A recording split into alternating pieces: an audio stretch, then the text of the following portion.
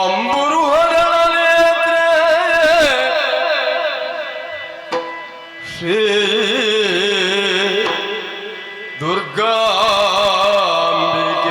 ಬಲಗೊಂಡು ಭಕ್ತಿಯೋಳ್ ಅಂಬಿಕಾ ಸುತ ವಿಘ್ನರಾಜನ ಪಿರಿದು ಸಂಸ್ತುತಿಸಿ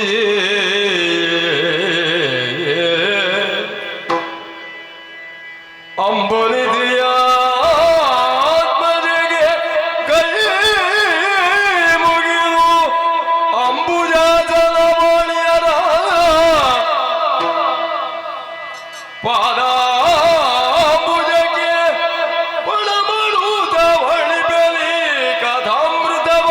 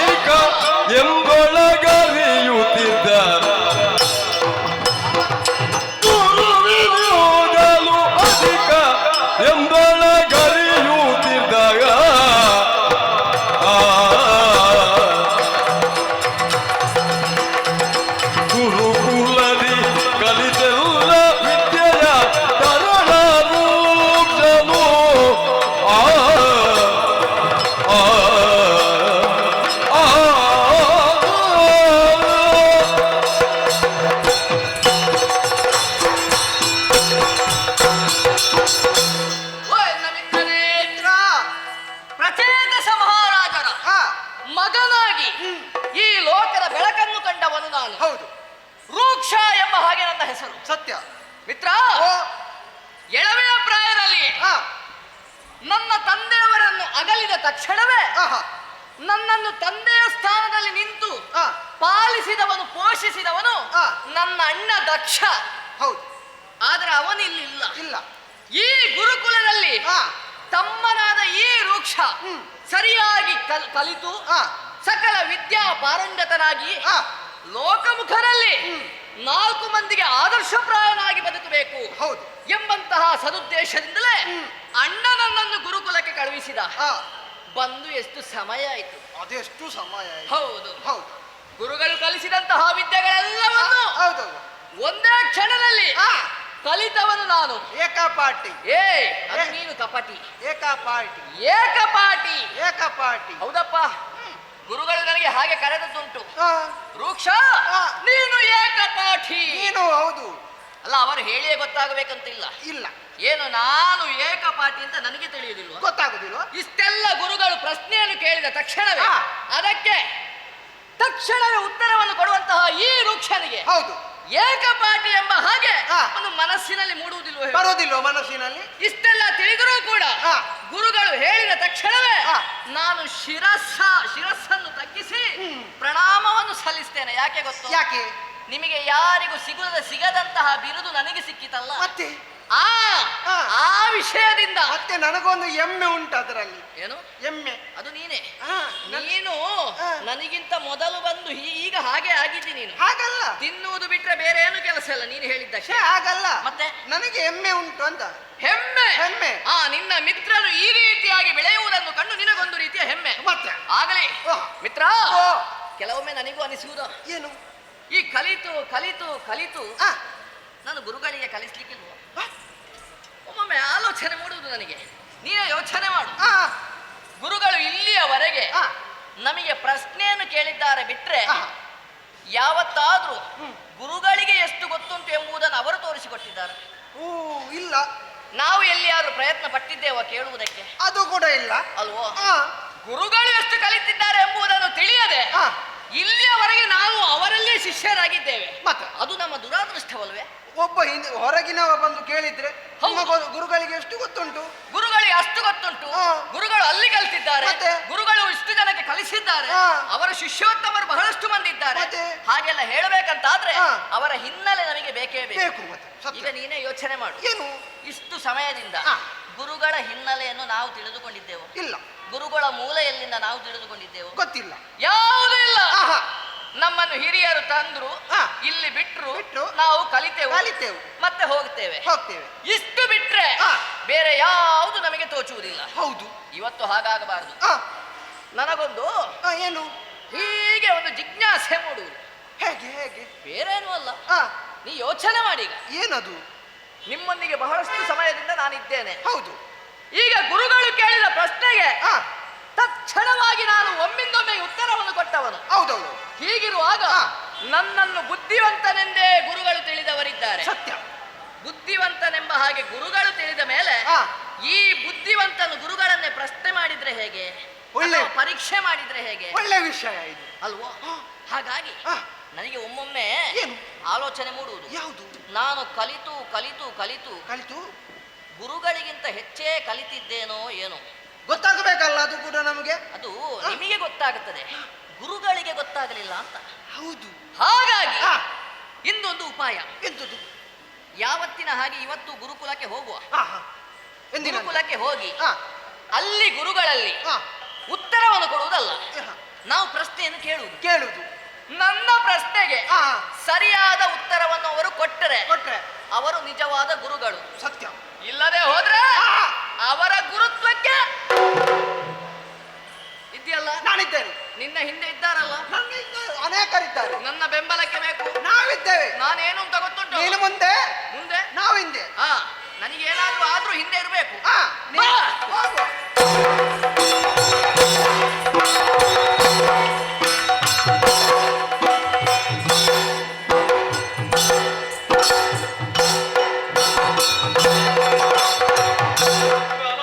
ನೀವು ನಡೆದವರು ಗುರುಪಾದಕ್ಕೆ ಮಣಿದೆವುದ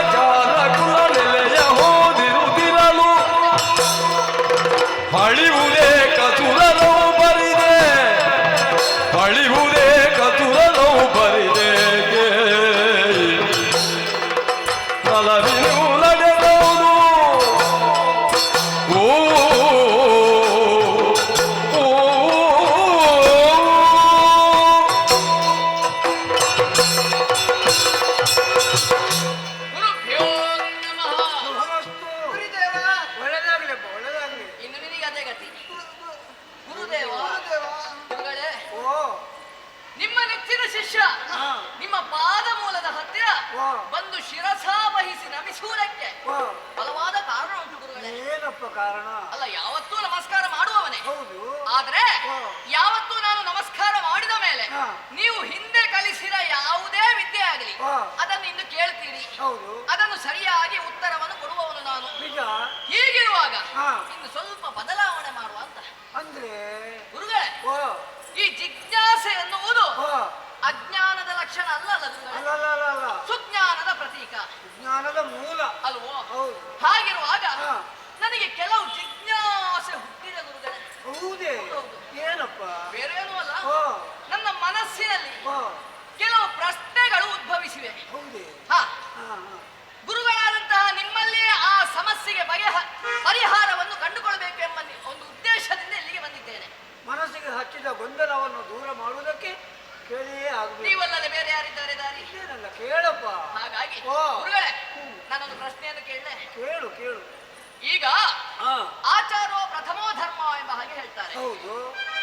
ಧರ್ಮ ಯಾವುದು ಅಂತ ಕೇಳಿದ್ರೆ ಹಾ. ಮೊದಲಾಗಿ ಸದಾಚಾರ ಸಂಪನ್ನರಾಗಿ ವಾ. ತಮ್ಮ ಜೀವನವನ್ನು ನಡೆಸುವುದೇ ಮೊದಲ ಧರ್ಮ. ನಿಜ. ಹಾಗೆ ವಾ.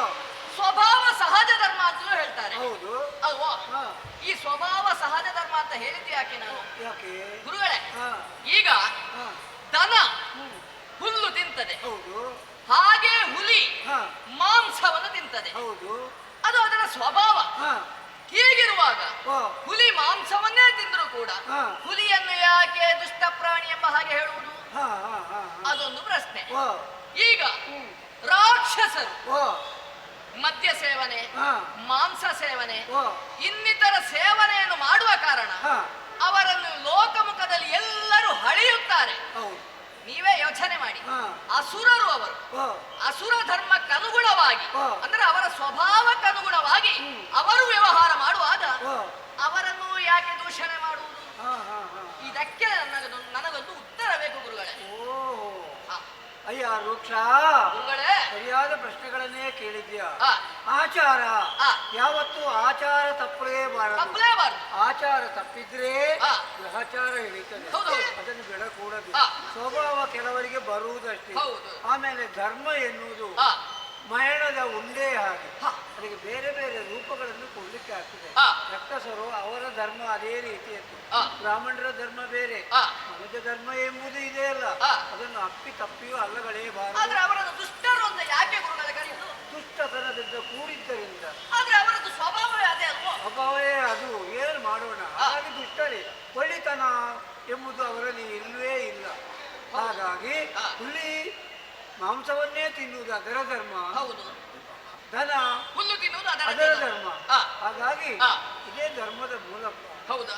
ಇನ್ನೊಂದು ಪ್ರಶ್ನೆ. ಏನು? ಮರುಹುಟ್ಟು ಬಳ್ಳವಾದ ಕರಿತರಿದು ದಿಲ ಜಲವ ಮರುಹುಟ್ಟು ಬಡವಾತ್ಮ ಕರಿತರಿದು ದಿಲ ಜಲವ ನೆರೆದಿಯಲೇಕೆ ವೈದಿಕರು ನೆರೆದಿಯಲೇಕೆ ವೈದಿಕರು ಉರಿಗೆ ರಜೆ ತುಪ್ಪವದು ಸ್ವರಕ್ಕೆ ಸಲ್ಲುವುದೇವುದು ಉರಿಗೆ ರಜೆ ತುಪ್ಪವದು ಸ್ವರಕ್ಕೆ ಸಲ್ಲುವುದೇವುದು ಅರಿಯದೆ ನಗರು ಗುರುದೇವ ಅರಿಯದೆ ನಗರು ಗುರುದೇವ ಗುರುದೇವ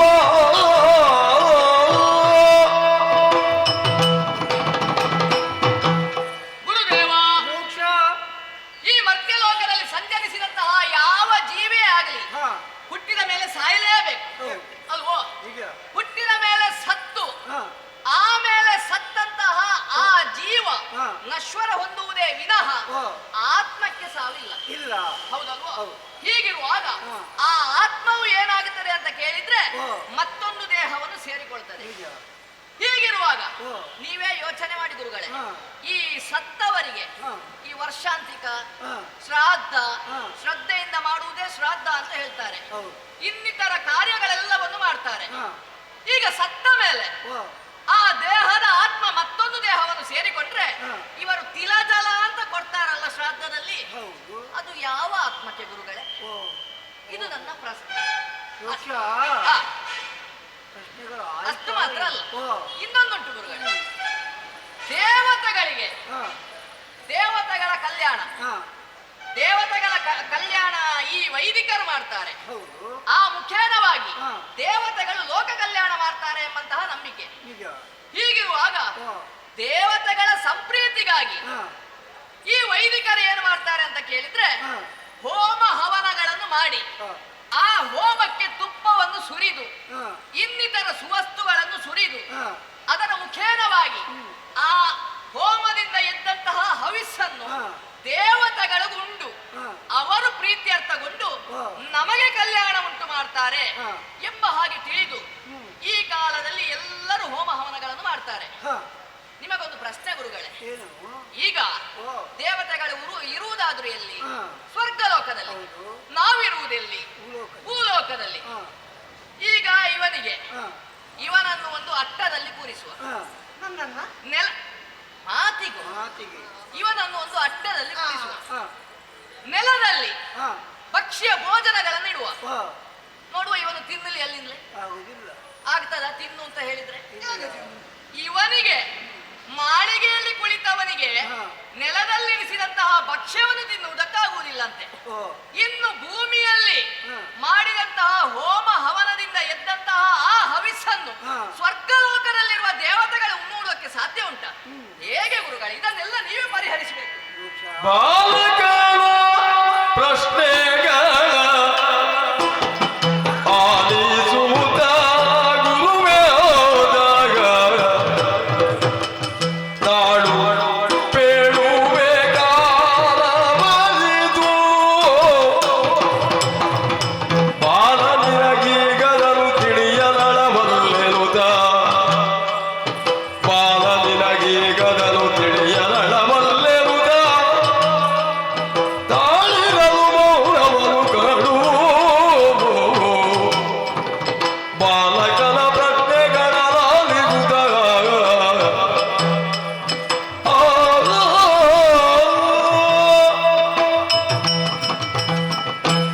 ಹಾಗೂ ವೃಕ್ಷ, ಗುರುಗಳೇ, ನಿನ್ನ ಪ್ರಶ್ನೆಗಳನ್ನು ಕೇಳ್ತಾ ಇರುವಾಗ ಆ, ಬಹಳಷ್ಟು ಸಂತೋಷವಾಗ್ತಾ ಇದೆ. ಆ, ಹೌದು ಆದ್ರೆ ಬೇಕಾದ್ರೆ ನನಗೆ ಉತ್ತರ ದೊರಕದೆ ದುಃಖ ಆಗ್ತಾ ಉಂಟು ಗುರುಗಳೇ. ಜಿಜ್ಞಾಸೆ ಎಂಬುದು ಬೇಕೇ ಬೇಕು.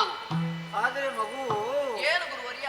ಪ್ರಾಯ ಬರಲಿಲ್ಲ, ಕಲಿಯುವುದಕ್ಕೆ ಇನ್ನೂ ಇದೆ. ಆ, ಕುತ್ತಿಗೆಯ ಸಾಮರ್ಥ್ಯವನ್ನು ನೋಡಿಯೇ ಭಾರವನ್ನು ಹೊರಿಸಬೇಕಲ್ಲದೆ ಆ, ಅದಕ್ಕಿಂತ ಮುಂಚೆ ಭಾರವನ್ನು ಹೊರಿಸಿ ಕುತ್ತಿಗೆ ಮುರಿದು ಹೋದಿತ್ತು. ಹೌದು. ಹಾಗಾಗಿ ಹಾ. ಇದೆಲ್ಲ ಕೇಳುವಂತಹ ಸಮಯ ಇನ್ನು ಮುಂದಕ್ಕೆ ಬರುವುದಕ್ಕಿದೆ. ಹಾ. ಇನ್ನಷ್ಟು ನೀನು ಕಲಿಯುವುದಕ್ಕೆಯೂ ಇದೆ. ಹಾ. ಹಾಗಾಗಿ ಹಾ. ಈಗ ನಿನಗೆ ಬೇಡ. ಹಾ. ಆತ್ಮ ಪರಮಾತ್ಮನ ನ್ಯಾಯ ಇದು. ಹಾ. ಹಾಗಾಗಿ ಸಮಯ ಬರಲಿ, ಆ ಹೊತ್ತಿಗೆ ಹೇಳ್ತೇನೆ. ಕೇಳಿದೀರ ಸಪಾಟಿಗಳು ಹೇಳಿರುವುದಕ್ಕೆ ಕಲಿಸಲದಿಯದೆಗೆ ಆ ಆ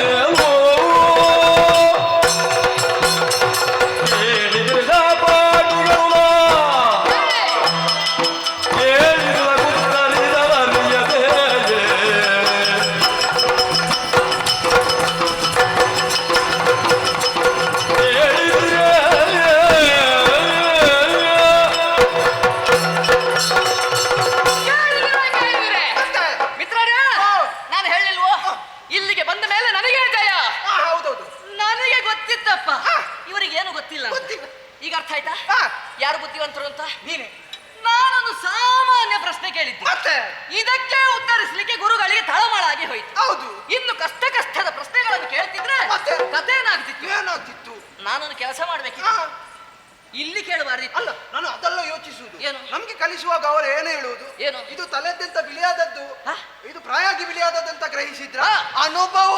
ಅನುಭವ ಈಗ ಎಂತದಿಲ್ಲ ಅನುಭವ. ಈಗ ಅರ್ಥ ಆಯ್ತು. ಮತ್ತೆ ಅನುಭವ ಹೇಗೆ ತೋರಿಸುವುದು ಹಿರಿಯರು? ಹಾಗೆ ತಲೆ ಹಣ್ಣಾಗಿಯೇ ತೋರಿಸುವುದು. ಹಾ, ಮತ್ತೆ? ಒಳಗೆ ಏನುಂಟು ಅಂತ ನಾವೇ ಪರೀಕ್ಷೆ ಎಂತ ಮಾಡಬೇಕು. ಮಣ್ಣು ಇಲ್ಲ ಅಂತ. ನೀನೇ ಯೋಚನೆ ಹಾ. ಮಾಡಿ. ನಾನು ಹಾ. ಇಲ್ಲಿವರಲ್ಲಿ ಪ್ರಶ್ನೆ ಕೇಳಬಾರ್ದಿತ್ತು. ಮತ್ತೆ ಕೇಳಬೇಕಾದದ್ದು ಎಲ್ಲಿ ಗೊತ್ತು? ಎಲ್ಲಿ? ವಿದ್ವಜ್ಜನ ಪರಿವೇಷ್ಟಿತವಾದಂತಹ ಸಭೆಯಲ್ಲಿ ಕೇಳಿ ಹಾ. ಇವರ ಮರ್ಯಾದೆ ತೆಗಿಬೇಕಿತ್ತು ನಾನು. ಛೇ, ನಾವು ಸ್ವಲ್ಪ ಅದೊಂದು ತಪ್ಪು ಮಾಡಿದೆ. ಅವಸರ ಮಾಡಿದ್ದೀವಿ. ಏನೇ ಆಗ್ಲಿ ಈಗ ಗೊತ್ತಾಯ್ತಲ್ಲ. ಮತ್ತೆ? ನಾನು ಕೇಳಿದಂತಹ ಪ್ರಶ್ನೆಗೆ ಹಾ. ಉತ್ತರವನ್ನು ಕೊಡ್ಲಿಕ್ಕೆ ಆಗ್ಲಿಲ್ಲ. ಆಗ್ಲಿಲ್ಲ ಅಂತ. ಬದಲಾಗಿ ಹಾ. ಮೌನಿಯಾಗಿ ಬಿಟ್ಟಿದ್ದಾರೆ. ಮತ್ತೆ ಎಂತ ಮಾತಾಡುದಿಲ್ಲ, ಏನು ಗೊತ್ತಿಲ್ಲ. ಗೊತ್ತಿಲ್ಲ ಅಂತ. ಗುರುಕುಲದಲ್ಲಿ ಇದ್ದಾರೆ. ಹಾ. ಎಷ್ಟು ಸಮಯದಿಂದ ಇದ್ದಾರೆ. ಮತ್ತೆ ಮತ್ತೆ ಇನ್ನೊಂದು, ನಾನು ಬರೋಗಿದ್ದಂತ ಮೊದಲಿದ್ದು ಇಲ್ವಾ? ನೀನು ನನ್ನದೇ ಪ್ರಾಯ ಅಲ್ಲ. ಹೌದಾ? ನಾವು ಮಿತ್ರ, ಈಗ ನೀನೇ ಯೋಚನೆ ಮಾಡು. ಇವರು ಬಂದು ಬಹಳಷ್ಟು ಸಮಯ ಆಯ್ತು. ಹೌದು. ಹಾಗೆಂದು ಹಾ. ಯೋಗ್ಯತೆಯಿಂದ ಇಲ್ಲಿ ಕುಳಿತುಕೊಂಡದ್ದಲ್ಲ. ಮತ್ತೆ? ಹೇಗೆ ಗೊತ್ತೇ? ಪುನರಭೋಜನಗೆನುತ ಬಿಟ್ಟರು ವಿಧ ವಿಧದ ಮಿಥ್ಯೆಗಳ ಸೃಷ್ಟಿಸಿಯೇ, ವಿಧ ವಿಧದ ಮಿಥ್ಯೆಗಳ ಸೃಷ್ಟಿಸಿಯೇ.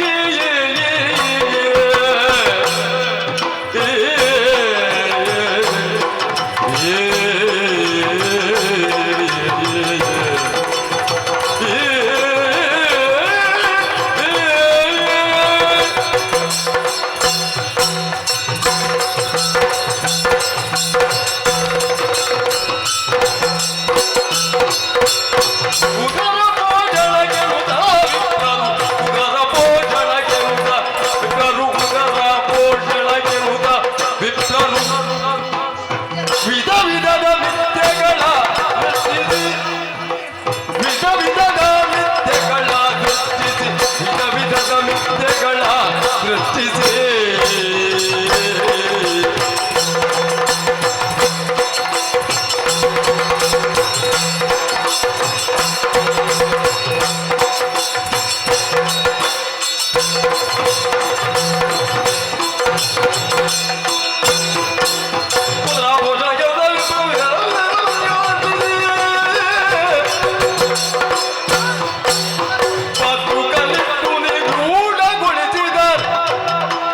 ಇದುವೇ ಸತ್ಯ, ಇದುವೇ ಸತ್ಯ. ಬದುಕನಿಷ್ಠು ನಿಗೂಢಗೊಳಿಸಿದರೆ ಇದುವೇ ಸತ್ಯ. ಉದರ ಭೋಜನ ಎನ್ನುತ್ತ ಬಿಟ್ಟರು.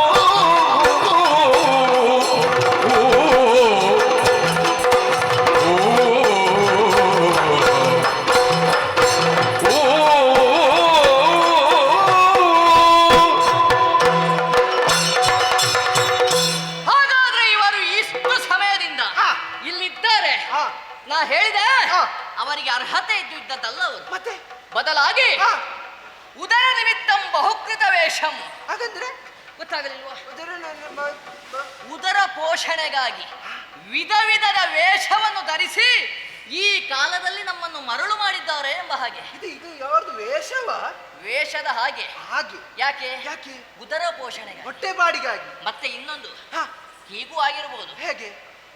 ಮೊದಲು ಹಾ. ಈ ಗುರುಕುಲದಲ್ಲಿ ಅವರ ಅಜ್ಜ ಇದ್ರು ಕಾಣ್ತದೆ. ಹಾ, ಹಾ, ಹಾ. ಆಮೇಲೆ ಪರಂಪರಾಗತವಾಗಿ ಪರಂಪರೆ. ಪರಂಪರೆ ಅದಕ್ಕೆ ಆ, ಹಾ. ಅವರ ಅಪ್ಪ ಬಂದ್ರು ಅಂತ ಕಾಣ್ತದೆ. ಹಾ. ಅಪ್ಪ ಹೋದ ಮೇಲೆ ಇವರಿಗೆ ಅಲ್ವಾ? ಮತ್ತೆ ಇವರು ಎಷ್ಟು ಕಲಿತಿದ್ದಾರಂತ ಯಾರಾದ್ರೂ ಪ್ರಶ್ನೆ ಮಾಡ್ತಾರಾ? ಇಲ್ಲ, ಇಲ್ವೇ ಇಲ್ಲ. ಅಪ್ಪನಿಂದ ಆದ್ಮೇಲೆ ಮಗನಿಗೆ ಅಂತ. ಒಂದು ವೇಳೆ ಅಪ್ಪ ಕಲಿತಿರ್ಲಿ, ಹಾ. ಹೆಸರು ಬರುವುದು ಹೇಗೆ? ಹೇಗೆ? ಅಂತಹವರ ಮಗ ಮಗ ಅಂತ. ಇವನಿಗೆ ಎಷ್ಟು ಗೊತ್ತುಂಟು ಅಂತ ಎಂತವರು ಕೇಳುವುದಿಲ್ಲ. ಅವನನ್ನು ಕೂತ್ಕೊಳ್ಳಿಸಿ ಅಂತ. ಹೌದು. ಮತ್ತೆ? ಹೀಗೆ ಹಾ. ಈ ಸಂದರ್ಭದಲ್ಲಿ ಹಾ. ಏನು ಯೋಗ್ಯತೆ ಅರ್ಹತೆ ಇಲ್ಲದೆ ಹಾ. ಈ ಗುರುಪೀಠದಲ್ಲಿ ಕುಳಿತುಕೊಂಡಿದ್ದಾರೆ. ಹೌದು. ಇದರಿಂದ ಹೇಗಾಯ್ತು ಗೊತ್ತೇ? ಹೇಗಾಯ್ತು? ನಮ್ಮ ಬದುಕೇ ನಿಗೂಢವಾಗಿ ಹೋಯಿತು. ಓ, ಹೌದು. ಯಾಕೆ? ಯಾಕೆ? ಇಲ್ಲಿಯವರೆಗೆ ಯಾವುದನ್ನು ಅರಿಯದೆ ನಿಗೂಢತೆಯಲ್ಲಿ ಹೌದು. ಅವರ ಬಂಡವಾಳವನ್ನು ಇರಿಸಿ ಹಾ. ನಮ್ಮನ್ನು ಇಷ್ಟು ಸಮಯ ಶಿಷ್ಯರಾಗಿ ಇಲ್ಲಿಯೇ ನೇಮಿಸಿಕೊಂಡಿದ್ದಾರೆ. ನಮಗೆ ಒಂದೊಂದು ಕಲಿಸಿದ್ದಾರೆ, ಅದು ಸತ್ಯ. ನಮ್ಮ ಜೀವನವೇ ವ್ಯರ್ಥ ಆಗಲಿಲ್ವಾ? ನಮಗೆ ಮೊದಲೇ ಗೊತ್ತಿದ್ರೆ ನಾವು ಬೇರೆದರ ಅಲ್ವೋ? ಹಾಗಾಗಿ ಹಾ. ಇಂತಹ ಗುರುವನ್ನು ನೋಡಿದ ಮೇಲೆ ಹಾ. ಅವರ ನಿಜ ವಿಚಾರವನ್ನು ತಿಳಿದ ಮೇಲೆ ಹಾ. ಅವರಿಗೆ ತಿರಸ್ಕಾರ.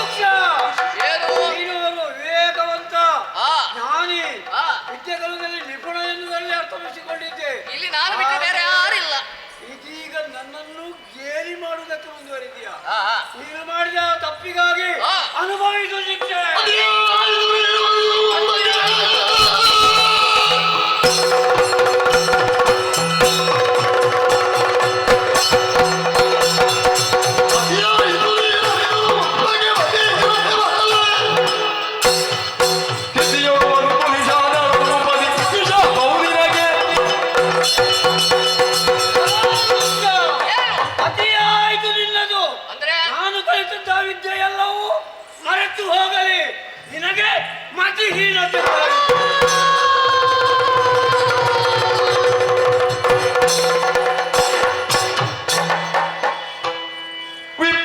ವಿಪ್ರವಾಕ್ಯದ ಮಹಿಮೆಯಂತುಟೋ ಕ್ಷಿಪ್ರದಲ್ಲಿ ಕಳೆಯಡಗಿ ಮೊಗದಲ್ಲಿ ಅಪ್ರಸಾರತೆ ತೂಬಿ ಕೆಡೆದನು ವಿಪ್ರನಡಿಗೆ ಅರಿಯದ ಜ್ಞಾನಿಯ ತೊದಲುನಿಗಳಿಗೆ ಉಂಟು ಅರಿಯದ ಜ್ಞಾನಿಯ ತೊದಲುನಿಗಳಿಗೆ ಉಂಟು ಕೆರಳಿ ಶಾಪವನಿತ್ತರಿನ್ನೂ ಪೊರೆಬವರಾರೆನ್ನ ಒಲಿದು ಪಾಲಿಸಬೇಕು ಪೊರೆಬವರಾರೆನ್ನ ಒಲಿದು ಪಾಲಿಸಬೇಕು ಕರುಣಾಳುತ್ತವ ಶಿಷ್ಯರನ್ನು ಕರುಣಾಳುತ್ತವ ಶಿಷ್ಯರನ್ನು ಅರಿಯದ ಜ್ಞಾನಿಯ ತೊದಲುನಿಗಳಿಗೆ ಹೊತ್ತು ಕೆರಳಿ ಶಾಪವನಿತ್ತರಿನ್ನೂ ಓ ಓ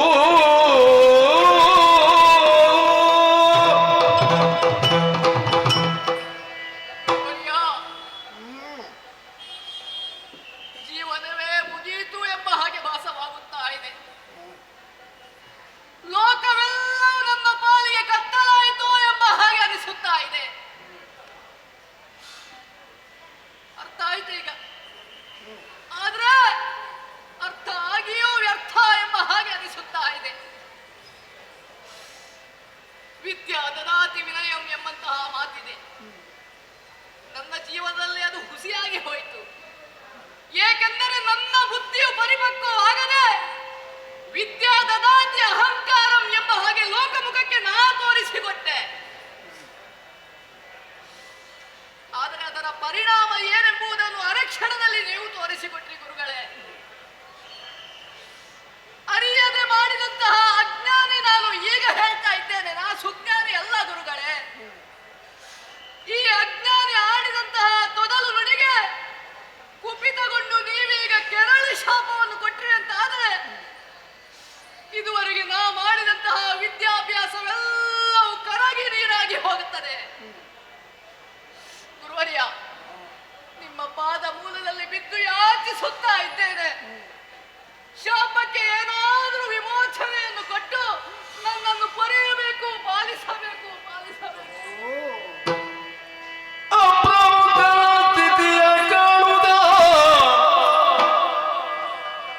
ವಿಪ್ರಲಾತ ಕರಣ ಕರಗಲು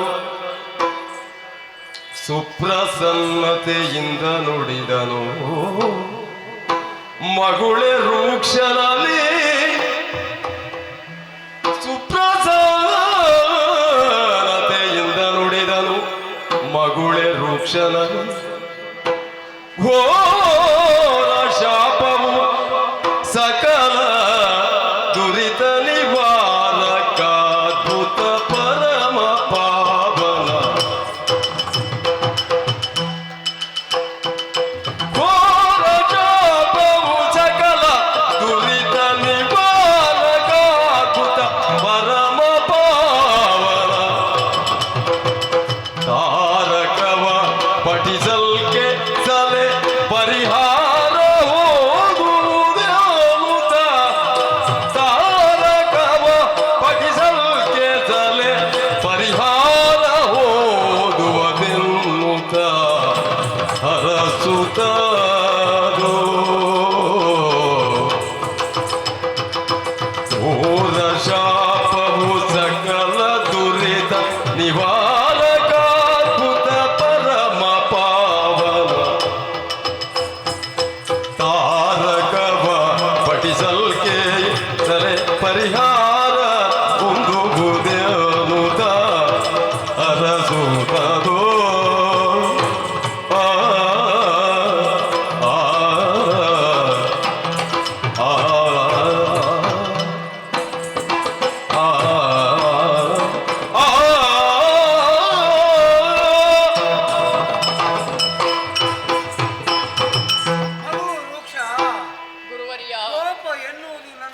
ನನ್ನ ಬಳಿಗೆ ಸುಳಿದದ್ದೇ ಇಲ್ಲ, ಆ. ಸುಳಿಯುವುದೂ ಇಲ್ಲ. ಆ. ಯಾಕೋ ಏನೋ ಅತಿ ಶೀಘ್ರದಲ್ಲಿ ಕೋಪ ಬಂದು ಬಿಟ್ಟಿತ್ತು. ಆ. ಶಾಪವನ್ನು ಕೊಟ್ಟೇ ಬಿಟ್ಟೆ. ಆ. ಯಾಕೋ ಏನೋ ಅರಿಯದು. ಆ. ನನ್ನದು ತಪ್ಪು ಇರಲೂಬಹುದು. ಆ. ಆದರೆ ಮಗು, ನಾನು ಕೊಟ್ಟಂತ ಆ ಶಾಪ ಅಪುಸಿಯಾಗುವುದಿಲ್ಲ. ನೀನು ಮೂಢನಾಗೇ ಹೋಗ್ತೀಯ. ಆ. ಆದ್ರೆ ಆ. ಮುಂದಕ್ಕೆ ಆ. ಪರಮ ತಾರಕ ಮಂತ್ರ, ಆ. ರಾಮ ನಾಮ ಮಂತ್ರ ನಿನಗೆ ಸಿದ್ಧಿಯಾದಾಗ ಆ. ನಾನು ಕೊಟ್ಟಂತಹ ಶಾಪ ವಿಮೋಚನೆಯಾಗುತ್ತದೆ. ಆ. ಶುಭವಾಗ್ತದೆಪ್ಪ ನಿನಗೆ. ಆಗಲಿ ಗುರು. ಒಳಿತಾಗಲಿ.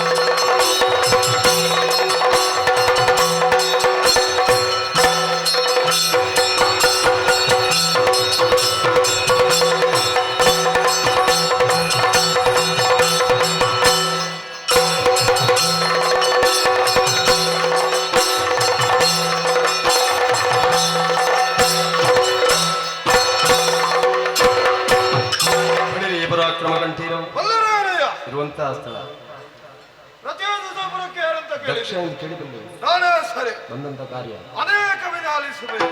ನಡೆಸಿದ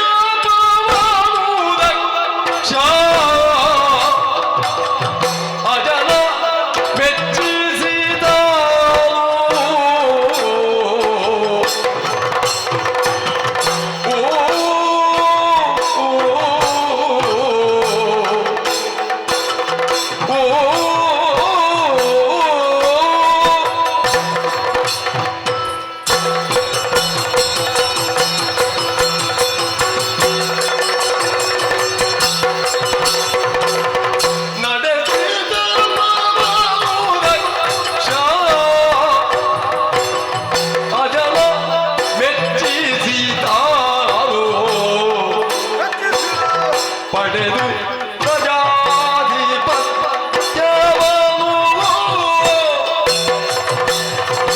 ನಡೆದಾದು ಪಟ್ಟಣದಿ ಸಾಜನಿಲ್ಲದು ದರಿತು ನಡೆದಾದು ಪಟ್ಟಣದಿ ಸಾಜನಿಲ್ಲದು ದರಿತು ಕೊಡವಿಪತಿ ಕರೆಸಿದನು ಗುರುವ ಕೊಡವಿಪತಿ ಕರೆಸಿದನು ಗುರುವ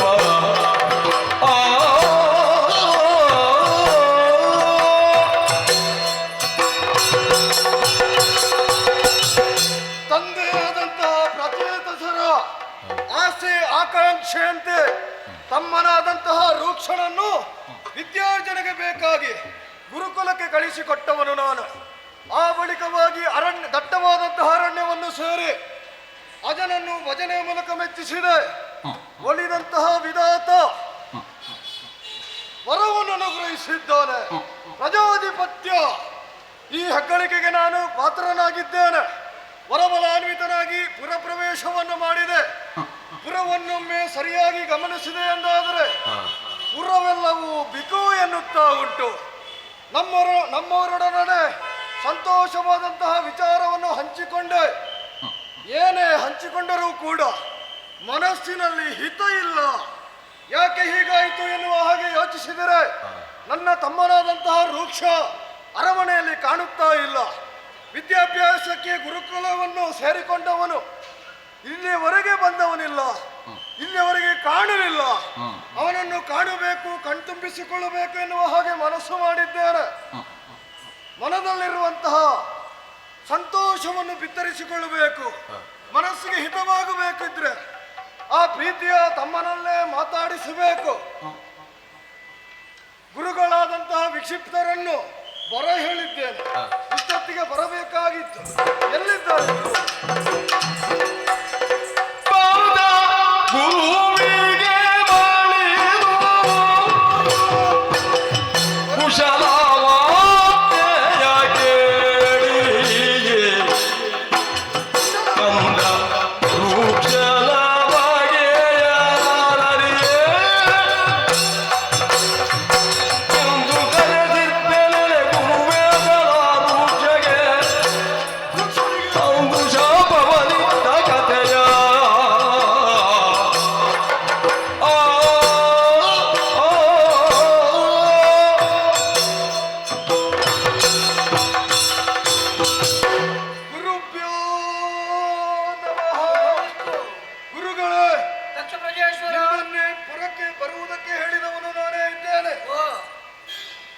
ತಮ್ಮನನ್ನು ಇಲ್ಲಿವರೆಗೆ ನಾನು ಕಾಣಲಿಲ್ಲ.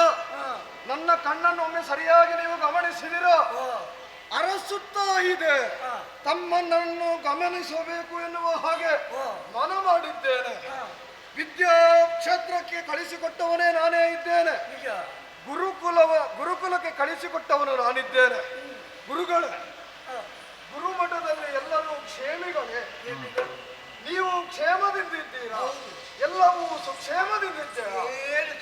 ಗುರುಗಳೇ, ಇವತ್ತು ನಾನು ಹೇಳಬೇಕಾದಂತಹ ವಿಚಾರ, ನನ್ನ ತಮ್ಮನನ್ನು ನಿಮ್ಮಲ್ಲಿಗೆ ಕಳಿಸಿಕೊಟ್ಟವನು. ಅವನೊಡನೆ ಮಾತಾಡಬೇಕು, ನೋಡಬೇಕು ಎನ್ನುವಂತಹ ಮನಸ್ಸು ನನ್ನದಾಗಿದೆ. ಆದ್ದರಿಂದ ಎಷ್ಟೋ ವರ್ಷಗಳು ಕಳೆದು ಹೋದರೂ ಈ ಹೊತ್ತು ಅವನನ್ನು ಕಾಣಬೇಕು ಎನ್ನುವಂತಹ ಆಸೆ ನನ್ನಲ್ಲಿ ಹುಟ್ಟುತ್ತಾ ಇದೆ. ಗುರುಗಳೇ, ತಮ್ಮ ಎಲ್ಲಿದ್ದಾನೆ, ಹೇಗಿದ್ದಾನೆ, ಏನು ಮಾಡ್ತಾ ಇದ್ದಾನೆ, ಎಷ್ಟು ಕಲಿತಿದ್ದಾನೆ ಎಲ್ಲವನ್ನು ಹೇಳಬೇಕು. ಏನು ಮಾಡೋಣ ಹೇಳು. ಅತಿ ಬುದ್ಧಿವಂತ, ಏಕಪಾಟಿ ಎನ್ನುವುದರಲ್ಲಿ ಸಂದೇಹವಿಲ್ಲ ನಿನ್ನ ತಮ್ಮ. ಆದರೆ ಸಹಪಾಠಿಗಳನ್ನು ಸೇರಿಕೊಂಡು ಅವಿವೇಕತನವನ್ನು ತೋರ್ಪಡಿಸಿದ. ಮೂಢತನದಿಂದ ನನ್ನನ್ನು ಗೇಲಿ ಮಾಡುವುದಕ್ಕೆ ಆರಂಭಿಸಿದ. ಕುಪಿತಗೊಂಡ ನಾನು ಅವನನ್ನು ಮತಿಹೀನತೆ ಬರಲಿ ಎಂಬುದಾಗಿ ಶಾಪ.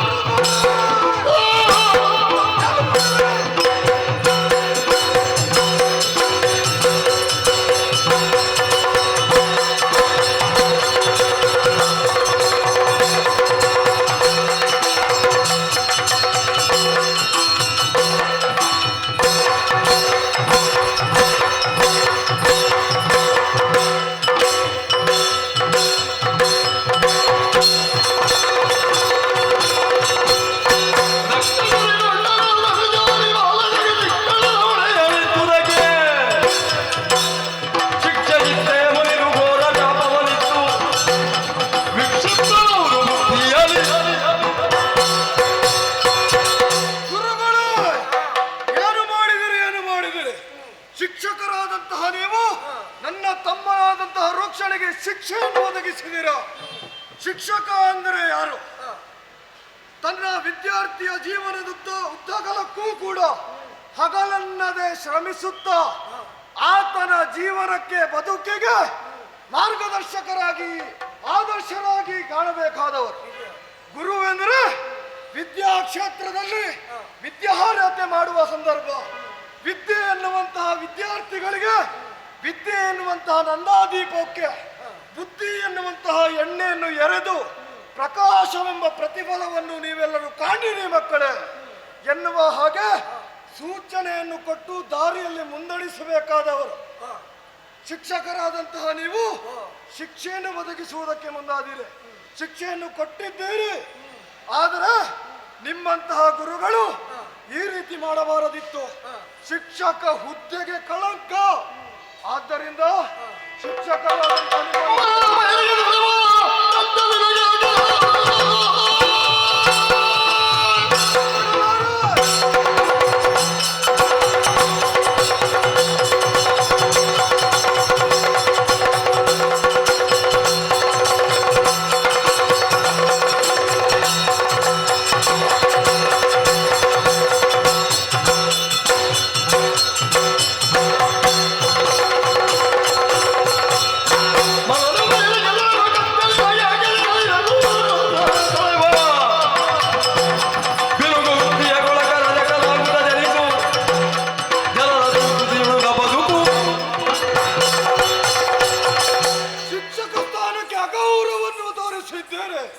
ನೀವು ಶಿಕ್ಷಕ ಹುದ್ದೆಗೆ ಅರ್ಹರಲ್ಲ. ಆದ್ದರಿಂದಲ ನನ್ನ ತಮ್ಮನಾದಂತಹ ರೂಕ್ಷನಿಗೆ ಈ ರೀತಿಯ ಶಿಕ್ಷೆಯನ್ನು ನೀವು ವಿಧಿಸಿದ್ದೀರಿ. ಆತನ ಮನದಲ್ಲಿರುವಂತಹ ಮಲಿನವನ್ನು ದೂರೀಕರಿಸಬೇಕಾದಂತಹ ನೀವು ಈ ರೀತಿಯಾದಂತಹ ಶಿಕ್ಷೆಗೆ ಕಾರಣರಾಗಿದ್ದೀರಿ. ಆತನ ಮನದಲ್ಲಿರುವಂತಹ ಮಲಿನವನ್ನು ದೂರ ಮಾಡುವುದಕ್ಕೆ ಅಸಾಧ್ಯವಾದಂತಹ ನೀವು ಇನ್ನು ಮುಂದಕ್ಕೆ ಲೋಕದಲ್ಲಿ ಬಟ್ಟೆಯನ್ನು ಮಲಿನಗೊಂಡಂತಹ ಬಟ್ಟೆಯನ್ನು ತೊಳೆಯುವಂತ ಅಗಸರಾಗಿ ಹೋಗಿ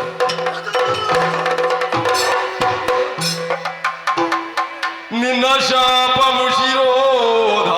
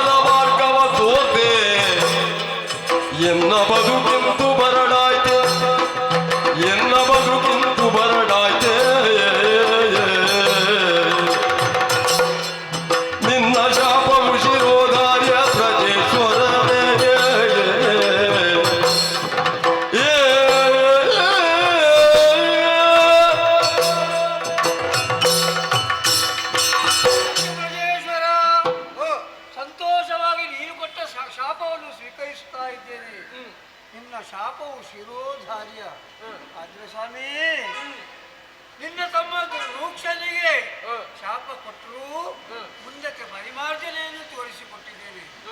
ಪರಮ ತಾರಕ ರಾಮನಾಮ ಮಂತ್ರ ಸಿದ್ಧಿಯಾದಾಗ, ರಾಮ ಮಂತ್ರವನ್ನು ಭಜಿಸಿದಾಗ ನಿನಗೆ ಶಾಪ ವಿಮೋಚನೆಯಾಗಲಿ ಸುಜ್ಞಾನಿ ಎಂಬುದಾಗಿ ದಾರಿ ತೋರಿಸಿದ್ದೇನೆ. ಆದರೆ ನಾನು ಮಲಿನ ವಸನಗಳನ್ನು ತೊಳೆಯುವ ಮಡಿವಾಳನಾಗಿಯೇ ಇರಬೇಕೆ? ನನ್ನ ಜೀವನ ಬರಡಾಯ್ತೇ ಸ್ವಾಮಿ, ಏನು ದಾರಿ? ಮರುಗದಿರುಳಿ ಶಾಪ ಪರಿಮಾರ್ಜನೆಯ ಹೊಂದೆ ತೆರಳು ತವ ಶಿಷ್ಯನಿರು ಬೆಡೆಗೆ, ತೆರಳು ತವ ಶಿಷ್ಯನಿರು ಬೆಡೆಗೆ, ಮರಳಿ ಪೊಸವಿದ ಬದುಕ ಹೊಂದಿರುವ ಹೊಲ ಬರಿತು,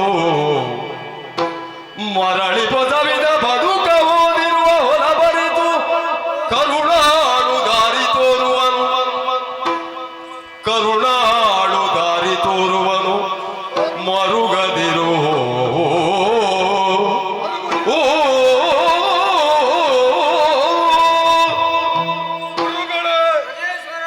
ಜ್ಞಾನಿಯಾದಂತಹ ನೀವು ಅಜ್ಞಾನಿ ಎನ್ನುವ ಹಾಗೆ ನಾನು ತಿಳಿದು ಕುಪಿತನಾಗಿ ಶಾಪವನ್ನಿತ್ತಿದ್ದೇನೆ.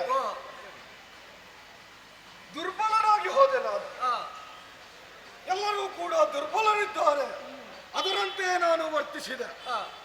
ಪ್ರಜಾಪತಿ ಆದಂತಹ ದಕ್ಷನಿಗೆ ಈ ರೀತಿಯ ಮಂಕು ಬುದ್ಧಿ ಯಾಕೆ ಬಂತು ಎನ್ನುವ ಹಾಗೆ ತಿಳಿಯುತ್ತಾ ಇಲ್ಲ. ಕ್ಷಣಾರ್ಧದಲ್ಲಿ ಕುಪಿತಗೊಂಡು ಶಾಪವತ್ತಿದ್ದೇನೆ. ಶಾಪವೆನ್ನುವುದು ಸುಳ್ಳಾಗುವುದಕ್ಕೆ ಸಾಧ್ಯವಿಲ್ಲ. ನೀನು ಅದನ್ನು ಪಡೆಯಲೇ ಸಿದ್ಧ.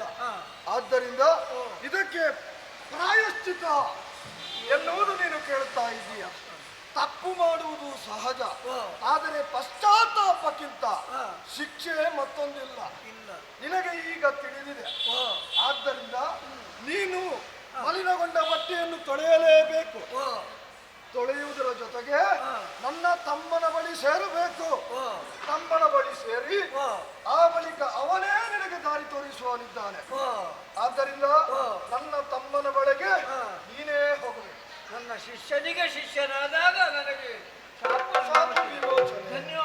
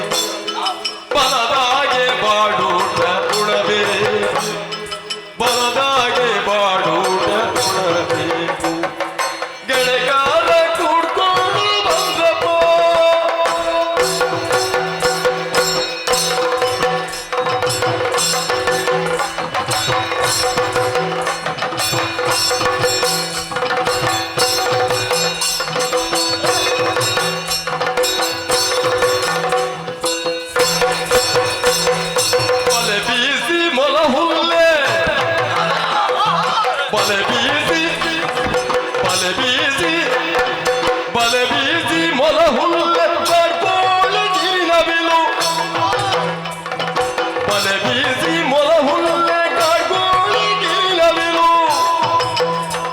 ಅವುಗಳನ್ನೆಲ್ಲ ಹಿಡಿದು ಕಟ್ಟಿಡಬೇಕು ಅವುಗಳನ್ನೆಲ್ಲ ಹಿಡಿದು ಕಟ್ಟಿಡಬೇಕು ಹುಲಿ ಸಿಂಗ ಹುಲಿ ಸಿಂಗ ಹುಲಿ ಹುಲಿ ಹುಲಿ ಸಿಂಗ ಕಾಡಾನೆ ಹಂದಿ ಕಾಡ್ಗೋಳಕ್ಕೆ ಹುಲಿ ಸಿಂಗ ಕಾಡಾನೆ ಹಂದಿ ಕಾಡ್ಗೋಳಕ್ಕೆ ಹುಲಿ ಸಿಂಗ ಕಾಡಾನೆ ಹಂದಿ ಕಾಡ್ಗೋಳಕ್ಕೆ ಸುಳಿವರಿದು ಬಾಳವ ಬಿಡಬೇಕು ಸುಳಿವರಿದು ಬಾಳವ ಬಿಡಬೇಕು ಸುಳಿವರಿದು ಬಾಳವ ಬಿಡಬೇಕು ಗಿಣಕಾರ ಕೂಡ್ಕೊಂಡು ಬಂದಪೋ ನಮ್ಮ ಬಲದಾಗೆ ಬ್ಯಾಟಿಗೆ ಬಂದಪೋ ನಮ್ಮ ಬಲದಾಗೆ ಬ್ಯಾಟಿಗೆ ಬಂದಪೋ ಒತ್ತೇರಿ ದಣಿವಾದೆ ಒತ್ತಿಸಿ ಕಿರುಗಿಚ್ಚು ಒತ್ತೇರಿ ದಣಿವಾದೆ ಒತ್ತಿಸಿ ಕಿರುಗಿಚ್ಚು ಸತ್ತ ಹುಲ್ಲೆಯ ಮಾಂಸ ಸುಡಬೇಕು ಸತ್ತ ಹುಲ್ಲೆಯ ಮಾಂಸ ಸುಡಬೇಕು ಸತ್ತ ಹುಲ್ಲೆಯ ಮಾಂಸ ಸುಡಬೇಕು ಹತ್ತಿರ ಹುಳಿ ಹೇಳ ಹತ್ತಿರ ಹುಳಿ ಹೇಳ ಹುಲ್ಲೆನ ಮಡಕೊಂಡೆ ಹತ್ತಿರ ಹುಳಿ ಹೇಳ ಹುಲ್ಲೆನ ಮಡಕೊಂಡೆ ಹತ್ತಿರ ಹುಳಿ ಹೇಳ ಹುಲ್ಲೆನ ಮಡಕೊಂಡೆ ಮತ್ತೇನು ಸ್ವರ್ಗವ ಸುಡಬೇಕು ಮತ್ತೇನು ಸ್ವರ್ಗವ ಸುಡಬೇಕು ಗಿಡಕಾದ ಕೂಡ್ಕೊಂಡು ಬಂದಪ್ಪು ನಮ್ಮ ಬಲದಾಗೆ ಬ್ಯಾಟಿಗೆ ಬಂದಪ್ಪು ನಮ್ಮ ಬಲದಾಗೆ ಬ್ಯಾಟಿಗೆ ಬಂದಪ್ಪು ಎಂದು ಬಂದವರೆಂಬ ವೇಳಲು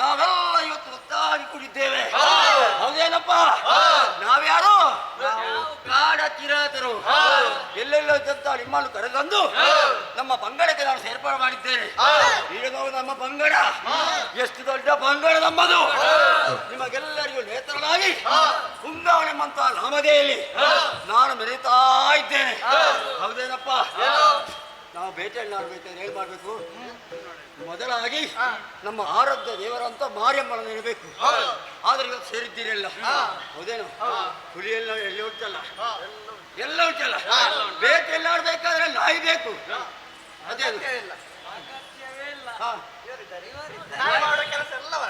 ಎಲ್ಲ ಮಾಡ್ತೀವಿ ಹೌದು ಕೆಲವು ಪ್ರಾಣಿಗಳು ಹಿಡಿಬೇಕಾದ್ರೆ ಬಲೆಗಳು ಬೇಕು ಅದುಂಟಲ್ಲ ಎಲ್ಲ ಬಲೆ. ಈಕೆ ಕಟಾರಿ ಯಾವುದೆಲ್ಲ ಸಿದ್ಧತೆಯನ್ನು ಮಾಡಿದ್ದೀರಲ್ಲ ಆದರೆ ಮುಂದಿನ ಪ್ರಾರಂಭ ನಾವು ಬೇಟೆಯಾಡೋದಕ್ಕೆ ಬೇಕಾಗಿ ನೀವೆಲ್ಲ ಸೇರಿದ್ದೀರಿ ಆದಷ್ಟು ಶೀಘ್ರವಾಗಿ ಬೇಟೆಯನ್ನು ಆಡೋದಕ್ಕೆ ಬೇಕಾಗಿ ಹೊರಡುವ.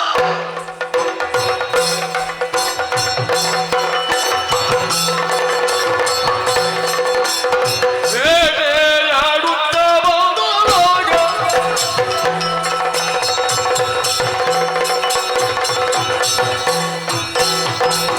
ಬೇಟೆಯಾಡುತ್ತಾ ಬಂದವಾಗ ಪುಂಗವನದು ಬೇಟೆಯಾಡುತ್ತಾ ಬಂದವಾಗ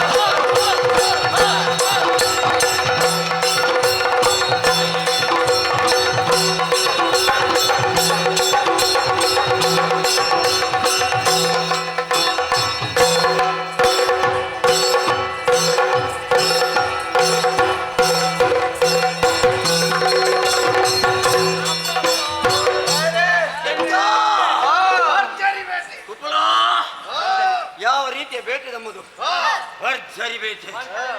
ಬೇಟೆ ಆಡುತ್ತಾ ಮುಂದೆ ಹೋದಂತಹ ಸಮಯದಲ್ಲಿ ಅದಷ್ಟು ಹಂದಿಗಳು ನಮ್ಮ ಎದುರಾಗಿ ಬಂದವು.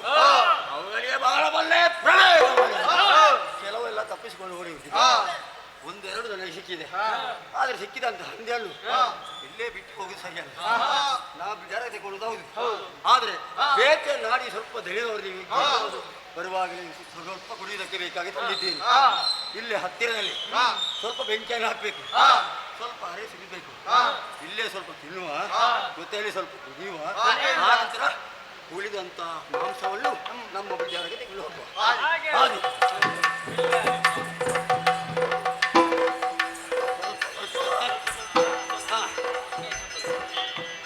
ಬೇಡರೆಲ್ಲರೂ ಸೇವೆ ಮಾಡಿ ಊಟ ಪುಲಿಯೊಂದು ಮಧ್ಯಕ್ಕೆ ನೋಡುತ್ತವರ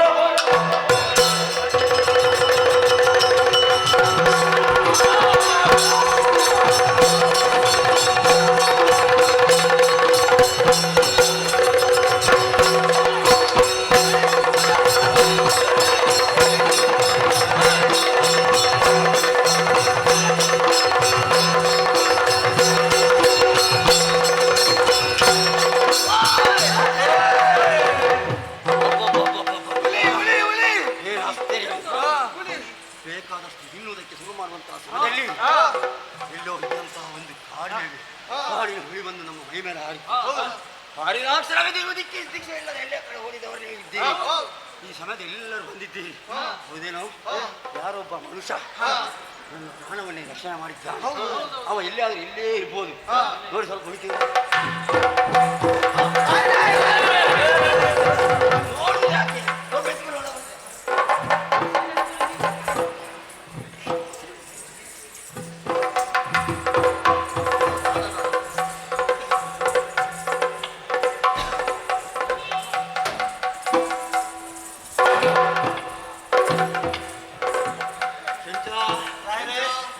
ನಮ್ಮ ಪ್ರಾಣವನ್ನೇ ರಕ್ಷಣೆ ಮಾಡಿದ್ದಾನೆ. ಇವನನ್ನು ಎತ್ತಿಕೊಂಡು ನಮ್ಮ ಬಿಡಾರಕ್ಕೆ ನಾವು ಕರೆತಂದಿದ್ದೇವೆ. ಇವನಿಗೆ ಪ್ರಜ್ಞೆ ಇಲ್ಲ, ಮಾತನಾಡುವುದಿಲ್ಲ, ಯಾವುದೂ ಇಲ್ಲ. ಆದರೆ ನನ್ನನ್ನು ರಕ್ಷಣೆ ಮಾಡಿದಂತ ಇವನನ್ನು ಸ್ವಲ್ಪ ಈಗ ಸಾಕಬೇಕು. ಆದರೆ ಏನು ಮಾಡುದು? ಈಗ ಕಾಡಿನಲ್ಲಿರುವಂಥ ಕೆಲವು ಸೊಪ್ಪುಗಳು, ಗಿಡಮೂಲಿಕವಾದಂಥ ಸೊಪ್ಪುಗಳು ಇರ್ತದೆ. ಕಾಡಲ್ಲಿ ಸೊಪ್ಪು ಸಿಗ್ತದೆ. ಯಾವುದು ಔಷಧಿದು ಬೇಕಾದ ನೀವು ಈ ಕಾಡಿನಲ್ಲಿ ಹುಡುಕುತ್ತಾ ಹೋಗಿ ಎಲ್ಲಿಯಾದರೂ ಸಿಕ್ಕಿದ್ರೆ ತನ್ನಿ. ಆದಷ್ಟು ಶೀಘ್ರ ಬರಬೇಕು. ಹೋಗಿ ಹೋಗಿ ಹೋಗಿ. ಹೋದವರು ಇನ್ನೂ ಕಾಣುವುದಿಲ್ಲ. ಇವರನ್ನು ರಕ್ಷಣೆ ಮಾಡುವುದು ನನ್ನ ಹೊಣೆಗಾರಿಕೆ. ನನ್ನ ಪ್ರಾಣವನ್ನು ರಕ್ಷಣೆ ಮಾಡಿದ್ದಾನೆ. ಪ್ರಜ್ಞೆ ಇಲ್ಲ, ಬಿಡಾರಕ್ಕೆ ಕರೆದುಕೊಂಡು ಬಂದಿದ್ದೇನೆ. ಓಹೋ, ಮನೆಯ ಹೊರಗಡೆಯಲ್ಲಿ ಇವನು ಮಲಗಿಸಿದ್ದೇನೆ. ಮನೆಯ ಒಳಗೆ ಬಾಗಿಲಾಗಿದೆ, ಯಾರೂ ಕಾಣುವುದಿಲ್ಲ. ಕಾಣುವುದೇ ಯಾರು? ನನಗೊಬ್ಬ ಮಗಳಿದ್ದಾರೆ, ಸೈರಿ. ಎಲ್ಲೋ ಗೆಳತಿಯರ ಜೊತೆಯಲ್ಲಿ ಆಟ ಆಡೋದಕ್ಕೆ ಹೋದರೂ ಕೂಡ ನನ್ನಲ್ಲಿ ಒಂದು ಮಾತನ್ನು ಕೇಳದೆ ಹೋಗುವವಳಲ್ಲ. ಅಂಥವಳೇನಲ್ಲ. ಅಪ್ಪ ಬೇಟೆಯನ್ನು ಆಡಿ ಬನ್ನಿ, ಮೃಗ ಮಾಂಸವನ್ನು ತನ್ನಿ ಅಂತ ನನ್ನನ್ನು ಕಳುಹಿಸಿಕೊಟ್ಟಿದ್ದಾನೆ. ಮಾಂಸವನ್ನು ತರುವುದಕ್ಕೆ ನಾನು ಹೋದವನಾಗಿದ್ದೇನೆ. ಇವಳು ಕಾಣುವುದಿಲ್ಲ, ಎಲ್ಲಿ ಹೋಗಿದ್ದಾಳೆ ನೋಡೋ, ಕರಿವ. ಮಗಳೇ ಸೈರಿಣಿ, ಯಾವ ಕಡೆ ಹೋಗಿದ್ದಾರೆ? ಓ ಮಗಳೇ ಸೈರಿಣಿ,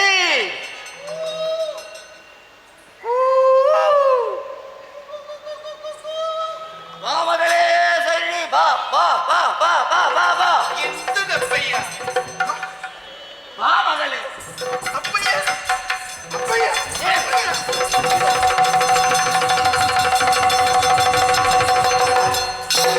ಇಷ್ಟು ಬೇಗ ಬಂದಿದ್ದ?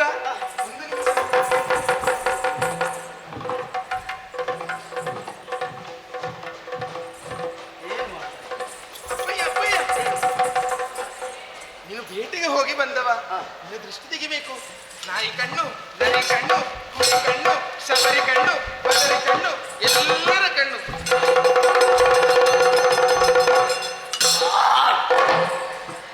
ಅದೆಂತದ್ದು? ಉಗುಳ್ಲಿಕ್ಕೆ ಹೇಳಿದ್ದು ಅದೇ 3 ಬಾರಿ. ಏನೆಲ್ಲ ಇವ ಮಾಡ್ತಾನೆ. ಎಷ್ಟು ದೃಷ್ಟಿ ನನ್ನ ಅಪ್ಪಯ್ಯನಿಗೆ.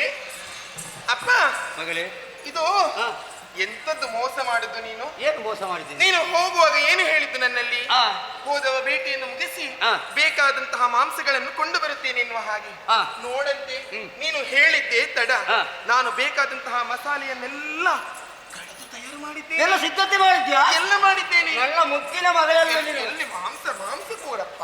ಮಾಂಸ ದೊಡ್ಡ ಮಾಂಸವನ್ನು ತಂದಿದೆ ನಾನು. ಹೌದೇ? ನಿನಗೆ ಎಷ್ಟು ತಿನ್ಬೇಕು ಅಷ್ಟು ತಿನ್ನು. ಹಾ? ಅಷ್ಟು ದೊಡ್ಡ ಮಾಂಸವನ್ನು ತಂದಿದ್ದೇನೆ. ಹೌದೇ? ಹೌದು. ಎಲ್ಲಿ ಎಲ್ಲಿ? ನೋಡಿಲ್ಲ ನೀನು? ಇಲ್ಲ. ಇಲ್ಲಿ ಬಾ, ಆ? ಇಲ್ಲಿ ಬಾ, ಎಲ್ಲಿ? ಇಲ್ಲಿ ಬಾ. ಇಲ್ಲಿ ನೋಡು. ಅಪ್ಪಯ್ಯ ಕಾಡಗೆ ಉಂಟು ನಿನ್ನ ದಿವ್ಯತೆಯನ್ನೆಲ್ಲ ಪಾದ ತಪ್ಪುದ ತೊರೆದು ನೀ ಪಾದ ತಪ್ಪುದ ತೊರೆದು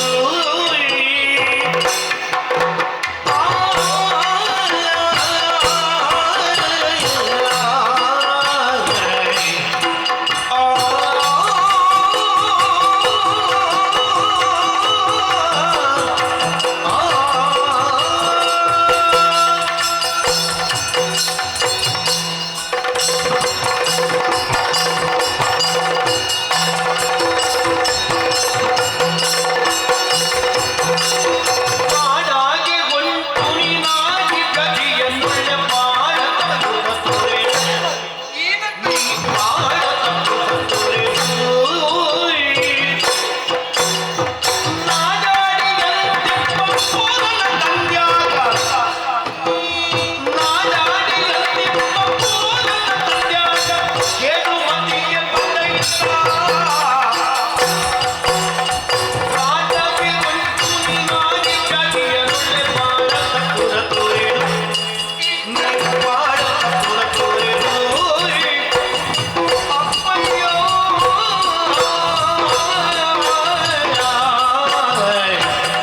ಅಪ್ಪಯ್ಯ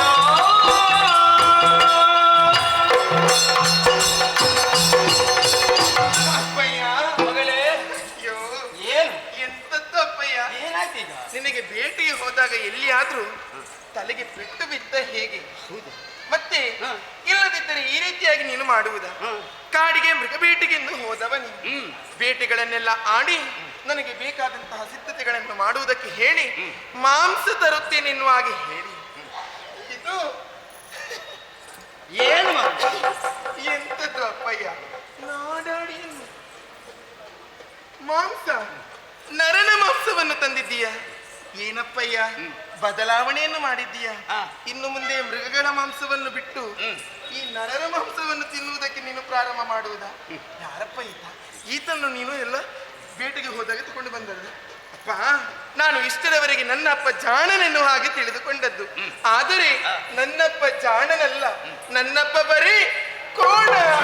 ಶಾಲಿನಾಯನು ವಾಡನೆ ಕಾಡಗೆ ಶಾಲೆ ತ್ಯಾಜ್ಯಾಡಿಯುನಿ ಕಾಡಗೆ ಶ್ವಾನೆ ತ್ಯಾಜ್ಯಾಡಿಯುನಿ ಪ್ರಾಣದ ಗುರಿತಾವ ಹಾರಾಟದೊಳಗೆಲ್ಲ ಪ್ರಾಣದ ಗುರಿತಾವ ಹಾರಾಟದ ಪ್ರಾಣವನ್ನುಳಿಸಂಗೆ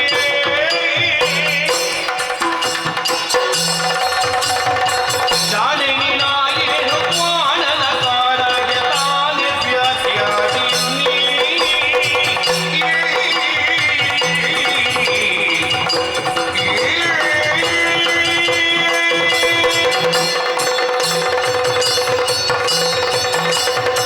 ಮಗಳೇ ಶೈರಿನಿ, ಅಪ್ಪಯ್ಯ ನನ್ನ ಎದೆ ಹತ್ತಿರ ಬೆಳೆದು ನಿಂತವಳು ನೀನಾಗಿದ್ದೆ.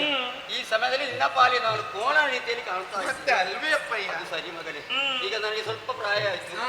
ಪ್ರಾಯದ ಮೇಲೆ ಹಾ. ಅಪ್ಪನಿಗೆಲ್ಲ ನೆನಪು ಮರೆತು ಹೋಯ್ತು. ಸ್ವಲ್ಪ ಎನ್ನುವ ಹಾಗೆ ನೀನು ತಿಳಿದುಕೊಂಡದ್ದು. ಹೌದಾ? ಸ್ವಲ್ಪ ಅಲ್ಲ, ಹಾ. ವಯಸ್ಸಾಯ್ತು ನಿನಗಿನ್ನು. ಆಯ್ತಪ್ಪ. ಆದರೆ ಆ, ನಾನು ಕೋಣ ಅಲ್ಲ ಮಗಳೇ, ಮತ್ತೆ ನಾನು ಜಾಣನಾಗಿದ್ದೇನೆ. ಜಾಣನೇ? ಹೌದು ಮಗಳೇ. ಓ, ನಿನ್ನ ಹತ್ರ ಒಂದು ಮಾತನ್ನು ಹೇಗೆ? ಹಾ. ಕೋಣನಾಗಿ ಜಾಣನಾಗಿ ಮೆರೆಯುವವನ? ಹ್ಮ್. ಮತ್ತೆ ನಿನ್ನ ಮಾತಿನ ಅರ್ಥ ನನಗೆ ಗೊತ್ತಾಯ್ತು ಮಗಳೇ. ಹಾ. ನಿನ್ನ ಅಂತರಂಗದ ಭಾವನೆಯನ್ನು ಅರ್ಥ ಮಾಡಿಕೊಂಡೆ. ಸರಿ. ಇಷ್ಟವಾಗಿ ನಿನ್ನ ಬೆಳೆಸಿ ದೊಡ್ಡವಳು ಮಾಡಿದವಳು ನಾನಾಗಿದ್ದೇನೆ. ಹೌದಪ್ಪ. ಆದರೆ ನಾನು ಬೇಟೆಯಾಡೋದಕ್ಕೆ ಬೇಕಾಗಿ ಕಾಡನ್ನು ಸೇರಿದೆ. ಸರಿ. ಬೇಟೆಯಾಡುತ್ತಾ ಆಡುತ್ತಾ ಆಡುತ್ತಾ ಮುಂದೆ ಮುಂದೆ ಮುಂದೆ ಹೋದೆ. ಹೋದಾಗ ಒಂದು ಹಂದಿ ಮರಿ ನನ್ನ ಕಣ್ಣಿಗೆ ಗೋಚರವಾಯಿತು ಮಗಳೇ. ಹೌದೇ? ಆ ಆಹಾ. ಪತ್ತರಿಕೆಯಿಂದ ವಾರವನ್ನು ತೆಗೆದು ಅದಕ್ಕೆ ಪ್ರಯೋಗ ಮಾಡಿದೆ. ಹಂದಿ ಸಿಕ್ಕಿತ? ಎಲ್ಲಿ? ಎಲ್ಲಿ? ಒಂದಲ್ಲ ಮತ್ತೆ ಒಂದರಲ್ಲಿ ಎರಡು ಮೂರು ಸಿಕ್ಕಿತು. ಹೌದೇ? ಹಾ ಎಲ್ಲಿ ಇಟ್ಟಿದ್ದೀಯ? ಮಾಂಸವನ್ನು. ಆದರೆ ಆ ನಮ್ಮವರ ಜೊತೆಯಲ್ಲಿ ಬಂದಿದ್ದಾರೆ, ತುಂಬಾ ಮಂದಿ ಬೇಟೆಯಾಡೋದಕ್ಕೆ ಹೌದು. ಬೇಕು. ಅವ್ರು ಮೊದಲೇ ಹೇಳಿದ್ದಾರೆ ಸ್ವಲ್ಪ ಆಯಾಸವಾಗ್ತದೆ, ಆ. ಹಸಿವಾಗ್ತದೆ, ಆ. ಕಾಡಿನಲ್ಲಿ ಬೇಟೆಯಾಡುವಂತ ಸಮಯದಲ್ಲಿ ನಾವು ಇಲ್ಲೇ ಸ್ವಲ್ಪ ತಿನ್ನುವ ಅಂತ. ಅದಕ್ಕೆ ಬೇಕಾಗಿ ಒಂದು ಹಂದಿ ಮಾಂಸವನ್ನು ಅಲ್ಲೇ ಮಾಡಿ ಸ್ವಲ್ಪ ಬೆಂಕಿಯಲ್ಲಿ ಹಾಕಿ ತಿನ್ನುವ ಅಂತ ಮಾಡುವಂತಹ ಸಮಯದಲ್ಲಿ ಆ. ಕಾಡಿನಲ್ಲಿ ಒಂದು ದೊಡ್ಡದೊಂದು ಹುಲಿ ಬಂತು. ಅಂತೆ? ಆ. ಸಿಂಹ ಬಂತೆ. ಹ್ಮ್. ಓಹೋ. ಬಂದದ್ದು ಮಾತ್ರವಲ್ಲ, ಆ ನನ್ನ ಮೈ ಮೇಲೆ ಒಮ್ಮೆ ಗಲಭೆ. ಅಯ್ಯೋ ಅಪ್ಪ. ಇದಕ್ಕೇನಾಗಿರಲ್ಲ. ನನಗೇನಾಗಲಿಲ್ಲ, ಮೈ ಮೇಲೆ ಹಾರಿದ್ದಷ್ಟೇ. ಹೌದೇ? ಹಾರಿದ ಅಕ್ಷಣ ಆ ಇವ ಎಲ್ಲೋ ಇದ್ರು ಇವನು ಯಾರಂತ ಗೊತ್ತಿಲ್ಲ. ಆ ಅದರ ಮೈ ಮೇಲೆ ಹಾರಿ ಆ. ಅದರ ಬಾಲದಲ್ಲಿ ಹಿಡಿದು ರಗರಗರೆ ತಿರುಗಿ ಆ. ನನಗೆ ಅಪ್ಪಳಿಸಿಕೊಂಡು ಇವ ಹೌದೇ?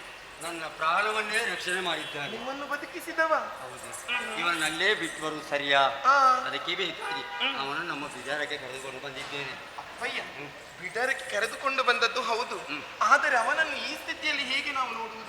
ಅವ ಯಾರು ಏನೇನು ಹಾಗೆ ನಮಗೆ ತಿಳಿಯಲಿಲ್ಲ. ನನಗೂ ಗೊತ್ತಿಲ್ಲ ಮಗಳೇ. ಈಗ ಅವನಿಗೆ ಪ್ರಜ್ಞೆ ಬರಲಿಲ್ಲ, ಆ. ಏನು ಸುದ್ದಿ ಇಲ್ಲ. ಏನು ಮಾಡೋಣ? ಅದಕ್ಕೆ ಆ.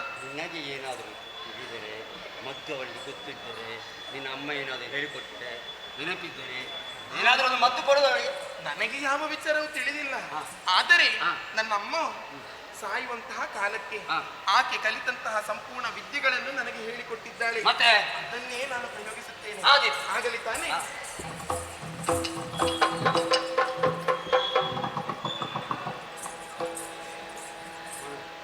ಮನದಿ ಮಾರ್ಯಮ್ಮನನು ನೆನೆಯುತ್ತ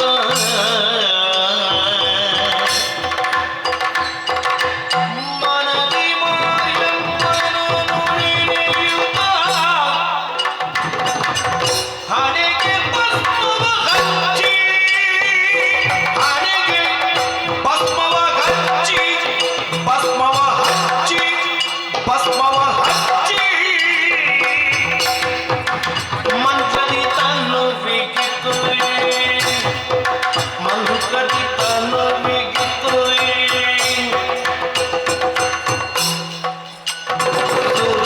ಶೇಗಾಳಿಯ ಶೇಗಾಳಿಯ ವನಿತೆ ಬೀಸಿ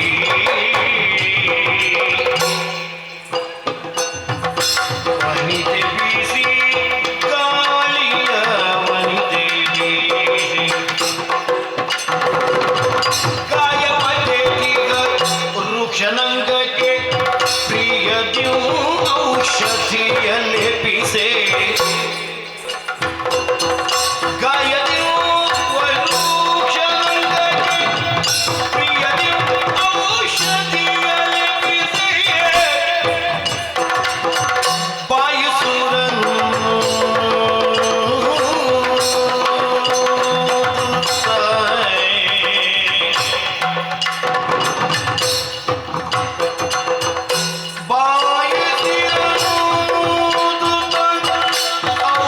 ಔಷಧಿಯಲ್ಲಿ ಪಿಸೆ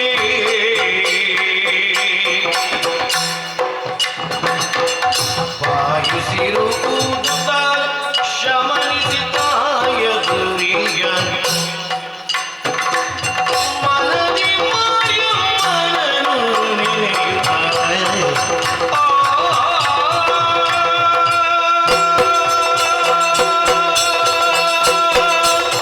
ಅಪ್ಪಯ್ಯ, ಮಗಳೇ. ನನಗೆ ತಿಳಿದ ಮಟ್ಟಿನಲ್ಲಿ ಆ. ನಮ್ಮ ಜಗರಕ್ಷಕಿಯಾಗಿರುವಂತಹ ಮಾರಿಯಮ್ಮ. ಆ ಮಾರಿಯಮ್ಮನನ್ನು ಮನಸಾರೆ ಸ್ಮರಿಸಿ ಆ. ನನಗೆ ತಿಳಿದ ಮಟ್ಟಿನಲ್ಲಿ ಆ. ಆಕೆಯ ಭಸ್ಮವನ್ನು ಆತನ ಹಣೆಗೆ ಲೇಪಿಸಿದ್ದೇನೆ. ಅಷ್ಟು ಮಾತ್ರವಲ್ಲ, ಆ. ಮಂತ್ರ ತಂತ್ರದಿಂದ ಫಲಿಸಿದಂತಹ ಸಾಹಿತ್ಯವನ್ನು ಅವನ ಕೈಗೆ ರಕ್ಷಣೆಗಾಗಿ ಕಟ್ಟಿದ್ದೇನೆ. ಬೇಕೇ ಮಗಳು. ಅಲ್ವೇ? ಅದು ಬೇಕೇ ಬೇಕು. ಅವನ ರಕ್ಷಣೆಗಾಗಿ ಕಟ್ಟಿದ್ದೇನೆ. ಅಷ್ಟು ಮಾತ್ರವಲ್ಲ, ಮೈ ಪೂರ್ತಿ ಗಾಯಗೊಂಡಿದ್ದಾನೆ. ಆ. ಆ ಗಾಯಗಳಿಗೆ ನನಗೆ ತಿಳಿದಂತಹ ಮದ್ದನ್ನು ಅರೆದು ಆ ಗಾಯಕ್ಕೆ ಬೇಕಾದಂತಹ ಸಿದ್ಧತೆಯನ್ನು ಮಾಡಿದ್ದೇನೆ. ಇನ್ನು ಒಂದಿಷ್ಟು ಉಪಚಾರ ಮಾಡಬೇಕಿತ್ತು ಅವನಿಗೆ. ಗಾಳಿ ಹಾಕ್ ಮಗಳೇ. ಹಾಗಾಗಿ ಗಾಳಿ ಹಾಕ್ತಾ ಇರ್ತೇನೆ. ಯಾವಾಗ ಹೇಳ್ತೇನೆ ಅಂತ ನೋಡು.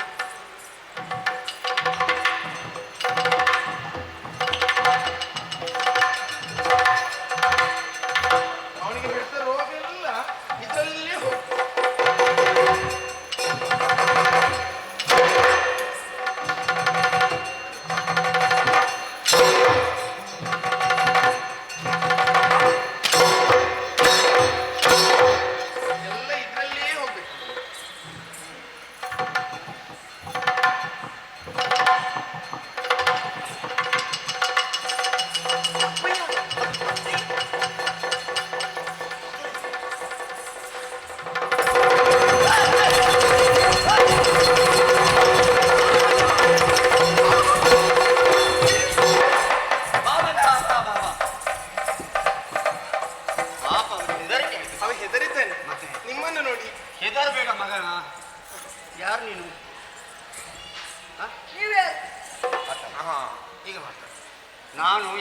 ಮೇಲೆ ಬೇಟೆಯಾಡುವುದು ಪುಂಗವ ಪುಂಗವ ಪುಂಗವ ಪುಂಗವ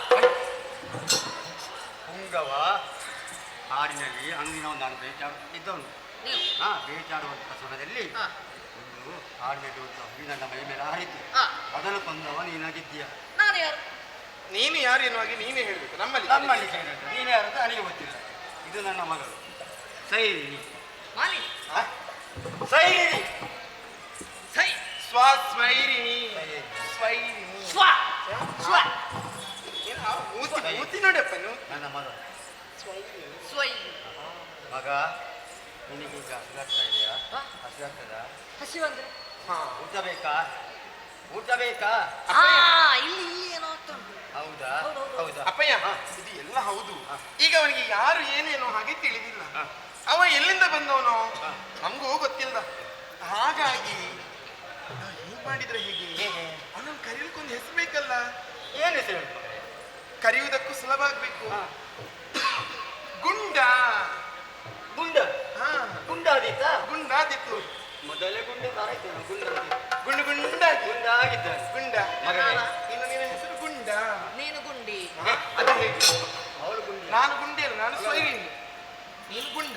ಇನ್ನು ಗುಂಡ ಅಂತ ಕರೆದಾಗ ಓಡಿ ಬರ್ಬೇಕು. ಈಗ ಓಡಿದ ಹಾಗೆ. ಹಾ? ಅಪ್ಪಯ್ಯ ಬೇಕು. ಉಚ್ಚಾರ ಮಾಡ್ಬೇಕು. ಸ್ವಲ್ಪ ಊಟ ಕೂಡ ಬರ್ಬೇಕು. ಹೀಗೆ ಮಾಡಿ.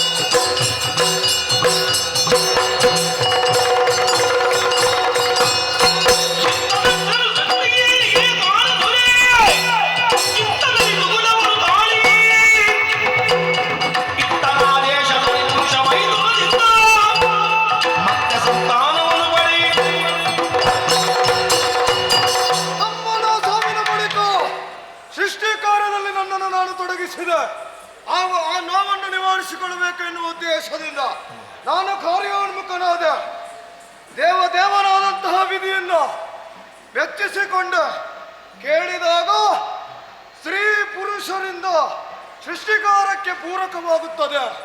ಸ್ತ್ರೀ ಪುರುಷರ ಮೈಥುನದಿಂದ ಸೃಷ್ಟಿ ಕಾರ್ಯಕ್ಕೆ ಸುಲಭವಾಗುತ್ತದೆ ಎನ್ನುವ ಉದ್ದೇಶದಿಂದ ವೀರಿಣಿ ಎಂಬಂತಹ ಹೆಣ್ಣನ್ನು ವರಿಸಿದೆ.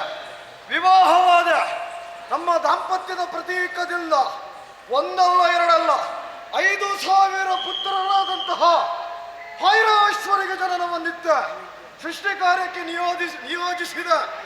ಆದರೆ ವಿಘ್ನ ಸಂತೋಷಿಯಾದಂತಹ ನಾರದ ತೊಡಕನ್ನು ತಂದೊದಗಿಸಿದ. ನಿವಾರಣೆ ಮಾಡುವುದಕ್ಕೆ ಮುಂದಾದ. ಆ ಬಳಿಕ ಸಬರಾಶ್ವರೆಂಬ 1,000 ಮಕ್ಕಳನ್ನು ಹುಟ್ಟಿಸಿದ. ಅವರ ತಲೆಯನ್ನು ತಿರುಗಿಸಿದ, ಪರಿವರ್ತಿಸಿದ. ಇದಕ್ಕೆಲ್ಲ ಕಾರಣನಾದವನು ಆ ನಾರದ. ಎಲ್ಲಿದ್ದಾನೆ ನಾರದ?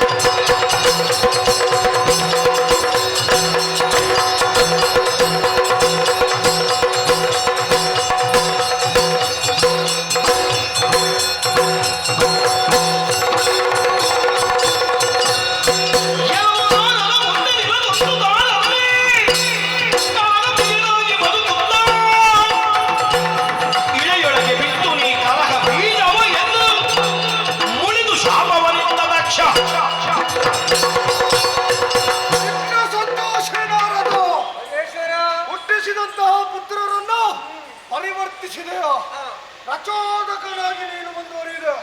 ದುರ್ಬುದ್ಧಿಯನ್ನು ತೋರಿಸಿದ. ನನ್ನ ಸೃಷ್ಟಿಗೆ ನೀನು ವಿಘ್ನ ಸಂತೋಷಿಯಾದ. ಆದ್ದರಿಂದ ಹಿಡಿ ಶಾಪ ಕುಪಿತಗೊಂಡಂತಹ ಈ ದಕ್ಷ ಶಾಪವನ್ನು ಕೊಡುತ್ತಾ ಇದ್ದಾನೆ. ನಾರದರಾದಂತಹ ನೀವು ಲೋಕಲೋಕವನ್ನು ಸಂಚರಿಸಬೇಕು. ನೀವು ಸಂಚರಿಸುವುದು ಮಾತ್ರವಲ್ಲ, ಕಲಹ ಪ್ರಿಯ ನಾರದರಾಗಿ ಲೋಕಮುಖದಲ್ಲಿ ತೋರ್ಪಡಿಸಬೇಕು.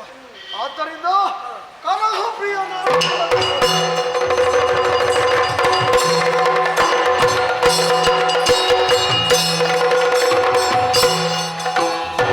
ಪಡೆದ ಶಾಪಕ್ಕೆ ಒಂದು ನಾರದನೈ ತಂದು ಕೆಳಗಾದ ವಿಧಿಯ ಪಾದದಲ್ಲಿ ನಡೆದುದೆಲ್ಲವ ಪೇಳೆ ಹಿಡಿದತ್ತಿ ತಳ್ಪಿಸಿ ನುಡಿದನ ಬೊಮ್ಮ ಮೋದದಲ್ಲಿ ಪಡೆದ ಶಾಪಕ್ಕೆ ನೊಂದು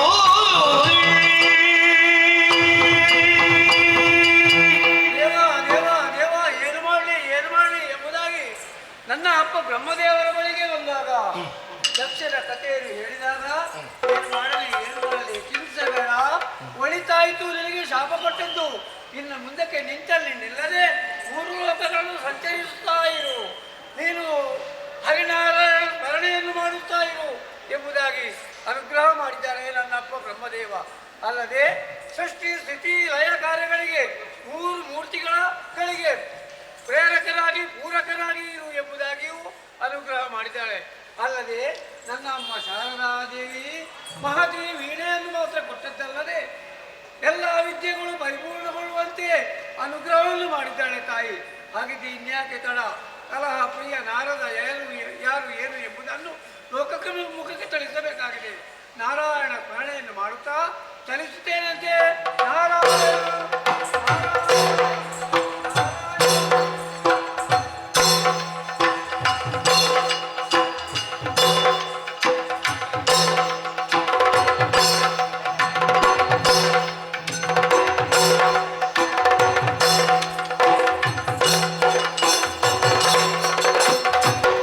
ವಾಣಿಯಪ್ಪಣೆ ಗೊಂಡು ನಾರದ ವೀಣೆ ಪಿಡಿಯು ತೈದಿದನು ವರದಾನು ತೇಜದಿ ಸಪ್ತ ಋಷಿ ಮಂಡಲಕ್ಕೆ ವಗಿಲದಲ್ಲಿ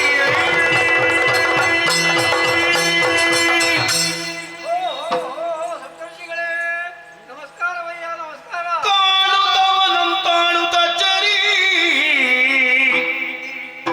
ಮೌನಿ ವರಿಯರು ಕುಶಲ ಪ್ರಶ್ನೆಯ ಸಾನುರಾಗದಿ ಗೈದು ತೊಡೆ ಸೋಂಕಿನಲ್ಲಿ ಕುಳ್ಳಿರಿಸಿ ಸಾನುರಾಗದಿ ಗೈದು ತೊಡೆ ಸೋಂಕಿನಲ್ಲಿ ಕುಳ್ಳಿರಿಸಿ ಏನು ಬಂದೆಯಯ್ಯ ಪೇಟವ ಕಾಲ ಮೊಗದ ಪರಿಯ ಪೇಟವ ಕಾಲ ಮೊಗದ ಪರಿಯ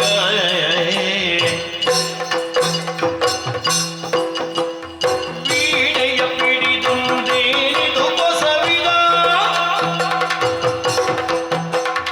ವೀಣೆಯ ಪಿಡಿದಿಂದೇನಿದು ಕೊಸವಿದ ಯಾನವಗೈದುದು ಮೌನಿ ತಿಲಕ ಏನು ಬಂದೆಯಯ್ಯ ಪೇಟವ ಪಾನ ಮೊಗದ ಪರಿಯ ಏನು ಬಂದೆಯಯ್ಯ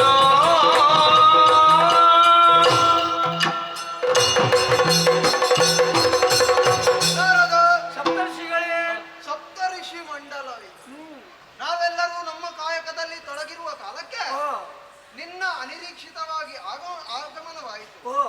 ಅಲ್ಲ, ನೀನೇನು ಬರುವುದು ಹೊಸತ್ತಲ್ಲ. ಹೀಗೆ ಬರ್ತೀಯ, ಒಂದು ವಿಷಯದ ಕುರಿತಾಗಿ ಸಮಾಲೋಚನೆಯನ್ನು ಮಾಡುತ್ತೇವೆ. ತದ ಬಳಿಕ ನಿನ್ನ ಕಾರ್ಯಕ್ಕೆ ನೀನು ತೊಡಗುತ್ತೀಯ. ಆದರೆ ಈ ಕಾಲಕ್ಕೆ ಬರುವಾಗ ಏನೋ ಒಂದು ವಿಶೇಷವು ಕಾಣುತ್ತಾ ಉಂಟು. ಕೈಯಲ್ಲಿ ವಿಶೇಷ ವಸ್ತುಗಳು, ಒಂದು ಮಹಾದೇವಿ ವೀಣೆ. ಹೌದು, ಮೃದುವಾದ ಸ್ವರವನ್ನು ಇರಿಸುವಂತಹ ವೀಣೆಯನ್ನು ಹಿಡಿದುಕೊಂಡು ಬಂದಿದ್ದೀಯ. ಮುಖದಲ್ಲಿ ಕಾಣುವಾಗ ಏನೋ ಒಂದು ವಿಷಯ ಇರಬೇಕೆಂಬುದಾಗಿ ನನಗೆ ಗ್ರಹಿಸ್ತಾ ಉಂಟು. ಹಾಗಾಗಿ ಯಾಕೆ ಬಂದೆ, ಏನು ವಿಷಯ ಹೇಳಬಹುದೇ? ಋಷಿ ಸಪ್ತಕರಿಂದು ಲಾಲಿಸಿ ಪದತಿ ಜಯನುಂಡು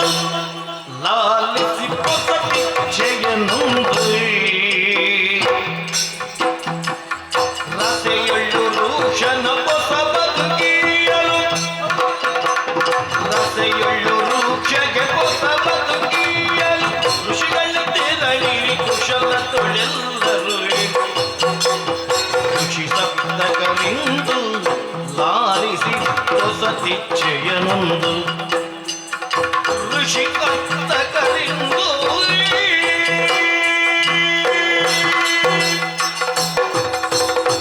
ಋಷಿಗಳೇ, ನಾರದ, ನಿಮ್ಮನ್ನು ಕಾಣುತ್ತಾ ಇರುವಾಗ ಬಹಳಷ್ಟು ಸಂತೋಷವಾಗುತ್ತೆ. ಯಾಕಪ್ಪ? ನಿಮ್ಮಿಂದ ಮಾತ್ರ ಈ ಕಾರ್ಯ ನಡೆಯುವುದಕ್ಕೆ ಸಾಧ್ಯ ಎಂಬುದನ್ನು ತಿಳಿದಿದ್ದೇನೆ. ಯಾವ ರೀತಿ ಕಾರ್ಯ? ಹೊಸತಾದ ಒಂದು ವ್ಯವಸ್ಥೆ ನಿಮ್ಮಿಂದ ಆಗಬೇಕು. ಓಹೋ. ಇದು ನನ್ನ ಬಯಕೆಯೂ ಹೌದು. ಅದು ಭೂಲೋಕದತ್ತ ಗಮನವನ್ನು ಹರಿತೀರಿ. ಆಹಾ. ರೂಕ್ಷ ಎಂಬಾತ ಓ. ಗುರುಗಳ ಶಾಪದಿಂದ ಮೂಢತ್ವವನ್ನು ಹೊಂದಿದ್ದಾನೆ, ಆಹಾ. ಮತಿಹೀನನಾಗಿದ್ದಾನೆ. ಅವ ಜ್ಞಾನಿಯಾಗಬೇಕು, ಸುಜ್ಞಾನಿಯಾಗಬೇಕು. ಓಹೋ. ಅದಕ್ಕಾಗಿ ಅವನನ್ನು ಜೀವನದಲ್ಲಿ ಭೂಲೋಕದಲ್ಲಿ ಅವಿಸ್ಮರಣೀಯವಾಗಿ ನೆನೆಯುವಂತೆ ಆಗಬೇಕು. ಆಹಾ. ಅದಕ್ಕಾಗಿ ನೀವತ್ತ ತೆರಳಿ ಅವನನ್ನು ಉದ್ಧರಿಸಬೇಕು. ಅದಕ್ಕಾಗಿ ನಿಮಗೆ ಶಾಕೃತ ವಿದ್ಯೆಯನ್ನು ದೂರದರ್ಶಕವನ್ನು ತೋರಿಸಿಕೊಟ್ಟಿದ್ದೇನೆ, ಅನುಗ್ರಹಿಸ್ತೇನೆ, ಉದ್ಧರಿಸಿ.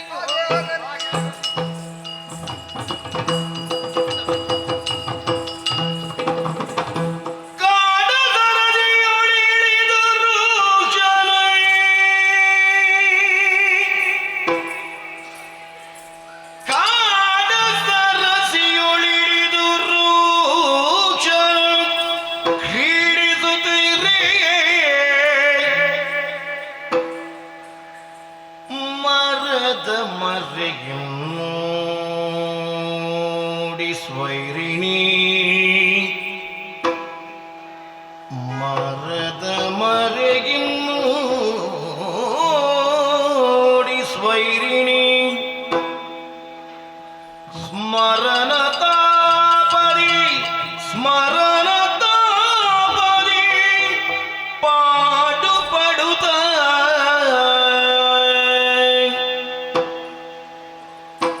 ಚಂದ್ರಶಿಲೆಯೋ ಕಡೆದ ವಿಗ್ರಹ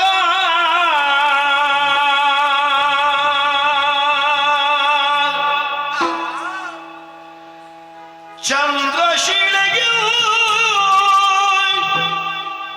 ಕಡೆದ ವಿಗ್ರಹ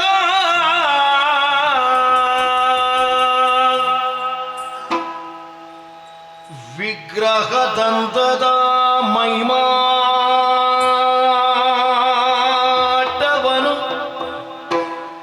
ಅಂದದ ಮೈಮಾಟವನು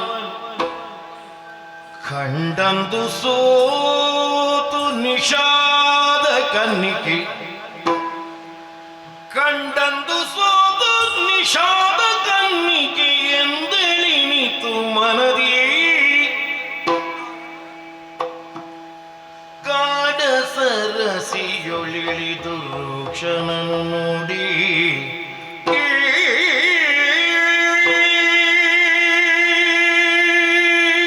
ಇವ ಎಲ್ಲೋಗ್ಯಾನಪ್ಪ ಇನ್ನು ಹಾಗೆ ಇಲ್ಲಿವರೆಗೆ ಬಂದೆ. ಆಹಾ. ಆಹಾ, ಎಂತ ಜೀವನದೊಂದು ಅಂದ, ಎಂತದ್ದು ಚಂದ. ಅಯ್ಯೋ, ಇವರನ್ನು ನೋಡಿದಾಗ ನೋಡ್ತಾ ಇರಬೇಕು, ಇನ್ನಷ್ಟು ನೋಡ್ಬೇಕು, ಮತ್ತಷ್ಟು ನೋಡ್ಬೇಕು ಎನ್ನುವ ಹಾಗೆ ನನ್ನ ಮನಸ್ಸು ಹೇಳ್ತಿತ್ತು. ಆಹಾ, ಚಂದ್ರಾಕೃತಿಯ ಶಿಲೆಯಿಂದ ಕೆತ್ತಿದಂತಹ ಮೂರ್ತಿಯಂತೆ ಇವತ್ತು ನಿಂತಿದ್ದಾನಲ್ಲ. ಅಶೋ, ಸ್ಮರಣ ತಾಪದಿಂದ ನನ್ನ ಮನಸ್ಸು ಕದಡಿ ಹೋಯಿತು.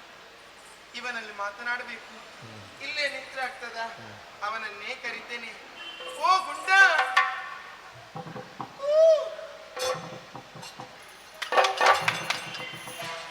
ಯಾವ್ದಾಗುತ್ತೆ?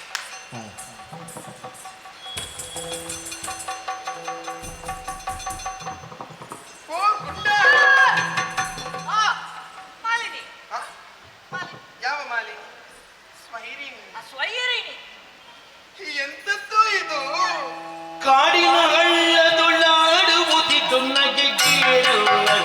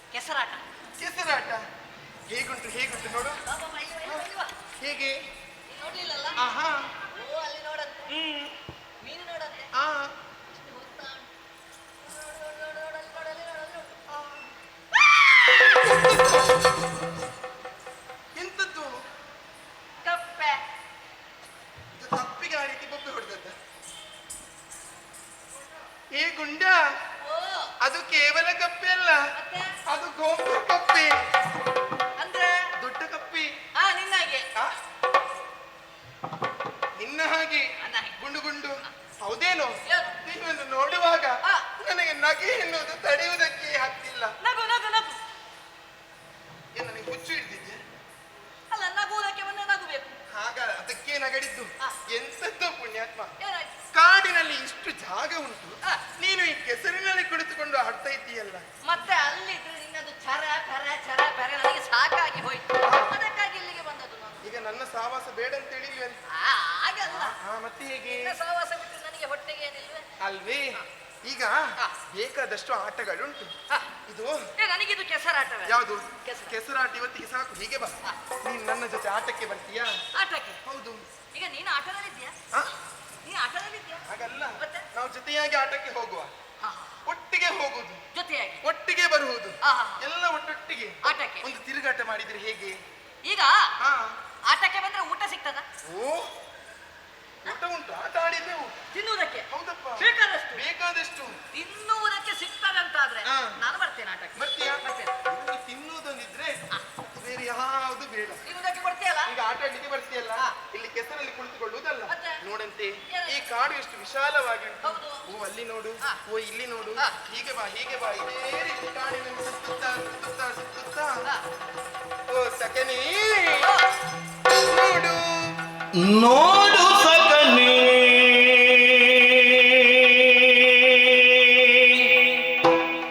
ಕಾಡ ಚೆಲುವನು, ನೋಡು ನೋಡು ಸಕನೆ ಕಾಡ ಚೆಲುವನು, ಮರದೊಳಲ್ಲಿ ಪಾಡುತ್ತಿರುವ ಪಿಕಗಳಿರವನು, ಕಾಡ ಚೆಲುವನು ಪಿಕಗಳಿರವನು ಸಕನೇ. ನೋಡು ಸಕನೆ ಕಾಡ ಚೆಲುವನು,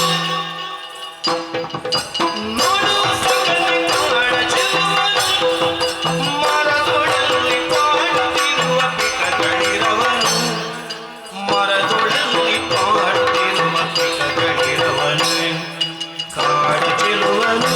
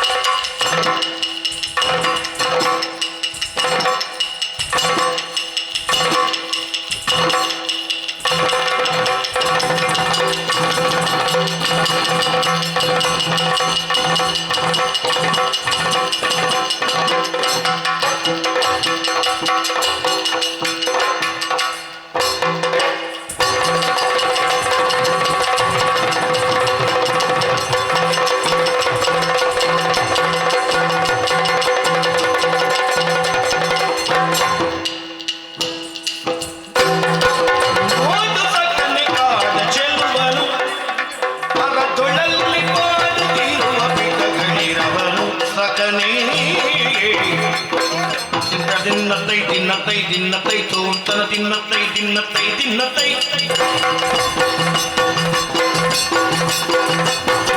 ತಿಂತನ ತಿನ್ನತಿ ತಿಂತನ ತಿನ್ನತ್ತೈ ತೋರ್ತನ ತಿನ್ನತಿ ತಿಂತನ ತಿನ್ನತ್ತ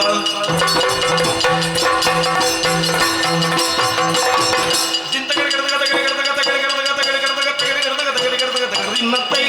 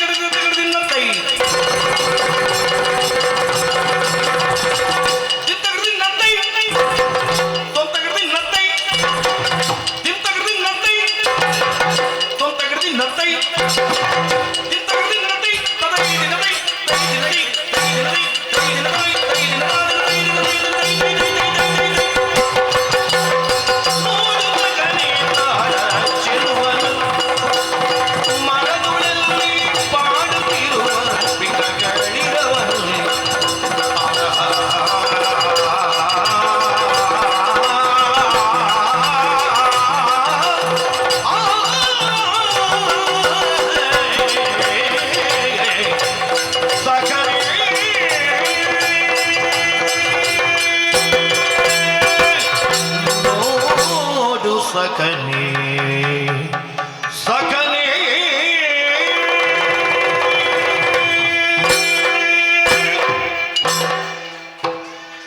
ಅಮ್ಮ ಓ ನೋಡು ನಿನ್ನ ಆಟ ಬೇಡ ಇತ್ತು ನನಗೆ. ಯಾವ್ದು ಆಟ ಕೆಸರಾಟ ಆದ್ರೂ ಆಡ್ತಿದ್ದೆ. ಇಷ್ಟು ಕೆಸರಾಟ? ನೀನು ಯಾವತ್ತಿನಿಂದ ಕಾಯ್ತಾ ಇದ್ದೀನಿ ನಾನು ಇಷ್ಟು ಕುಣಿಸಬೇಕು ಅಂತ. ಕೆಸರಾಟ ಯಾವಾಗ ಆಡುವುದು? ಯಾವುದು? ಮಳೆ ಬಂದಾಗ ಕೆಸರಾಗ್ತದೆ, ಹಾ. ಮಳೆ ಬಾರದಾಗ ಮಳೆ ಬಾರದಾಗ ಏನಾಗ್ತದೆ? ಬೇಸಿಗೆಯಲ್ಲಿ ಏನ್ ಮಾಡ್ತಿ?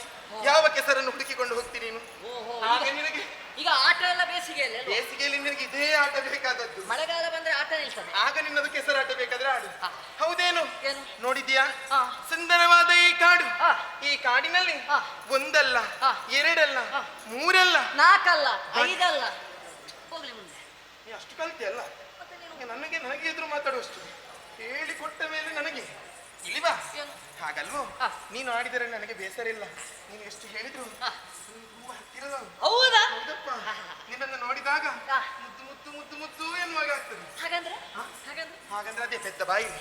ನೋಡಲ್ಲಿ ಹಾ. ಆ ಕಾಡಿನಲ್ಲಿ ಹಾ. ಎಷ್ಟು ಇಂಪಾದ ಹಾ. ಗಾಯನವನ್ನು ಹಾಡುತ್ತಾ ಇದ್ದೀನಿ. ಓಹೋ, ಏನದು? ಏನದು? ಕೋಗಿಲೆ.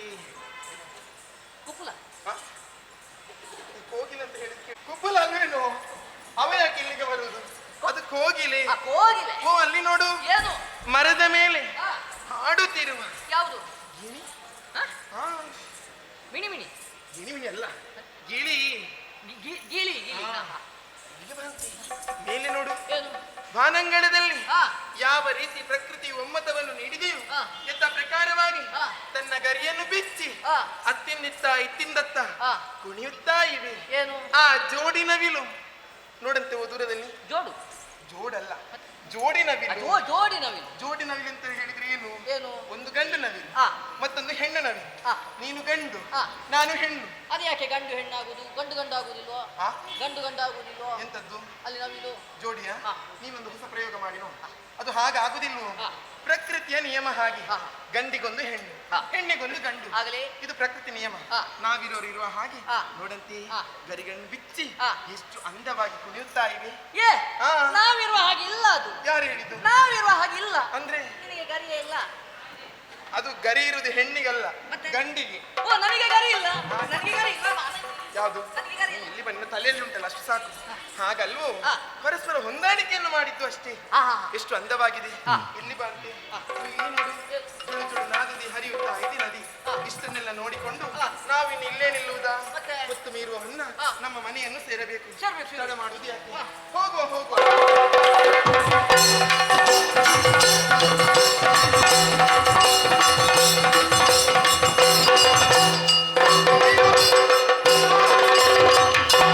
ಓ, ಪುಟ್ಟ, ಓ, ನನ್ನ ಕಾಲಿಗೆ ಮುಳ್ಳು ಕಚ್ಚಿದೆಯೋ? ಮನೆ ದೂರ ಉಂಟು. ಹಾ? ಮನೆ ದೂರ ಉಂಟು. ಮನೆ ದೂರ ಉಂಟು, ಹಾ. ಕಾಲಿಗೆ ಮುಳ್ಳು ಕಚ್ಚಿದೆ. ಯಾವ ಕಾಲಿಗೆ? ಬಾ, ಯಾವ ಕಾಲಿಗೆ? ಇಲ್ಲಿ ಬಂದು ನೋಡು ಒಂಚೂರು. ಯಾವ ಕಾಲು? ಬಲಕಾಲು. ಬಲಕಾಲ. ಹೌದು.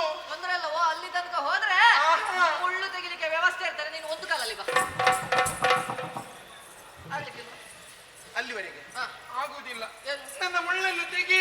ಯಾರು? ನಾನು. ಹೌದು, ನಾನು. ನೀನೇ ತೆಗಿಬೇಕು. ನನಗೆ ಮುಳ್ಳು ತೆಗ್ದಲ್ಲ ಅಭ್ಯಾಸ ಇಲ್ಲ. ಹಾ? ನನಗೆ ಮುಳ್ಳು ತೆಗ್ದ ಅಭ್ಯಾಸ ಇಲ್ಲ. ತೆಗಿಬೇಕು.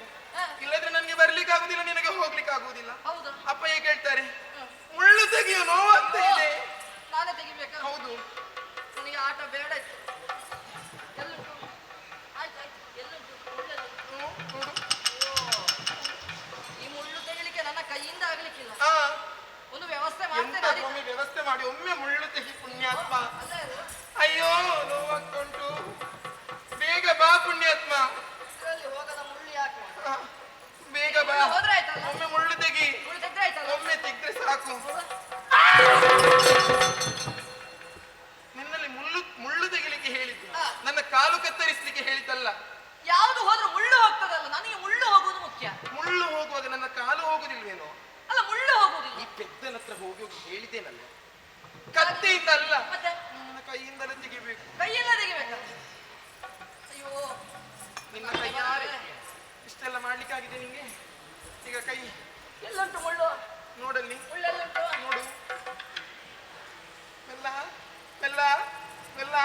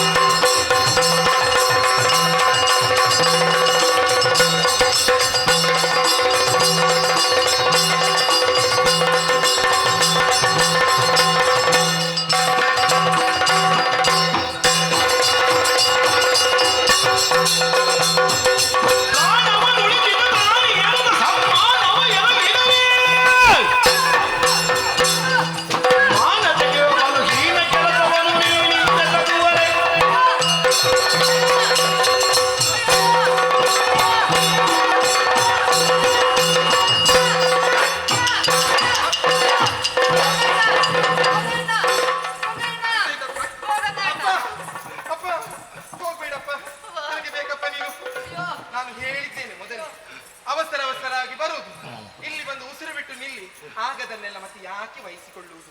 ನಿಮಗೆ ಮನೆಯಲ್ಲಿ ಕುಳಿತುಕೊಳ್ಳಿಕ್ಕೆ ಆಗುದಿಲ್ಲ.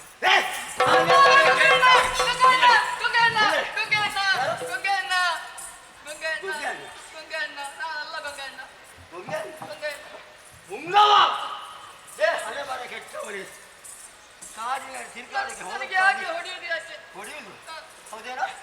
ನನ್ನ ಮಗಳ ಮೈಯ ಮೇಲೆ ಮುಟ್ತಾ ಇದೆಯಲ್ಲ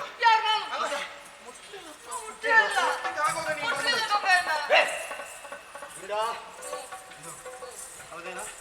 ನನ್ನ ಪ್ರಾಣವನ್ನು ರಕ್ಷಣೆ ಮಾಡಿದ್ದು ಒಂದೇ ಕಾರಣಕ್ಕೆ ಬೇಕಾಗಿ ನನ್ನ ವಿಚಾರಕ್ಕೆ ಕರೆದೊಂದು ಬೇಕಾದ ರೀತಿಯಲ್ಲಿ ತಿನ್ನುವುದಕ್ಕೆ ಕೊಟ್ಟರೆ ಉಂಡ ಮನೆಗೆ 2 ಬಗೆಯ ಕೆಟ್ಟವನೇ. ಯಾಕೆ ಈ ರೀತಿ ಮಾಡಿದೆ? ಯಾಕೆ ಮಾಡಿದೆ? ಏನೆರುಷನು ಬಲು ವಿನಯದುಳೆಂದನು ವನಿತೆಯ ಮುಂಜರಗು ವನಿತೆಯ ಮುಂಜರಗು ವನದಿ ಮುಳ್ಳಿನ ಪೊದರಿಗೆ ಸಿಲುಕಿದು ವನದಿ ಮುಳ್ಳಿನ ಪೊದರಿಗೆ ಸಿಲುಕಿದು ಅದನ್ನು ನಾ ಬಿಡಿಸಿದೆನು ಅದನ್ನು ನಾ ಬಿಡಿಸಿದೆನು ಎನೆರು ಕ್ಷಣುಪ್ಪಲು ವಿನಯಗೊಳೆಂದನು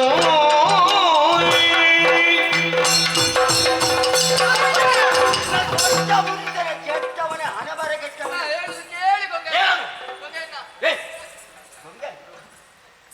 ಮುಂಗವ ನಾನೇನು ಮಾಡ್ಲಿಲ್ಲ. ಮತ್ತೇನು ಮಾಡಿದೀಗ? ವನವಿಹಾರಕ್ಕೆ ಕರೆದುಕೊಂಡು ಹೋದದ್ದು ನಿಮ್ಮ ಮಗಳೇ. ಕರೆದುಕೊಂಡು ಹೋಗಿ ಆಟ ಎಲ್ಲ ಆದ್ಮೇಲೆ ಅವಳಿಗೆ ಮುಳ್ಳು ಚುಚ್ಚಿತ್ತು. ಮುಳ್ಳು ಚುಚ್ಚಿದ ಅದಕ್ಕೆ ನೀನೇನು ಮಾಡಿದಿ? ಮುಳ್ಳನ್ನು ತೆಗಿಬೇಕು ಅಂತ ನಿಮ್ಮ ಮಗಳೇ ಹೇಳಿದ್ದು ಮಂಗಯ್ಯನ. ಅದಕ್ಕೆ ನಾನು ತೆಗೆದೆ. ಅಷ್ಟು ಹೊತ್ತಿಗೆ ಅವಳೇ ನನ್ನ ಮೈಯ ಮೇಲೆ ಬಿಟ್ಟದ್ದು. ಯಾರು ಅವಳು? ಅವಳು ನಿನ್ನ ಮೈ ಹಿಡಿದು ನಾನು ಅಷ್ಟು ತಿಳಿಯೋದು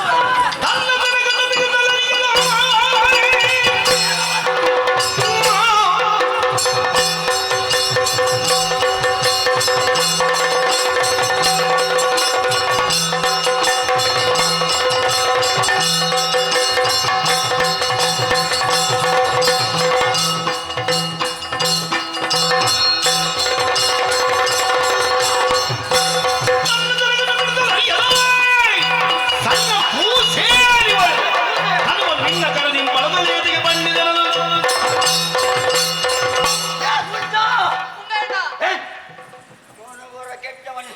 ನನ್ನ ಸಣ್ಣ ಮಗಳವರು ನನ್ನ ಎದೆ ತರಿಗೆ ಬೆಳೆದಿದ್ದಾರೆ. ಪ್ರಾಯಕ್ಕೆ ಬಂದಂತ ಮಗಳೇ ಒಂದು ಮುಳ್ಳು ತಾಗಿರ ಅಷ್ಟು ತಿಳಿಯುವುದಕ್ಕೆ ಗೊತ್ತಿಲ್ಲ ಅವಳು ತೆಗೆಯುವುದಕ್ಕೆ. ಅವಳಿಗೆ ಬಗ್ಗುವುದಕ್ಕಾಗುವುದಿಲ್ಲ ಅಂತೆ. ಹೌದಾ? ಅದಕ್ಕೆ ನೀನು ತೆಗ್ತದ ನೋಡು.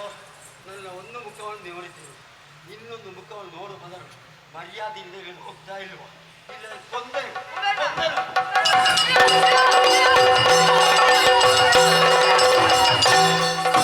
ಮುಚ್ಚು ಮರಗಿನ್ನೇಕೆ ಮನದಲ್ಲಿ ಮೆಚ್ಚಿಸೋತಿವನ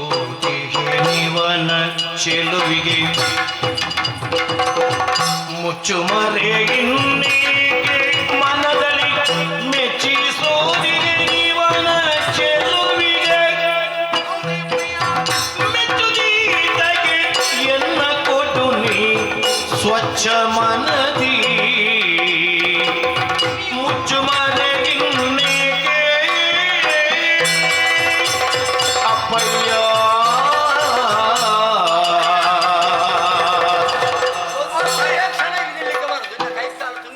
ಅಪ್ಪಯ್ಯ, ಮುಂದುವರಿಸಿ. ನಿಮಗೇನು ಪೆಟ್ಟು ಕೊಡದೆ ಮಾತನಾಡಲಿಕ್ಕೆ ಗೊತ್ತಿಲ್ವ? ಮತ್ತೆ ನೀವು ಯಾಕೆ ಈ ರೀತಿ ಕೋಪ ನನ್ನ ಮೈಯ ಮಗಳ ಮೈಯ ಮುಗ್ತಾರೆ ಅಂತ ಹೇಳಿದ್ರೆ ನಾನು ಬಿಡ್ತೀನ? ಯಾರು? ನಾನು ನೀವು ಹೀಗೆ ಬನ್ನಿ. ಏನು ಅಪ್ಪ, ಇದು ಇದು ವಿಚಾರ ವಿಚಾರ ಅಲ್ಲಿ ಇದು ಕೈ ಬೆರಳು. ಅದು ಗೊತ್ತುಂಟು ನನಗೆ. ಮತ್ತೆ? ಹಾಗಲ್ಲಪ್ಪಯ್ಯ, ವಿಚಾರ ಬೇರೆ ಇರುವುದು. ಇದು ಗುರು. ಅದು ನನಗೂ ಗೊತ್ತಿಲ್ವೇ? ಮತ್ತೆ ಇದು? ನಾನೇನು ಮಾಡ್ಲಿಲ್ಲ. ನೀನು ಬಾವು. ನೀವು ಇಲ್ಲಿ ಬನ್ನಿ, ನನ್ನನ್ನೊಮ್ಮೆ ಸರಿಯಾಗಿ ನೋಡಿ ಅಂತೆ. ಏನಾಗಿದೆ? ಹೇಗಿದ್ದೇನೆ ನಾನು? ನನ್ನ ಮಗಳು, ಮುದ್ದಿನ ಮಗಳು, ಬಹಳ ಚಂದ ಇದೆಯಾ? ಮುದ್ದಿನ ಮಗಳೆನ್ನುವ ಹಾಗೆ ನನಗೆ ಗೊತ್ತು. ಹಾ. ಅದು ಮನಸ್ಸಿಂದ ಬರುವಂತಹ ಮಾತು. ಹೌದು. ಅದಲ್ಲ ಸರಿಯಾಗಿ ಮಂಗಯ್ಯನ, ನನ್ನ ತಪ್ಪಿಲ್ಲ ಮಂಗಯ್ಯನ. ನನ್ನ ತಪ್ಪಿಲ್ಲ. ಒಂದು ಮಾತನಾಡಿದರು ಈಗ ಕೂತವೆ ಇನ್ನು ಸೈಕಲ್ ಹಿಂದಕ್ಕೆ ಚೆಟ್ಟ ಮಾಡಿ ನನ್ನ ಮಾತು ಮುಗಿಯೋ ತನಕ ನೀನು ಮಾತಾಡಬಾರದು.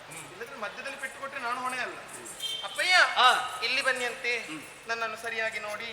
ಹೇಗಿದ್ದೇನೆ? ನಾನು ನೋಡ್ತಾ ಇದ್ದೇನೆ. ನಿಮ್ಮ ಎದೆ ಎತ್ತರಕ್ಕೆ ಬೆಳೆದು ನಿಂತಿದ್ದೇನೆ. ಅದೇ ನನಗೆ ಈಗ ಮುಚ್ಚಿ ಮರೆ ಯಾಕೆ ನಿಮ್ಮಲ್ಲಿ ಹಾ. ನೇರವಾಗಿ ಹೇಳಬಹುದು. ಹಾ. ಆದ್ರೆ ನನಗೀಗ ವಯಸ್ಸು ಎಷ್ಟಾಗಿರಬಹುದು? ಒಂದು 16 ವರ್ಷ ದಾಟಿತು. ಇಲ್ಲಿ 16. ನೀವು ಎಲ್ಲಿದ್ದೀರಿ ಅಪ್ಪಯ್ಯ? ಮತ್ತೆ? 18 ಕಳೆದು ಹಾ. 20ರ ಒಳಗೆ. ಹೌದಾ? ಅಷ್ಟು ವಯಸ್ಸಾಗಿದೆ ಓಹೋ. ಅಪ್ಪಯ್ಯ. ಹಾ. ಅಷ್ಟು ಮಾತ್ರ ಅಲ್ಲ, ಈಗ ನನ್ನ ವಯಸ್ಸಿನಲ್ಲಿ ಅಮ್ಮನಿಗೆ ಏನಾಗಿತ್ತು ಮದುವೆ ಆಗಿದೆ ಅಲ್ವೇ? ಈಗ ನನ್ನನ್ನು ನೋಡಿ, ನಾನು ಒಬ್ಬಳಿದ್ದೇನೆ. ನನಗೂ ಒಂದು ಮದುವೆ ಬೇಕಪ್ಪ. ನೀನು ಮೊದಲು ಹೇಳ್ಬೇಕಿತ್ತಲ್ಲ ನೀನು. ಹಾ. ನಮ್ಮಲ್ಲಿ ಪಂಗಡದಲ್ಲಿ ಎಷ್ಟೋ ಮಂದಿದ್ದಾರೆ. ಅವಿದ್ದಾನೆ, ಕುಕುಲ ಇದ್ದಾನೆ, ಹಾ. ಕೆಂಚೆ ಇದ್ದಾನೆ, ಎಷ್ಟೆಷ್ಟೋ ಚಂದದವರು ಇದ್ದಾರೆ. ನಿಮಗೆ ಕುಪ್ಪಲನ್ನು ನೊಂದು ಬಿಡ್ಲಿಕ್ಕೆ ಆಗುದಿಲ್ಲ. ಅವರನ್ನು ತೋರಿಸಿ ಮದುವೆ ಮಾಡಿಸುವ. ಅಪ್ಪಯ್ಯ, ಹಾ. ನಮ್ಮಲ್ಲಿರುವವರು ಯಾರು ಬೇಡ ನನಗೆ. ಹಾ. ಅವರೆಲ್ಲರನ್ನು ನೋಡಿದ್ದೇವೆ. ಹಾ. ಆದ್ರೆ ನಾನು ಮನಸಾರೆ ಒಬ್ಬನನ್ನು ಪ್ರೀತಿಸುತ್ತಿದ್ದೇನೆ. ಯಾರು? ನನ್ನ ಮನದಲ್ಲಿ ಒಬ್ಬ ಇದ್ದಾನೆ. ಯಾರು? ನಾನು ಮದುವೆ ಆದ್ರೂ ಅವನನ್ನೇ ಆಗುವುದು. ಅವನನ್ನೇ. ಅವನ ರೂಪರಾಶಿಗೆ ನಾನು ಮರುಳಾಗಿ ಹೋಗಿದ್ದೇನೆ. ಈಗ ನಮ್ಮ ಪಂಗಡದಲ್ಲಿ ಅಷ್ಟು ಚಂದದವರು ಇದ್ದಾರೆ. ನಮ್ಮ ಪಂಗಡದಲ್ಲಿ ಮತ್ತೆ? ಅವುಗಳ ಮುಖಗಳನ್ನು ನೋಡ್ಲಿಕ್ಕೆ ಆಗ್ತದೆ ಹೇಳಿ. ಮತ್ತೆ? ಆಹಾ, ವಿಷಯ ಬೇರೆ. ನಾನು ಪ್ರೀತಿಸಿದಂತಹ ಹುಡುಗ ಇಲ್ಲೇ ಇದ್ದಾನೆ. ಇಲ್ಲೇ ಇದ್ದಾನೆ? ಹೌದಪ್ಪಯ್ಯ. ಇಲ್ಲೇ ಇಲ್ಲಪ್ಪ. ಹ? ನೀವು ಅಲ್ಲಿ ಇಲ್ಲಿ ನೋಡುದು ಬೇಡ. ಹೀಗೆ ಬನ್ನಿ, ಹೀಗೆ ಬನ್ನಿ. ನನ್ನ ಬೆರಳು ತುದಿಯನ್ನೇ ನೋಡಿ ನೋಡಿ.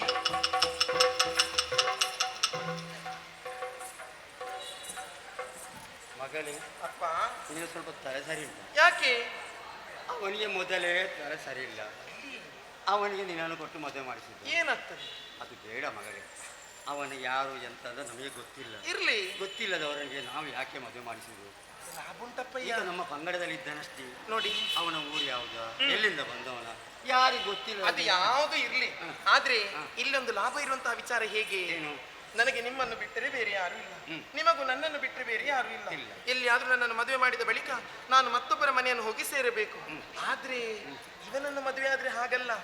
ಇವ ನಮ್ಮ ಜೊತೆಯಲ್ಲೇ ಇರ್ತಾನೆ. ಇವನಿಗೆ ಇರುವುದಕ್ಕೆ ಊರಿಲ್ಲ, ಮನೆ ಎನ್ನುವುದಿಲ್ಲ, ಮಠ ಎನ್ನುವುದಿಲ್ಲ.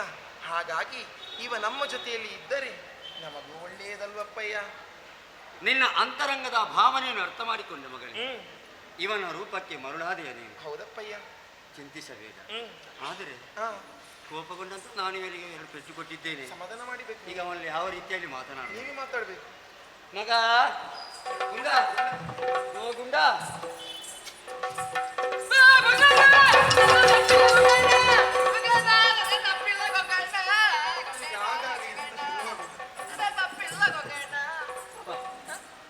ತಪ್ಪು ಬೇಡ. ಈಗ ಇದ್ದೇನೆ. ನಾನು ಏನು ಮಾಡ್ಲಿಲ್ಲ ಗೊತ್ತೇನ? ಕೋಪದಲ್ಲಿ 2 ಪೆಟ್ಟು ಕೊಟ್ಟಿದ್ದೇನೆ. ನೋವಾಯ್ತು ನಿನಗೆ? ಕೋಪದಲ್ಲಿ ಕೊಟ್ರೆ ಮಾತ್ರ ನೋವಾಗುವುದ? ಮತ್ತೆ ನಿನ್ನ ನೋಡಿದಾಗ 2 ಪೆಟ್ಟು ಕೊಟ್ಟದ್ದು ನಾನು. ನನ್ನ ನೋಡುವಾಗ ನಿಮಗೆ ಕೊಡುವ ಅಂತ ಅನಿಸಿತು. ಹೌದು, ಆ ರೀತಿ ನೀವು ಮಾಡ್ತಾ ಇದ್ದೀನಿ ಮಗ. ಏನು ಗೊಂಗಣ್ಣ? ಅದೇನೇನಲ್ಲ, ಇದು ನನ್ನ ಮಗಳು ಹಾ. ನಿನ್ನನ್ನು ಹಾ. ಪ್ರೀತಿ ಮಾಡ್ತಾಳಂತೆ. ಪ್ರೀತಿ ಹ್ಮ್. ಮಾಡಿ ಮಾಡಿ ಮಾಡ್ಲ್ಯಾ? ಮಾಡಿ ಮಾಡಿ. ಹಾಗಾದ್ರೆ ಏನು ಗೊತ್ತಾಯ್ತಾ? ಎಂತದ್ದು? ನಿನ್ನನ್ನು ಅವಳು ಮದುವೆ ಆಗ್ತಾಳಂತೆ. ಮದುವೆ ಹಾ. ಆಗ್ಲಿ ಆಗ್ಲಿ. ಎಂತದ್ದು ಆಗ್ಲಿ? ಆಗಿತ್ತು. ಎಂತದು ಯಾವ್ದಾಗ್ಲಿ? ಆಗ್ಲಿ? ಮದುವೆ ಯಾರನ್ನು? ನೀವಿಬ್ರು ಮದುವೆ ಆಗುದು. ಎಂತದ್ದು ಮಾತಾಡ್ತಾ ನೀವು? ಮಾತಾಡು. ಇದು ನನ್ನ ಮಗಳು. ಹೌದಾ? ಹೌದು. ತಂದೆ ಮಗಳಿಗೆ ಮದುವೆ ಆಗ್ಲಿಕ್ಕೆ ಆಗ್ತದೇನು? ಮತ್ತೆ ಯಾರು ಮದುವೆ ಆಗುದು? ಅವಳನ್ನು ನೀನು ಮದುವೆ ಆಗ್ತೀಯಾ? ನಾನು ಮದುವೆ. ಮದುವೆ ಅಂದ್ರೆ ಮದುವೆ ಅಂತೆ. ಹಾ. ಮದುವೆ ಆದ್ರೆ ಹಾ. ನಿನಗೆ ಅವಳ ಹೆಂಡತಿ. ಅವಳು ನನಗೆ ಹೆಂಡತಿ. ಹೆಂಡತಿ. ಹಾ. ನನಗೆ ನೀನು ಗಂಡ. ಗಂಡ. ಈಗ ನಿಮ್ಮ ಹೆಂಡತಿ. ಆಯ್ತು. ಆಯ್ತಲ್ಲ, ತಲೆ ಸರಿ ಉಂಟು ಇವನಿಗೆ. ಒಮ್ಮೊಮ್ಮೆ ಸರಿ ಇಲ್ಲದಾಗೆ ಮಾಡಿದಷ್ಟು. ಅದು ಬೆಟ್ಟೆಲ್ಲೋ ಬಿದ್ದದ್ದು. ಈಗ ನನ್ನ ಹೆಂಡತಿ ಮೊದಲೇ ಸತ್ತು ಹೋಗಿದ್ದಾಳೆ. ನಿಮ್ಮ ಹೆಂಡತಿ ಸತ್ತು ಹೋಗಿದ್ದಾಳೆ. ಈಗ ಮದುವೆ ಆದ್ಮೇಲೆ ಅವಳು ಸಾಯ್ತಾಳೆ ಯಾಕೆ? ಎಂತ ಮಾತಾಡ್ತೀನಿ ನೀನು?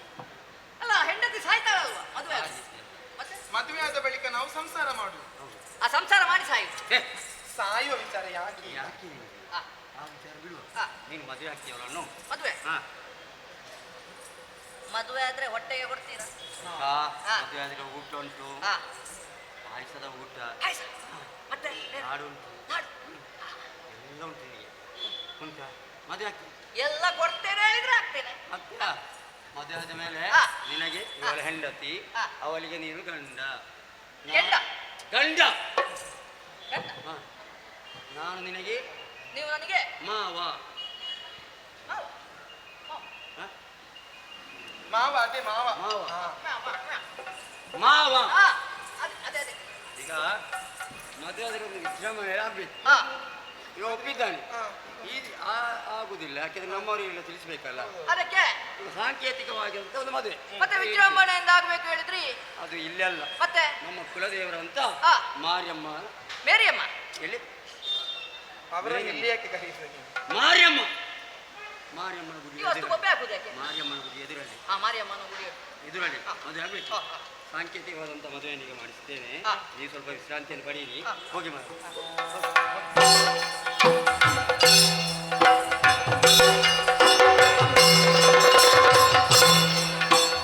ಹಲವು ಹೊಸರ ಕಲೆಯ ದಂಡಿನ ಲಲನೆಯು ಕರೆದೊಂದು ರೂಪಿನಲ್ಲಿ ಹಸಿವಾಗ್ತದೆ ಯಾಕೆ? ಫಲವ ಕಾಣದೆ ಕೋರೆ ಹಿಂದಿನ ಕೆಲಸದಿ ಹಲವು ಹೊಸರ ಕಲೆಯೇ ಇವರು ಯಾವ ಕರ್ಮಕ್ಕೆ ನನ್ನನ್ನು ಮದುವೆ ಮಾಡಿಸಿಕೊಟ್ರ? ಆ ಸ್ವೈರಿಣಿ ಎಲ್ಲಿ ಹೋಗಿದ್ದಾಳಂತ ಕಾಣುವುದಿಲ್ಲ. ನನಗಿಲ್ಲಿ ಹೊಟ್ಟೆಗೆ ಹಿಟ್ಟಿಲ್ಲ, ಏನು ಮಾಡುವುದು? ಏ ಸ್ವೈರಿಣಿ, ಸ್ವೈರಿಣಿ, ಸ್ವೈರಿಣಿ! ಇಲ್ಲಿ ಒಂದು ನಾನು ತಿಂದನೋ ನಾನು ಮಲ್ಕೊಂಡೋ ಇನ್ನೂ ಯಾವುದು ಸಾಯಲಿಲ್ಲ. ಹೇಳುವವರಿಲ್ಲ ಇಲ್ಲಿ. ಸತ್ತವರನ್ನು ಬೊಬ್ಬೆ ಹಿಡ್ತ ಹಾಗೆ ಬೊಬ್ಬೆ ಹಿಡ್ತಿದ್ದಾನೆ. ಇನ್ನು ಸ್ವಲ್ಪ ಎಂತದ್ದು? ಹೊತ್ತಿನಲ್ಲಿ ನಾನೇ ಸಾಯ್ತೇನೆ. ಯಾಕೆ? ಎಲ್ಲಿ ನನಗೆ ತಿನ್ನುವುದಕ್ಕೇನು ಕೊಡ್ಲೇ ಇಲ್ಲ ನೀನು ಇವತ್ತು. ತಿನ್ನುವುದಕ್ಕೆ ನನಗೆ ಹೊಟ್ಟೆಯಲ್ಲಿ ಚೂರು ಚೂರು ಆಗ್ತಾ ಉಂಟು. ಹೊಟ್ಟೆಯಲ್ಲಿ ಮತ್ತೆ ನೀನು ಇನ್ನೂ ಹೀಗೆ ಇರುವುದಾ? ಮಕ್ಕಳೊಂದಿಗೆ ಕುಳಿತು ಕುಟಿಯಲಿ ಮಕ್ಕಳೊಂದಿಗೆ ಕುಳಿತು ಕುಟಿಯಲಿ ಮುಕ್ಕಲೇನನು ಹೋಗು ಬೇಟೆಯು ಮುಕ್ಕಲೇನನು ಹೋಗು ಬೇಟೆಯು ತಕ್ಕದಿರ ಸಿಕ್ಕವರ ತಲೆ ಹೊಡೆ ತಕ್ಕದಿರ ಸಿಕ್ಕವರ ತಲೆ ಹೊಡೆದಿತ್ತು ಎನ್ನುತ್ತಾಯಿ ಮಕ್ಕಳೊಂದಿಗೆ ಕುಳಿತು ಕುಟಿಯಲಿ ಏನೇನೇನು ನೀನು ತಿನ್ನುವುದಕ್ಕೆ ಕೊಡ್ತೀಯೋ ಇಲ್ವೋ? ತಿನ್ನುವುದಕ್ಕೆ? ತಿನ್ನುವುದಕ್ಕೆ ಕೊಡದಿದ್ರೆ ನನಗೆ ಕೋಪ ಬರ್ತದೆ. ಯಾವ್ದು ಕೋಪ? ಕೋಪ ಬಂದ್ರೆ ಉಂಟಲ್ಲ, ಏನು ಮಾಡ್ತಿ? ನಾನು ಹಾ. ನಾನು ನೀನು ಇದನ್ನೇ ತಿಂತೇನೆ. ತಿಂತೀಯ? ತಿನ್ನು ನೋಡು. ತಿನ್ನು. ಅದನ್ನು ತಿನ್ಲಿಕ್ಕೆ ಆಗ್ತದ? ತಿನ್ನು. ಅದನ್ನು ತಿನ್ಲಿಕ್ಕೆ ಆಗ್ತದ ಅದು? ಹಾ? ಎಂತದು? ಹೇಳುವಷ್ಟು ಸುಲಭ ಅಲ್ಲ ಎಲ್ಲ ಕೆಲಸ. ಹಾ. ಹೀಗೆ ಬಾ. ಏನು? ಹೌದೇನೋ? ಏನು? ಮದುವೆ ಆಗಿ ಹಾ. ಮಕ್ಕಳನ್ನು ಕೊಟ್ರೆ ಸಾಲದ್ದು. ಅಲ್ಲ ನೀನಲ್ಲ ನನಗೆ ಮಗು ಬೇಕು ಮಗು ಬೇಕು ಅಂತ ಹೇಳಿದ್ದು. ಈಗ ಮಕ್ಕಳನ್ನು ಕೊಟ್ರೆ ಸಾಲದು ಅಂತ ಹೇಳಿದ್ರೆ ಅದಕ್ಕೊಂದು ಅರ್ಥ ಅಂತ. ಏನು ನಾನು ಒಬ್ಬಳೆ ಹೆತ್ತದ್ದ? ನೀನು ಒಬ್ಬ ಹೆತ್ತದ್ದು ನೀನೆ, ಮತ್ತೆ ಯಾರು? ಹೆತ್ತದ್ದು- ಬೇರೆಯವರು? ಅಲ್ಲ ಒಂದು ಮಗುವನ್ನು ಇಬ್ಬರು ಹೆರ್ಲಿಕ್ಕೆ ಆಗ್ತದೆ ಎಲ್ಲಿಯಾದ್ರೂ? ಹೆತ್ತದ್ದು ನಾನಾದ್ರೂ ಹಾ. ಒಬ್ಬಳಿಂದ ಹೆರುವುದಕ್ಕೆ ಸಾಧ್ಯ ಉಂಟಾ? ಅಲ್ಲ ಒಬ್ಬಳೇ ನೀನು ಹೆರುವುದು. ಜೊತೆ ಆದ್ರೆ ಮಾತ್ರ ತಾನೇ. ಹಾಗೆ ಹಾ. ಯಾರಾದ್ರೂ ಕಾರಣ ಆದ್ರೆ ಮಾತ್ರ ಇಲ್ಲಿ 5-6 ಮಕ್ಕಳನ್ನು ಒಟ್ಟು ಹೆಸರಿಸಿ ಹೆರುವುದು ಒಬ್ಬಳೇ. ಹೆರುವುದು ಒಬ್ಬಳು ನನಗೂ ಗೊತ್ತುಂಟು. ಹಾ. ನನಗೆ ಕಲಿಸಿದ್ದೆ ನಾನು ಹಾ. ವಿಚಾರಗಳನ್ನು. ನೀನು ನನಗೆ ಪಾಠ ಮಾಡ್ಲಿಕ್ಕೆ ಬರ್ಬೇಡ. ಏನು ಮಾಡುವುದು? ಅಲ್ಲ, ಕೆಲವರಿಗೆ 5-6 ಕಲಿಸಿದವರಿಗೆ ಮರ್ತು ಹೋಗ್ತದೆ. 5-6 ಮಕ್ಕಳನ್ನು ಮಾಡಿಸಿ ಹಾ. ಇಲ್ಲಿ ಕುಳಿತುಕೊಂಡು ಊಟಕ್ಕೇನಿಲ್ಲ ಎನ್ನುವಾಗ ಆಡಿದ್ರೆ ಆಗುವುದಿಲ್ಲ. ದುಡಿಬೇಕು. ನೀನು 5-6 ಅದಕ್ಕೆ ಚಿಂತೆ ಮಾಡಬೇಡ. ಮತ್ತೆ? ಇನ್ನು ಸ್ವಲ್ಪ ವರ್ಷ ಆದ್ರೆ 12 ಆಗ್ಬೋದು.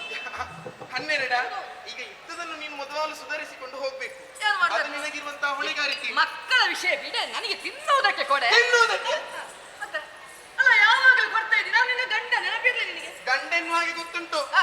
ಗಂಡ ಆದವನು ಏನು ಮಾಡ್ಬೇಕು? ಏನು ಮಾಡ್ಬೇಕು? ಈಗ ಅಪ್ಪಯ್ಯನ ತಿನ್ನಬೇಕು ಮಲಗಬೇಕು. ಅಪ್ಪಯ್ಯನ ಕಾಲ ಮಿಂಚಿ ಹೋಗಿದೆ. ಹಾ. ಅಪ್ಪ ಮೇಲ್ಲೋಕವನ್ನು ಸೇರಿಯಾಗಿದೆ. ಹೌದು. ಇನ್ನು ಏನಿದ್ದರು ಹಾ. ನಿನ್ನ ಹೊಣೆಗಾರಿಕೆ. ಏನು ನಿನಗೆ ಹೇಳಿಕೊಡ್ಲಿಲ್ವ ಬೇಟೆಯಾಡುವುದಕ್ಕೆ? ಹೇಳಿಕೊಟ್ಟಿದ್ದೀನಿ. ಯಾವ ರೀತಿ ಬೇಟೆಯಾಡಬೇಕು, ಹಾ. ಯಾವ ರೀತಿ ಮಾಂಸಗಳನ್ನು ತರಬೇಕೆನ್ನುವ ಹಾಗೆ. ನೀ ಬೇಟೆ ಹೇಳುವಾಗ ನೆನಪಾಯ್ತು. ಹಾ. ನಾನು ಬೇಟೆ ಆಡ್ಲಿಕ್ಕೆ ಒಂದು ಬೆಳಿಗ್ಗೆ ಹೋದ್ರೆ ಹ್ಮ್. ಸಂಜೆಯ ತನಕ ಹಾ.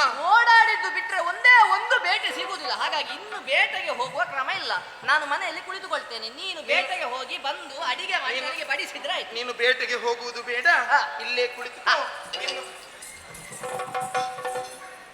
ಸ್ವೈರಿಣಿ, ಯಾವುದು? ಸ್ವೈರಿಣಿ ಹಾ, ಎಲ್ಲುಂಟು? ಅಲ್ಲಿ ನೆಲದಲ್ಲಿ ಒಂಚೂರು ಮಣ್ಣುಂಟು, ಮಣ್ಣು ತಿನ್ನು ಹೋಗು. ಮಣ್ಣು? ಹೌದು. ಗಂಡನಿಗೆಲ್ಲ ಹಾಗೆ ಹೇಳ್ತೀಯ? ನಿನಗೆ ಬೇಟೆಗೆ ಹೋಗ್ಲಿಕ್ಕೆ ಆಗುದಿಲ್ಲ. ಬೇಟೆಗೆ ಮತ್ತೆ ಇಲ್ಲಿ ಯಾರು ಅಡಿಗೆ ಮಾಡಿ ಕೊಡುವುದು? ನೀನು ಹೆಂಡತಿ ಅಲ್ಲ ನೀನು?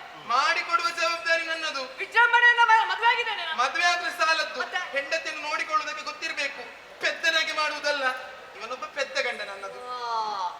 ನಿನಗೆ ಇಷ್ಟು ವರ್ಷ ಆದ್ಮೇಲೆ ಗಂಡ ಪೆದ್ದ ಅಂತ ಗೊತ್ತಾದದ್ದಲ್ವಾ? ಎದ್ದೇಳಿ. ನಿನಗೆ ಮದುವೆ ಆಗುವಾಗೆಲ್ಲ ಗಂಡ ಪೆದ್ದ ಅಂತ ಗೊತ್ತಾಗಲಿಲ್ಲ. ನೀನು ಮಾತಾಡಿ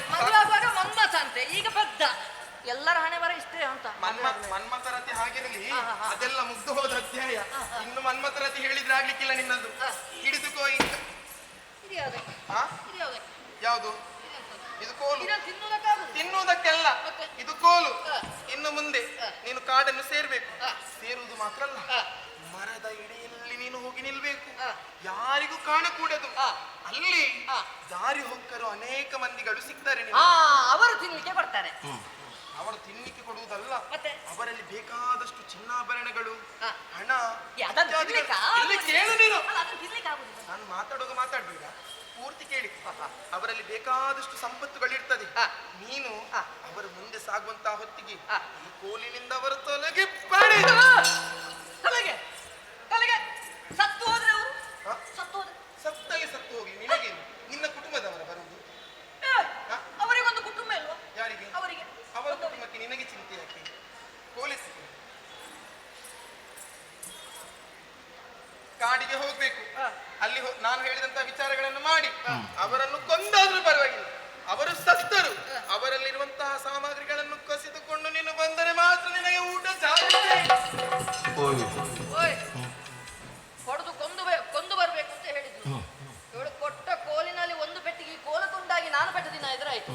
ನೋಡುವ ಹೋಗ್ತೇನೆ.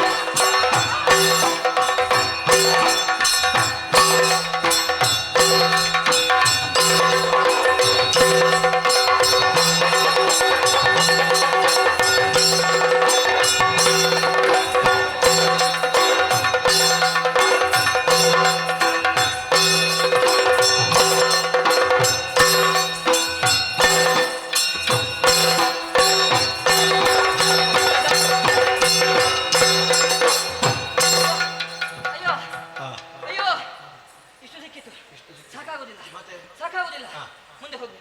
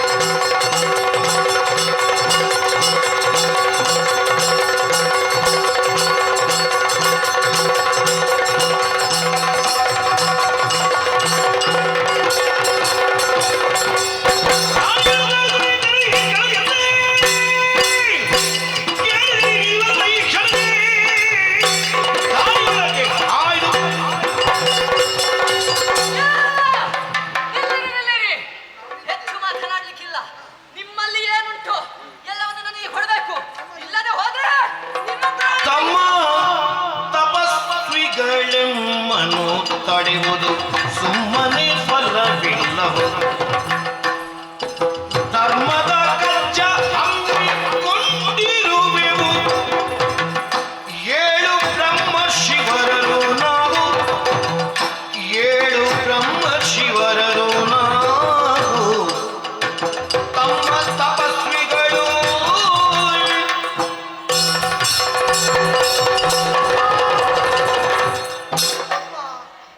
ಸೈರಿಸು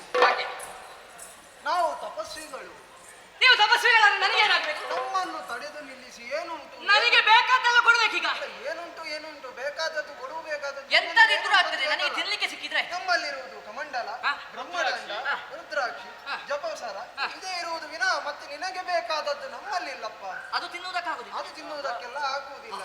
ಅದು ನಮ್ಮ ನಿನ್ನಿಗೆ ವ್ಯರ್ಥ ಪ್ರಯತ್ನ ಅಂತ ನಮ್ಮನ್ನು ಹಾಗಾದ್ರೆ ನಿಮ್ಮನ್ನು ಕೊಂದೆ ಹೋಗುದು. ಹಾಗೆಲ್ಲ ಮಾಡಬಾರ್ದು. ಮತ್ತೆ ನನಗೆ ಏನಾದ್ರೂ ಬೇಕು ನಿಮ್ಮಿಂದ. ಈಗ ಈಗ ಇಷ್ಟೆಲ್ಲ ನೀನು ಕಾರ್ಯವನ್ನೆಲ್ಲ ಕೈಯುತ್ತಿದ್ಯಲ್ಲ, ಹೌದು ಈ ಅಡೆತಡೆ ಎಲ್ಲ ಮಾಡಿ, ಹೌದು. ಸುಲಿಗೆ ಮಾಡಿ, ಹಾ. ಅನಾಚಾರ ಮಾಡಿ, ಹಾ. ತಡೆದು ನಿಲ್ಲಿಸಿ, ಹಾ. ಅವರ ತಲೆಯನ್ನು ಬಡಿದು ಅವರಲ್ಲಿದ್ದದ್ದನ್ನೆಲ್ಲ ಕಸಿದೆಯಲ್ಲೋ, ಹಾ. ನೀನು ಇದು ಮಾಡುವುದು ಹಾ. ಯಾರಿಗಾಗಿ? ನಾನೊಂದು ಜವಾಬ್ದಾರಿಯುತ ಗಂಡನಾಗಿ ನನ್ನ ಹೆಂಡತಿ ಮಕ್ಕಳನ್ನು ಸಾಕುವುದಕ್ಕಾಗಿ ಹೀಗೆ ಈಗ ಮಾಡುವುದು. ಜವಾಬ್ದಾರಿಯುತ ಗಂಡ ಹೀಗೆ ಓಹೋ ಅವಳು ಹೇಳಿದ್ದಾಳೆ, ಹೆಂಡತಿ ಹೇಳಿದ್ದಾಳೆ, ಏನಂತ ಹೇಳಿದ್ದಾಳೆ? ಹೆಂಡತಿ ಮಕ್ಕಳನ್ನು ಸಾಕಬೇಕಂತಾದ್ರೆ ಇನ್ನೊಬ್ಬರ ತಲೆ ಹೊಡೆದಾದ್ರೂ ಸಾಕಬೇಕು ಅಂತ. ಅಯ್ಯೋ, ಹಾಗಾಗಿ ನನಗೀಗ ಜವಾಬ್ದಾರಿ ಬಂದಿದೆ, ಹೆಚ್ಚು ಕೇಳಲಿಕ್ಕಿಲ್ಲ. ನನ್ನ ಕರ್ಮ ಇನ್ನು ಎರಡು ಇದು. ಹೆಚ್ಚು ಮಾತಾಡಿದ್ರೆ ತಲೆಗೆ ಬಡಿತೇನೆ ನಾನು. ನನ್ನ ಹೆಂಡತಿ ಮಕ್ಕಳನ್ನು ಸಾಕಲಿಕ್ಕೆ ಬೇಕಾಗಿ ಮತ್ತೊಬ್ಬರ ತಲೆಯನ್ನು ಹೊಡೆದು ಅವರಿಂದ ಕಸಿದುಕೊಳ್ಳು. ಹಾಗೆ ಕೊಟ್ರೆ ಮಾತ್ರ ನನಗೆ ತಿನ್ನುವುದಕ್ಕೆ ಕೊಡುವುದು ಅವಳು. ಆಯ್ತಪ್ಪ, ಕೊಡಿ. ನಿನ್ನದ್ರಲ್ಲಿ ವಾದ ಇಲ್ಲ. ಹಾ. ಆದ್ರೆ ನನ್ನಲ್ಲಿ ಒಂದು ಕೆಲವಾರು ಪ್ರಶ್ನೆಗಳು ಉಂಟು. ಏನು? ಈಗ ನನ್ನಲ್ಲಿ ಒಂದು ವಿಷಯ ಉಂಟು. ಮೊದಲಿಗೆ ನಾನು ವಿಷಯ ಹೇಳ್ತೇನೆ, ಹಾ. ಆಮೇಲೆ ಪ್ರಶ್ನೆಯನ್ನು ಕೇಳ್ತೇನೆ. ಪ್ರಶ್ನೆಯನ್ನು ಕೇಳಿ ಮತ್ತೆ ತಿನ್ನುವುದಕ್ಕೆ ಕೊಡ್ತೀರಾ? ಅದು ಬಳಿಕವಾಗಿ ವಿಚಾರಿಸಿ. ಈಗ ಈ ಭೂಮಿಯಲ್ಲಿ ಹುಟ್ಟಿದವನಿಗೆ ಹಾ. ಮನುಷ್ಯನಾದವನು ಕರ್ಮವನ್ನೇ ಮಾಡುತ್ತಾ ಬದುಕಬೇಕಾದದ್ದು. ಹಾ. ಅದು ಅವನದ್ದು ನೀತಿ. ಹಾ. ಈ ಕರ್ಮದಲ್ಲಿ ಹಾ.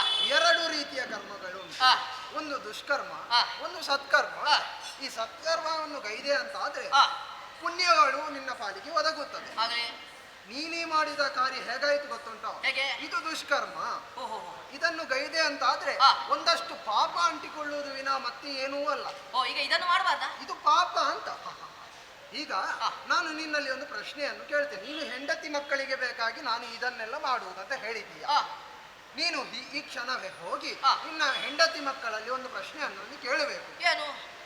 ನಾನು ಈಗ ದಾರಿ ಹೋಗ್ಗಳನ್ನೆಲ್ಲ ಹಾ. ಹೊಡೆದು ಬಡಿದು ಸುಲಿಗೆ ಮಾಡಿ ಹಾ.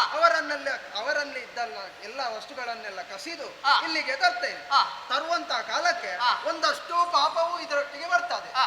ಈ ಪಾಪದಲ್ಲಿ ಹಾ. ಪಾಲುಗಾರರು ನೀವು ಇದ್ದೀರಾ ಅಂತ ಒಂದು ಪ್ರಶ್ನೆಯನ್ನು ಕೇಳಬೇಕು. ಓ ಹೀಗೆಲ್ಲ ವಿಚಾರ ಉಂಟಲ್ಲ? ಹೀಗೆಲ್ಲ ವಿಚಾರ ಉಂಟು. ಇದು ಹೊಳೆಯೇ ಅಲ್ಲ ನನಗೆ. ಈಗ ನಾವು ಬಂದು ಹೊಳಿಸುವುದಕ್ಕೆ ಬಂದದ್ದಲ್ವಾ? ಆಹಾ. ಹಾ. ಆಹಾ. ನೀನು ಈಗಲೇ ಹೋಗಬೇಕು. ಆ. ನಿನ್ನ ಹೆಂಡತಿಯಲ್ಲಿ ಪ್ರಶ್ನೆಯನ್ನು ಮಾಡಬೇಕು. ಹಾ. ಆ ಬಳಿಕ ಇಲ್ಲಿಗೆ ಬಾ, ನಾವಿಲ್ಲೇ ಇರ್ತೇವೆ. ಹೌದಾ? ಹಾ. ಹೋಗಿ ಬರ್ತೇನೆ. ಆಯ್ತು. ಎಲ್ಲಿಗೂ ಹೋಗಬಾರ್ದು. ಇಲ್ಲ, ಹೋದ್ರೆ ಹುಡುಕಿಕೊಂಡು ಬಂದು ಹೊಡಿತೇನೆ. ನಾವಿರ್ತೇವೆ.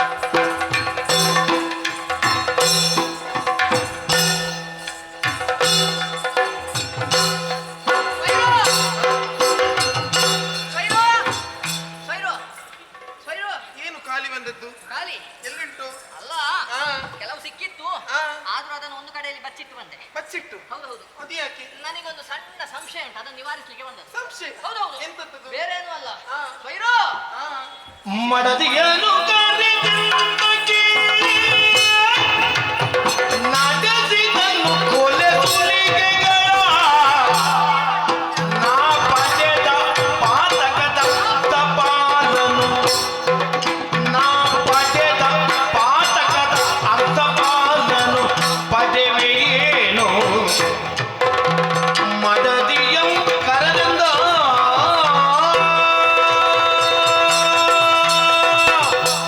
ಬಡದಿ. ಏನು? ಸ್ವೈರು. ಆ? ಓ ಎನ್ನ ಪ್ರೀತಿ. ಪ್ರೀತಿ? ಯಾವ ಪ್ರೀತಿ? ಸ್ವೈ ಎಲ್ಲಿಂಟು? ಎಂತದ್ದು? ಹೋದ ಕೆಲಸ? ನಾನು ಬಂದಿದ್ದೇನಲ್ಲ, ಅದರ ಬಗ್ಗೆ ಯೋಚನೆ ಮಾಡುದು. ನೀನು ಬಂದಿದ್ದೀರಿ, ನಿನಗೆ ಊಟ ಬೇಡವಾ? ಬೇಕು. ಮತ್ತೆ ಅಲ್ಲ, ಹ್ಮ್. ಊಟಕ್ಕಿಂತ ಮೊದಲು ಒಂದು ಸಂಶಯ ನಿವಾರಣೆ ಆಗ್ಬೇಕು. ಏನು? ಬೇರೇನೂ ಅಲ್ಲ. ಮತ್ತೆ ಈಗ ಆ. ನೀನೇ ಹೇಳಿದೆ, ಹ್ಮ್ ಎಲ್ಲರ ತಲೆ ಹೊಡೆದಾದ್ರು, ಹ್ಮ್. ಅವರನ್ನು ಕೊಂದಾದ್ರು, ಹ್ಮ್. ಅವರಲ್ಲಿದ್ದಂತಹ ವಸ್ತುಗಳೆಲ್ಲವನ್ನು ತರಬೇಕು ಎಂಬ ಹಾಗೆ. ತರಬೇಕು. ಈಗ ಹ್ಮ್ ನಾನು ಅವರನ್ನೆಲ್ಲ ಕೊಂದ್ರೆ ಆ, ನನಗೆ ಪಾಪ ಎನ್ನುವುದು ಬರ್ತದೆ. ಅದಕ್ಕೆ ಆ.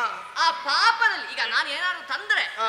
ಅದರಲ್ಲಿ ನೀವು ಪಾಲುದಾರರಾಗ್ತೀರಿ. ಹೌದು. ಹ್ಮ್ ವಸ್ತುಗಳಲ್ಲಿ ಪಾಲುದಾರರಾಗುವ ನೀವು ಆ. ನನಗೆ ಬಂದಂತಹ ಪಾಪದಲ್ಲಿ ಏನಾದ್ರೂ ಪಾಲನ್ನು ಪಡೆಯುತ್ತೀರಾ? ಈಗ ಇಲ್ಲಿವರೆಗೆ ಕೇಳುವಷ್ಟು ಮಡದಿ ಮಕ್ಕಳ ಹೊರವ ಕಚ್ಚವು ಕೋಟವಿಯ ಪುರುಷನಿಗೆ ಸಹಜವು ಮಡದಿ ಮಕ್ಕಳ ಹೊರವ ಕಚ್ಚವು ಕೋಟವಿಯ ಪುರುಷನಿಗೆ ಸಹಜವು ಹೊಟ್ಟೆದು ಗಳಿಸಿದ ಪಾಪ ಎನ್ನನ್ನು ಅಡ್ಡಸದೆನಲು ಹೊಟ್ಟೆದು ಗಳಿಸಿದ ಪಾಪ ಎನ್ನನ್ನು ಅಡ್ಡಸದೆನಲು ಮಡದಿ ಮಕ್ಕಳ ಹೊರವ ಕಚ್ಚ ನನಗೆ ವಿಶ್ವಾಸ ಉಂಟು ನಿನ್ನ ಮೇಲೆ. ಯಾವ ವಿಶ್ವಾಸ? ಅಲ್ಲ, ನೀನು ಪಡೀತಿ ಅನ್ನೋ ವಿಶ್ವಾಸ ಉಂಟು. ಆದ್ರೂ ಒಮ್ಮೆ ಕೇಳುವ ಅಂತ. ಅಡಿಕೆಯಲ್ಲ? ಹೋದವ ಆ. ತರ್ಬೇಕಿತ್ತು. ಹೌದು. ನೀನು ತಂದಂತಹ ವಸ್ತುಗಳಲ್ಲಿ ಹೆಂಡತಿ ಮಕ್ಕಳಿಗೆ ಪಾಲುಂಟು ಪಾಲು ಕೊಡ್ಲೇಬೇಕಲ್ವ ನಾನು? ಅಲ್ವಾ? ಆ. ಅದು ಯಾರ ಕರ್ತವ್ಯ? ಅದು ನನ್ನ ಕರ್ತವ್ಯ. ನಿನ್ನ ಕರ್ತವ್ಯ. ಹೌದು. ಅದನ್ನ ಗೊತ್ತುಂಟು. ಆ, ನೀನು ಮದುವೆಯಾದ ಬಳಿಕ ಹೆಂಡತಿಯನ್ನು ನೋಡಿಕೊಳ್ಳುವುದು, ಆ. ಹೆತ್ತಂತಹ ಮಕ್ಕಳನ್ನು ನೋಡಿಕೊಳ್ಳುವುದು, ಆ. ಅದು ಗಂಡಾದವನಿಗೆ ನಿನಗಿರುವಂತಹ ಕರ್ತವ್ಯ, ಹೊಣೆಗಾರಿಕೆ ಅದು. ಸರಿ. ಅದನ್ನು ನೀನು ಕೇಳುವ ಹಾಗಿಲ್ಲ. ಆ. ಹಾಗೆಂದು ಆ. ನೀನು ಮಾಡಿದಂತಹ ಪಾಪಕರ್ಮಗಳಲ್ಲಿ ಆ. ನಾನು ಯಾಕೆ ಪಾಲು ಪಡಿಬೇಕು? ಅಲ್ಲ, ನಾನು ತಂದ ವಸ್ತುವಿನಲ್ಲಿ ಪಾಲು ಉಂಟಂತ ಇದರಲ್ಲಿ ಪಾಲು ಬೇಡವಾ? ತಂದ ವಸ್ತುವಿನಲ್ಲಿ ಆ. ಈ ಭೂಮಿಯಲ್ಲಿರುವಂತಹ ಎಲ್ಲ ಜೀವರಾಶಿಗಳಿಗೂ ಆ. ತನ್ನ ಹೆಂಡತಿ ಮಕ್ಕಳನ್ನು ಸಾಕಬೇಕಾದದ್ದು ಅವನ ಕರ್ತವ್ಯವೇ. ಆ. ಅದನ್ನು ಬಿಟ್ಟು ಆ. ಗಂಡ ಮಾಡಿದಂತಹ ಪಾಪಕರ್ಮಗಳಲ್ಲಿ ಆ. ಹೆಂಡತಿ ಆದವಳು ಪಾಲು ಪಡೆಯುವುದು ಇದು ಯಾವ ಕ್ರಮ? ಒಂದು ಮಾತುಂಟು, ಹೇಗೆ? ಕೊಂದ ಪಾಪ ತಿಂದು ಪರಿಹಾರ ಅಂತ. ಈಗ ನಾನು ಕೊಂದು ನೀನು ತಿಂದು ಪರಿಹಾರ ಇದು ಮಾಡಿಕೊಳ್ಳುವುದು ಇದು ಹೇಗೆ? ಹೇಗಾಯ್ತು ಗೊತ್ತುಂಟ? ಹೇಗೆ? ವಿದ್ಯೆ ಕಲಿಸಿದ ಶಿಕ್ಷಕನಿಗೆ ಆ. ಬುದ್ಧಿಯ ಮಾತುಗಳನ್ನು ಹೇಳುವುದಕ್ಕೆ ಬರುವಷ್ಟರ ಒಳಗೆ ನೀನು ಮುಟ್ಟಿದೆ. ಅಲ್ಲ, ಹಾಗಲ್ಲ. ಆ. ಒಮ್ಮೊಮ್ಮೆ ನನ್ನ ಮನಸ್ಸಿನಲ್ಲಿ ನಿನ್ನ ಕೆಲವು ನಿನ್ನ ಜಿಜ್ಞಾಸೆಗಳು- ಬಾಯಲ್ಲೂ ಇಂಥ ಮಾತುಗಳು ಬರ್ತದೆ ಹೇಳಿದ್ರೆ ನಿನ್ನ ತಲೆ ಹೇಗಿರ್ಬೇಕು ಹೇಳು? ಈಗ ನೀನು ನೀನು ಪಾಪವನ್ನು- ಹೋಗಿ ತಲೆಗೆ ಹೊಡೆದು ಬಂದದ್ದು ನಿನ್ನ ತಲೆಗೆ ಪೆಟ್ಟಾಗಿದೆ. ಆಹಾ. ಈಗ ನೀನು ಪಾಪ ಪಡೆದುಕೊಳ್ಳುವುದಿಲ್ಲ, ಪಾಪವನ್ನು ಪಡೆಯುವುದಕ್ಕಾಗುವುದಿಲ್ಲ. ಪಾಲಿಲ್ಲ, ಪಾಲಿಲ್ಲ. ಇಲ್ಲ, ನಿನಗೂ ಇಲ್ಲ, ನನ್ನ ಮಕ್ಕಳಿಗೂ ಇಲ್ಲ. ಯಾರಿಗೂ ಇಲ್ಲ. ಇದು ನೀನು ಕೊಟ್ಟದಲ್ಲ. ಹೌದು. ಸತ್ತಲ್ಲಿ ಸತ್ತು ಹೋಗುದು ಯಾರು? ನೀನು. ನಾನು. ನೀನು ಆ ಮಕ್ಕಳು ಆ. ಉಪವಾಸ ಬಿದ್ದು ಸಾಯಿತು. ನಾವು- ನಾನು ಇಲ್ಲೇ ಕುಳಿತುಕೊಳ್ತೇನೆ. ನನಗೆ ಬೇಡ. ಕುಳಿತುಕೋ. ನಿಮಗೆ ನನಗೆ ಪಾಪದಲ್ಲಿ ಪಡೆದುಕೊಳ್ಳಿಕ್ಕೆ ಆಗುದಿಲ್ಲ ಅಂತೆ. ಆ. ನಾನು ಹೋಗಿ ಇನ್ನೊಬ್ಬರ ತಲೆ ಹೊಡೆದು ನನಗೆ ಪಾಪ ಬರ್ಬೇಕಾ? ಇನ್ನೂ ಹೋಗುದಿಲ್ಲ. ಹೊಟ್ಟೆಗೆ ಬೇಕಾದದ್ದು ನಿನಗಲ್ವಾ? ಆ. ಹೊಟ್ಟೆಗೆ ನಿನಗೆ ಬೇಡವಾ? ಹೊಟ್ಟೆಗೆ ಬೇಕಿದ್ರೆ ನನಗೆ ಬೇಕಿದ್ರೆ ನಾನೇನಾದ್ರೂ ಹಣ್ಣು ಹಂಪಲು ತಿಂತೇನೆ. ಇನ್ನೊಬ್ಬರ ತಲೆ ಹೊಡೆಯುವುದು. ಮತ್ತೆ ಮದುವೆ ಆಗುವುದಕ್ಕೆ ನನ್ನನ್ನು ನಿನ್ನನು ಮಕ್ಕಳನ್ನು ನೀನಲ್ಲ? ಯಾಕೆ ಬಿಟ್ಟದ್ದು? ಅಪ್ಪ ಅಪ್ಪ ಆ. ಮನ್ಮಥನಾಗಿದ್ದಾನೆ. ಅವ ಹಾಗೆ ಹೀಗೆ ಅಂತ. ಅವ ಮನ್ಮಥನಾಗಿದ್ದಾನೆ. ಈಗ ನಾನು ಪೆದ್ದ. ಅಪ್ಪನಲ್ಲಿ ಹೇಳಿದ ವಿಚಾರ ಅಲ್ಲ, ಮದುವೆ ಆಗುವುದನ್ನು ಆಗಿದ್ದೆ. ನಿನಗೆ ಬೇಡ ಎನ್ನುವಾಗ ಹೇಳಬಹುದಿತ್ತಲ್ಲ. ಯಾರಿಗೆ ಗೊತ್ತು? ಆ? ಯಾರಿಗೆ ಗೊತ್ತು? ಯಾವ ಹೀಗೆಲ್ಲ ಜನರಿಗೆ ಆಗ್ತದೆ ಗೊತ್ತು? ಅಂತ? ಹೀಗೆಲ್ಲ ಗೊತ್ತಿತ್ತ? ಮಕ್ಕಳು- ನೀವೆಲ್ಲ ನೀನು- ತಿನ್ನುವುದಕ್ಕೆ ಕೊಡ್ತೇನೆ ಅಂತ ಆಸೆ ಹುಟ್ಟಿಸಿದ್ದು. ಇನ್ನೂದಕ್ಕೆ ಕೊಡ್ತೇನೆ ಅಂತ ಹೇಳಿದೆ ನಾವು. ತಿನ್ನುವುದಕ್ಕೆ ಈಗ ಮಕ್ಕಳು ಹುಟ್ಟಿದ ಮೇಲೆ ಆ 5-6 ಮಕ್ಕಳನ್ನು ಯಾರು ಹೇಳಬೇಕು? ನಾನು ಸಾಕ್ಬೇಕಾ? ನನ್ನ ಮಕ್ಕಳಿಗೆ ಮಕ್ಕಳ 6 ಉಂಟು, ನನ್ನನ್ನೊಂದು 7 ಅಂತ ತಿಳ್ಕೊಂಡು ನೀನೇ ಹೋಗಿ. ಆಗುವುದಿಲ್ಲ, ಆಗುವುದಿಲ್ಲ. ಹೋಗೆ. ನಿನಗೆ ಹೊಟ್ಟೆಗೆ ಬೇಕಾ? ಹಸಿವಾಗ್ತದೆ. ಹೊಟ್ಟೆಗೆ ಬೇಕಾ? ಏನಾದ್ರೂ ತೆಗೆದುಕೊಂಡು ಬಂದ ಮಾತ್ರ ಹೊಟ್ಟೆ, ಇಲ್ಲದಿದ್ರೆ ಎಲ್ಲ ಬಿದ್ದು ಸತ್ತು ಹೋಗ್ಬೇಕು. ಸತಿಯ ಕಟು ನುಡಿ ಕೇಳಿ ಮನದಲ್ಲಿ ವ್ಯಥಿಸುತ್ತಲಿ ನಡೆತಂದು ಸತಿಯ ಕಟು ನುಡಿ ಕೇಳಿ ಮನದಲ್ಲಿ ಎಲ್ಲ ಮುಗಿಯಿತು. ವ್ಯಥಿಸುತ್ತಲಿ ನಡೆತಂದು ಬಂದಿದ ಯತಿವರೇ ನೆಲ ಬಿಡಿಸಿ ವಂದಿಸುವೆಂದ ವಿನಯದಲ್ಲಿ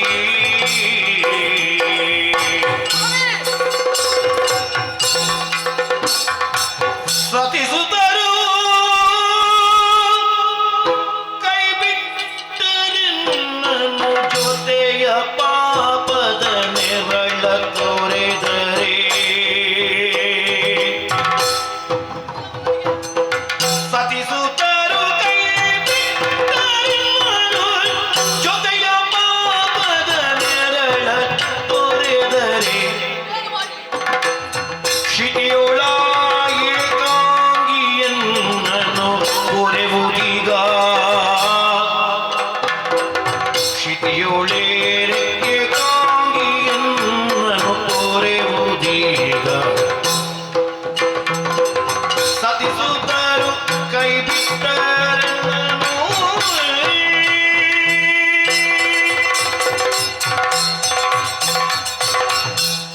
ಸ್ವಾಮಿ, ಜೀವನದ ಬಗ್ಗೆ ಈಗ ಅರ್ಥವಾಗುತ್ತಾ ಇದೆ. ಏನಪ್ಪ? ಒಂದೇ ಒಂದು ಪ್ರಶ್ನೆಯನ್ನು ಕೇಳುವುದಕ್ಕೆ ಹೋಗಿ ನೀವೆಷ್ಟು ಮಹಾ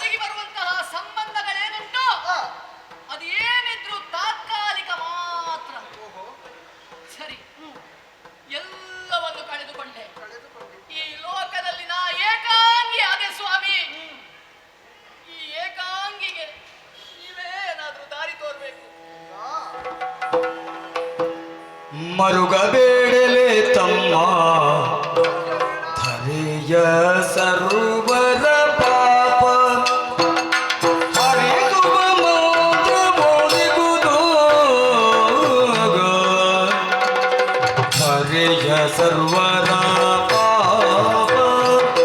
ಹರಿಸುವ ಮಂತ್ರ ಬೋಧಿಗುವುದು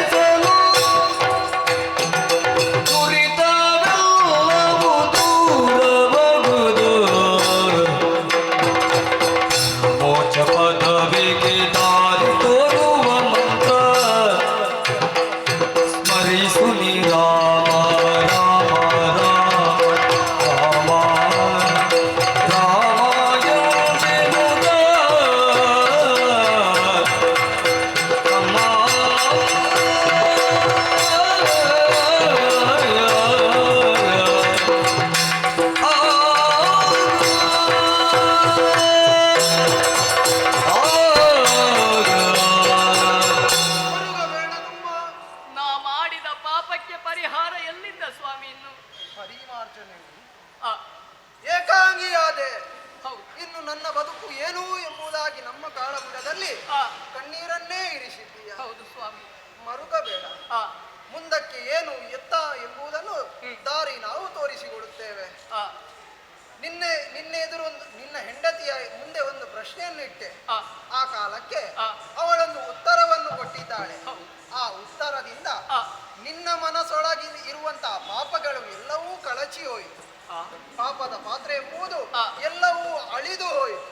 ಆ, ಈಗ ಬರೇ ಪಾತ್ರೆ ಅದು. ಆ, ಇನ್ನಾದರೂ ಆ. ಪುಣ್ಯ ಸಂಪಾದನೆಯನ್ನು ಅದರೊಳಗೆ ಇರಿಸಿತು. ಆ, ಆ ಕಾರಣದಿಂದಾಗಿ ಆ. ನಿನ್ನ ಮುಂದಿನ ಬದುಕಿಗೆ ಆ. ನಾವು ದಾರಿಯನ್ನು ಸೂಚಿಸುತ್ತೇವೆ. ಏನು ಸ್ವಾಮಿ? ಎರಡಕ್ಷರವುಳ್ಳಂತ ಆ, ರಾಮ ಎಂಬ ತಾರಕ ಮಂತ್ರವೊಂದನ್ನು ಹೇಳಿಕೊಡುತ್ತೇವೆ. ಆ, ಅದನ್ನು ಜಪಿಸುತ್ತೆ ಎಂದಾದ್ರೆ ಆ. ನಿನಗೆ ಒಳ್ಳೆಯದಾಗುತ್ತದೆ. ಸರಿ. ಹೀಗೆ ಜಪಿಸುವುದು. ಮತ್ತೆ ಅದಕ್ಕೆ ವಿಧಿವಿಧಾನ ಎಂಬುದು ಉಂಟು. ನೀವೇ ಹೇಳಿಕೊಡಿ. ಕಾಡುತ್ತಿರುವ ನದಿಯಲ್ಲಿ ಆ. ಮಿಂದು ಶುಚಿರ್ಭೂತನಾಗಿ ಬಾ. ಆಗಲಿ ಸ್ವಾಮಿ.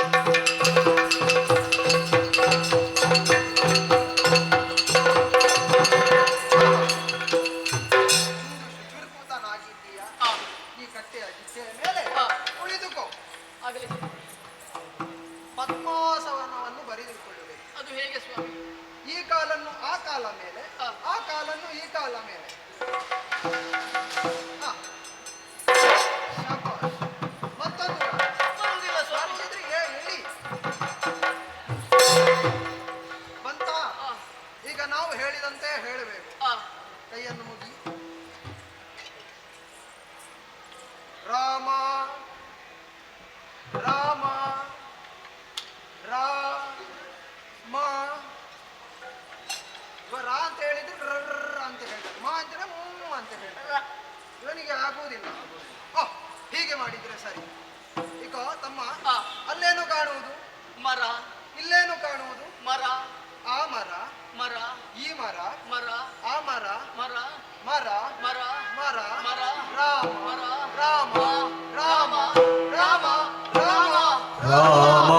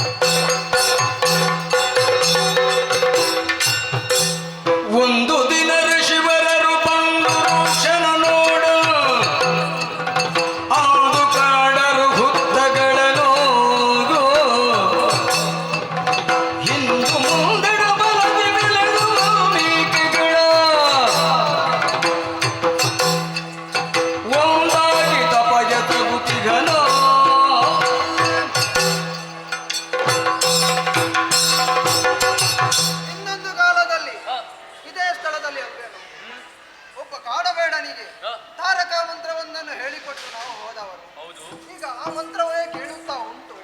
ಇದೇ ಪರಿಸರದಲ್ಲಿ ಎಲ್ಲಿ ಓ, ಆ ಶಬ್ದವು ಈ ಹುತ್ತದೊಳಗಿಂದ ಬರುತ್ತಾ ಉಂಟು. ಆ ಕಾರಣದಿಂದಾಗಿ ಈ ಹುತ್ತವನ್ನು ಮರೆಸಬೇಕು. ಏನು ಮಾಡೋಣ? ವರುಣ ದೇವನಿಗೆ ಪ್ರಿಯವಾದ ಮಂತ್ರ ಪರ್ಜನ್ಯ ಮಂತ್ರ, ಅದನ್ನೇ ಜಪಿಸಿ ಮಳೆಯನ್ನು ಬರಿಸೋಣ. ಓಂ ವರುಣದೇವಾಯ ನಮಃ.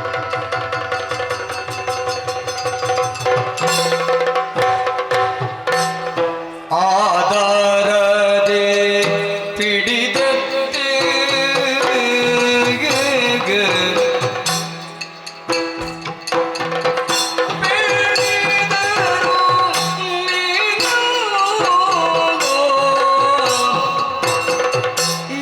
ಮೇದಿನಿಗೆ ನವಮನುಜನಾದೆ ನೀನು ಮೇದಿನಿಗೆ ನವಮನುಜನಾದೆ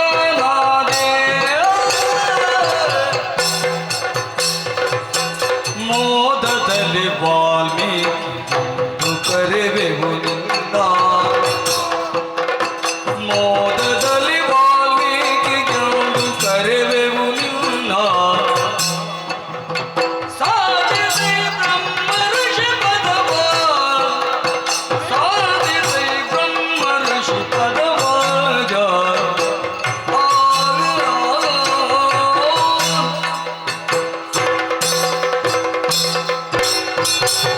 ಅಯ್ಯೋ, ಈ ಹಿಂದೆ ತಾರಕ ಮಂತ್ರವೊಂದನ್ನು ಹೇಳಿಕೊಟ್ಟು ಅದನ್ನು ನೀನು ನಿತ್ಯ ನಿರಂತರ ಜಪಿಸಿ ನಿನಗೆ ಅರಿಯದಂತೆ ನಿನ್ನ ಸುತ್ತವೂ ವಲ್ಮಿಕವೊಂದನ್ನು ಬೆಳೆಸಿಕೊಂಡು ಅದೆಷ್ಟೋ ಕಾಲದಿಂದ ತಪಸ್ಸನ್ನು ಮಾಡಿದವನಿದ್ದೀಯ. ಆದರೆ ಈ ಕಾಲಕ್ಕೆ ನಿನ್ನನ್ನು ಕಂಡು ಪರ್ಜನ್ಯ ಮಂತ್ರವನ್ನೇ ಜಪಿಸಿ ಇಳೆಗೆ ಮಳೆಯನ್ನು ಸುರಿಸಿ ಆ ಹುತ್ತವನ್ನು ಹೋಗಲಾಡಿಸಿ ನಿನ್ನನ್ನು ಆದರದಿಂದ ಎತ್ತಿ ಹಿಡಿದಿದ್ದೇವೆ. ಅಯ್ಯ, ಒಂದು ಮಗುವಿಗೆ ತಾಯಿಯ ಗರ್ಭವು ಒಳಗಿರುವಂತೆ ನೀನು ಈ ದಾರುಣಿಯ ತಾಯಿಯ ಮೇಲೆ ಹುತ್ತದ ಲೋಪಾದಿಯಲ್ಲಿರುವಂತಹ ಗರ್ಭದೊಳಗಿಂದ ಬಂದ ಕಾರಣದಿಂದಾಗಿ ನಿನಗಿದು ಎರಡನೇ ಜನ್ಮ. ಅಯ್ಯ, ಈ ವಾಲ್ಮೀಕದಿಂದ ಬಂದ ಕಾರಣದಿಂದಾಗಿ ನಿನಗೆ ವಾಲ್ಮೀಕಿ ಎಂಬ ಹೆಸರನ್ನಿರಿಸಿದ್ದೇವೆ. ಇಷ್ಟೇ ಸಾಧನೆ ಮಾಡುವುದಲ್ಲ, ಅಧಿಕೃತವಾದಂತಹ ಸಾಧನೆಯನ್ನು ಮಾಡಬೇಕು. ಮುಂದಕ್ಕೆ ನೀನು ಬ್ರಹ್ಮ ಋಷಿಯಾಗು, ಬ್ರಹ್ಮ ಋಷಿಯಾಗು, ಬ್ರಹ್ಮ ಋಷಿ.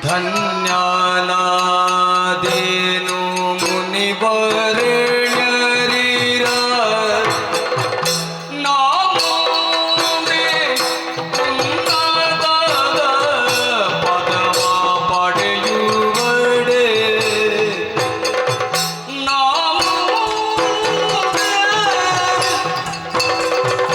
ಉನ್ನತದ ಪದವ ಪಡೆಯುವಡೆ ಮುನ್ನಿನಾಂತೆಗೆ ತಪವ ಎಸಗುವೆನು ಎನ್ನುತ್ತ ಮುನ್ನಿನಾಂತೆಗೆ ತಪವ ಎಸಗುವೆನು ಎನ್ನುತ್ತ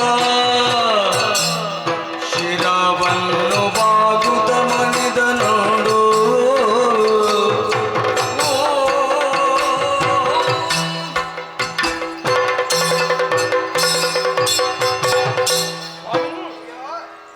ನಿಮಗಿದು ಮತ್ತೊಮ್ಮೆ ಶಿರವಾಗುತ್ತೇನೆ. ಶುಭವಾದ ಧನ್ಯನಾದೆನು ಎನ್ನುವುದಕ್ಕಿಂತ ಹೆಚ್ಚಿನದ್ದಾದಂತಹ ಪದ ಬಳಕೆ ಮಾಡುವುದಕ್ಕೆ ನಾನು ಅರಿತವನು. ಆ, ಯಾವುದೋ ಒಂದು ತೆರನಾದಂತಹ ಬದುಕನ್ನು ಬದುಕಿಕೊಂಡಿದ್ದವು. ಸತ್ಯ.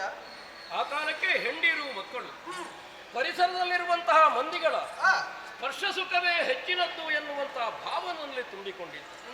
ಅದಲ್ಲದೆ ಬೇರೊಂದಿದೆ ಎನ್ನುವುದನ್ನು ಕಾಣಿಸಿಕೊಟ್ಟವರೇ ನೀವು. ಹೌದು.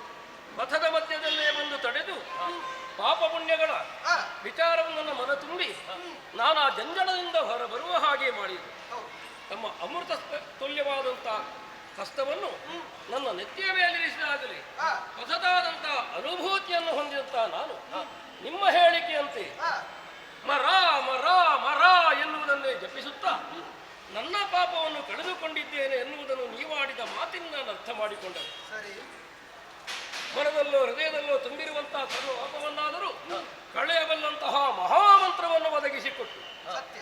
ನಾನು ಮುಂದೆ ಹೇಗಿರಬೇಕು ಎನ್ನುವುದನ್ನು ತೀರ್ಮಾನಿಸಿದವರು ನೀವು.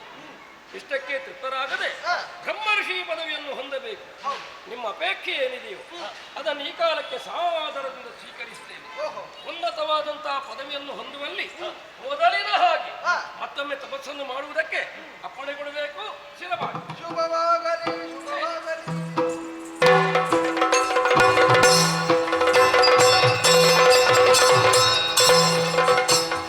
ಬ್ರಹ್ಮ ಋಷಿ ಪದವಿಯನ್ನು ಪಡೆದ ವಾಲ್ಮೀಕಿ ಒಮ್ಮೆ ಬಂದಿರಲು ನಾರದರು ನಿಮ್ಮನೆತ್ತವನ ಕತ್ತರಿಗೆ ಪೀಠವನಿತ್ತು ಸುಮ್ಮನದಿಂದ ಕೇಳಿದನು.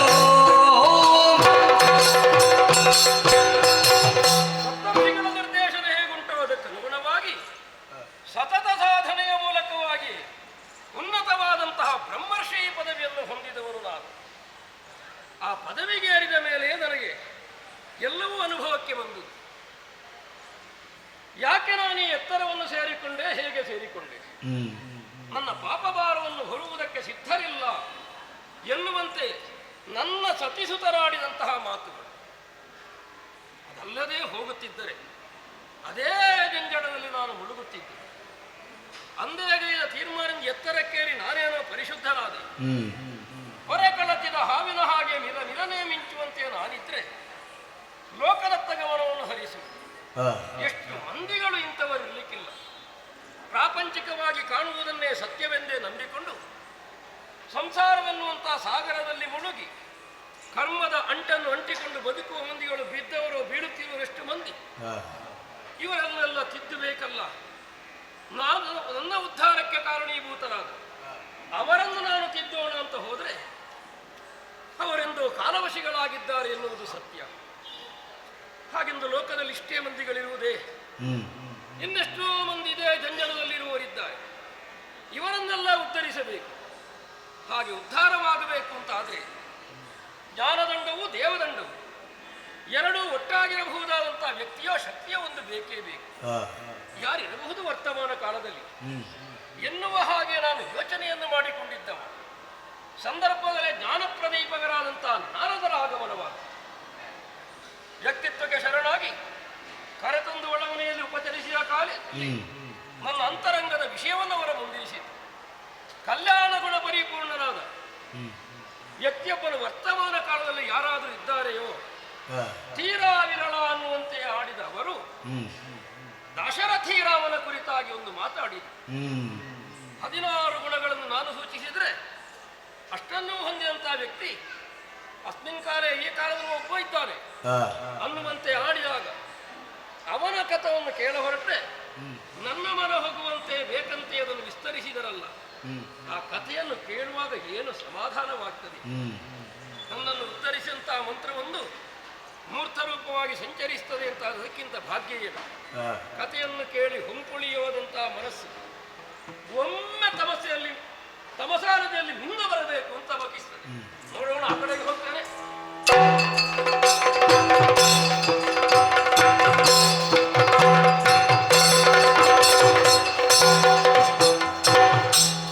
ಜಳಕ್ಕೆಂದು ತಮದೆಗಿಳಿದನೊಂದು ಮುನಿವರ, ಜಳಕ್ಕೆಂದು ತಮದೆಗಿಳಿದನೊಂದು ಮುನಿವರ, ಪುಳಕಗೊಂಡು ಕೇಳುತ್ತೊಂದು ಪಕ್ಷಿಯಿಂಚರ, ಪುಳಕಗೊಂಡು ಕೇಳುತ್ತೊಂದು ಪಕ್ಷಿಯಿಂಚರ, ಪಕ್ಷಿಯಿಂಚರ ಪಕ್ಷಿಯಿಂಚರ.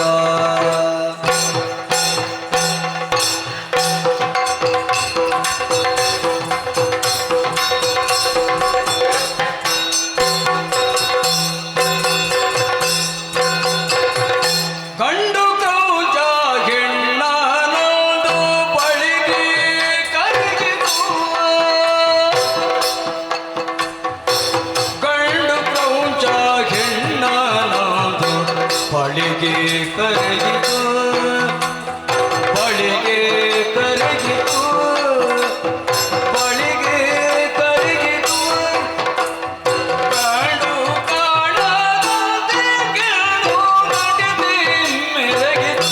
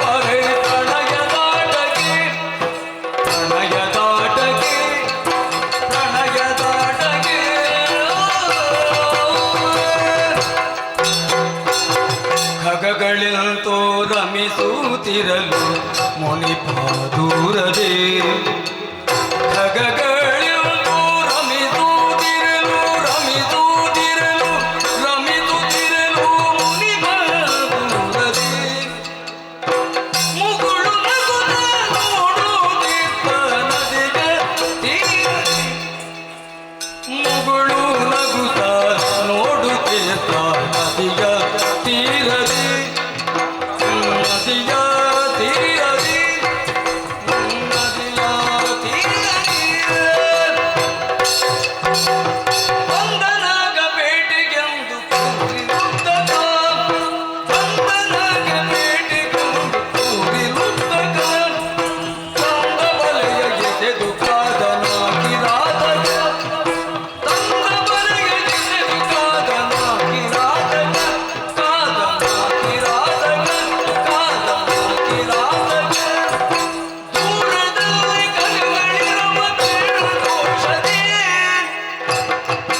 ದೂರದಲ್ಲಿ ಕಲೆಗಳಿರುವ ಕಂಡು ದೋಷದೇ ದೂರ ಶರವ ತೆಗೆಯುತ್ತಿದೆ ಬೇಡ ರೋಷದೇ ದೂರ ಶರವ ತೆಗೆಯುತ್ತಿದೆ ಬೇಡ ರೋಷದೇ ಬೇಡ ರೋಷದೇ ಬೇಡ ರೋಷದೇ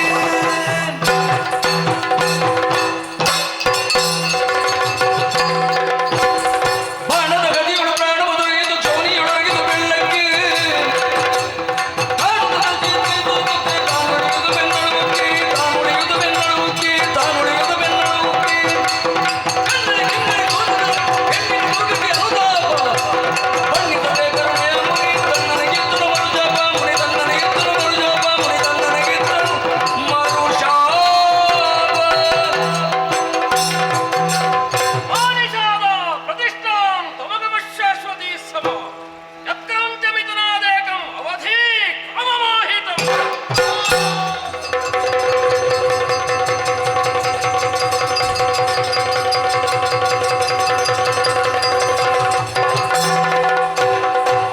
ಪರ್ಣಕುಟಿ ಎಡೆಗೈದೆ ಮುನಿಪತಿ ತನ್ನ ಮನದಲ್ಲಿ ಮರುಗುತ್ತಿದ್ದೆನು ಬಣ್ಣವಿತ್ತಿನು ಬಡವ ಬೇಡಗೆ ಬರಿದೆ ಶಾಪದಲ್ಲಿಗೆ ಬಣ್ಣವಿತ್ತಿನು ಬಡವ ಬೇಡಗೆ ಬರಿದೆ ಶಾಪದಲ್ಲಿ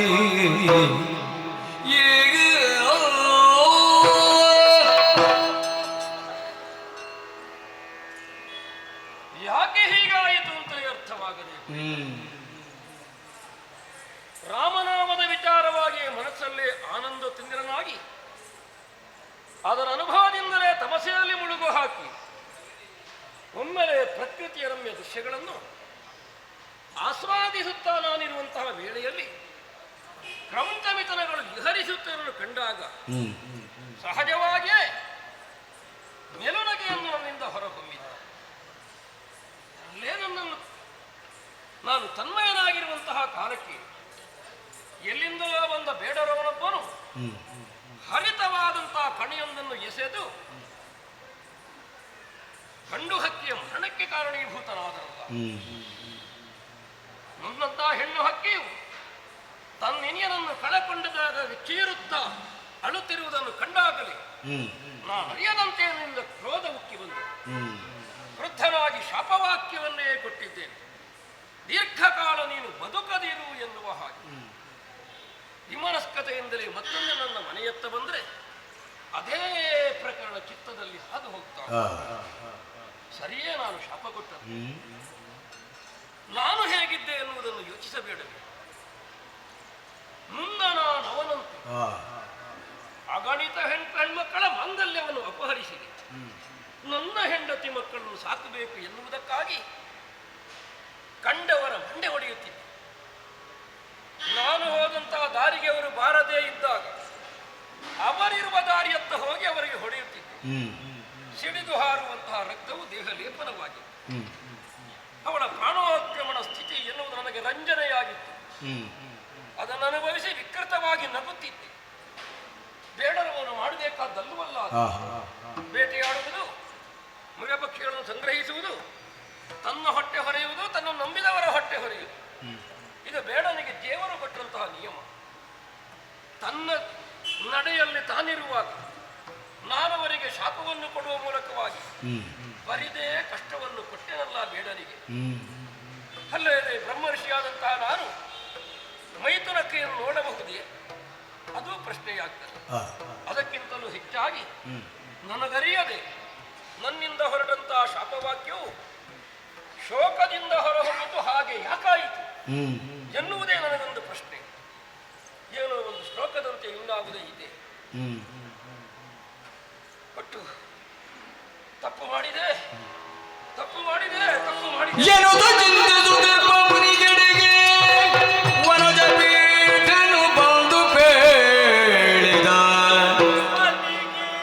ಮನದಿ ದುಗುಡವಿದೆ ಮುನಿಪತಿ ಬರಿದೆ ನಿನಗೆನು ತಾಗ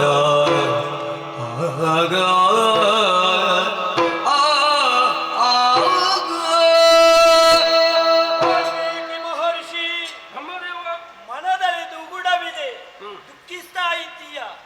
ಹಾಗೆಂತ ನಿನ್ನ ದುಃಖವನ್ನು ವಿಚಾರಿಸುವುದಕ್ಕಾಗಿ ಬ್ರಹ್ಮದೇವನ್ ನಾನೇ ಬಂದಿದ್ದೇನೆ. ಸರಿದೇವ. ಹಾಗೆ ನಿನ್ನ ದುಃಖ ಹೇಳು. ದೇವರೇ, ಇದ್ದಲ್ಲಿಂದಲೇ ಎಲ್ಲವನ್ನು ತಿಳಿದುಕೊಳ್ಳಲು ಹೌದಾಗಿದ್ದರೂ ಆ, ಅನುಭವ್ಯವಾದಂತಹ ವಿಚಾರವನ್ನು ನಾನೇ ವಿಸ್ತರಿಸಬೇಕಾಗ್ತದೆ. ಹೌದು. ತವೆಸೆಯಲ್ಲಿ ನಿಂದಾಗಂತಹ ನಡೆದಂತಹ ಘಟನೆ ಆ, ಪ್ರಪಂಚಗಳು ಮೈಥುನಾಸಕ್ತವಾಗಿರುವಾಗ ಆ. ಯಾವನೊಬ್ಬ ಕಿರಾತನು ಬಂದು ಬಾಣವನ್ನು ಹೊಡೆದು ಒಂದು ಹಕ್ಕಿಯ ಮರಣಕ್ಕೆ ಕಾರಣೀಭೂತನಾದ. ಓಹೋ.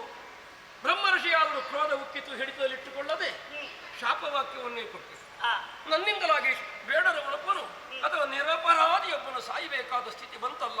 ಆ, ಅಯ್ಯೋ, ನಾನು ಯಾಕೆ ಶಾಪ ಕೊಟ್ಟೆ? ಆ, ಇದೇ ಚಿತ್ತ ವಿಹರತಿ.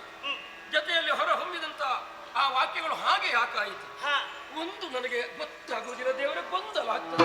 ಮರುಗಲಿಗಿತ್ತ ಶಾಪವು ಬೇಡ ನಿರವಧಾದಿತದು ದಿಢವಾಗಿ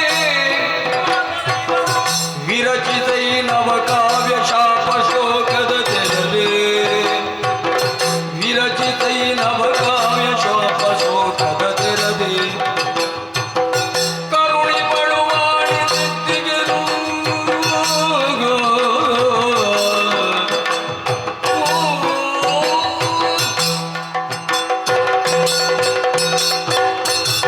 ಮಹರ್ಷಿ, ಬ್ರಹ್ಮದೇವ, ಈ ಪ್ರಕೃತಿಗೆ ಅತೀತನಾಗಿ ಯಾರೂ ಬದುಕುವುದಕ್ಕಾಗುವುದಿಲ್ಲ.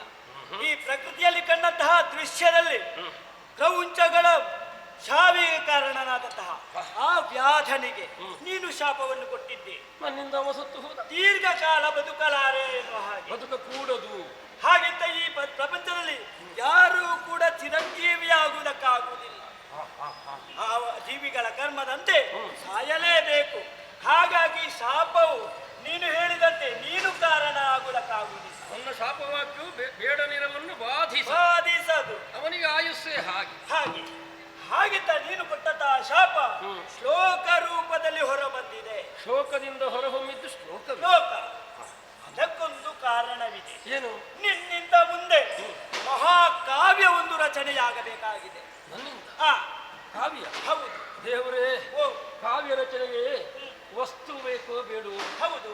ಅದೇ ಗೊತ್ತಿಲ್ಲದೆ ನಾನು ಏನು ಕಾವ್ಯವನ್ನು ನಡೆಸಲಿ ಅಥವಾ ಬರೆಯಲಿ ಹೇಳಿ. ನಿನ್ನಲ್ಲಿ ಉಂಟು ಈ ವಿಚಾರ. ಏನದು? ಈ ಹಿಂದೆ ನೀನು ಬ್ರಹ್ಮರ್ಷಿ ಪದವಿಯನ್ನು ಪಡೆದ ನಂತರ ನಿನ್ನ ಆಶ್ರಮದಲ್ಲಿರುತ್ತಾ ಆ ವೇಳೆಯಲ್ಲಿ ಮುನಿಗಳಾದಂತಹ ನಾರದರು ನಿನ್ನ ಬಳಿಗೆ ಬಂದವರಿದ್ದಾರೆ. ಆ ಸಂದರ್ಭದಲ್ಲಿ ರಾಮನ ವಿಚಾರವಾಗಿ ನಿನಗೆ ಎಲ್ಲವನ್ನು ಹೇಳಿದರಿದ್ದಾರೆ. ಅದು ನಿನ್ನ ಹಂದರದಲ್ಲೂ ಹಾಗೇ ಇದೆ. ಹಾಗಾಗಿ ಆ ರಾಮನ ಚರಿತೆಯನ್ನು ನೀನು ಮಹಾಕಾವ್ಯ ರೂಪದಲ್ಲಿ ಬರೆಯಬೇಕು. ಇದಕ್ಕೆ ಸಂಗ್ರಹವಾಗಿ ನಾನು ಸಹಕಾರ ಮಾಡ್ತೇನೆ. ನನಗೆ ಸಮಯಕ್ಕೆ ಎಲ್ಲವೂ ಗೊತ್ತಾಗ್ತದೆ. ಒದಗುತ್ತದೆ. ವಾಣಿಯೇ ನಿನಗೆ ಸದಾಕಾಲ ಸಂರಕ್ಷಣೆ ಹಾಗೂ ಸಹಕಾರವನ್ನು ಕೊಡುವವಳಿದ್ದಾಳೆ. ಚಿತ್ತವೃತ್ತಿಯ ಸಹಕಾರವನ್ನು ಕೊಡುವಲ್ಲಿ ವಾಣಿ ಕಾರಣಲಾಗ್ತಾನೆ. ಬರೆದು ನಿನ್ನದಾದಂತಹ ಪದವಿಯನ್ನು ಇನ್ನಷ್ಟು ಉತ್ತಂಗಕ್ಕೇರು. ಇದು ನನ್ನದಾದಂತಹ ಅನುಗ್ರಹ. ಮಾನುಷ ಕೋಟಿಗೆ ಜೀವನ ಸಂದೇಶವನ್ನು ಸಾರುವಂತಹ ಕಾವ್ಯವೊಂದರ ಸೃಷ್ಟಿಯಾಗಬೇಕು ಎನ್ನುವುದಕ್ಕಾಗಿ ಈ ಪ್ರಕರಣವಾಯಿತು. ಹೇಳಿದ್ದೇನೆ, ನಮ್ಮ ಅಣ್ಣ ದಕ್ಷ ದೊಡ್ಡ ಅಧಿಕಾರಿಯಾಗಿದ್ದಾನೆ. ತಮ್ಮನಾದಂಥ ನಾನು ವೃಕ್ಷ ಬದುಕನ್ನು ಬದುಕಿದೆ. ಎಷ್ಟೋ ಕಾಲದ ನಂತರ ಆದ ತೀರ್ಮಾನ. ಪ್ರಾಯಶಃ ನೀವೇ ಈ ಎರಡು ವ್ಯಕ್ತಿಗಳ ಲೋಕೋದ್ಧಾರಕ್ಕಾಗಬೇಕು ಅಂತ ತೀರ್ಮಾನಿಸಿದ್ದು. ಒಬ್ಬ ಮೊದಲಿಂದಲೇ ಸಿದ್ಧನಾದ, ಒಬ್ಬ ತಡವಾಗಿ ಸಿದ್ಧನಾಗಬೇಕಾಗಿ ಬಂತು. ಎಲ್ಲವೂ ನಿಮ್ಮ ಅನುಗ್ರಹದಿಂದ ಸಿದ್ಧವಾಗ್ತದೆ ಅಂತ ಆದರೆ ಖಂಡಿತವಾಗಿ ಅದನ್ನು ನಡೆಸುವುದಕ್ಕೆ ಬದ್ಧನಿದ್ದೇನೆ. ಅನುಗ್ರಹಿಸಿ. ಆದಷ್ಟು ನೀವು ಬೇಗ ಮುಂದುವರಿಸಿ.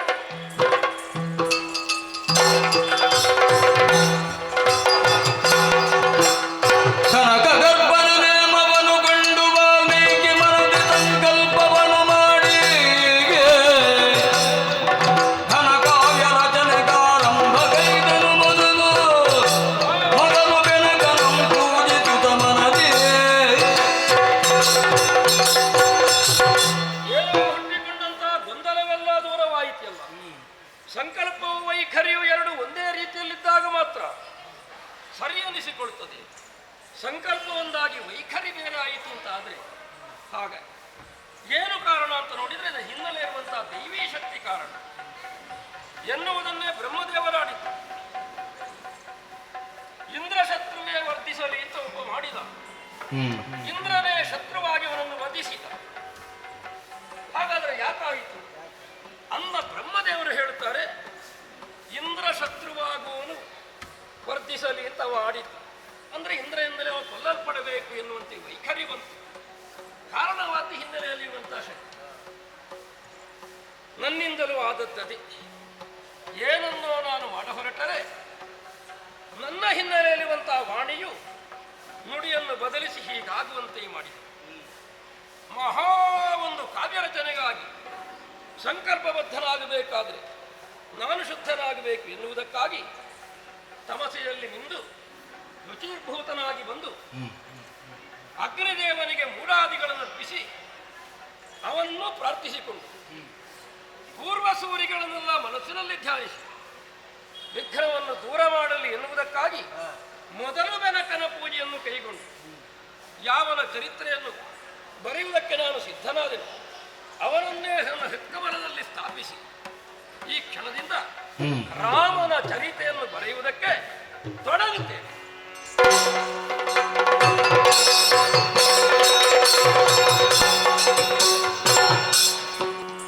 ಬಳಿಕ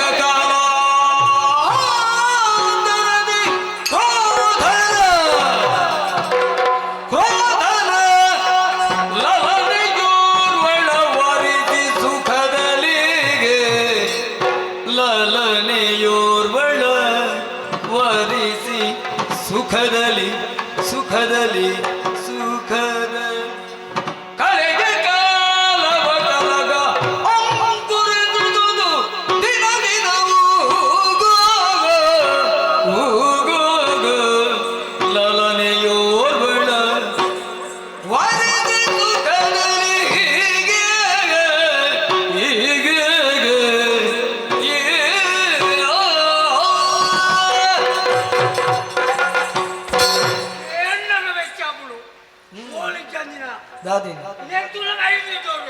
ಹೌದಾ ಕುಂಟಿನ ಗಂಟು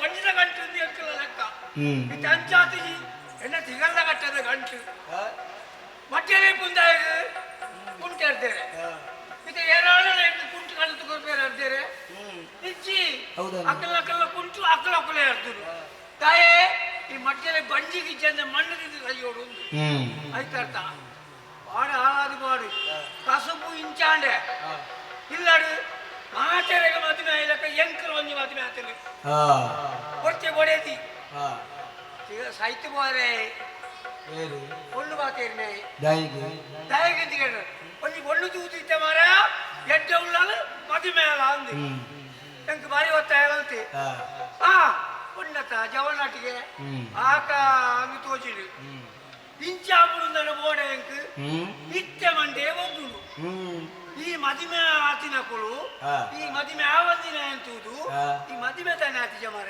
ಆಲಯ ಒಂದು ಮದ್ಮೆ ಹೊಡಿಯ ಪಲ್ಪಿದ್ದಾಯಗೆ ಆಯ ನರಕವತ್ತು ಸೈ ಒಂದುಲ್ಲೆ ನಿಮೆ ಪೊರ್ಮುಡು ನಿರ್ಮೋಡಿ ಪಿಳಿನ ಆಗ ತುಯರೆ ಬುಜಿ ನಿಮ್ಮೆಲ್ಲ ಏನ ಲೆಕ್ಕನೆ ಅವಡುಂದು ಒತ್ತಾಯ ಮಲ್ಪುಡು ಮದಿಮೆ ಅಲ್ಲ ಆಲಾದು ಮಣ್ಣದಿಂದ ಬೋರೆ ಅಯ್ಯೋ ದೇವರೇ ಎಲ್ಲ ಪಡೆದು ಓಲಲ್ಲ ಕೇಂಡ ಓಲಲ್ಲ ಮಲ್ಪಿನಿ ಊರ್ದಕ್ಕೂ ಪನ್ನೀರಂడి ಮಧ್ಯದಲ್ಲಿ ಓಲೋಲು ఆయన ಬುಡೇದಿ ಓಲ್ಪೋಲ್ಪ ಅಂದಿ ಹೌದಾ ಅಂಚೇನಂడి ಎಂಕು ಕುಂಟು ಕಣಕ್ಕೆ ತೊಂಡೆಕಲ್ಲ ಕೊಣ ಕುಂಟುಕೊಳ್ಳಲು ಬರುತ್ತಾ ಅವಂದು ಏ ಕವೇ ಬೇಗತ್ತ ಅರ್ಜುನ ನುಂಗೋಣ ಕೊನಪಿನ ಕಣಪಿನ ಇದು ಮುಟ್ಟದಾಳ ಉಂಡು ಎಲ್ಲ ಬುಡೇದಿ ಇಪ್ಪುನ ಬೇಲೆ ಅವನ್ನು ಒಂಜಿ ದಿನ ಇಲ್ಲ ಉಳ್ಳಲ್ಲ ಮಾರೆ ಒಡೆ ಹೋತಂದು ಏನೇ ಗೊತ್ತು ನೀ ಪಾಪತೆ ಪಾಪ ಇರೇ ಮದುವೆ ಆದ್ರೆ ಮದುವೆ ಆತಿಲ್ಲ ಗೊತ್ತಾತು ಓ ಸಾತಿ ಜಾನ್ನಿ ಏನಂತದ್ದು ಮದ ಪುಳೆ ಮದುವೆ ಆಪಿನ ಕೂಡ ಒಡೆ ಹೋತಂದು ಏನೇ ಗೊತ್ತು ನೀ ಒಡೆದಿತ್ತಿಲ್ಲ ಇಲ್ಲು ನಂದಾದೀಪ ಎಂಜಿನ ಕೊಲ್ಪುಗೆ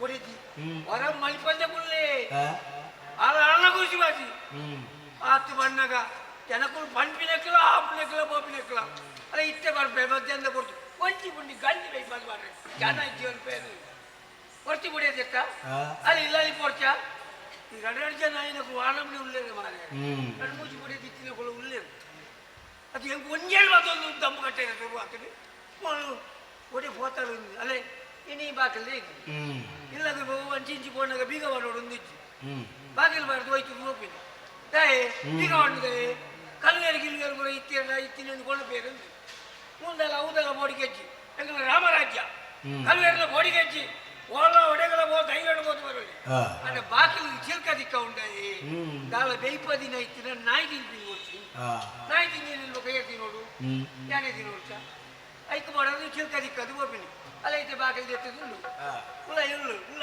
ಎಣ್ಣ ಇಲ್ಲದೆ ಏನೇ ಇರ್ಬೇಕು ಬಗ್ಗುವೇರ ಬಗ್ಗುಜೇರು ಎಣ್ಣ ಬೊಡೆದೇ ಅಂತಂದೆ ಬೆಟ್ಟ ಎಲ್ಲ ಬಗ್ಗೆರೆ ಸಾಧ್ಯ ಇನಿ ರಡ್ಡೆರ್ದು ಒಂದು ಈಗಲೇ ಮಲ್ಪೊಡಿ ಓಪೋಳು ಕಿರಾಯ ಕೊಡ್ತು ಕಾಣತಿಲ್ಲ ಮತ್ತೊಂದು ಇದೆ ಆಯ್ಲಕ್ಕದ್ದು ದೇವೇರ್ ತೀ ಲೆಕ್ಕ ತೆಲ್ಲವು ತಿಂದಿ ಲೆಕ್ಕ ಬಂಡದ್ದು ಮಾತೇರೊಂಡು ಒಂಜ ಇಲ್ಲದ ಹಾಲುಕುಳ್ಳು ಈರಿ ಹಾಲುಕುಳ್ಳು ರಡ್ಡೆರ್ದು ಒಂಜಿ ಇಲ್ಲ ಇಲ್ಲ ಯಾವ ನಾವಡಿ ಅಂದ್ರೆ ಹೇಗೆ ಇಲ್ಲದ ಇಲ್ಲದಾಲೆಂದು ಗೊತ್ತು ಏರಿಯ ಇದೆ ಬರಯ ಎಣ್ಣ ಇಲ್ಲದು ಎಣ್ಣ ಇಲ್ಲದು ಏನೆಂದು ಗೊತ್ತಾಯ್ತು ಕೂಡೆ ಮುಟ್ಟದ ಅರ್ಧಾಗೆ ಎತ್ತಿದ ಪರಿದಿನ ಬಲ ಇದೆ ಬಲಯ ಇದೆ ಬಲೈ ಹಾ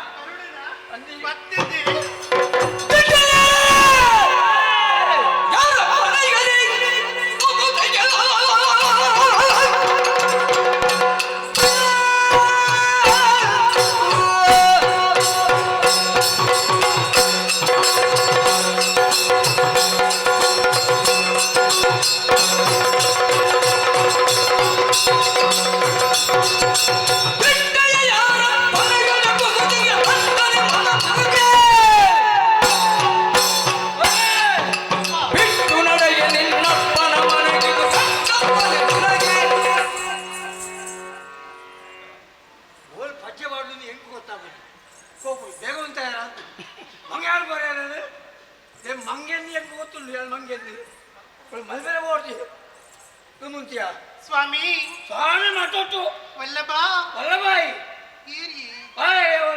ಯಾರು ಇರೆಲ್ಲ ಎತ್ತಿನ ಮೋಕೆ ಬರೋದಾರ ಬರ್ತಿ ಅತ್ತಿ ಇರಿದಾಣ ಇಂಚಲ ಪಿಸಿರಿನಿ ಇರಿಗೆ ತುಚ್ಚಿದೀನಿ ದಾದಿ ತುಚ್ಚಿದ್ದೀನಿ ಕಾಲ ಕಾಲ ಆತದ ಕಾರ್ತಿಕ ಇರ್ನ ಪುಳಕು ತುಚ್ಚಿನ ಬಿಸಿ ತುಚ್ಚಿದ್ದೀನಿ ಅಂಚ ಪನೀರ ಬಲ್ಲಿ ಇರಿ ಬೊಕ್ಕ ಅದೇ ದಾದಿ ಉಂಟವನು ಮೂರು ನಾನು ಎಲ್ಲರದ್ದು ಬಣ್ಣಗ ಈತಿಯ ಅಂತ ಇತ್ತೆ ಬಣ್ಣಗ ಉಲ್ಲ ಕೋಪಿನ ಬರ್ಪಿನ ನಿನ್ನ ಖುಷಿ ಇನ್ನೇನು ಕೊಡೆಗೂ ಮಾತನ್ನು ಯಾರು ಕೇಳಿ ಇಂದ ನಿಕ್ಕಲ ಎಂಕಲ ಈ ಇಲ್ಲಲ್ಲ ಅವತ್ತು ಇತ್ತೇನೆ ನಿನ್ನ ಗಂಟು ಮುಟ್ಟೆ ಕಟ್ಟೊಂದು ನಡಪು ನಿನ್ನ ಅಮ್ಮ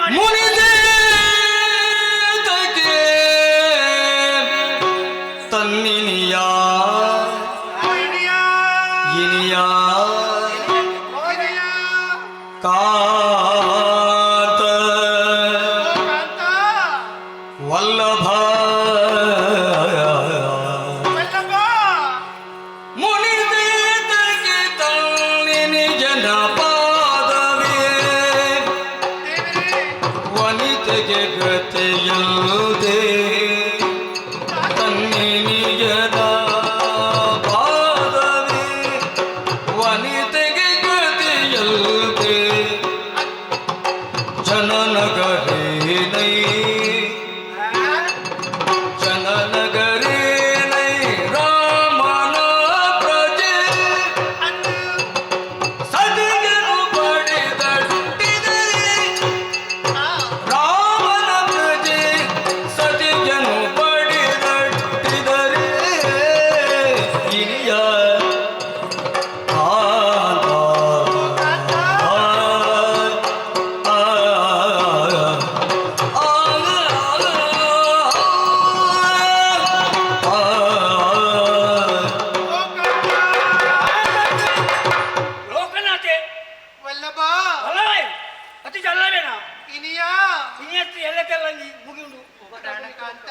ಓ ಪ್ರಾಣಕಾಂತ ರಾಣಿಕಾಂತ ದಾದಿಯರಿಗೆ ಅಂಚಲ ಪಿಸುರು ಮುಚ್ಚಿಯಾண்டு ಬಾಯಿ ಕನಾಡು ಚೂರು ದುಂಬಲಿಗೆ ಎಂಜಕ್ಕೆ ಚೂರಿಡು ಪಾತ್ರುಂಡಿ ಎಂಜ ಮಾತಾಡಿನ ಚೂರು ದುಂಬಲಿತ್ತ ಮನ ದಾಗಿರಿಗೆ ಅಂಚಲ ನೆರ್ಪಿನಿ ಸರಳ ಸರಿ ಸರಿ ಉಂಡು ಬೆಚ್ಚನು ಈತ ಬೆಚ್ಚ ನಿನಗೆ ಒಂದೇ ದಿ ಇತ್ತ ಯಾನ್ ಇಲ್ಲಡಿಚ್ಚಿ ಬಂದ ಉದ್ದೇಶದ ಇದು ಎರಡು ಪಿಸಿರ ತೀರಿಗೆ ಅಂದು ಕಾರಣ ಉಂಡು ಎಂಜ ಅದು ಕಾರಣ ಅದು ಕಾರಣ ಎಂಚಿನ പേത്ത മുടല പോറ്റിനാളെത്തി ഞാൻ അപ്പില്ലക്ക് പോയിനാല് ಅಪ್ಪೆಲ್ಲಡೆ ಮುರಳ್ಳಿ ಹೊಡಿಯೋತೀನಿ മുരളിലെ പോറ്റിന അപ്പില്ലക്ക് 5 ನಿಮಿಷ ಹೊಡಿಯೋತೀನಿ അപ്പില്ലക്ക് ಬೇಗ ಅಪ್ಪೆಲ್ಲಡೆ ಹೋಯ್ಲಿ എനിത്തതിന്റെ പോടുന്ന കാരണം എന്നെ അപ്പേക്ക് സൗഖ്യച്ച് പണ്ടേന് ಅಂದ അഞ്ചാത് ಅಂದು ನೋಡುಂಡ ದಾದೆ ಇರನ್ನ ಅಂಚವನ್ ಯಾಪ ಬರ್ಕೊಂಡುಗೆ ದಾದೆ ಯಮನ ಚೀಟ್ರಿ ಈನ ಮಾಮಿಗೆ ಅಂಚಪನದ ಬಲ್ಲಿ ಇರಿ ಅವು ಪೋಡ್ ಯಾಪ ಅವು ಹೋಗಿನ ಊರು ಬರ್ಕತ್ತಲ್ಲ ದೇವರೇ ಒಂಜಿ ದಿನ ಅನ್ನ ಬಡಿದಿ ಎಲ್ಲ ಇಲ್ಲ ಕುಳ್ಳರಿ ಉಂಟು ವ್ಯಾಪಾರ ಸಾಯಿಪಿನ ಉರ್ದು ಆಡೆ ಇನ್ನ ಮುಗಿಂಡ ಈ ಬಣ್ಣ ಆಂಡ ದಾದ ಮಲ್ಪನು ಬೈಯದ ಪುರ್ತಗಿನ ಅಪ್ಪಿಗೆ ಮರ್ತಕಂತ ಕೊರಿಯೇನಾ ಮರ್ತಕಂತದ ಕೊಡ್ದು ಬಲತ ಕಾರ್ ಇಂಚೆ ಪಿದೆ ತೀರ ಪುಟ್ಟುಡು ದೂರಡು ತೂಪೆನೆ ಎನ್ನ ಮಲ್ಲ ಬಾವಿರ ಬತ್ತಿರತಿ ಅಂದ ಆ ಮಲ್ಲ ಆ ಆಗಿದ್ದಾನೆಗೆ ಅಯ್ಯೋ ಎನ್ನ ಅಪ್ಪಿನ ತೂವರಿಂದ ಬರ್ತೀನಿ ಅಂದ ಅಂಚಾದಿಪ್ಪನಾಗ ಅವೇತ ವರ್ಷ ಕರಿದು ಪೋಣೆ ಎನ್ನ ಮಲ್ಲ ಬಾವಿರ ಬತ್ತಿದೆ ಆ ಪುಡ್ತಿನ ಅಪ್ಪೆ ಪಂಡೇರು ಅಲ್ಲಿನ ಮಲ್ಲ ಬಾವಿರ್ಲ ಬೈದೇರು ಅರೆಗೆ ಈ ಮರಿಯಲಡು ದಾದಾಣಲು ತಿರುವಂತ ಆಸೆ ಇಪ್ಪುಂಡು ಅಂಚಾದ ಅರೆಗೆ ಬಜ್ಜಿನ ಮಲ್ತ ಕೂರ್ವನ ಆ ಪಂಡೇರು ಅಂದ ಆ ಐಕಿ ಆ ದಾದ ಮಲ್ತೆ ಬೆಲ್ಲ ಪಿರಿಸಿ ತಾರೆ ಪಿರಿ ಬಜ್ಜಿನ ಮುರಿತದೆ ಎನ್ನ ಮಲ್ಲ ಬಾವಿರ ಕೊರಿಯನಾ ಈಗೇನಾ ಯಾನೆ ಬಜ್ಜಿನ ಮುರಿತೀನಿ ಯಾನೆ ಬಜ್ಜಿನ ಮುರಿತೀನಿ ಹಾಗೆ ಮುರಿತೀನಿ ಹೇಳ್ತಾನೆ ಸಂಕಡೆಗ ಅಂಚತ್ತಿ ಮಗ ಏತನಲು ಬಿನ್ನರಿತಿ ನಮ್ಮ ಇಲ್ಲಗ ಬೈದಿನಿ ಆ. ಅಂಚೆನ ಅಪ್ಪೆ ಪಂಡೇರು ಹಾಡು ಅಂಚಾದ ಮನದಾನಿ ಎಂಚಾಣ ಬೊಲ್ಪಾಂಡು ಕತ್ತಲೆ ಉಂಟ ಬಜ್ಜಿಲೆ ಮುರಿತೀನಿ ನೋಡು ಕತ್ತಲಿಗೆ ಬತ್ತಿನಾರು ಭಯನ ಆ ಮನದಾನಿ ಬರ್ಪೆನೆ ಪಿದೆ ತೂಪೆನೆ ದಾದ ಮಲ್ಪನು ಇಂಚಿರ್ ತೂನಗೆ ನಡುತ್ತ ಬಾವಿರ್ಲ ಬತ್ತಾಣಿ ಆ ಆಯಲ್ಲ ಮರ ಕಟ್ಟೇನ ದಾದಕ್ಕೆ ಮರ ಕಟ್ಟಿ ದಾರಿಗೆ ಅಂಚ ನೆಪ್ಪಿನ ಮಗನೇ. ಆರ್ ಬತ್ತೀರಾ ಆರಿಗ್ಲ ಬತ್ತ ಕೆಲವು ಸಮಯ ಆಂಡು ಅಂಚಾದಿನ ಅಪ್ಪೆ ಪಂಡೇರಿ ದಾದ ಆಂಡಲು ತಿಂಡಿ ಮಲ್ತ ಕೊರು ಪಂಡಿ ಐಕೆ ಅನಡ ಕೇಂಡೆ ಇರ್ಗೆ ದಾದೆ ಆವು ಪಂಡಿ ಅದಗಾರ ಪಂಡೇರಿ ಇಂಕ ನೂಕಡ್ಡು ಮಲ್ತ ಕೊರುಪನ ಆ ಕೇಂಡೆರ ಅಂದ ನೂ ಕಡ್ಡಾತ ಆ ಅಂಚಾದ ಅಂತ ಯಾನೆ ಮಲ್ತ ಕೊರಿಯ ಅಂದ ಒತ್ತಿಲ್ಲ ಯಾನೆ ಕಡಿಲ್ಲ ಯಾನೆ ಅಂದ ಅಂಚಾದ ಆರು ಆಗಿದ್ದಾನೆ ಒತ್ತಾರೆ ಸಂಕಟ ಆರ್ ಬಿನ್ನಿರತ್ತೆಯೇ ಅಂಚಾದ ಮೂತಿ ದಿನ ಕರೆದಾಯ್ ಬುಕ್ಕ ಇನಿತ್ತ ದಿನ ಬತ್ತ ತೂಪಿನ ದಾಂಡ ಇನ್ನು ಮೂನಡಿ ಪಿಸಿರು ಏರುಂದುಂಡು ಬೆಲೆಗೆ ಈ ರಾತ್ರಿ ಪಿಸಿರು ಮಲ್ಪೊಂದು ಇಚ್ಚಿ ಇಲ್ಲಿ ಒಂದು ಕತೆ ಗೊತ್ತುಂಡ ಈ ಅವು ಒಂದು ಆಯವತ್ತಿ ಮೇವತ್ತಿ ಇವ ಬಂಡದು ಇನ್ನ ಅಪ್ಪೆ ಇಲ್ಲೇ ಬೋದುಕುಲ್ಲು ಮೂಲು ಒಂದು ತೋರ್ಚಿ ಬೋನ್ ಅಳಬು ಮುಂದೆ ನಿಕ್ಕಲ ಆವಂದ ಪುರುಷ ಬಂತೆ ಇತ್ತೆ ಯಾನ ಅರಕ್ಷಣ ಮೂನು ಅಂತರ ಬಲ್ಲಿಯ ಅಲ್ಲಿ ಬಲ್ಲಿಯ ಬಲ್ಲಿ ಆವಂದು ಅದು ಒಂಜಿ ಪಾತಿರಿ ದೇಗೆ ಆನಿದ್ದ ದಿನ ಶ್ರೀರಾಮದೇವನ ಗುಡಿದಿನ ಸೀತೆನೆ ನಮ್ಮ ರಸಲು ರಾವಣ ದಾದ ಮಲ್ತೆ ಕಂಡೊಂದು ಪೋಯ್ತನ ಏನ್ ಬಂದಿನಿ ಕಂಡದು ಕೊಡ್ತೀನಿ ಬೊಕ್ಕ ಕಂಡದು ಕೊಡ್ತೀನಿ ಕಂಡದು ಕಂಡದತ್ತ ಕಂಡದು ಕೊಡ್ತೀನಿ ಎಂಚಲ ಬಣ ಅಂಚಿನ ರಾಮದೇವರೇ ಸೀತಾದೇವಿಯನ್ನು ಸ್ವೀಕಾರ ಮಲ್ತೇನೆ ಬೊಕ್ಕ ಇರೆಗದಾನಿ ಏನನ್ನು ಸ್ವೀಕಾರ ಮಲ್ಪರೆ ಸನ್ಯಾಕೆ ನೀನು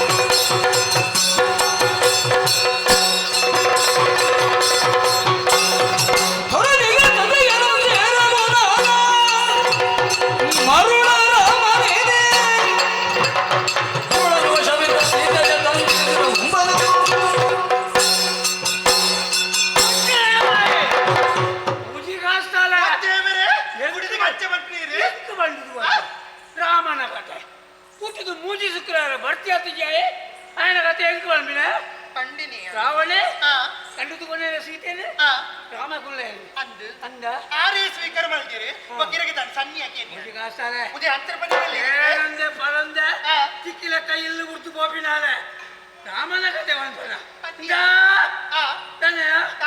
ರಾಮೆ ಕಂಡುಕೊಂಡೇನು ರಾವಣ ಕಂಡುಕೊಂಡೇನು ಸೀತೆನು ರಾಮೆ ಕುಲ್ಲದೆ ಬಂಡದು ನಿನ್ನನ್ನು ಕುಲ್ಲ ಬಂದ್ರೆ ರಾಮ ಲೆಕ್ಕ ಯಾರು ಮರಲೆತ್ತೀಯ ನಡಗು ನಾನು ಈಗ ಮರಲ ನಿನಗೆ ಗೊತ್ತಾಯ್ನ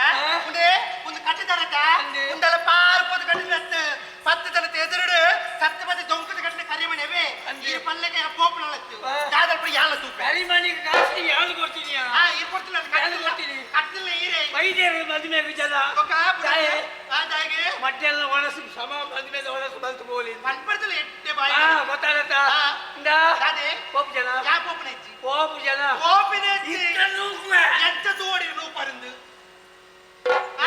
ತಾನೆ ಪೆಟ್ಟು ತಿಂದು ಸೈಪ ಪೆಟ್ಟು ಹಾ ತೂಕ ಏತ್ ಬೇರಿ ಕೊಡಿ ಮಲ್ಪ ಬೇರೆ ಪುಡಿ ಮಲ್ಪನ ಜಾಗ್ರತೆ ಕೊಚ್ಚಿ ಓ ಓಯೋ ಇದು ಪುಡಿದ ಆ ಐದೇರು ಬೇರೆ ಬಲ್ಲಿಯ ಕೊಚ್ಚಿ ಆರೇರು ಬಲ್ಲಿ ಅಯ್ಯೋ ನಮ್ಮ ಗೋಡೆ ತೀ ತುಂಬಿಕೊಂಡು ಆರೇರು ಬಲ್ಲಿ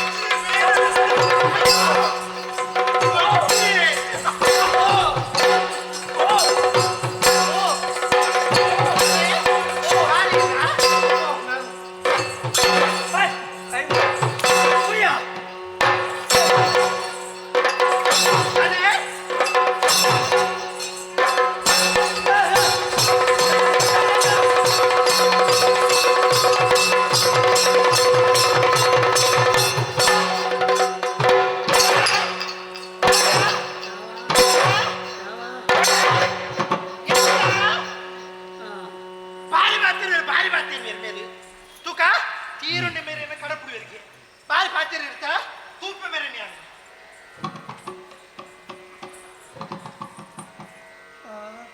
ಅಲೇ ಬತ್ತದ ಇತ್ತೆ ಪೋಯಲ್ಲ ಇತ್ತೆ ಪೋಯಲೆ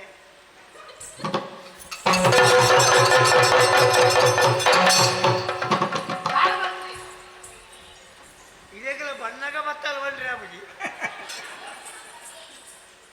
ಬಣ್ಣಗ ಮಾಡಿ ಬಂದಲ್ವಾ ಹೌದದೇ ಯಾವ ಬೋಡ ಅಂತ ಏನಂದಿತ್ತು ಅವು ಇಪ್ಪು ಬೀಸತ್ತಿಗೆ ಆದಾಯ ಇದು ಹಾಕದಿನಿ ಏರಿ ಹಾಲಂದ ಊಟ ಹಾಕಿದ್ದೇನೆ ಪಕ್ಕ ಹಾಕಿದ್ದೀನಿ ಹಾಲಂದ ಏಪಲ ಅಂದೋಕರು ಒಡಗಿ ಹಾಕಿದಾಗ ಯಾವ ಯಾವ ಯಾವ ಯಾವ ಕೇಳು ಸಾಧಿನ ಗೋಪಿನ ಕೆವಿ ಕೊಡ್ತು ಬಂದು ಕಂಡನೆ ಬಿಡಿದಿ ಕಂಡ ಬಟ್ಟೆ ಕರಾಟೆ ದುನಿಯ ಕಂಡನೆ ಸಮ ಹಾಕೊಂದುಲ್ಲಿ ಯಾವ ಯಾವ ಕೇಳೊಂದುಲ್ಲಿ ಅನನ ಸ್ವರ ಕಟ್ಟಿಗೆ ನೋಡು ಒಂದು ಹುಡ್ಡ ಮಾರ್ರೆ ಒಂದು ಪಕ್ಕಡೆ ಬದನೆ ಗೊತ್ತು ಗುದ್ದನೆಗೆ ತೊಳ್ಳೆ ಕಾಂಡ ನಾನು ಸೈದು ಅಂಚೆ ಹೌದಾಯ್ತು ಬಡ ಪೂರ ಪಾತ್ರದಕ್ಕೆ ಅಲ್ಲ ಅಂದೆ ಇತ್ತಿನ ಬಾಡೋದು ತಿಂತೀನಿ ಒಕ್ಕಂಜಿನ ತಕ್ಕರೇಪ ನಾನು ಬೇಕಾಗಿತ್ತಿನ ಉಂಡು ಅವಳು ನಂಜೆಲ್ಲ ಗುಜ್ಜೆನ ಕಾಯಿಪುಳ ಸಮಪೆಟ್ಟು ಕಾಯಿ ಬತ್ತಿಲ್ಲ ಪೂರೋಳು ಅವನು అలాగే ఈత కొట్టిప్పుడు అవి తింటే అప్పేసరి పడిపోయి మళ్ళా బాగా పడితే ఇల్లు బాగా పెట్టేది మారి బత్తి దగ్గర ఇంక ఎందుకు పోవడం మాది ఉందా నాచి కట్టేది బతుకునే సైపులెట్టేట సై అయ్యాయి ఆనమాగిరాడు ఊరు దగ్గర కుంటుండు అక్కల కుంటుండు అక్కల సిగలేక దక్కది ఒక ఎంకల ఎన్న సాధితూ ఓడుతులే పోన ఏది పోన అమ్మి ఉండేది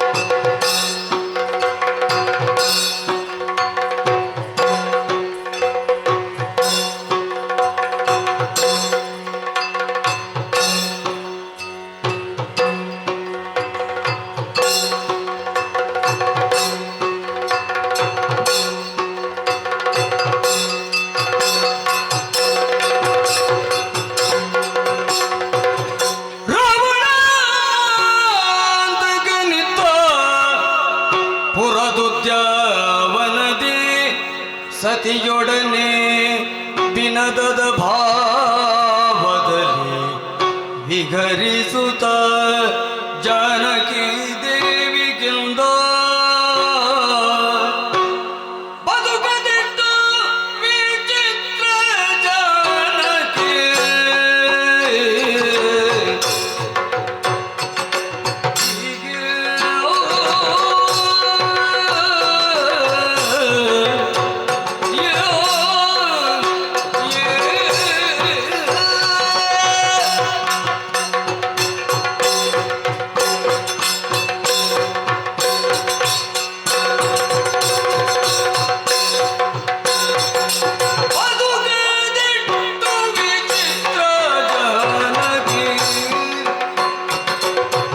ಒದಗಿದವು ಕೋಟಲೆಗಳೆನಿತೋ ಒದಗಿದವು ಕೋಟಲೆಗಳೆನಿತೋ ಹುದುಗಿದುದ ಜಗಕ್ಷೇಮ ಬೀಜವು ಉದರದಲ್ಲಿ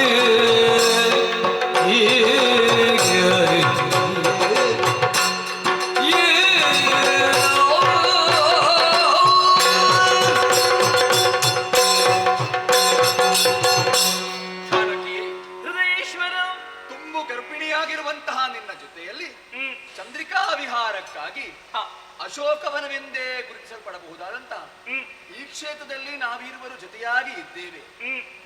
ಇಲ್ಲಿ ಕುಳಿತು ನಿನ್ನ ಮುಖವನ್ನು ಕಾಣುವಾಗ, ಈ ಪರಿಸರವನ್ನು ಗಮನಿಸುವಾಗ ಮನಸ್ಸಿನಲ್ಲಿ ಅನೇಕ ವಿಚಾರಗಳು ಜೀವನದ ಬದುಕಿನ ಪುಟಗಳು ತೆರೆದುಕೊಳ್ಳುವುದಕ್ಕೆ ಪ್ರಾರಂಭವಾಗಿದೆ. ಜಾನಕಿ ಸ್ವಾಮಿ, ಅಖಂಡವಾದಂತಹ ಆರ್ಯಾವರ್ತವನ್ನೇ ಆಳುವಂತಹ ಚಕ್ರವರ್ತಿಗಳಾಗಿ ತನ್ನನ್ನು ತಾನು ಲೋಕಮುಖದಲ್ಲಿ ತೊಡಗಿಸಿಕೊಂಡು ಕೀರ್ತಿವಂತರಾದವರು ನಮ್ಮ ಅಯ್ಯನಾಗಿರುವಂತಹ ದಶರಥ ಚಕ್ರವರ್ತಿಗಳು. ಹೌದು, ಅವರ ಸುಕುಮಾರರಾಗಿ ನಾವು 4 ಮಂದಿ ಹುಟ್ಟಿಕೊಂಡೆವು. ಹಾಗೆಂದು ಹುಟ್ಟಿರುವಂತಹ ಒಬ್ಬ ವ್ಯಕ್ತಿಯಾದವ ಯಾರೂ ಅಷ್ಟೇ ಕಾಲವನ್ನು ಮೀರಿ ವ್ಯವಹರಿಸುವುದಕ್ಕೆ ಅವನಿಗೆ ಸಾಧ್ಯ ಇಲ್ಲ. ಕಾಲಕ್ಕೆ ಎಲ್ಲರೂ ಒಳಗಾಗಲೇಬೇಕಾಗುತ್ತದೆ. ಸುಖದ ಬದುಕನ್ನು ಎಲ್ಲರೂ ಬಯಸುತ್ತಾರೆ. ನೋವು ಯಾರಿಗೂ ಬೇಡ, ದುಃಖ ಯಾರೂ ಬಯಸುವುದೇ ಇಲ್ಲ. ಆದರೆ ಕಾಲವೆನ್ನುವುದು ಎಲ್ಲವನ್ನೂ ನಮ್ಮ ಪಾಲಿಗೆ ಒದಗಿಸಿಕೊಡುತ್ತದೆ ಎನ್ನುವುದೇ ಸ್ಪಷ್ಟ. ಚಕ್ರವರ್ತಿಯ ಮಗನಾಗಿ ಹುಟ್ಟಿದರೂ ಕೂಡ ಒಂದು ಹೊತ್ತಿನಲ್ಲಿ ಗುರುಗಳಾಗಿರುವಂತಹ ವಿಶ್ವಾಮಿತ್ರರ ನಿರ್ದೇಶನಕ್ಕನುಸಾರವಾಗಿ ಕಾಡಿಗೆ ಸೇರುವಂತಹ ಅನಿವಾರ್ಯ ಸ್ಥಿತಿ ನಮ್ಮ ಪಾಲಿಗೆ ಒದಗಿ ಬಂತು. ಹೌದು, ಅದು ನಮ್ಮ ಪಾಲಿಗೆ ಸೌಭಾಗ್ಯವೂ ಹೌದು. ತಮ್ಮನಾಗಿರುವಂತಹ ಲಕ್ಷ್ಮಣನ ಜೊತೆಗೂಡಿಕೊಂಡು ಕಾಡಿಗೆ ಹೋದ ಕಾಲದಲ್ಲಿ ಯಜ್ಞ ಸಂರಕ್ಷಣೆಯ ಉದ್ದೇಶವನ್ನು ಇರಿಸಿಕೊಂಡು ಅಲ್ಲಿ ದುಷ್ಟರನ್ನು ವಧಿಸುವುದರ ಮೂಲಕವಾಗಿ ಶಿಲೆಯಾಗಿ ಬಿತ್ತಿದ್ದಂತಹ ಅಹಲ್ಯೆಯನ್ನು ಉದ್ಧರಿಸಿದ ರಾಮ ಎನ್ನುವಂತೆ ಲೋಕ ಎಲ್ಲ ಕೊಂಡಾಡಿತು. ಮುಂದಕ್ಕೆ ಹರಧನಸ್ಸನ್ನು ಎದೇರಿಸುವುದರ ಮೂಲಕವಾಗಿ ನಿನ್ನನ್ನು ಕೈ ಹಿಡಿದು ಅಯೋಧ್ಯೆಯನ್ನು ಸೇರಿಕೊಂಡೆ. ಏನು ತಂದೆಯವರ ನಿರ್ಣಯ, ಗುರು ಹಿರಿಯರ ನಿರ್ದೇಶನಕ್ಕನುಸಾರವಾಗಿ ನನಗೆ ಪಟ್ಟಾಭಿಷೇಕ ಎನ್ನುವಂತ ತೀರ್ಮಾನವಾಯಿತು. ಆದರೆ ಯಾವುದೋ ಒಂದು ಉದ್ದೇಶದಿಂದ ಪಿತೃವಾಕ್ಯ ಪರಿಪಾಲನೆಯ ಕಾರಣವನ್ನಿರಿಸಿಕೊಂಡು ನಾನು ವನಾಂತರವನ್ನು ಸೇರಬೇಕಾಗಿ ಬಂತು ನೋಡು. ಅಲ್ಲಿ ದೌಷ್ಟ್ಯತನದಿಂದಲೇ ಮೆರೆದಂತಹ ಲೋಕಕಂಟಕನಾಗಿರುವಂತಹ ರಾವಣನನ್ನು ವಧಿಸಿದೆ.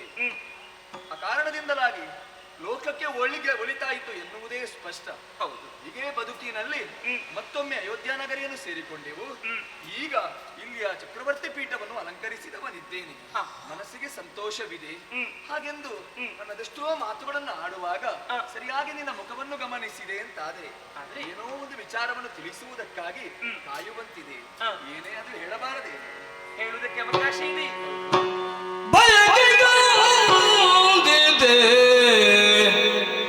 ಸಲಿಸುವೆಯ ನಲ್ಲ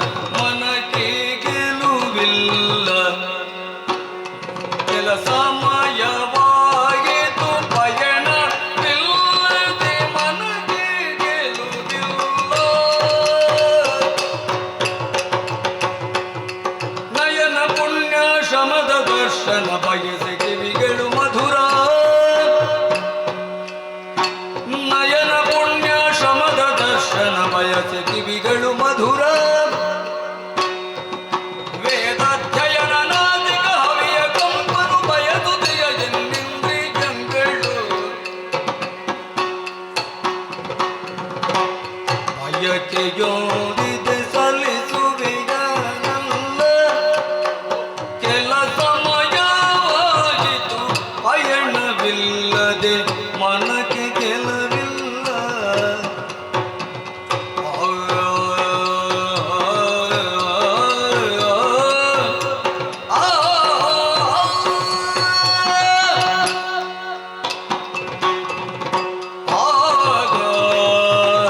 ಪ್ರಾಣೇಶ್ವರ, ಜಾನಕಿ, ಮೊದಲಾಗಿ ನಿಮ್ಮ ಪದಯುಗ್ಮಗಳಿಗೆ ವಂದಿಸಿಕೊಳ್ಳುತ್ತಾ ಇದ್ದೇವೆ. ಶ್ರೇಯಸ್ಸಾಗಲಿ ಅಂತ ಹೇಳು. ರಾಮರಾಜ್ಯ ಎನ್ನುವಂತಹ ಸುಖಿ ರಾಜ್ಯವನ್ನು ಸ್ಥಾಪಿಸಿ ಸರ್ವರಿಂದಲೂ ದೇವನೆಂದೇ ಕೊಂಡಾಡಲ್ಪಡುವಂತಹ ನಿಮ್ಮನ್ನು ನಾನು ಪತಿಯನ್ನಾಗಿ ಪಡೆದದ್ದು ನನ್ನ ಪೂರ್ವಜನ್ಮದ ಪುಣ್ಯ ಎನ್ನುವ ಹಾಗೆ ಭಾವಿಸುತ್ತೇನೆ. ಈ ರಾಮರಾಜ್ಯದಲ್ಲಿ ಕೊರತೆ ಎನ್ನುವಂತಹ ಶಬ್ದಕ್ಕೆ ಸ್ಥಾನವೇ ಇಲ್ಲ. ಹೂವನ್ನು ಬಿಡದಂತಹ ಲತೆ ಗುಲ್ಮಗಳಿಲ್ಲ, ಹಾಲನ್ನೀಯದಂತಹ ಗೋವುಗಳಿಲ್ಲ. ಮಾತ್ರವಲ್ಲ, ಧಾಮಿನಿಯರೊಳು ಬಂಜೆಯರಿಲ್ಲ. ಶರದಿಯ ನೀರಾದರೂ ಬತ್ತುವುದಕ್ಕೆ ಸಾಧ್ಯ ಉಂಟು. ಆದರೆ ಈ ರಾಮರಾಜ್ಯದಲ್ಲಿ ಕೊರತೆ ಒಂದು ಬರುವುದಕ್ಕೆ ಸಾಧ್ಯವೇ ಇಲ್ಲ. ಆದುದರಿಂದಲೇ ನನ್ನ ಮನಸ್ಸಿನಲ್ಲಿರುವಂತಹ ಅಭಿಪ್ರಾಯವನ್ನು ನಿಮ್ಮಲ್ಲಿ ತಿಳಿಸುವುದಷ್ಟು ಸಮಂಜಸವಲ್ಲ ಎನ್ನುವ ಹಾಗೆ ನಾ ಹಿಂದುಳಿದೆ ಸ್ವಾಮಿ. ಹೌದೇ? ಆ ಯೋಚನೆ ಬೇಡ, ಆ ಚಿಂತೆಯೂ ಬೇಡ. ಏನು ಬೇಕಾದರೂ ಕೇಳಿಕೋ ಸ್ವಾಮಿ. ಏನು? ಚಂದ್ರಿಕಾ ವಿಹಾರಕ್ಕಾಗಿ ನಾವು ಬಂದವರು. ಹೌದು. ನನ್ನನ್ನು ಸರಿಯಾಗಿ ಗಮನಿಸಿ ಅಂತೆ. ತುಂಬು ಗರ್ಭಿಣಿ ನಾನಿದ್ದೇನೆ. ನಿಜ ಅಲ್ವೇ? ಹೌದು. ನಿಮ್ಮ ಪ್ರೇಮದ ಸ್ವಾತಿಯ ಹನಿಯು ನನ್ನ ಗರ್ಭದಲ್ಲಿ ಇಳಿದು ಮನುವಂಶದ ಮುತ್ತಾಗಿ ಬೆಳೆಯುತ್ತಾ ಇದೆ. ಗರ್ಭಿಣಿಯಾದಂತಹ ಸಮಯದಲ್ಲಿ ಹೆಂಗಳೆಯರಿಗೆ ನಾನಾ ಬಯಕೆಗಳು ಮೂಡುವುದು ಸಹಜವಂತೆ. ನಿಜ. ಹಣ್ಣು ತಿನ್ನುವುದು, ಮಣ್ಣು ತಿನ್ನುವುದು, ಹುಳಿ ತಿನ್ನುವುದು, ಹೀಗೆಲ್ಲ ನಾನಾ ಬಯಕೆಗಳು ಮೂಡುತ್ತಾ ಇದೆಯಂತೆ. ಆದರೆ ನನಗೆ ಅದು ಯಾವ ಬಯಕೆಯೂ ಮೂಡುತ್ತಾ ಇಲ್ಲ ಸ್ವಾಮಿ. ಇಲ್ಲವೇ? ಇಲ್ಲ. ನನ್ನ ಬಯಕೆ ಏನು ಗೊತ್ತೇ? ಏನದು? ಮತ್ತೊಮ್ಮೆ ನಾವು ಕಾನನದತ್ತ ಹೋಗಬೇಕು, ಮುನಿ ವಧುಗಳನ್ನು ಸಂದರ್ಶಿಸಬೇಕು. ಮಾತ್ರವಲ್ಲ, ಅವರು ಮಾಡುವಂತಹ ಯಾಗದ ಆ ಹೋಮದ ಧೂಮವನ್ನು ನನ್ನ ನಾಸಿಕವು ಆಘ್ರಾಣಿಸಬೇಕು. ಅವರು ಆಡುವಂತಹ ಆ ಮಂತ್ರವನ್ನು ನಾ ಕಿವಿಯಾರೆ ಕೇಳಬೇಕು. ಅಷ್ಟು ಮಾತ್ರವಲ್ಲ, ಋಷಿಯುಕ್ತವಾದಂತಹ ಆ ಭೋಜನವನ್ನು ಉಣ್ಣಬೇಕು. ಅವರೊಡನೆ ಸತ್ಕತಾ ಸಲ್ಲಾಪವನ್ನು ಮಾಡಬೇಕು. ಹೀಗೆಲ್ಲ ನನ್ನ ಸಮಸ್ತ ಇಂದ್ರಿಯಗಳೂ ಬಯಸುತ್ತಾ ಇದೆ. ನನ್ನ ಬಯಕೆಯನ್ನು ಈಡೇರಿಸಬಹುದೇ ಸ್ವಾಮಿ? ಸತಿಯ ಬಯಕೆ. ಸತಿಯ ಬಯಕೆಯ ನಡೆಸುವುದು, ಸತಿಯ ಬಯಕೆಯ ನಡೆಸುವುದು, ಬಲುಹಿತದ ಕಜ್ಜವು ಪತಿಗೆ ನೂತ, ಸಮ್ಮತಿಯ ನಿತ್ತನು ರಘುಕುಲೋತ್ತಮ, ನಸುನಗುತ ಮುದದೆ. ಸೀತಾ, ಸ್ವಾಮಿ, 14 ವರುಷಗಳ ವನವಾಸವನ್ನು ಮುಗಿಸಿಕೊಂಡು ಈ ಅಯೋಧ್ಯ ನಗರಿಯನ್ನು ಸೇರಿಕೊಂಡಿದ್ದೇವೆ. ಹಾಗಿದ್ದರೆ ಮತ್ತೊಮ್ಮೆ ಆ ಕಾರಣಾಂತರವನ್ನು ಸೇರಬೇಕು ಎನ್ನುವಂತ ಬಯಕೆ ನಿನ್ನ ಮನಸ್ಸಿನಲ್ಲಿ ಹುಟ್ಟಿಕೊಂಡಿದೆ. ಹೌದು. ನಿನ್ನ ಮಾತುಗಳನ್ನು ಕೇಳುವಾಗ ಒಂದು ಕಡೆಯಿಂದ ನಗುವೂ ಬರುತ್ತಾ ಉಂಟು. ಯಾಕೆ ಪ್ರಭು? ಗರ್ಭಿಣಿ ಹೆಣ್ಣಿನ ಬಯಕೆ ಎನ್ನುವುದು ಗರ್ಭಸ್ಥ ಶಿಶುಗಳ ಬಯಕೆಯಾಗಿರುತ್ತದೆ ಅಂತ. ಹೌದಂತೆ. ಅದರಂತೆ ಈ ಅಯೋಧ್ಯೆಯಲ್ಲಿ ಹುಟ್ಟುವಂತಹ ರಾಮನ ಮಕ್ಕಳಿಗೆ ಎಲ್ಲಿ ಕಾಡಿನಲ್ಲಿ ಮುಂದೆ ಬದುಕುವಂತ ಚಿಂತೆ ಮಾಡಬೇಡ. ಅದೇ ಆಗಬೇಕೆಂದೇನೂ ಇಲ್ಲ. ಏನು ಯೋಚನೆಗೆ ಬಂತು, ಆಡಿಬಿಟ್ಟೆ ಎಷ್ಟೇ. ಹೌದು, ಬೇರೇನಾದರೂ ಬಯಕೆಯುಂಟೇನೆ ಕಾಣ್ತದೆ ಸ್ವಾಮಿ. ಸಮಸ್ತ ಜೀವರಾಶಿಗಳಿಗೆ ಆಶ್ರಯ ತಾಣ ಯಾವುದು ಅಂತ ಕೇಳಿದ್ರೆ ನಿಮ್ಮ ಜಂಗಿ. ಈ ಲತಾ ಮಂಟಪದಲ್ಲಿದ್ದೇವೆ ನಾವು. ಈ ಲತಾ ಮಂಟಪದಲ್ಲಿ ನಿಮ್ಮ ಜಂಗೆಯಲ್ಲಿ ನನ್ನ ಶಿರವನ್ನಿರಿಸಿ ಹಾಯಾಗಿ ನಿದ್ರಿಸಬೇಕು, ವಿಶ್ರಾಂತಿಯನ್ನು ಪಡೆಯಬೇಕೆನ್ನುವ ಹಾಗೆ ನನ್ನ ಮನಸ್ಸು ಬಯಸುತ್ತಾ ಇದೆ. ಜಾನಕಿ, ನಿನ್ನ ಬಯಕೆಯನ್ನು ಈಡೇರಿಸುತ್ತೇನೆ. ಕಾರಣಾಂತರವನ್ನು ಸೇರುವಂತಹ ಕಾಲ ಕೂಡಿ ಬಂದಾಗ ಆ ವ್ಯವಸ್ಥೆಯನ್ನು ಮಾಡುತ್ತೀರಿ. ಈಗ ಹೀಗೆ ಬಾ. ಲತೆಯ ಮಂಟಪದೊಳಗೆ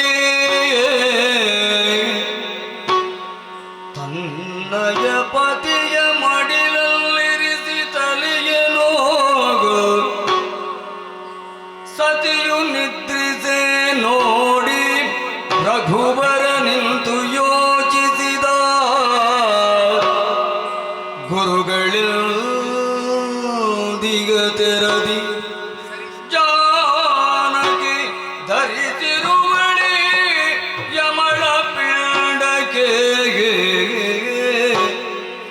ಉರುತರದ ಶ್ರೀರಕ್ಷಗಿತ್ತ ಬೆನೆನುತ ದೈವವನು ಸ್ಮರಿಸಿ ವಿಶ್ವಾಮಿತ್ರ ನಿತ್ತಿಗ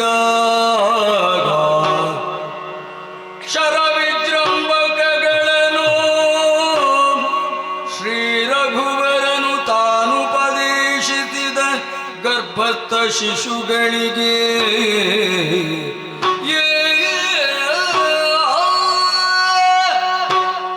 ನನ್ನ ಜಂಗಿಗೆ ತಲೆಯಿರಿಸಿದಂತಹ ಜಾನಕಿ ಅಲ್ಲೇ ನಿದ್ರಾದೇವಿಯ ವಶವಾಗಿದ್ದಾಳೆ. ಎಲ್ಲಿ ಒಂದು ಕ್ಷೇತ್ರದಲ್ಲಿ ನಮಗೆ ರಕ್ಷಣೆ ಉಂಟು ಎನ್ನುವಂತ ಧೈರ್ಯವಿರುತ್ತದೋ ಅಲ್ಲಿ ನಿಶ್ಚಿಂತೆಯಿಂದ ನಿದ್ರೆ ಎನ್ನುವುದು ಒದಗಿ ಬರುವುದಕ್ಕೆ ಸಾಧ್ಯ. ಹಾಗಿದ್ದರೆ ಸೀತೆಯ ಮುಖಗಮನವನ್ನು ಕಾಣುವಾಗ ಗುರುಗಳಾಗಿರುವಂತಹ ವಶಿಷ್ಠರಾಡಿದಂತಹ ಮಾತು ನೆನಪಿಗೆ ಬರ್ತಾ ಇದೆ. ಸೀತೆಯ ಗರ್ಭದಲ್ಲಿ ಯಮಳ ಪಿಂಡಗಳು ಹುಟ್ಟಿಕೊಳ್ಳುವುದಕ್ಕೆ ಇದ್ದಾವೆ. ಸಂತೋಷವಾಯಿತು.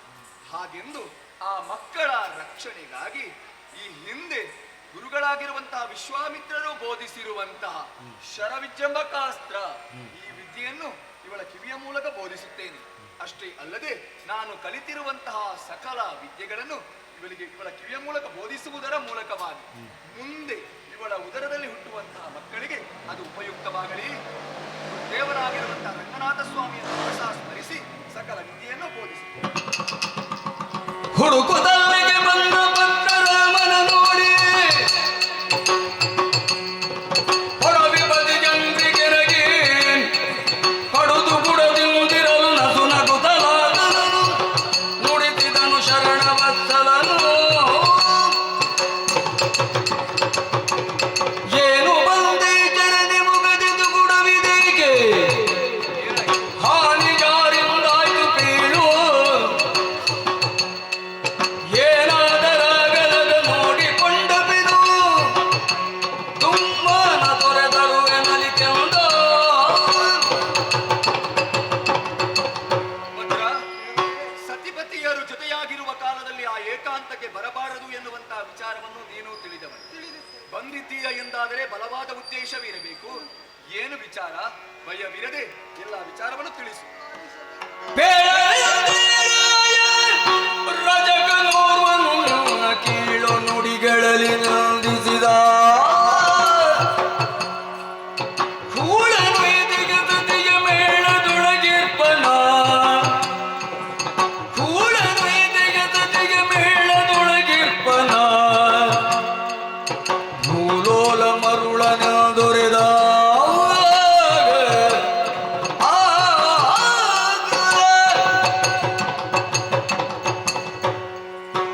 ಭದ್ರ, ನಮ್ಮ ಈ ಊರಿನ ಆಗು ಹೋಗುಗಳನ್ನು ವಿಚಾರಿಸಬೇಕೆಂಬುದಾಗಿ ನಾನೇ ಸ್ವತಃ ಹೋದವನು. ಹ, ಹೀಗೆ ಸುತ್ತುತ್ತಾ ಅಗಸರ ಕೇರಿಯಿಂದ ಬರುತ್ತಿರುವ ಸಂದರ್ಭದಲ್ಲಿ ಒಂದು ಅಗಸನ ಮನೆಯಲ್ಲಿ ಹ. ಜಗಳ ನಡೆಯುತ್ತಿತ್ತು. ರಾಮರಾಜ್ಯದಲ್ಲಿ ಜಗಳವೇ? ಹೌದು ಪ್ರಭು. ನಾನು ಸ್ವಲ್ಪ ನಿಂತು ಕಿವಿಯನ್ನು ಕೊಟ್ಟೆ. ಏನಂತೆ? ಮಾತು ಮುಂದುವರಿಯುವುದು. ಅಗಸನ ಹೆಂಡತಿ ತನ್ನ ತವರು ಮನೆಗೆ ಹೋಗಿ 3 ದಿನದ ಬಳಿಕ ಬಂದಾಗೆ ಆಗ ಅಗಸನು ಅವನಿಗೆ ಪ್ರವೇಶವನ್ನು ಕೊಡುತ್ತಿರಲಿಲ್ಲ. ಹೀಗೆ ಮಾತು ಮುಂದುವರಿಯುವುದು. ಕಡೆಗೆ ಒಂದು ಅಗಸನ ಹೆಂಡತಿ ಮಾತನ್ನು ಹೇಳಿದಳು. ನಿಮ್ಮನ್ನೇ ಆಧರಿಸಿ ಆದರ್ಶ ವ್ಯಕ್ತಿ ಎಂಬುದಾಗಿ ಹೇಳಿ ಮಾತನ್ನು ಹೇಳಿದಳು. ಆಗ ಅಗಸನಾಡಿದ ಮಾತು, ಅಯ್ಯೋ ಭದ್ರ, ಬೇಡ ಪ್ರಭು, ಯಾಕೆ ಯೋಚನೆ? ಬೇಡ. ಹೇಳು. ಆ ಮಾತು ನನ್ನಲ್ಲೇ ಸತ್ತು ಭದ್ರ, ಅಯೋಧ್ಯೆಯಲ್ಲಿ ಯಾವುದೇ ಮಾತುಗಳು ಸಾಯುವುದಕ್ಕಿಲ್ಲ, ಎಲ್ಲವೂ ಜೀವಂತ. ಏನಾಯ್ತು ಹೇಳು. ದೇವರೇ, ಆಗ ಆಡಿದ ಮಾತು, ಯಾವ ರಾಮನ ಕತ್ತುಕೊಂಡು ಹೋದಂತ ಸೀತೆಯನ್ನು ಒಪ್ಪಿಕೊಂಡಂತೆ ನಾನು ಒಪ್ಪಿಕೊಳ್ಳುವುದಕ್ಕೆ ಆ ರಾಮನಂತೆ ನಾನು ಮರುಳನಲ್ಲ ಎಂಬ ಮಾತನ್ನು ಜನರು ದಿಮ್ಮನ ಜೊತೆಗೆ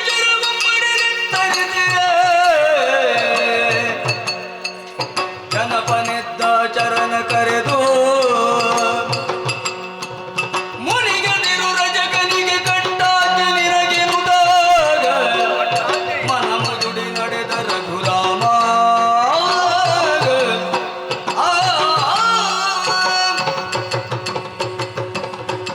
ದೇವರೇ, ದೇವರೇ, ಒಂದು ಆಜ್ಞೆಯನ್ನು ಕೊಡಿ, ಆತನ ಶಿರವನ್ನು ಕಡಿ. ಭದ್ರ, ದೇವರೇ, ಮನ ಬಂದಂತೆ ವರ್ತಿಸುವುದಕ್ಕೆ, ಪ್ರಜಾವರ್ಗದವರಿಗೆ ಶಿಕ್ಷೆ ಕೊಡುವುದಕ್ಕೆ ಇದು ರಾವಣ ರಾಜ್ಯವಲ್ಲ, ರಾಮರಾಜ್ಯ. ತೆರಳು ಇಲ್ಲಿಂದ. ಅಪ್ಪಣೆ. ಸರಿ ಸರಿ. ಬಂದರದ ಮಂತ್ರಣಾಗಾರದಲ್ಲಿ ನೆರಗಿದ ಮಂದಿರನು ಗುರು ಸಚಿವರನ್ನು ಒಂದನಾಡದೆ ಮೌನ ಮುದ್ರೆಯೊಳಗಿರಲು ಒಂದನಾಡದೆ ಮೌನ ಮುದ್ರೆಯೊಳಗಿರಲು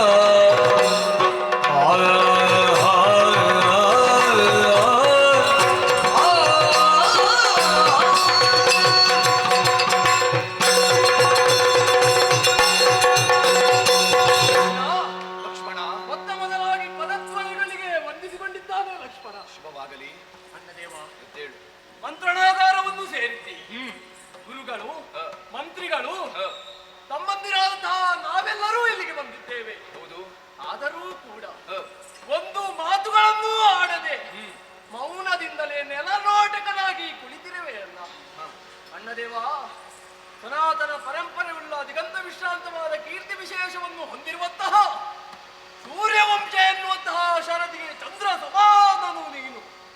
ಹೇಗೆ ಚಂದ್ರನ ಪ್ರಭಾವದಿಂದ ಶರದಿಯು ಉಪ್ಪುವುದು, ಅದೇ ರೀತಿ ನಿನ್ನಿಂದ ಸೂರ್ಯವಂಶ ಎನ್ನುವಂತಹ ಶರದಿ ಅಭ್ಯುದಯದಿಂದ ವೈಭವದಿಂದ ಉಪ್ಪುತ್ತಾಗೆ ಬರೆಯುತ್ತಾ ಇದೆ. ಆದರೆ ಇಂದು ವದನನಾದಂತಹ ನಿನ್ನ ಮುಖವೇ ಕಳೆಗುಂದಿದೆಯಲ್ಲ. ಮುಖ ಎನ್ನುವುದು ಮನಸ್ಸಿನ ಕೈಗನ್ನಡಿ ಇದ್ದ ಹಾಗೆ. ನಿನ್ನ ಮುಖವನ್ನು ನೋಡಿದಾಗ ನಿನ್ನ ಮನಸ್ಸಿನಲ್ಲಿ ಘನತರವಾದಂತಹ ಚಿಂತೆಯ ತರಂಗಗಳು ಎದ್ದಿವೆ ಎಂಬುದು ಅರ್ಥವಾಗುತ್ತಾ ಇದೆ. ಅಣ್ಣ, ಸ್ಮೇರ ವದನನಾದಂತಹ ನಿನ್ನ ನಗುಮುಖವನ್ನು ಕಂಡಾಕ್ಷಣ ನಮ್ಮ ಮನಸ್ಸಿನಲ್ಲಿದ್ದಂತಹ ಚಿಂತೆ ಕಲ್ಮಶ ಎಲ್ಲವೂ ದೂರವಾಗಿ ಬಿಡುತ್ತಿತ್ತು. ಅಂತಹ ನಿನ್ನ ಶ್ರೀಮುಖ ವನಜವೇ ಬಾಡಿ ಹೋದರೆ ನಮ್ಮ ಗತಿಯೇನನ್ನ? ಯಾಕೆ ಚಿಂತೆ, ಯಾಕೆ ಅಣ್ಣ ಹೀಗೆ? ಮನುಕುಲೇಶರ ನಡತೆ ಮಾನ್ಯವ, ಮನುಕುಲೇಶರ ನಡತೆ ಮಾನ್ಯವೋ, ಜನಪರ ಪವಾದಕ್ಕೆ ಹೆದರುವ ಗುಣವ ಹೊಂದಿರಬೇಕು. ನಮಗಾದರ್ಶವಿದು ಜಗದಿ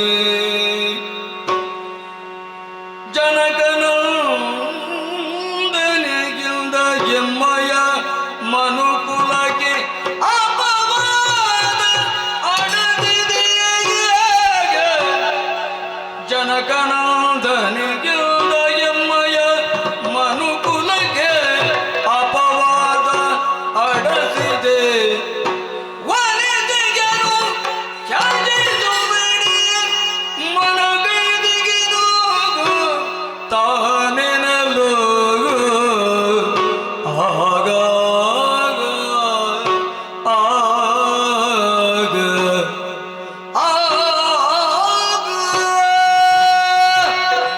ಮಗು ಲಕ್ಷ್ಮಣ, ನಿನ್ನ ಅಣ್ಣನಾಗಿರುವಂತಹ ರಾಮನ ಮುಖದಲ್ಲಿ ಕಾಣುವಂತಹ ಯಾವ ಭಾವನೆ ಇದ್ದರೂ ಪ್ರಾರಂಭದಲ್ಲಿಯೇ ತಿಳಿಯುವುದು ನಿನಗೆ ಮಾತ್ರ ಸಾಧ್ಯ. ಹೌದಣ್ಣ, ನನ್ನ ಹೊರಗಿರುವಂತಹ ಪ್ರಾಣ ನೀನು, ನನ್ನನ್ನು ಅನವರತವೂ ಸೇವಿಸಿಕೊಂಡು ಬಂದವ. ಹೀಗಿರುತ್ತಾ ನನ್ನ ಮನಸ್ಸಿನಲ್ಲಿ ಹುಟ್ಟಿಕೊಂಡಂತಹ ಭಾವನೆ ಅತಿ ಬೇಗನೆ ನಿನಗೆ ತಿಳಿದುಕೊಳ್ಳುವುದಕ್ಕೆ ಸಾಧ್ಯ. ಯಾಕೆ ಚಿಂತೆ ಎಂಬುದು ಅರ್ಥವಾಗುತ್ತಾ ಇಲ್ಲ. ಲಕ್ಷ್ಮಣ ಅಣ್ಣ, ನಾವು ಹುಟ್ಟಿರುವಂತಹ ವಂಶವೆನ್ನುವುದು ಸೂರ್ಯವಂಶ. ಅದೆಷ್ಟೋ ಕೀರ್ತಿವಂತರು ತ್ಯಾಗಿಗಳು ನಮ್ಮ ವಂಶದಲ್ಲಿ ಆಗಿ ಹೋದವರಿದ್ದಾರೆ. ಅವರೆಲ್ಲರೂ ನಡೆದು ಬಂದಂತಹ ದಾರಿಯೇ ನಮಗೆ ಮಾನ್ಯವಾಗುತ್ತದೆ. ಅದೇ ನಮಗೆ ಅಡಿಗಲ್ಲಾಗಿದೆ. ಅದರ ಮೂಲಕವಾಗಿ ಮುಂದೆ ನಾವು ಹೇಗೆ ಸಾಗಬಹುದು ಎನ್ನುವುದನ್ನು ತಿಳಿದುಕೊಳ್ಳುವುದಕ್ಕೆ ಸಾಧ್ಯ. ತಮ್ಮ ಲಕ್ಷ್ಮಣ, ಅವರು ಮಾಡಿರುವಂತಹ ಯಾವ ಅಧಿಕಾರ ಉಂಟೋ ಅದನ್ನು ಕೇವಲ ಪೀಠವನ್ನು ಏರಿ ಆಳ್ವಿಕೆ ಮಾಡುವುದಷ್ಟೇ ಅಲ್ಲವಲ್ಲ ನಮಗೆ ಹೊಣೆಗಾರಿಕೆ ಇರುವುದು. ಅದರ ಸುಖವನ್ನು ಅನುಭವಿಸುವುದಕ್ಕೆ ಮಾತ್ರ ಅಲ್ಲವಲ್ಲ ಅದನ್ನು ಆ ಹೊಣೆಗಾರಿಕೆ ನಮಗಿರುವುದು. ಅವರಿಗೆ ಉಳಿಸಿ ಹೋದಂತಹ ಕೀರ್ತಿಯನ್ನು ಶಾಶ್ವತವಾಗಿ ಉಳಿಯುವಲ್ಲಿ ಈ ಪೀಠವನ್ನು ಏರಿದವ ಅದರಲ್ಲಿ ತನ್ನನ್ನು ತಾನು ತೊಡಗಿಸಿಕೊಳ್ಳಬೇಕಾಗುತ್ತದೆ.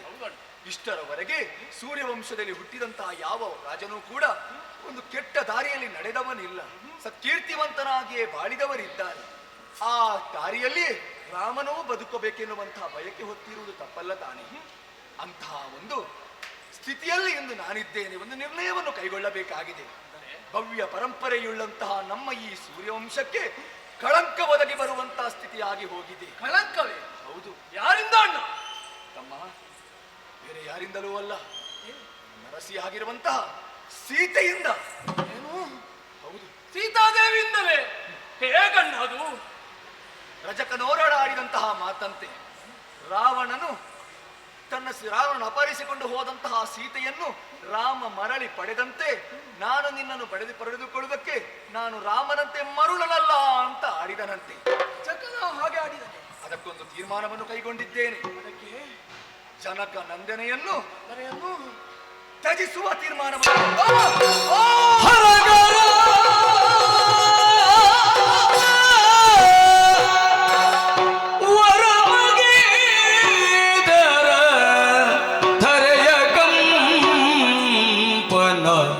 ಕುರುಳುವಾದದೊಳಗ ಲಕ್ಷ್ಮಣ ಹರಗರ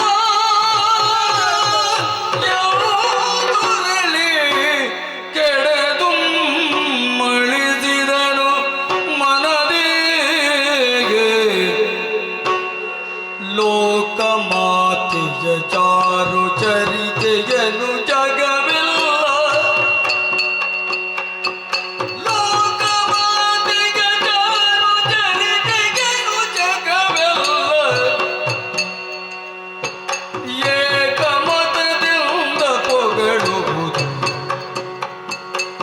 ಏಕಮತದಿಂದ ಪೊಗಳುವುದು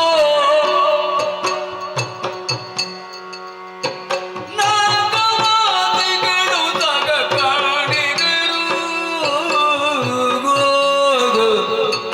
ನಾಗವಾಸಿಗಳು ಸಗ ಕಾಣಿಗರು ಪಾವಕನ ನಾಗೆ ಪೊಕ್ಕೆತ್ತು ಬಾಳಿಗುದ ಪಾವಕನ ನಾಗೆ ಪೊಕ್ಕೆತ್ತು ಬಾಳಿಗುದ ಹರಗರಾಗ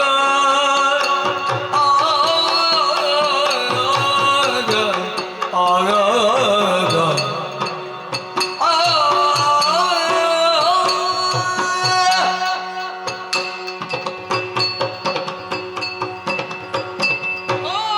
ರಂಗನಾಥ ರಂಗನಾಥ ಸ್ವಾಮಿ, ಎಂತಹ ನುಡಿಗಳನ್ನು ಕೇಳುತ್ತಾ ಇದ್ದೇನೆ ನಾನು. ಅಣ್ಣನ ಬಾಯಿಂದ ಇಂತಹ ನುಡಿಗಳನ್ನು ಕೇಳುವ ಬದಲು ನನ್ನ ಕಿವಿಗಳಾದರೂ ಕಿವುಡಾಗಬಾರದಿತ್ತೆ, ಆಕಾಶವೇ ನನ್ನ ತಲೆಯ ಮೇಲೆ ಬೀಳಬಾರದಿತ್ತೆ, ಭೂಮಿಯೇ ಒಡೆದು ನನ್ನನ್ನು ನುಂಗಿ ಬಿಡಬಾರದಿತ್ತೆ. ಏನು ಲೋಕಮಾತೆಯಾದ, ಚಾರು ಚರಿತೆಯಾದ, ಸುಶೀಲೆಯಾದ, ನಮ್ಮ ಮನೆತನದ ಭಾಗ್ಯ ದೇವತೆಯಾದಂತಹ ಸೀತಾದೇವಿಯನ್ನು ತ್ಯಜಿಸುವ ತೀರ್ಮಾನಕ್ಕೆ ಬಂದಿದ್ದಾನೆ ಅಣ್ಣದೇವ. ಹಾಗಾದರೆ ಸೀತಾದೇವಿ ಕಳಂಕಿತಾಳೆ ಅಲ್ಲವಲ್ಲ? ಸೀತಾದೇವಿಯ ಗುಣವನ್ನು ಚಾರಿತ್ರ್ಯವನ್ನು ನಮ್ಮ ಪ್ರಜೆಗಳು ತುಂಬು ಮನಸ್ಸಿನಿಂದ ಹೊಗಳುತ್ತಾ ಇದ್ದಾರೆ. ಈ ಕಾಲಕ್ಕೆ ದೇವತೆಗಳು ಮೆಚ್ಚಿದವರಿದ್ದಾರೆ.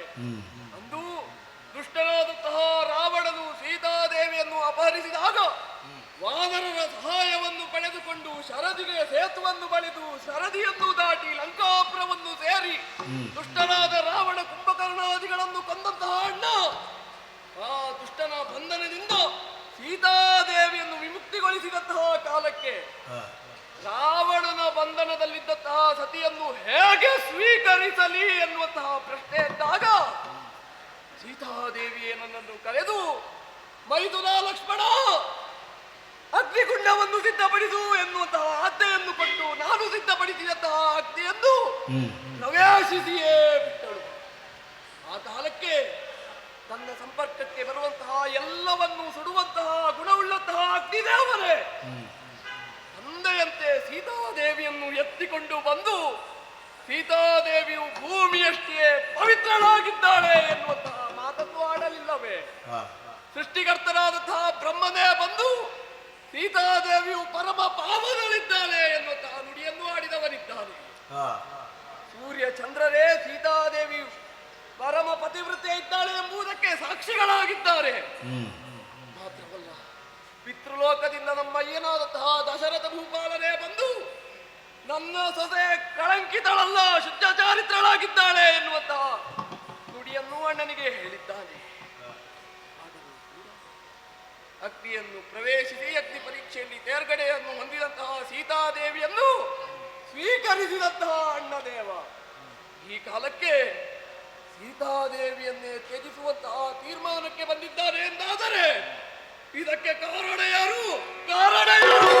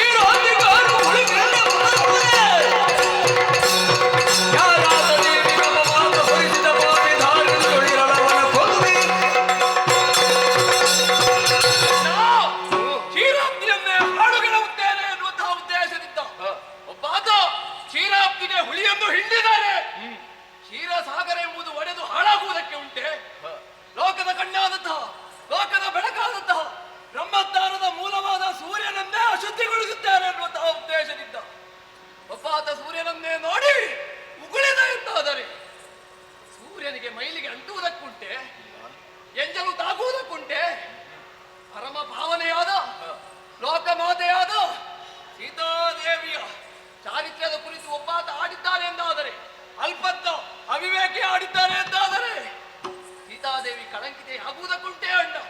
ಒಂದು ಆಜ್ಞೆಯನ್ನು ನೀಡು. ಸೀತಾದೇವಿಯ ಕುರಿತು ಕೆಟ್ಟ ನುಡಿಗಳನ್ನು ಆಡಿದಂತಹ ಅವಸರದ ನಡೆಯ ತಮ್ಮ. ಕಳವಳಗೊಳ್ಳುವುದು ತರವೆ ನೀವಿಲ್ಲ, ಕಳವಳಗೊಳ್ಳುವುದು ತರವೆ ನೀವಿಲ್ಲ. ಇಳೆಯ ಮಜೆಗೆ ಕಲಿತನೆ ಎಂಬುದಿಲ್ಲ,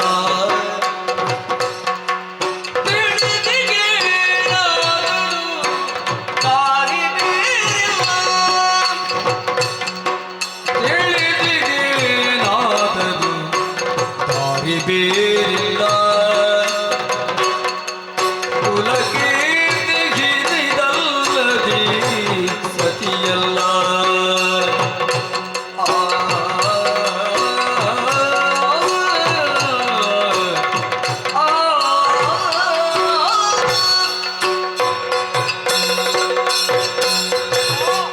ಲಕ್ಷ್ಮಣ, ಸನ್ನಿಧಾನದಿಂದ ಒಂದು ಆಜ್ಞೆ ಮಾಡು. ಅಗಸರ ತಲೆಗಡಿದು ಬರುವೆ. ಅವಸರದ ತೀರ್ಮಾನವೇ. ಈ ರೀತಿಯಾದಂತಹ ತೀರ್ಮಾನವು ಕೈಗೊಳ್ಳಬೇಕಾದವರು ನಾವೇ. ಎಷ್ಟು ಮಂದಿಯನ್ನು ನಾವು ಕರೆಯುವುದಕ್ಕೆ ಸಾಧ್ಯ? ಎಷ್ಟು ಮಂದಿಗಳ ಶಿರವನ್ನು ಕತ್ತರಿಸಿ ನಾವು ನಂಬಿದಂತಹ ಆ ಸೀತೆ ಪತಿವ್ರತೆ ಇದ್ದಾಳೆ ಎನ್ನುವುದನ್ನು ಹೇಳಿಕೊಂಡು ಬರುವುದಕ್ಕೆ ಸಾಧ್ಯ ಉಂಟು? ಹೇಳಿ, ಸಾಧ್ಯವಿಲ್ಲ. ಹಾಗೆಂದು ಅದಕ್ಕೆ ಸರಿಯಾದ ಉತ್ತರ ಒಂದೇ, ತ್ಯಜಿಸುವುದು. ಯೋಚನೆ ಮಾಡಿ ನೋಡಿ, ಸೀತೆಯನ್ನು ನನ್ನಷ್ಟು ತಿಳಿದಿರುವುದಕ್ಕೆ ಈ ಪ್ರಪಂಚದಲ್ಲಿ ಯಾರಿದ್ದಾರೆ ಹೇಳು? ಆದರೆ ಏನು ಮಾಡೋಣ? ಅಪವಾದ ಬಂದಿರುವುದು ಸುಳ್ಳಲು ಅಲ್ಲ. ಬಟ್ಟೆಯಲ್ಲಿ ಒಂದು ಕಳೆಯಾದುದನ್ನು ಶುಚಿಗೊಳಿಸುವಂತಹ ರಜಕನಾಡಿದಂತಹ ಮಾತಿದು. ಅವನು ರಾಮನ ಒಂದು ವಸ್ತ್ರದಲ್ಲಿ ಕಳೆಯನ್ನು ಕಂಡಿದ್ದಾನೆ ಅಂತಾದರೆ ಅದನ್ನು ಶುಚಿಗೊಳಿಸುವಂತಹ ಅನಿವಾರ್ಯತೆ ಇರುವುದು ನನಗೇ ಅಲ್ವೇ? ನೀವೆಲ್ಲ ಆಡುತ್ತೀರಿ ಇಲ್ಲಿ. ಸೀತೆ ಪತಿವ್ರತೆ ಇದ್ದಾಳೆ, ನಾನೂ ತಿಳಿದಿದ್ದೇನೆ. ಆದರೆ ಏನು ಮಾಡೋಣ ಹೇಳಿ? ಅಂದು ಅಗ್ನಿ ಪರೀಕ್ಷೆಯ ಹೊತ್ತಿನಲ್ಲಿ ನನ್ನ ಅಯ್ಯನಾಗಿರುವಂತ ದಶರಥ ಚಕ್ರವರ್ತಿಗೆ ಇಳಿದು ಬಂದ ಆಡಿದ ಸೀತೆ ಪತಿವ್ರತೆಯಿಂದ ಇದ್ದಾಳೆ ಎನ್ನುವಂತೆ ಹೀಗೆ ಬರಲಿಲ್ವಲ್ಲ? ಹೆಚ್ಚೇಕೆ ಅಗ್ನಿದೇವ ಬಂದ, ದೇವಾದಿ ದೇವತೆಗಳು ಕರೆಗಿಳಿದು ಬಂದು ಆಡಿದರು ಸೀತೆ ಪತಿವ್ರತೆ ಇದ್ದಾಳೆ ಎನ್ನುವಂತೆ. ಆದರೆ ಈಗ ಬಂದು ಯಾರು ಆಡಿದವರಿದ್ದಾರೆ ಹೇಳಿ? ಹೆಚ್ಚೇಕೆ ಗುರುಗಳಾಗಿರುವಂತಹ ವಸಿಷ್ಠರಲ್ಲಿ ಸೀತೆಯನ್ನು ತ್ಯಜಿಸುವ ವಿಚಾರವನ್ನು ಆಡಿದಾಗ ಅವರ ಆಡಿದರು. ಸೀತೆಯನ್ನು ತ್ಯಜಿಸುವುದು ಬೇಡ ಅಂತ ಆಡಲಿಲ್ಲ, ಸೀತೆಯನ್ನು ಬಿಟ್ಟು ಬದುಕುವಂತಹ ಸಾಮರ್ಥ್ಯ ನಿನಗೆ ಉಂಟಾ ಅಂತ ಕೇಳಿದ. ಇದರರ್ಥ ಏನು? ಸೀತೆಯನ್ನು ರಾಮ ತ್ಯಜಿಸಲೇಬೇಕು. ತಾನು ತನ್ನ ಮನೆ ತನ್ನ ಸಂಸಾರ ಎನ್ನುವಂತಹ ಸ್ವಾರ್ಥ ಭಾವದಿಂದ ನಾವು ಉಳಿಯುವ ಹಾಗಿಲ್ಲ. ಅದು ವಂಶಕ್ಕೆ ಅಂಟಿಕೊಂಡಂತಹ ಅಪಕೀರ್ತಿಯಾಗಿ ಹೋಗುತ್ತದೆ. ಹಾಗಾಗಕೂಡದು. ಅದಕ್ಕಾಗಿ ತೀರ್ಮಾನವನ್ನು ಮಾಡಿದ್ದೇನೆ. ತೀರ್ಮಾನವನ್ನು ಹಿಂದೆ ಪಡೆಯುವವನು ನಾನಲ್ಲ. ಅದಕ್ಕಾಗಿ ನೀನು ಸೀತೆಯನ್ನು ಇಲ್ಲಿಂದ ಕರೆದುಕೊಂಡು ಹೋಗಿ ಗಂಗಾ ನದಿಯನ್ನು ದಾಟಿಸಿ ವನಾಂತರದಲ್ಲಿ ಬಿಟ್ಟು ಬರಬೇಕು. ಇದು ರಾಮನಾಜ್ಞೆ.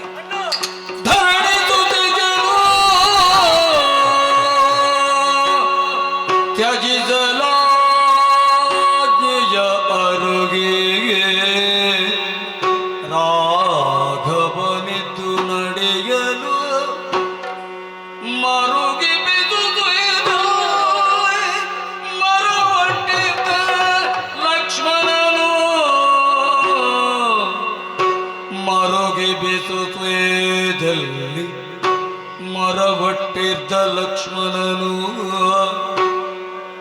ಧರಣಿ ಜಯ ತೊರೆದಾದ ಉಳಿದುವ ತರಣಿ ಕುಲದಿ ಕೀರ್ತಿ ಸೌಧವ ಹೊರುವ ಕಂಬದ ಕಾಯಕವು ತನಗಾಯ್ತ ಕಟ ಎನ್ನುತ್ತಾ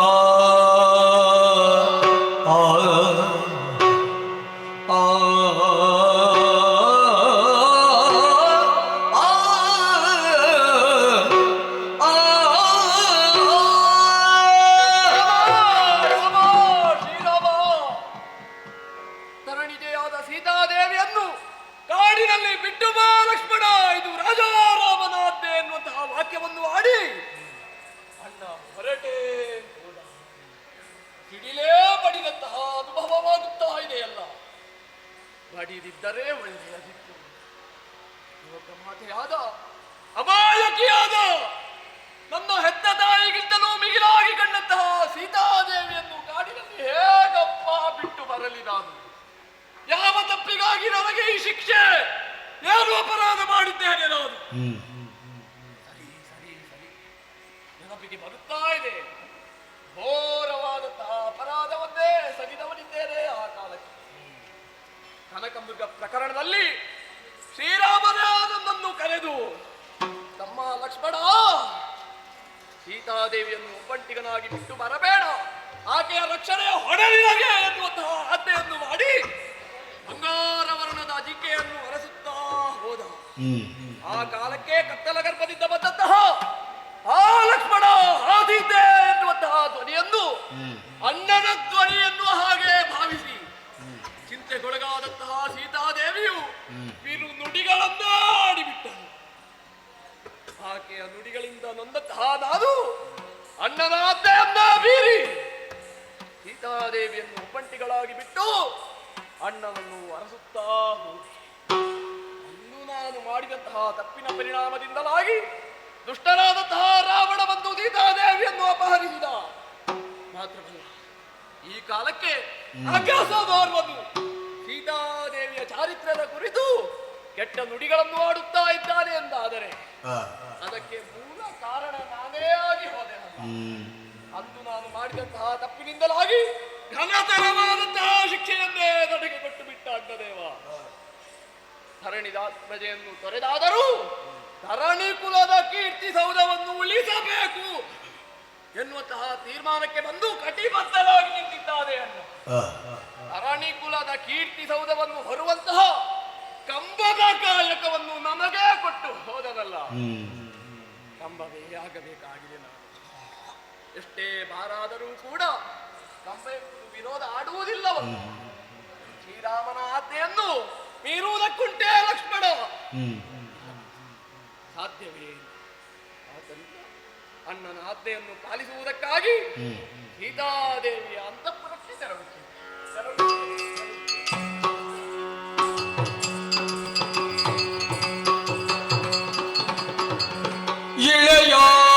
ಇಳೆಯಾದಿಪನಾನತಿಯ ನಡೆಸಲು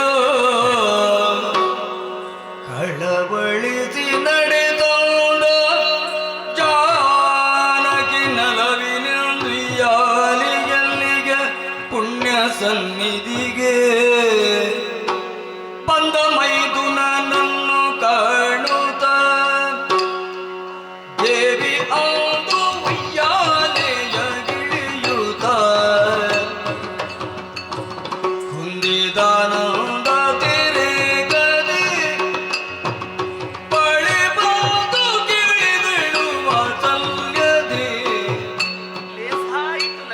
ಲೇದಾಯ್ತು ಲಕ್ಷ್ಮಣ ಬಂದುದು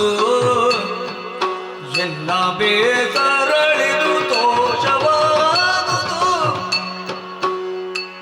ವಾಸವ ಚಿತ್ತುಕರನಿಗ ಬಂದ ಆಶಯ ಅರುಗು ಎನ್ನೊಡನಿಗ.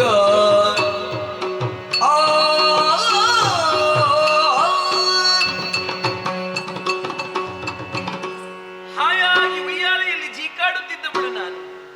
ಮನಸ್ಸಿಗೆ ಒಂದು ರೀತಿಯಾದಂತಹ ಬೇಸರ ಆವರಿಸಿತ್ತು.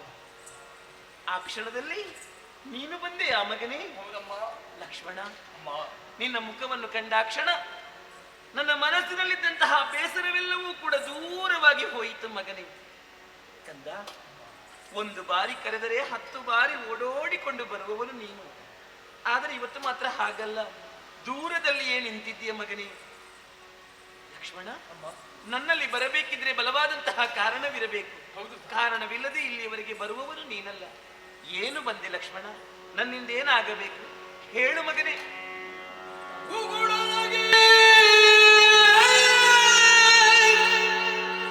ನಾಲಗೆ ತೊದಲಿ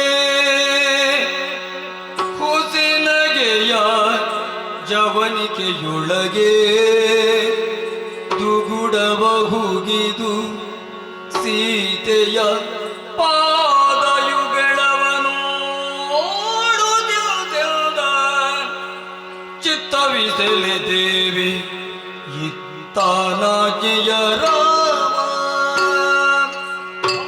ಚಿತ್ತವಿ ತಿಳಿದೇವಿ ಇತ್ತಾನಾಗೆಯ ರಾಮ ಅತ್ತಿಯುಳಿ ಬೇಡ ಚಿತ್ತಾದಾಸೆಯ ತೀರ ಉತ್ತಮಕ ಚಿತ್ತದಾಶಯ ತೀರ ಉತ್ತಮ ಕಾನನ ದತ್ತ ಕೊಂಡೊಯ್ಗೇನು ಪುಣ್ಯಾಶ್ರಮದ ಯಾತ್ರೆಗನುವಾಗುತ್ತೀರಿ ಪುಣ್ಯಾಶ್ರಮದ ಯಾತ್ರೆಗನುವಾಗುದೇವಿ ನೀನಿನ್ನು ಸಂತಸದಿಂದಲೇ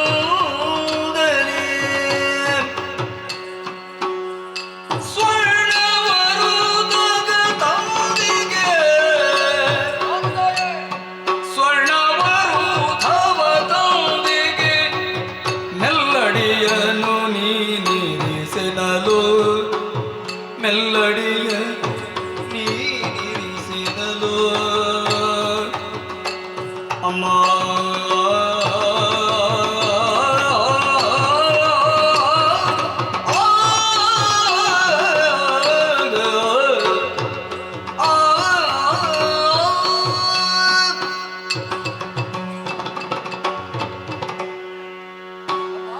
ಲಕ್ಷ್ಮಣ, ಮತ್ತೊಮ್ಮೆ ವಂದಿಸಿಕೊಂಡಿದ್ದೇನೆ ತಾಯಿ. ಶುಭವಾಗಲಿ ಕಂದ. ಏನು ಮಗನೇ? ಕಾರ್ಯಕಾರಣವಿಲ್ಲದೆ ಲಕ್ಷ್ಮಣ ಬರುವವನಲ್ಲ ಎನ್ನುವಂತಹ ವಿಚಾರ ತಮಗೂ ತಿಳಿದಿದೆ. ಹೌದು ಮಗನೇ, ಅದೇ ನಾನು ಆಲೋಚಿಸುವುದು. ಅಣ್ಣನ ಆಜ್ಞೆಯನ್ನು ಹೊತ್ತುಕೊಂಡೇ ನಿಮ್ಮಲ್ಲಿಗೆ ಬಂದವನಿದ್ದೇನೆ ತಾಯಿ. ಅಣ್ಣನ ಆಜ್ಞೆಯನ್ನು ಹೊತ್ತುಕೊಂಡು ಬಂದವನೇ. ಏನು ಆಜ್ಞೆಯನ್ನು ಕೊಟ್ಟಿದ್ದಾರೆ ಮಗನೇ? ಕೆಲ ಸಮಯಗಳ ಹಿಂದೆ ತಾವು ತಮ್ಮ ಮನದ ವಾಂಛೆಯನ್ನು ಅಣ್ಣನಲ್ಲಿ ಹೇಳಿಕೊಂಡಿದ್ದೀರಂತೆ. ಹೌದು. ವನಾಂತರ ಪ್ರದೇಶಕ್ಕೆ ತೆರಳಬೇಕು, ಆಶ್ರಮಕ್ಕೆ ಸಂದರ್ಶನ ಕೊಡಬೇಕು, ಹೋಮ ಧೂಮಾದಿಗಳನ್ನು ವೀಕ್ಷಿಸಬೇಕು, ಹೋಮದ ಧೂಮವನ್ನು ಆಘ್ರಾಣಿಸಬೇಕು, ಮುನಿ ವಧುಗಳಲ್ಲಿ ಮಾತನಾಡಿಸಬೇಕು, ಋಷಿ ಮುನಿಗಳಲ್ಲಿ ಆಶೀರ್ವಾದವನ್ನು ಪಡೆಯಬೇಕು ಎನ್ನುವ ಹಾಗೆ ಆಸೆಯನ್ನು ನೋಡಿಕೊಂಡಿದ್ದೀರಂತೆ. ಹೌದು, ನಾ ಹೇಳಿದ್ದೆ ಮಗನೇ. ಕರುಣಾಳುವಾದಂತಹ ನಮ್ಮ ಅಣ್ಣ ನಿಮ್ಮ ಆಸೆಯನ್ನು ನೆರವೇರಿಸುವುದಕ್ಕೆ ಬೇಕಾಗಿ ತಮ್ಮನ್ನು ಕಾನನಕ್ಕೆ ಕರೆದುಕೊಂಡು ಹೋಗಬೇಕು ಎನ್ನುವಂತಹ ಆಜ್ಞೆಯನ್ನು ನನಗೆ ಮಾಡಿದವನಿದ್ದಾನೆ ತಾಯಿ. ಹೌದೇ? ಆದ್ದರಿಂದ ಚಿನ್ನದ ರಥವು ಸಿದ್ಧವಾಗಿದೆ. ತುಂಬು ಗರ್ಭಿಣಿ ತಾವು ಮೆಲ್ಲ ಮೆಲ್ಲನೆ ಬಂದು ರಥವನ್ನು ಏರಿ ಕುಳಿತಿರಿ ಎಂದಾದರೆ ಕರೆದುಕೊಂಡು ಹೋಗುತ್ತೇನೆ ತಾಯಿ, ಕರೆದುಕೊಂಡು ಹೋಗುತ್ತೇವೆ. ದಿಟವೇ ನಿನ್ನಾಯ ವಚನ ಸೌಮಿತ್ರಿ ಹಠಗುಪ್ಪಿದನೆ ರಮಣ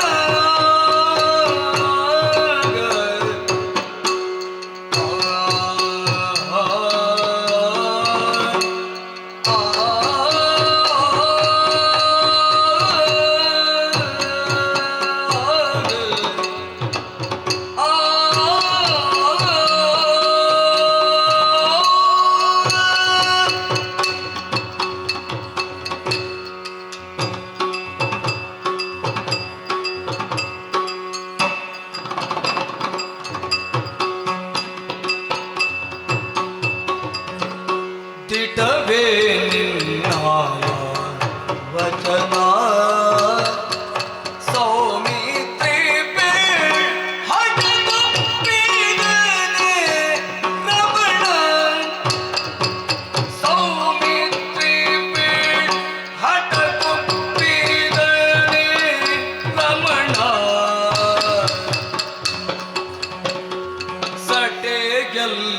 ಸಟೆಗೆಲ್ಲವಲ್ಲ ನಿಶ್ಚಟ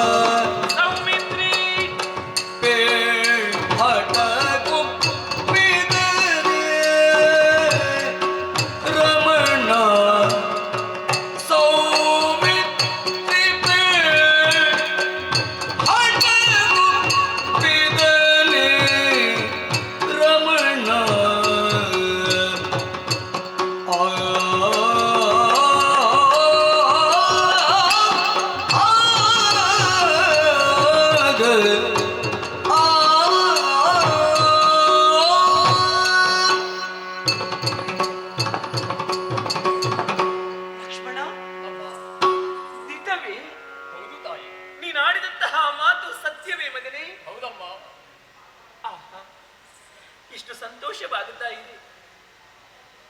ಮಗನೇ, ಎಂತಹ ಕರುಣಾಳು ರಾಘವ, ನನ್ನ ಮೇಲೆ ಎಷ್ಟು ಕರುಣೆ ಇರಬೇಕು ಅವರಿಗೆ. ಮೊನ್ನೆ ತಾನೇ ನನ್ನ ಮನಸ್ಸಲ್ಲಿದ್ದಂತಹ ಬಯಕೆಯನ್ನು ಪ್ರಭು ಶ್ರೀರಾಮಚಂದ್ರನಲ್ಲಿ ಹೇಳಿಕೊಂಡು ಬಿಡು ನಾನು. ಅದನ್ನು ಇಷ್ಟು ಬೇಗ ಪೂರೈಸಿಕೊಡುತ್ತಾರೆ ಎನ್ನುವ ಹಾಗೆ ನಾ ಕನಸಿನಲ್ಲಿ ಬೇಡಿಸಿಕೊಂಡವಳಲ್ಲ. ಈಗ ಕಟಿಬದ್ಧರಾಗಿ ನಿಂತಿದ್ದಾರೆ.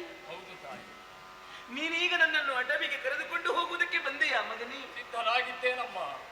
ಹಠಕ್ಕೊಪ್ಪಿದರೆ ರಮಣ, ನಾ ಮಾಡಿದಂತಹ ಹಠಕ್ಕೆ ನನ್ನವರು ಒಪ್ಪಿಕೊಂಡರೆ ಒಪ್ಪಿದ್ದಾನೆ. ಸಂತೋಷವಾಯಿತು ಮಗನೇ, ಸಂತೋಷ. ಆದರೆ ಲಕ್ಷ್ಮಣ, ಅಮ್ಮ, ಕೆಲವೊಂದು ಪ್ರಶ್ನೆಗಳು ನನ್ನ ಮನಸ್ಸಿನಲ್ಲಿ ಮೂಡುತ್ತಾ ಇದೆಯಲ್ಲ. ಪ್ರಶ್ನೆಗಳು? ಹೌದು. ಏನು ತಾಯಿ? ನಾನೀಗ ಗರ್ಭಿಣಿ ಇದ್ದೇನೆ. ನಾನೀಗ ಒಬ್ಬಳೇ ಕಾನನಕ್ಕೆ ಹೊರಡುವುದೇ? ಜೊತೆಯಲ್ಲಿ ಯಾರು ಬರುತ್ತಾರೆ ಮಗನೇ? ಜೊತೆಯೊಳ ರೈತಗರೋ ನಿನ್ನಯ ಸತಿಯೋ ಭರತನ ಭಾರ್ಯೆಯೋ ಎನಗತಿ ಸಲುಗೆಯ ತಂಗಿ ಶ್ರುತ ಕೀರ್ತಿಯಳೋ ಮಾತಿಯರೋ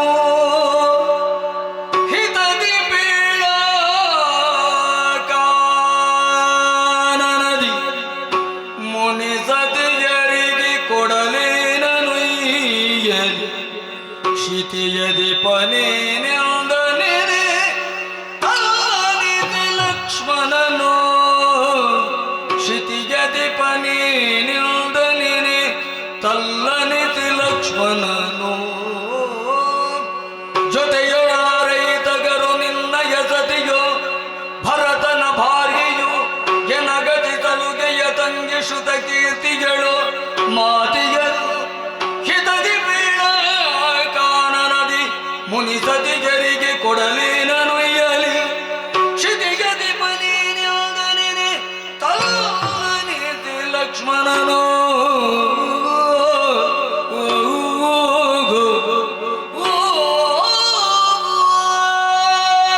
ಲಕ್ಷ್ಮಣ, ನಾವೇನು ಕಾನನಕ್ಕೆ ಹೊರಡುವುದು ಸರಿಯಪ್ಪ. ಆದರೆ ನಾನು ಗರ್ಭಿಣಿ ಇದ್ದೇನೆ. ಪ್ರಭು ಶ್ರೀರಾಮಚಂದ್ರನನ್ನು ಒಬ್ಬಳನ್ನೇ ಕಳುಹಿಸಿಕೊಡುವುದಕ್ಕೆ ಸಾಧ್ಯವಿಲ್ಲ. ಜೊತೆಯಲ್ಲಿ ಯಾರು ಬರುತ್ತಾರೆ ಮಗನೇ? ನಿನ್ನಯ ಸತಿ ಬರುತ್ತಾಳೆಯೋ? ಭರತನ ಭಾರ್ಯೆ ಬರುತ್ತಾಳೆಯೋ? ಎನಗತಿ ಸಲುಗೆಯ ಎನ್ನ ತಂಗಿ ಶ್ರುತಕೀರ್ತಿ ಬರುತ್ತಾಳೆಯೋ? ಮಾತೆಯಂದಿರು ಬರುತ್ತಾರೆ. ಹೌದು, ನಾವು ಹೋಗುವುದು ಮುನಿವಧುಗಳನ್ನು ಕಾಣುವುದಕ್ಕೆ ಬೇಕಾಗಿ. ಅವರಿಗೆ ಕೊಡುವುದಕ್ಕೆ ಸುವಸ್ತುಗಳೇನಾದ್ರೂ ಬೇಕಲ್ಲವೇ? ಸುವಸ್ತುಗಳನ್ನು ಕೊಟ್ಟಿದ್ದಾರೆ. ಹೇಳು ಮಗನೇ. ಇಲ್ಲಿನ ಪರಿಸ್ಥಿತಿ ನನಗೂ ಚೆನ್ನಾಗಿ ತಿಳಿದಿದೆ. ನಿನ್ನ ತಂಗಿಯಂದಿರೂ ಕೂಡ ನಿನ್ನ ಹಾಗೆ ಈ ಸೂರ್ಯವಂಶದ ಭವಿತವ್ಯವನ್ನು ಬೆಳಗುವಂತಹ ಸೂರ್ಯವಂಶದ ಕುಡಿಗಳನ್ನು ತಮ್ಮ ಬಸಿರಿನಲ್ಲಿ ಹೊತ್ತವರಿದ್ದಾರೆ ತಾಯಿ. ಹೌದು. ಮೇಲಾಗಿ ಕಾನನಕ್ಕೆ ಬರುವುದಕ್ಕೆ ಅವರಿಗೂ ಉತ್ಸಾಹ ಇದ್ದಂತೆ ಕಾಣುವುದಿಲ್ಲವಮ್ಮ. ಅವರಿಗೆ ಉತ್ಸಾಹ ಇಲ್ಲ. ಇನ್ನು ಮಾತೆ ಅಂದಿರು, ವೃದ್ಧಾಪ್ಯದಲ್ಲಿರುವಂತಹ ಅವರನ್ನು ಕಾಡಿಗೆ ಬಂದೆಂದು ಹೇಗೆ ಕರೆಯುವುದಕ್ಕೆ ಸಾಧ್ಯ? ನೀನೇ ಹೇಳು. ಕರೆಯುವುದು ಸರಿಯಲ್ಲ ಮಗನೇ. ಮುನಿ ವಧುಗಳಿಗೆ ಕೊಡುವುದಕ್ಕೆ ಸುವಸ್ತುಗಳನ್ನೇನಾದ್ರೂ ಕೊಟ್ಟಿದ್ದಾರೆಯೇ? ಗೊತ್ತಿಲ್ಲ ತಾಯಿ, ಏನೂ ನೀಡಲಿಲ್ಲ. ಪ್ರಭು ಶ್ರೀರಾಮಚಂದ್ರ ಸೀತಾದೇವಿಯನ್ನು ಕಾನನಕ್ಕೆ ಕರೆದುಕೊಂಡು ಹೋಗು ಎನ್ನುವಂತಹ ಆಜ್ಞೆ ಮಾಡಿದ್ದಾರೆ ಬಿಟ್ಟರೆ ಬೇರೆ ಯಾವ ನುಡಿಯನ್ನು ಹೇಳಲಿಲ್ಲ ತಾಯೇ ನನಗೆ. ಕಿರೀಟ ಹೊತ್ತವರಿಗೆ ಕಿರುಕುಳ ಎನ್ನುವುದು ತಪ್ಪುವುದಕ್ಕೆ ಸಾಧ್ಯವೇ ಇಲ್ಲ. ಇಷ್ಟು ಮಾತನ್ನು ಹೇಳಿ ಕಳುಹಿಸಿಕೊಟ್ಟಿದ್ದಾರೆ ನಿನ್ನಲ್ಲಿ. ಏನೇ ಇರಲಿ, ಹೋಗುವುದಕ್ಕಿಂತ ಮುಂಚಿತವಾಗಿ ಮಾತೆಯಂದಿರ ಆಶೀರ್ವಾದವನ್ನು ಪಡೆಯಬೇಕು. ನಾನು ತಂಗಿಯಂದಿರಲ್ಲಿ ಒಂದು ಮಾತನ್ನು ಹೇಳಬೇಕು. ಅಷ್ಟು ಮಾತ್ರವಲ್ಲ, ಬರೆಗೈಯಲ್ಲಿ ಹೋಗುವುದು ಸರಿಯಲ್ಲ. ಮುನಿ ವಧುಗಳಿಗೆ ಕೊಡುವುದಕ್ಕೆ ಬೇಕಾಗಿ ಸುವಸ್ತುಗಳನ್ನು ಸಿದ್ಧಪಡಿಸಿಕೊಂಡು ಬರುತ್ತೇನೆ. ರಥವನ್ನು ಸಿದ್ಧಪಡಿಸಿರು. ಈಗ ಬರ್ತೇನೆ, ಈಗ ಬರ್ತೇನೆ.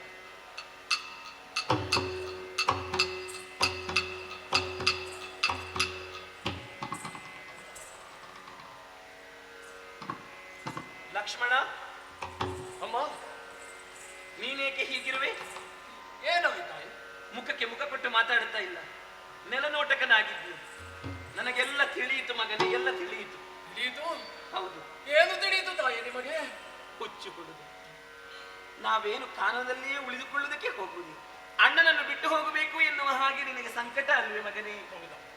ಯೋಚಿಸಬೇಡ. ಆದಷ್ಟು ಶೀಘ್ರದಲ್ಲಿ ಆ ಮುನಿವಧುಗಳನ್ನು ಕಂಡು, ಋಷಿಗಳನ್ನು ಕಂಡು ಕಾನನದಿಂದ ಆದಷ್ಟು ಶೀಘ್ರದಲ್ಲಿ ಬರೋಣವಂತೆ ಈ ರಥವನ್ನು ಸಿದ್ಧಪಡಿಸಿ.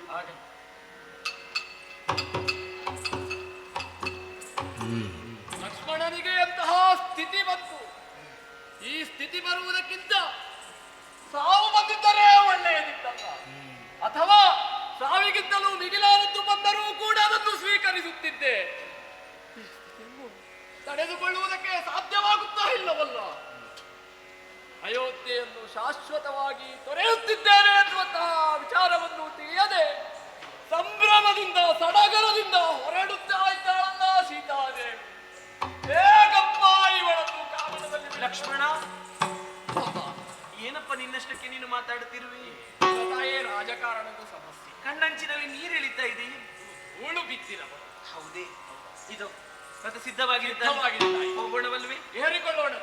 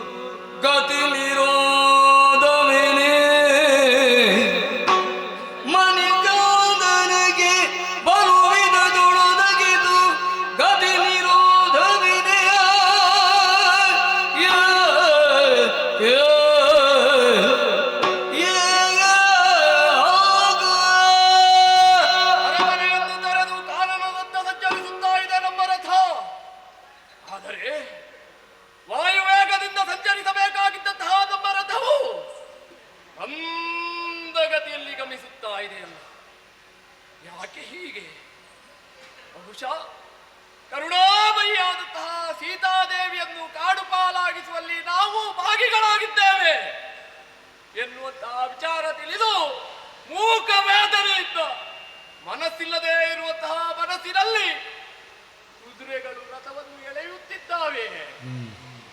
ಅಥವಾ ತುಂಬು ಗರ್ಭಿಣಿ ಇದ್ದಾಳೆ ಸೀತಾದೇವಿ. ಆಕೆಯ ಬಸಿರಿನಲ್ಲಿರುವಂತಹ ಅವಳಿ ಶಿಶುಗಳು, ಕಣ್ಣಿನಲ್ಲಿ ರಕ್ತ ಇಲ್ಲದೆ ಇರುವಂತಹ ಚಿಕ್ಕಪ್ಪ ನಮ್ಮನ್ನು ಕಾಡು ಪಾಲಾಗಿಸುತ್ತಿದ್ದಾರೆ ಎನ್ನುವಂತಹ ವಿಚಾರವನ್ನು ತಿಳಿದು ಕಣ್ಣೀರನ್ನು ಸುರಿಸುತ್ತಾ ಇದ್ದಾವೋ. ಅವುಗಳ ಕಣ್ಣೀರಿಂದಲಾಗಿ ರಥದ ನಡೆಗೆ ತಡೆಯಾಗುತ್ತಿದೆ. ಅಲ್ಲ, ನನ್ನ ಮಗಳನ್ನು ಅಮಾಯಕಿಯಾದಂತಹ ಸೀತಾದೇವಿಯನ್ನು ಈ ಪಾಪಿ ಲಕ್ಷ್ಮಣ ಕಾಡು ಪಾಲಾಗಿಸುತ್ತಾ ಇದ್ದಾನೆ ಎನ್ನುವಂತಹ ವಿಚಾರವನ್ನು ತಿಳಿದು ಈ ವಸುಂಧರೆಯು ಈ ರಥದ ಚಕ್ರವನ್ನು ಕಚ್ಚಿ ಹಿಡಿದಿದ್ದಾವೆ. ಅಲ್ಲ, ಮನಸ್ಸಿನಲ್ಲಿ ಚಿಂತೆ ಎಂಬಂತಹ ಭಾರ ಅಧಿಕವಾಗಿ ರಥವನ್ನು ಮುನ್ನಡೆಸುವುದಕ್ಕೆ ನನಗೆ ಕಷ್ಟವಾಗುತ್ತಾ ಇದೆ. ಒಂದು ಅರಿ ತಿಳಿಯುತ್ತಾ ಇಲ್ಲವಲ್ಲ. ರಾಮ ರಾಮ ರಾಮ. ಲಕ್ಷ್ಮಣ, ತಾಯೇ, ಯಾಕೆ ಮಗನೇ ರಥ ಮಂದಗತಿಯಲ್ಲಿ ಸಾಗುತ್ತಾ ಇದೆ?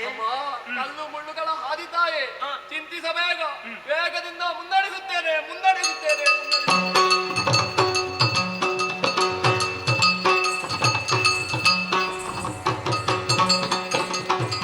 ಸಿಂಗರಗಪ್ಪಗೆ ಮಂಗಲವಾಗಿ ನಂಗೊದಗಿಸಿ ವಾಲ್ಮೀಕಿ ಋಷಿ ಸಂಗಡಿಗರು ರಥ ಗಂಗಾನದಿ, ಸಂಗಡಿಗರು ರಥ ಗಂಗಾನದಿ ಮಂಗಳ ಒಡೆಯಳು ಕೃತಿ ರಚಿಸಿ ಸಿಂಗರಗಪ್ಪಗೆ ಮಂಗಲವಾಗಿ ನಂಗೊದಗಿಸಿ ವಾಲ್ಮೀಕಿ ಋಷಿ.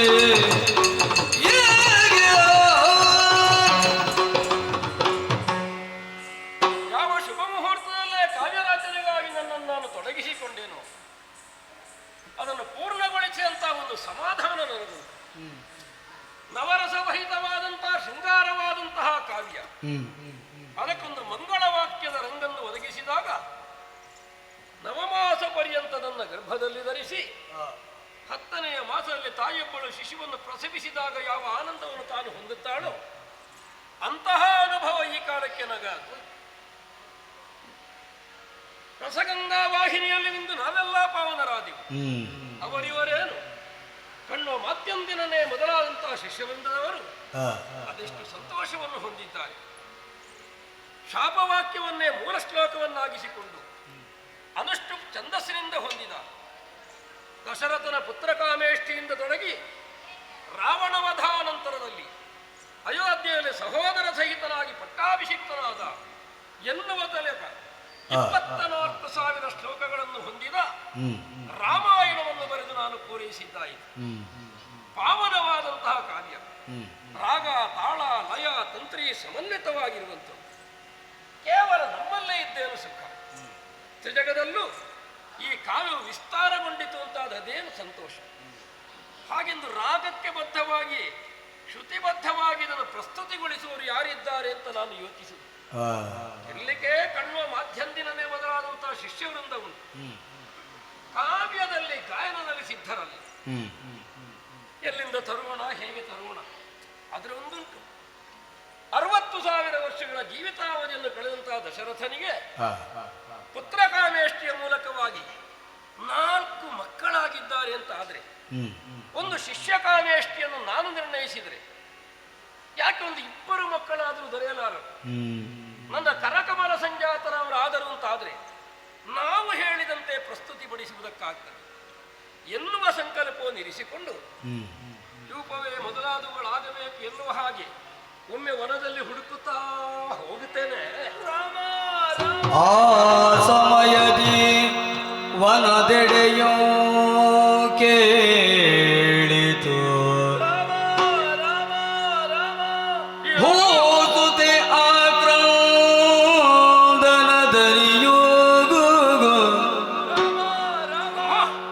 ಕೋದಲಪತಿಯ ನಾಮದ ಕೀರ್ತನ ಏತು ಮಧುರವೆನುದಲಿ ಮುನಿಯೋಗು ಕೋಸಲಪತಿಯ ನಾಮದ ಕೀರ್ತನ ಏತು ಮಧುರವೆನುದಲಿ ಮುನಿಯೋಗು ಆಗ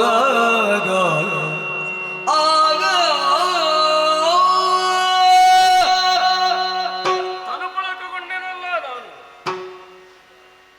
ಅರಸುತ್ತಾ ನಾನು ಮುಂದೊತ್ತಿ ಬರುವಾಗಲೇ ಕೇಳಿಸಿತ್ತು ಮಧುರವಾದಂತಹ ಧ್ವನಿ. ಸಿಹಿ ಹೇಗೆ ಅಂತ ಹೇಳಲಿಕ್ಕಿಲ್ಲ, ಅನುಭವಿಸಿದಾಗ ಮಾತ್ರ ಗೊತ್ತಾಗ್ತದೆ. ಮಧು ಅಂದ್ರೆ ಮಧುರ ಅಂದ್ರೆ ಹಾಗೆ. ಕೇಳಿತು ರಾಮನಾಮ, ಕೋಸಲಾವತಿಯ ನಾಮವಾದೇನು ಅಲ್ಲಿ ಏನು ಅಂತ ಉತ್ತರಿಸೋಣ. ಅನುಭಾವ್ಯವಾದಂತಹ ಸಿದ್ಧಿಯದು ಸಿದ್ಧಾಂತವದು. ಚಿತ್ತಿ ಮುದ್ರಿತನಾದವ ನಾನು. ಒಂದು ನಿರ್ಣಯ ಆಯಿತು, ಇದು ಶುಭ ಶಕುನ ಹೌದು. ಶುಭ ಶಕುನವನು ವನದುಳೆಲ್ಲೆಡೆ ಅರಸಿಗೆ ಸುಭಗೆ ಸೀತೆಯ ಕಡು ಬಳಿಗೆ ಮರುಕದಿಂ ಅಭಯ ಮುದ್ರೆಯ ತೋರಿ ಬೆದರದಿರು ನುಡಿಸಿದನು ವಿನಯದಿಂದಾಗ ಯಾರಮ್ಮ ನೀನು ಯಾರಮ್ಮ ಯಾರಮ್ಮಗೆ ಘೋರ ಕಾಂತಾರದೊಳಗೆ ಯಾರಮ್ಮಗೆ ಘೋರ ಕಾಂತಾರದೊಳಗೆ ಯಾರನ್ನು ನೆನೆದತ್ತು ಕರೆಯುವೆ ಹೀಗೆ ಯಾರನ್ನು ನೆನೆದತ್ತು ಕರೆಯುವೆ ಹೀಗೆ ತಾರಕ ಮಂತ್ರವನಾರು ಕಲಿಸಿದರು ತಾರಕ ಮಂತ್ರವನಾರು ಕಲಿಸಿದರು ಈ ರೀತಿ ತೊರೆದಲ್ಲಿ ಹೋದವರರು ಯಾರಮ್ಮ ನೀನು ಯಾರಮ್ಮ ಆ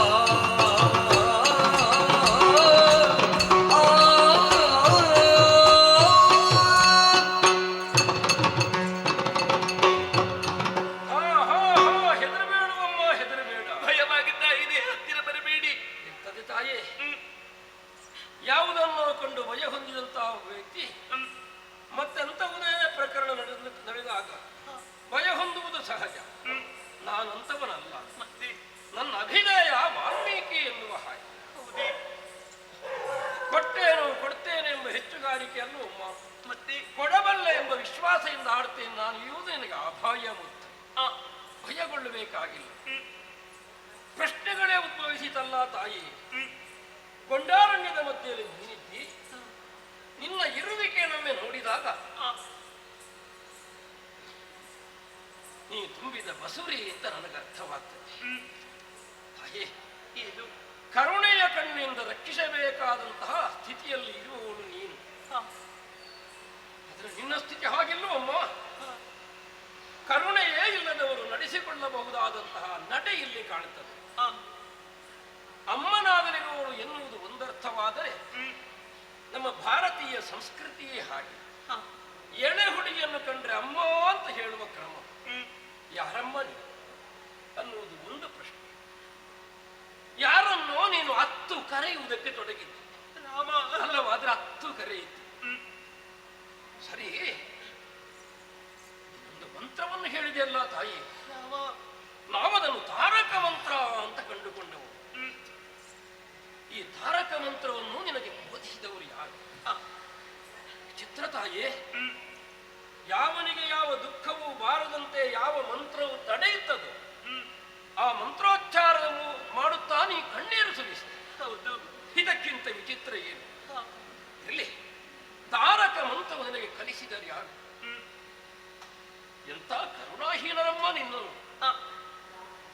ಗೊಂಡಾರಣ್ಯದ ಮಧ್ಯದಲ್ಲಿ ನಿನ್ನನ್ನು ಬಿಟ್ಟು ಹೋದರಲ್ಲ ತಾಯೇ. ಯಾರವರು? ನೀನು ಯಾರು? ಇಲ್ಲಿ ಯಾಕೆ ಅಳುತ್ತಿ ನೀನು? ಹೇಳ್ಬಹುದೇನಮ್ಮ? ವಾಲ್ಮೀಕಿ ಮಹರ್ಷಿಗಳೇ. ರಾಮ ಮುನಿಯ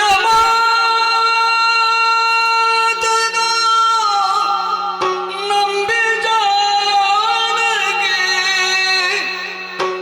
ಮುನಿಯ ಮಾತನು ನಂಬಿ ಜಾನ, ಮನಸ್ಸಿನ ಗಣಿತ ಶೋಕ ಮೌಕ್ತಿಕ ಮಣಿಗಳಂ ಪೋಣಿಸುತ್ತ ಹೊಸೆದ ವಿಷಾದ ಹಾರವ ಮುನಿಯ ಪಾದಗೆ ತೊಡೆದುದ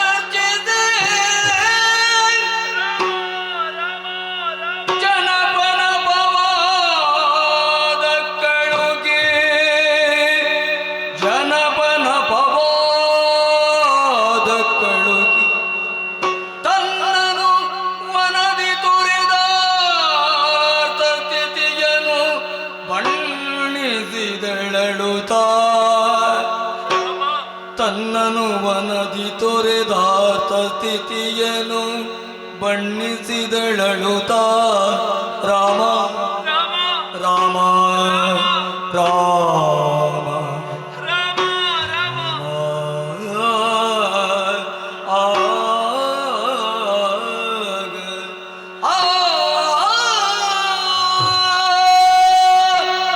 ಯಾರ ಮನಸ್ಸಿನಲ್ಲಿ ಭಯ ಆತಂಕವಿದೆಯೋ ಅಂತಹ ಭಯ ಆತಂಕವನ್ನು ದೂರ ಮಾಡುವಂತಹ ವಾಲ್ಮೀಕಿ ಮಹರ್ಷಿಗಳು ಇದೋ ನಿಮ್ಮ ಪದದ್ವಯಗಳಿಗೆ ವಂದಿಸಿಕೊಳ್ಳುತ್ತಾ ಇದ್ದೇನೆ ಮುನಿಗಳೇ.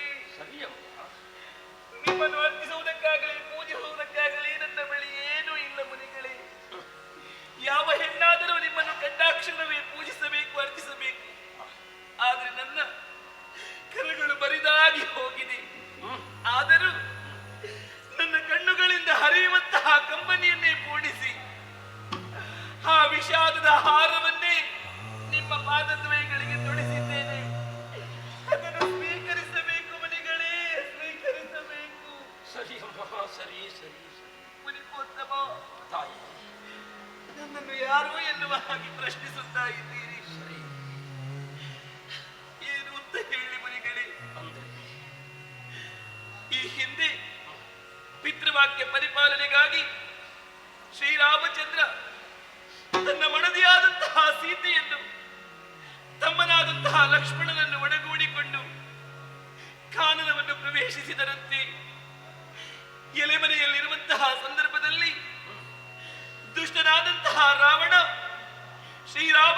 ಮಡದಿಯಾದಂತಹ ಸೀತೆಯನ್ನು ಅಪಹರಿಸಿದ. ಆ ಬಳಿಕ ರಾಮ ಲಕ್ಷ್ಮಣರು ಕಪಿವೀರರನ್ನೆಲ್ಲ ಸೇರಿಸಿಕೊಂಡು ಲಂಕೆಗೆ ಬುದ್ಧಿಗೆ ಹಾಕಿ ದುಷ್ಟರಾದಂತಹ ರಾವಣನನ್ನು ವಧಿಸಿ ಸೀತೆಯನ್ನು ಮತ್ತೆ ಮರಳಿ ಪಡೆದ.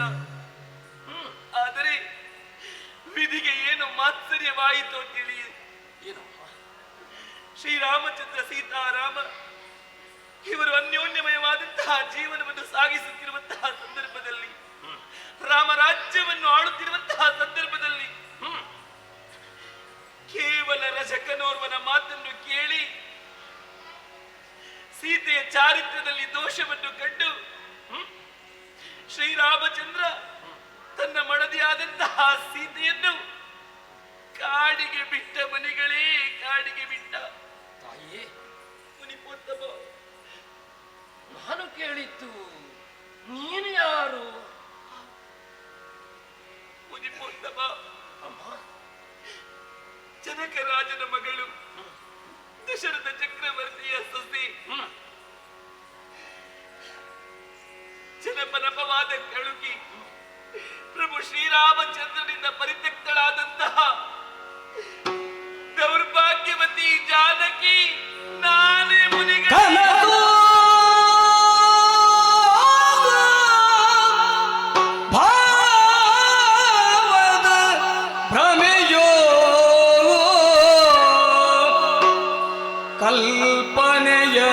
ಕಲ್ಪನೆಯನುಪಮಾದಿತ್ಯದ ವಿಲಾಸವೋ ಹಿನಕುಲದ ವೃಕ್ಷದು ಮೂಡಿದ ಕಹಿ ಫಲವೋ ಮನದ ಗಂಜಿಗೆ ಅರಿವಡಾರಳಗೆನುದ ವಿಪ್ರತೆಗಿರುದ ಉಳಗಿತ ತನುವಿಂದೆದುರಿರ್ಪ ವಾಸ್ತವವನ್ನು ನುಡಿಸಿದನೋ ಕನಸೋ ಭಾವದ ಭ್ರಮೆಯೋಗ ಓ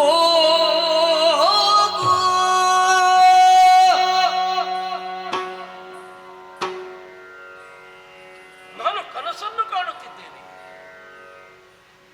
ಎನ್ನುವ ಹಾಗಾಗಿ ಹೋಯಿತು. ನನ್ನ ಮೈಯನ್ನೇ ನಾನು ಚಿವಿಟಿಕೊಂಡು ಕಣ್ಣನ್ನು ಹೊಸಕಿಕೊಂಡಾಗ ನಾನು ವಾಸ್ತವದಲ್ಲಿದ್ದೇನೆ ಎನ್ನುವ ಅರಿವು ಸ್ಪಷ್ಟವಾದ. ಹಾಗಾದ್ರೆ ಯಾಕೆ ಭಾವದ ಭ್ರಮೆಯೇ? ಅಲ್ಲ, ನನ್ನ ಕಲ್ಪನೆಯ ಆಧಿಕ್ಯದ ವಿಲಾಸವೇ? ಇಲ್ಲ, ಹಿನಕೊಲವೆನ್ನುವಂತಹ ಸೌಭಾಗ್ಯ ವೃಕ್ಷದಲ್ಲಿ ಹುಟ್ಟಿಕೊಂಡ ಕಹಿಯ ಫಲವೇ? ಅರ್ಥ ವಿಭ್ರಮೆಗೆ ಒಳಗಾಗಿ ಮತ್ತೊಮ್ಮೆ ವಾಸ್ತವಕ್ಕೊಂದು ಇಳಿಯೋಣ. ಹೇಗೆ? ನನ್ನಷ್ಟಕ್ಕೆ ನಾನು ಹಾಗೋ ಹೀಗೋ ಎನ್ನುವಂತೆ ಯೋಚಿಸುವುದರ ಬದಲು ವಾಸ್ತವವನ್ನೇ ನುಡಿಸಿದೆ ಅಂತ ಆದರೆ ಸುಲಭವ. ಅಮ್ಮ, ಮಾತೆಗೆ ಜಾನಕಿ ಎನ್ನ ಕಾವ್ಯನಾಯಕಿ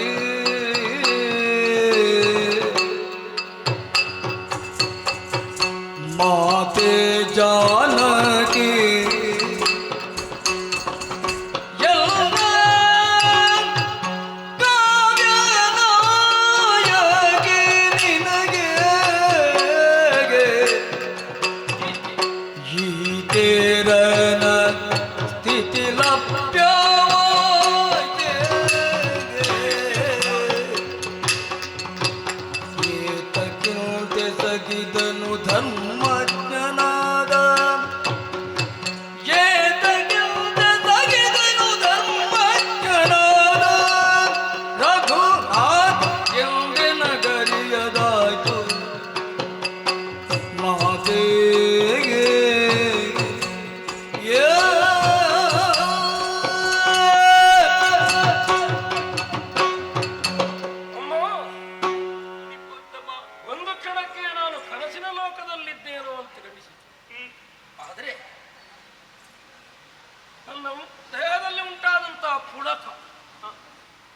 ಸಲ್ಲ ನನಸು ಅನ್ನುವುದನ್ನೇ ಕಾಣಿಸಿ ನೀನು ಆಡಿದ ಮಾತುಗಳನ್ನೆಲ್ಲ ಕೇಳಿದ್ರೆ ತಾಯೇ, ನಾನೊಂದು ಮಹಾನ್ ಕಾವ್ಯವನ್ನು ಬರೆದೆನಮ್ಮ. ಕಾವ್ಯಕ್ಕೆ ರಾಮನೇ ನಾಯಕ, ಅವನ ಸತಿಯಾದಂತ ನೀನೇ ಕಾವ್ಯ ನಾಯಕಿ, ಅಲ್ಲವಾದ್ರೆ ಕಾವ್ಯ ನಾಯಿಕೆ. ಎಲ್ಲ ಕಾವ್ಯದ ನಾಯಕಿಯು ನೀನು. ಆದರೆ ನನ್ನ ಕಾವ್ಯದಲ್ಲಿ ನಾನು ಈ ತೆರನಾಗಿ ಖಂಡಿತವಾಗಿ ಕಂಡದ್ದಿಲ್ಲ, ಬರೆದದ್ದಿಲ್ಲ. ಅಯೋಧ್ಯೆಯಲ್ಲಿ ರಾಮನ ವಾಮಭಾಗದಲ್ಲಿ ಮಂಡಿತಳಾಗಿ ಸುಖ ಸಂತೋಷದಿಂದ ಬದುಕುತ್ತಿದ್ದಾಳೆ ಎನ್ನುವ ಹಾಗೆ ನಾನು ಚಿತ್ರಿಸಿದೆ ಎನ್ನ ಕಾವ್ಯದಲ್ಲಿ. ಅದಕ್ಕೆ ವೈರುಧ್ಯ ತಾಯೇ, ಗೊಂಡಾರಣ್ಯದ ಮಧ್ಯದಲ್ಲಿ ನೀನಿರಬೇಕಾದ ಸ್ಥಿತಿ, ಅಪವಾದ ಕಣುಕೆ ನಿನ್ನನ್ನು ಬಿಟ್ಟನೆ. ತಾಯ ಗರ್ಭದಿಂದ ಹುಟ್ಟಿ ಬಂದ ಯಾವ ಮಗುವಿನಲ್ಲಾದರೂ ದೋಷ ಕಾಣುವುದಕ್ಕೆ ಸಾಧ್ಯವಮ್ಮ? ಮದ್ಯ ಮಾಂಸಾದಿಗಳ ಅಂಟುವಿಕೆ ಇರುತ್ತದೆ. ಶುದ್ಧ ಮೃತತ್ವದಿಂದ ಮೇಲೆದ್ದು ಬಂದಂತ ನಿನ್ನಲ್ಲಿ ಯಾರೂ ತಾಯೇ ದೋಷ ಕಾಣುವುದಕ್ಕೆ ಸಾಧ್ಯ? ಅಷ್ಟು ಸಚ್ಚರಿತಳು ಅಂತ ನಾನು ಬರೆದರೆ ಧರ್ಮಜ್ಞನಾದಂತಹ ರಘುನಾಥ ಯಾಕೆ ಹೀಗೆ ಮಾಡಿದ? ಉತ್ತಮದ ಗುಣಗಳಿಗೆ ಮೂರ್ತ ರೂಪನು ಎನ್ನುತ್ತ ಚಿತ್ರಿಸಿದ ನನ್ನ ಕಾವ್ಯದಲ್ಲಿ ಸತ್ಯವಿತೇರ ನೀರಲ್ಲಿ ಯಾಕೀ ತೆರ ನೆಸಗಿದನೋ ಅರ್ಥವಾಗುವುದಿಲ್ಲ. ಅಯ್ಯೋ, ನನ್ನ ರಾಮ ಕಠಿಣನ. ಸೀತೆಗೆಂದಳು ರಮಣ ನೀತಿ ತಪ್ಪಿದುದಿಲ್ಲಾಗ, ಸೀತೆಗೆಂದಳು ರಮಣ ನೀತಿ ತಪ್ಪಿದುದಿಲ್ಲ, ಯಾತಗೆಂದವನ ಶಂಕಿಪುದೋ ಖ್ಯಾತರಿಂಗಪವಾದ ಭೀತಿಗೆ ದುರಲಿ, ಖ್ಯಾತರಿಂಗಪವಾದ ಭೀತಿಗೆ ದುರಲಿ, ಸತಿಗೆ ತರದ ಗಣನೆಗೆಂದೆನುತ, ಸತಿಯ ತರದ ಗಣನೆಗೆಂದೆನುತ ಆಗ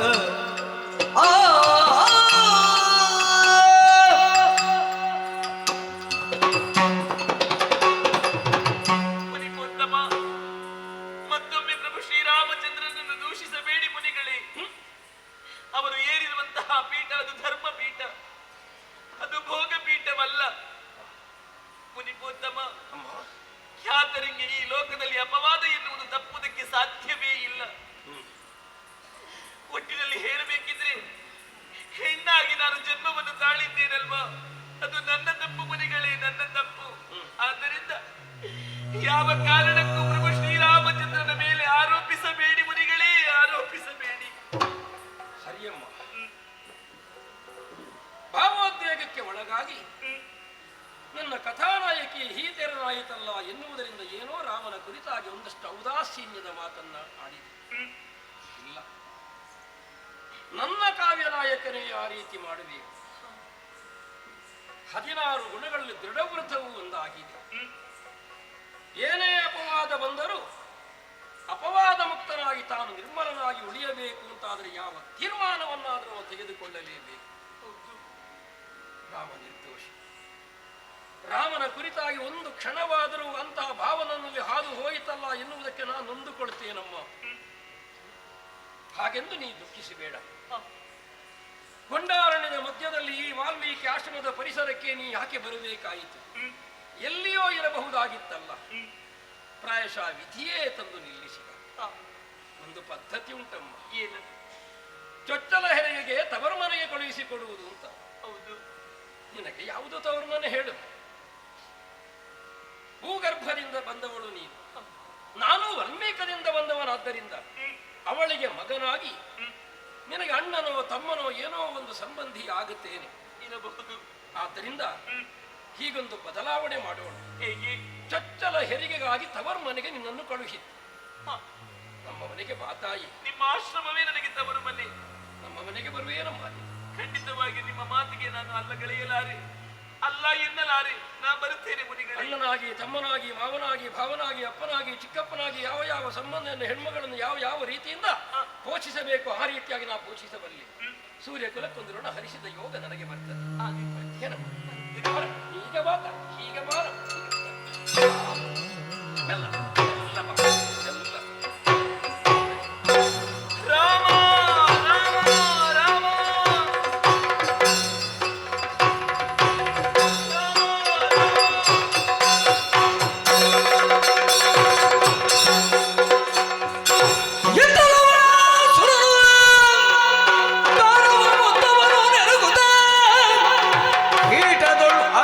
ಮಂಡಿಸಿದ ಅಗಣಿತ ದೈತ್ಯರುಡನೆ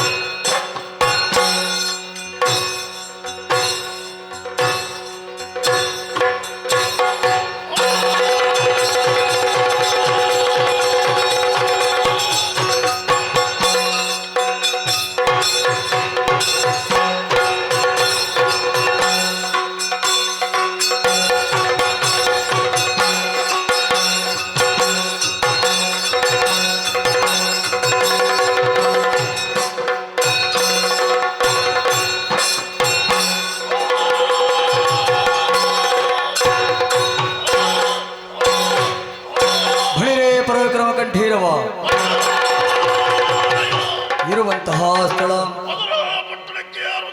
ಲವಣಾಸುರ ಎಂದು ಕೇಳಿಬಲ್ಲೆವು. ಹೊರಟು ಬಂದ ಕಾರ್ಯಕಾರಣ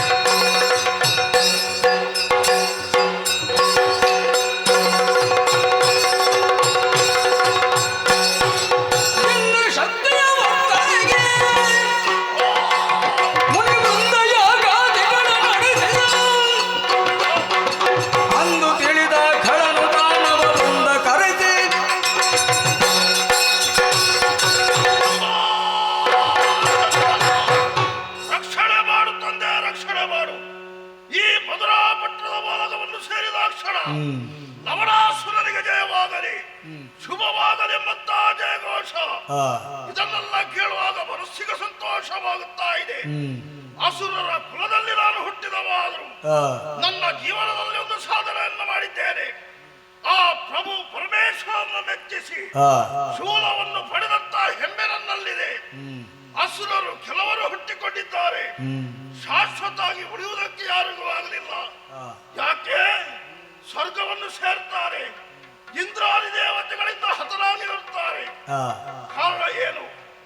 ಋಷಿ ಮುನಿಗಳು ಮಾಡುವಂತ ಯಾಗದಿಂದಾಗಿ, ಆ ಹವಿಸಿನಿಂದಾಗಿ ದೇವತೆಗಳ ಶಕ್ತಿ ಹೆಚ್ಚಾಗುತ್ತಾ ಇದೆ. ಋಷಿ ಮುನಿಗಳು ಮಾಡುವಂತ ಯಾಗವನ್ನು ಹಾಳು ಮಾಡಬೇಕು. ನಾನೊಬ್ಬನೇ ಹೋಗುವುದಲ್ಲ, ಇದ್ದಾರಲ್ಲ ನಮ್ಮವರು, ಬರಲಿ.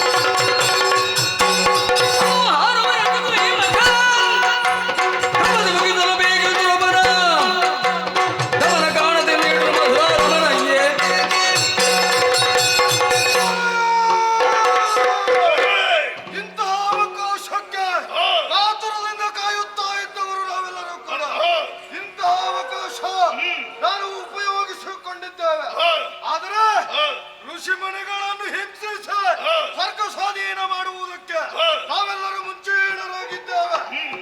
ಈ ಸಂದರ್ಭದಲ್ಲಿ ಒಂದು ಅಪ್ಪಣೆಯನ್ನು ಕೊಟ್ಟಿರಂದಾದ್ರೆ ಯಾರುತ್ತೇವೆ ನಾಕವ.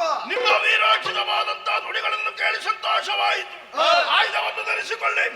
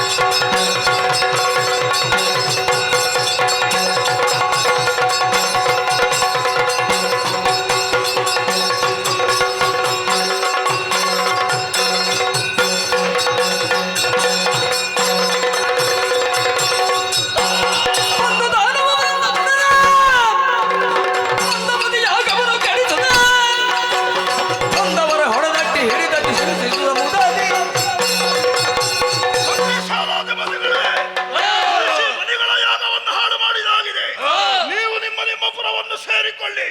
ಕಾಡನ್ನು ಸೇರಿ ಬೇಟೆಯಾಡಬೇಕಾಗಿದೆ.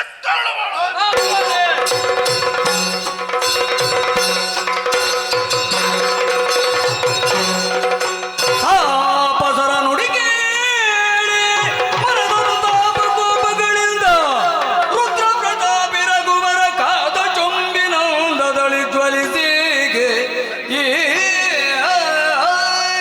ಋಷಿಮುನಿಗಳು ಬಂದು ದೂರ ನಿತ್ತವರಿದ್ದಾರೆ. ಲವಣಾಸುರನೆನ್ನುವಂತಹ ದುರುಳ ಯಾಗ ಯಜ್ಞಾದಿಗಳಿಗೆ ಕಂಟಕನಾಗಿದ್ದಾನೆ, ವಧಿಸಿಕೊಡಬೇಕು ಎನ್ನುವಂತೆ ಅವರಿಗೆಲ್ಲ ಸಾಂತ್ವನದ ನುಡಿಗಳನ್ನು ಆಡಿದ್ದೇನೆ, ಕಳುಹಿಸಿಕೊಟ್ಟಿದ್ದೇನೆ. ತಡ ಮಾಡುವುದಲ್ಲ, ರಥವನ್ನೇರಿಕೊಂಡು ಆದಷ್ಟು ಬೇಗನೆ ನಾನೇ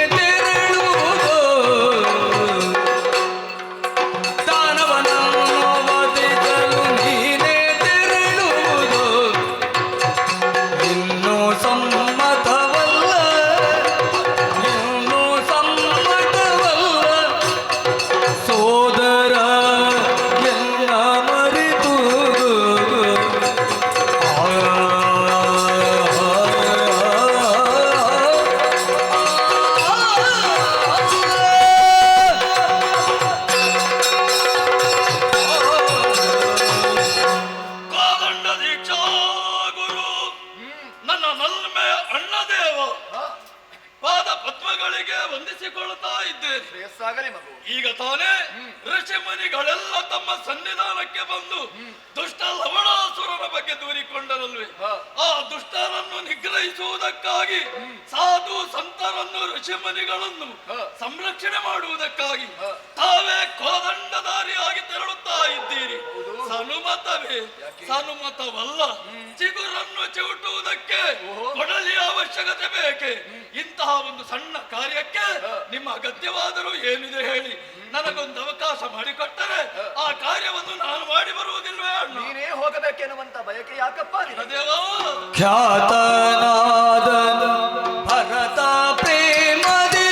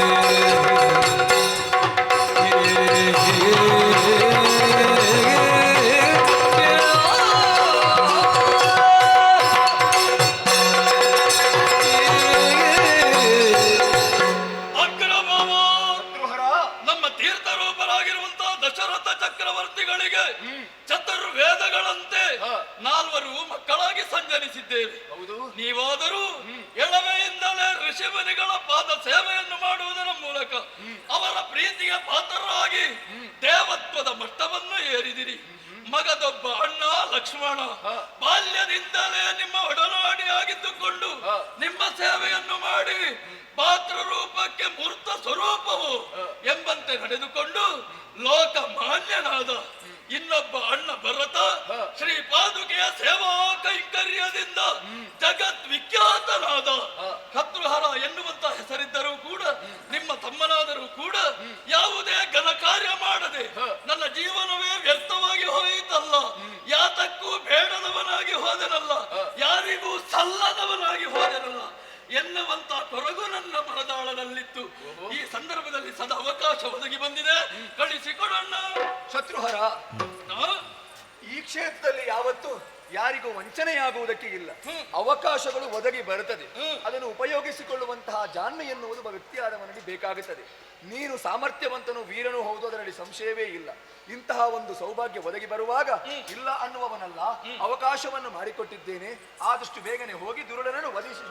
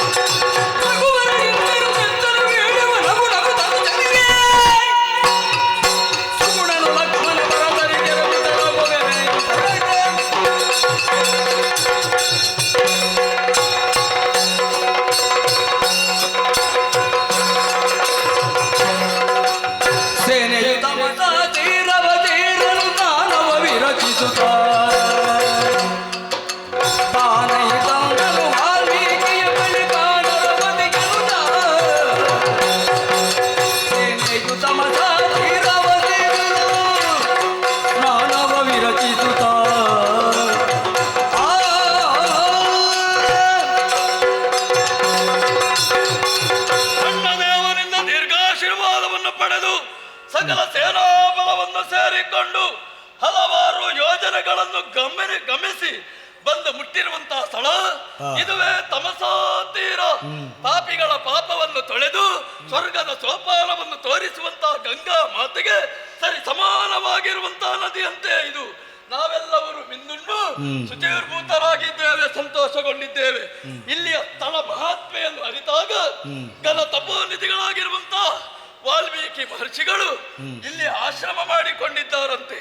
ಸಜ್ಜನರನ್ನು ಕಂಡು ಹೊಗಳದ ಬಾಯಿ ಅದು ಬಿಲದ ಬಾಯಿ, ಸಜ್ಜನರನ್ನು ಕಂಡು ಮುಗಿಯದ ಕೈ ಅದಿದ್ದು ಪ್ರಯೋಜನ ಇಲ್ಲ.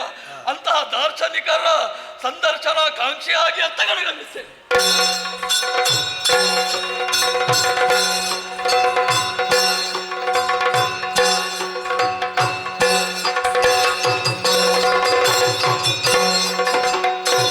ಬಂದಿಗ ರಘುವರ ನಂಜನ ಮುನಿ ಪ್ರತಿ ಚಂದಗಳು ಪಚರಿದೆ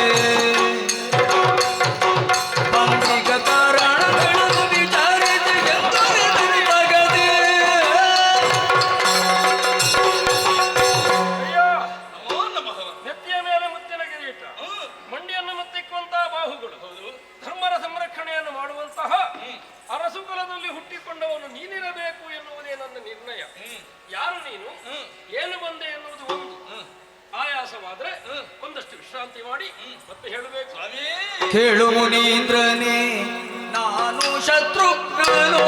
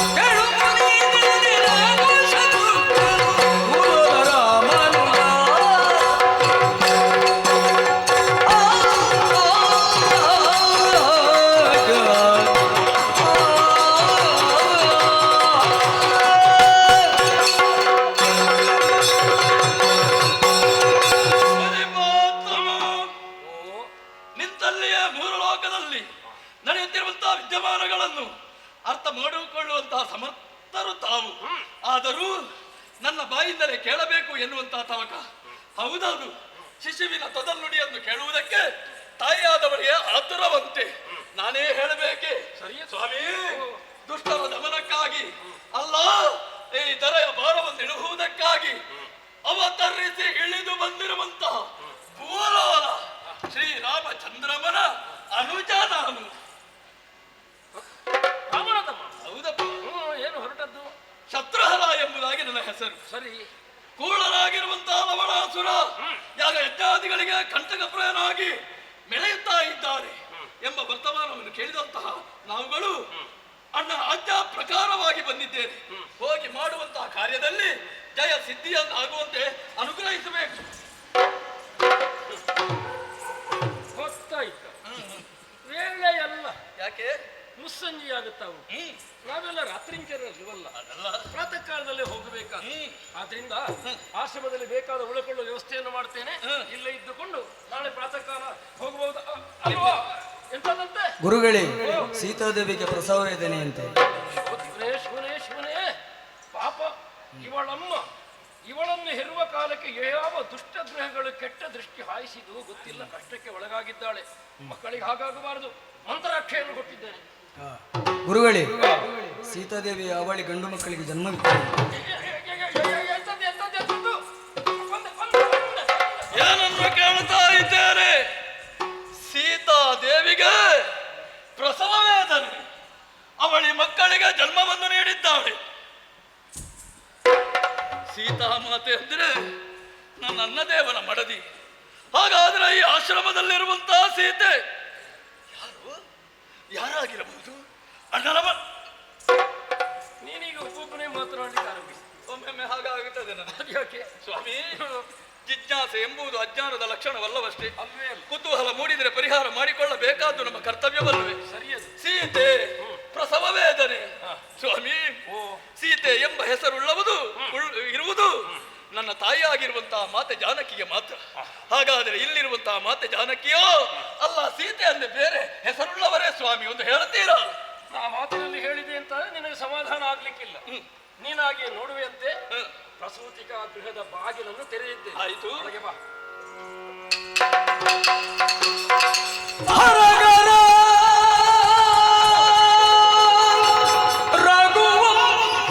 ರಘುವಂಶದಿ ವಧೋ ತಿರುಕರೋದದಿ ತೃಣದ ಶಯ್ಯೆಯುಳ್ ಒರಗಿಗಳು ಹರಗರ ರಘುವಂಶದಿ ವಧು ತಿರುಕರೋದದಿ ತೃಣದ ಶಯ್ಯೆಯುಳೊರಗಿಗಳು ವಿಧಿಲೀಲೆಯಲ್ಲಿ ಗುರಿಯಲೇನು ವಿಧಿಲೀಲೆಯಲ್ಲೀಗ ಒರೆಯಲೇನು ತರಣಿ ತೇಜದೊಳಿರುವ ಶಿಶುಗಳು ತರಣಿ ತೇಜದೊಳಿರುವ ಶಿಶುಗಳು ಮೆರೆವ ನಮ್ಮನ್ವಯದ ಕುಡಿಗಳು ಪರಿನೆಲದಿ ಒಣಹುಲ್ಲಾಸೆಯುಳು ಒರಗಲಾಯ್ತೆ ಬರಿನೆಲದಿ ಒಣಹುಲ್ಲ ಹಾಸೆಯುಳು ಒರಗಲಾಯ್ತೆ ಹರಗರ ಆ ಆ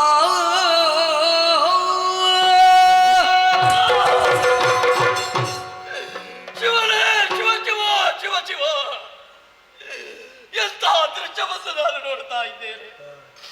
ನನ್ನಮ್ಮ ನನ್ನ ಅತ್ತಿಗೆ ಸೀತಾ ಮಾತೆಯನ್ನು ನನ್ನ ಕಣ್ಣೆದುರಲ್ಲಿ ನೋಡ್ತಾ ಇದ್ದೇನೆ. ತೃಣದ ಜಯಲ್ಲಿ ಹೊರಗಿದ್ದಾಳೆ.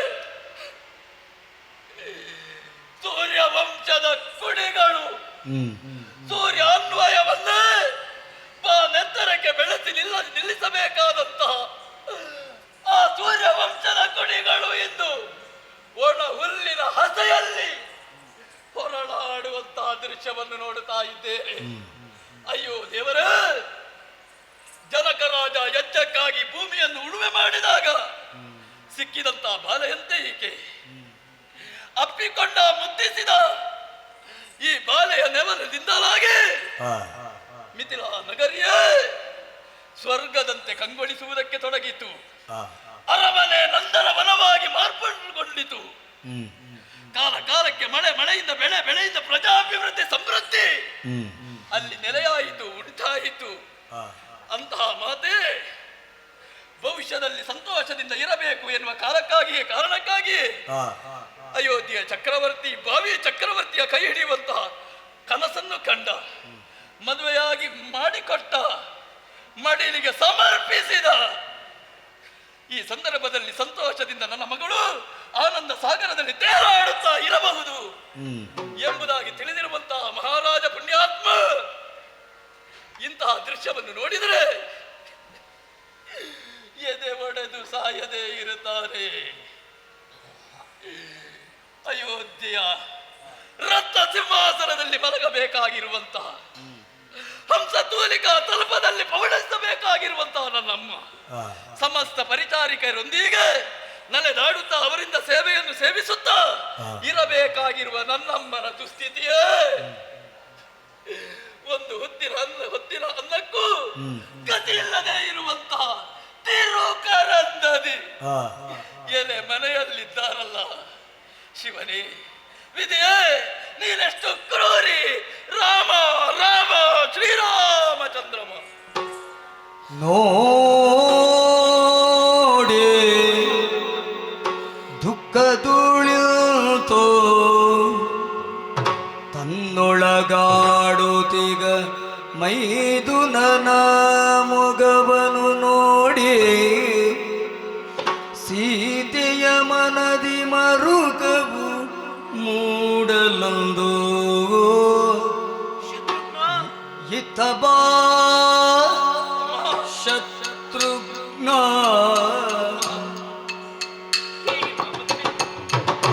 ಹೊತ್ತ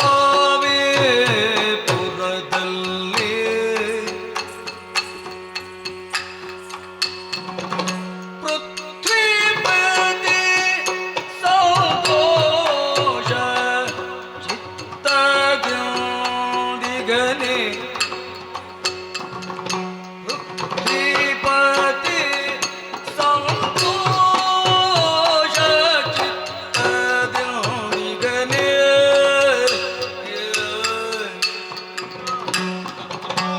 ಮಾತೆಯರು ತಂಗಿಯರು ಖ್ಯಾತ ಲಕ್ಷ್ಮಣ ಭರತ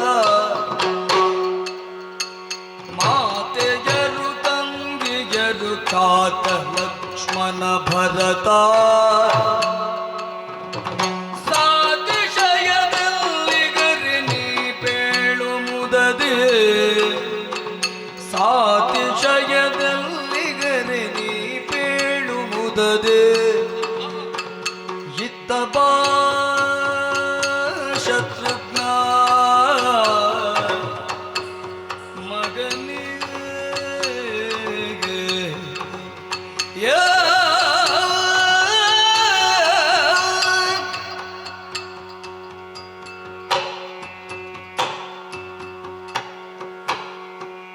ತನ್ನೊಳಗೆ ತಾನು ದುಃಖಿಸುತ್ತಾ ಮಾತಾಡುತ್ತಿರುವವರು ಯಾರು ಎನ್ನುವ ಹಾಗೆ ನೋಡಿದರೆ ಶತ್ರುಘ್ನ, ಅಮ್ಮ, ನೀನು ಬಂದೆಯಾ ಮಗನೇ? ಹೌದು ತಾಯಿ, ಹೌದಮ್ಮ. ಇತ್ತ ಬಾ ಮಗನೇ, ಬಂದೆ ತಾಯಿ, ಹೀಗೆ ಬಾ ಮಗನೇ, ಬಂದೆ ಅಮ್ಮ. ಕುಳಿತುಕೋ ಕಂದ. ಬಂದುಕೊಳ್ತಾ ಇದ್ದೆ. ಶತ್ರುಘ್ನ, ಅಮ್ಮ, ನಿನ್ನ ಮುಖವನ್ನು ಕಾಣುವಾಗ ಸಮಸ್ತ ಅಯೋಧ್ಯ ಪ್ರಜೆಗಳನ್ನೇ ಕಂಡಷ್ಟು ಸಂತೋಷ ನನಗಾಯಿತು ಮಗನೇ. ನೀನು ಬಂದೆಯಾ ಮಗನೇ? ಆದ್ರೆ ನಿನ್ನನ್ನು ಕಂಡ ಕ್ಷಣವೇ ಪ್ರಶ್ನೆಗಳ ಸುರಿಮಳೆಯನ್ನೇ ಮಾಡಬೇಕೆನ್ನುವ ಹಾಗೆ ನನಗನ್ನಿಸುತ್ತಾ ಇದೆ. ಕೆಲವೊಂದು ಪ್ರಶ್ನೆಗಳನ್ನು ಕೇಳಬೇಕು ಅಂತ ನನಗನ್ನಿಸುತ್ತಾ ಇದೆ. ಶತ್ರುಘ್ನ, ಅಮ್ಮ, ಅಯೋಧ್ಯೆಯಲ್ಲಿರುವಂತಹ ಸಮಸ್ತ ಪ್ರಜೆಗಳು ಕ್ಷೇಮದಿಂದಿದ್ದಾರೆಯೇ? ಕಂದ, ಭರತ ಮಾತ್ರವಲ್ಲ, ಅವನ ಹೆಂಡತಿ, ನನ್ನ ತಂಗಿಯಂದಿರು, ಮಾತೆಯಂದಿರು ಇವರೆಲ್ಲರೂ ಕ್ಷೇಮದಿಂದಿದ್ದಾರೆಯೇ? ಏನು ತಿಳಿಯದಂತಹ ನನ್ನನ್ನು ಈ ಕಾನನದಲ್ಲಿ ಒಬ್ಬಂಟಿಗಳನ್ನಾಗಿ ಬಿಟ್ಟು ಹೋದನಲ್ಲ, ಅಂತಹ ಖ್ಯಾತ ಲಕ್ಷ್ಮಣ ಸೌಖ್ಯದಿಂದಿದ್ದಾನೆ ಮಗ. ಪ್ರಭು ಶ್ರೀರಾಮಚಂದ್ರ ಹೇಗಿದ್ದಾರೆ? ಇವರೆಲ್ಲರೂ ಸೌಖ್ಯದಿಂದಿದ್ದಾರೆ. ರಾವಣನ್ನು ಬಿಟ್ಟು ಸೀತೆಯಾದರೂ ಬದುಕಿ ಉಳಿಯಬಹುದು, ಆದರೆ ಸೀತೆಯನ್ನು ಬಿಟ್ಟು ಪ್ರಭು ಶ್ರೀರಾಮಚಂದ್ರ ಸೌಖ್ಯದಲ್ಲಿದ್ದಾರೆ ಅಂತ ಹೇಳಿದರೆ ನನಗೆ ನಂಬುವುದಕ್ಕೆ ಸಾಧ್ಯವಿಲ್ಲ ಮಗನೇ. ಅಂತಹ ಪ್ರಭು ಶ್ರೀರಾಮಚಂದ್ರ ಹೇಗಿದ್ದಾರೆ ಮಗನೇ? ನೀನು ಹೇಗಿದ್ದಿ ಮಗನೇ? ಹೇಳುವೆಯಾ ಕಂದ?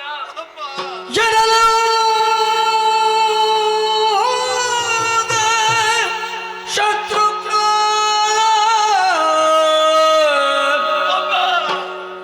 ಜನನಿ ಲಾದೇಡೆ ಎನ್ನಲು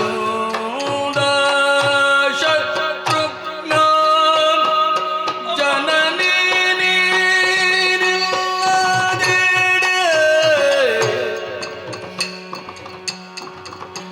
ಎನಿತು ಸಂಪಾದವಿರಲು ಮನಗೆ ಮುದವಿಗುವುದೇ ಎನಿತು ಸಂಪಾದವಿರಲು ಮನಗೆ ಮುದವಿಗುವುದೇ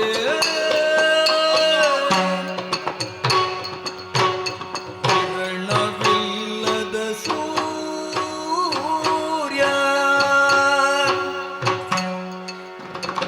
ಹರನವಿಲ್ಲದ ಕಾಯ ಕಿರಣವಿಲ್ಲದ ಸೂರ್ಯ ಹರನವಿಲ್ಲದ ಕಾಯ ಇರಲೇನು ನೀನಿಲ್ಲದಿರುವ ಪುರವಾದೆ ಇರಲೇನು ನೀನಿಲ್ಲದಿರುವ ಪುರವಾದೆ ಕಿರಣವಿಲ್ಲದ ಸೂರ್ಯ ಹರಣವಿಲ್ಲದ ಕಾಯ ಇರಲಿ ನೀನಿಲ್ಲದಿರುವ ಪುರವಾದೆ ಅಮ್ಮ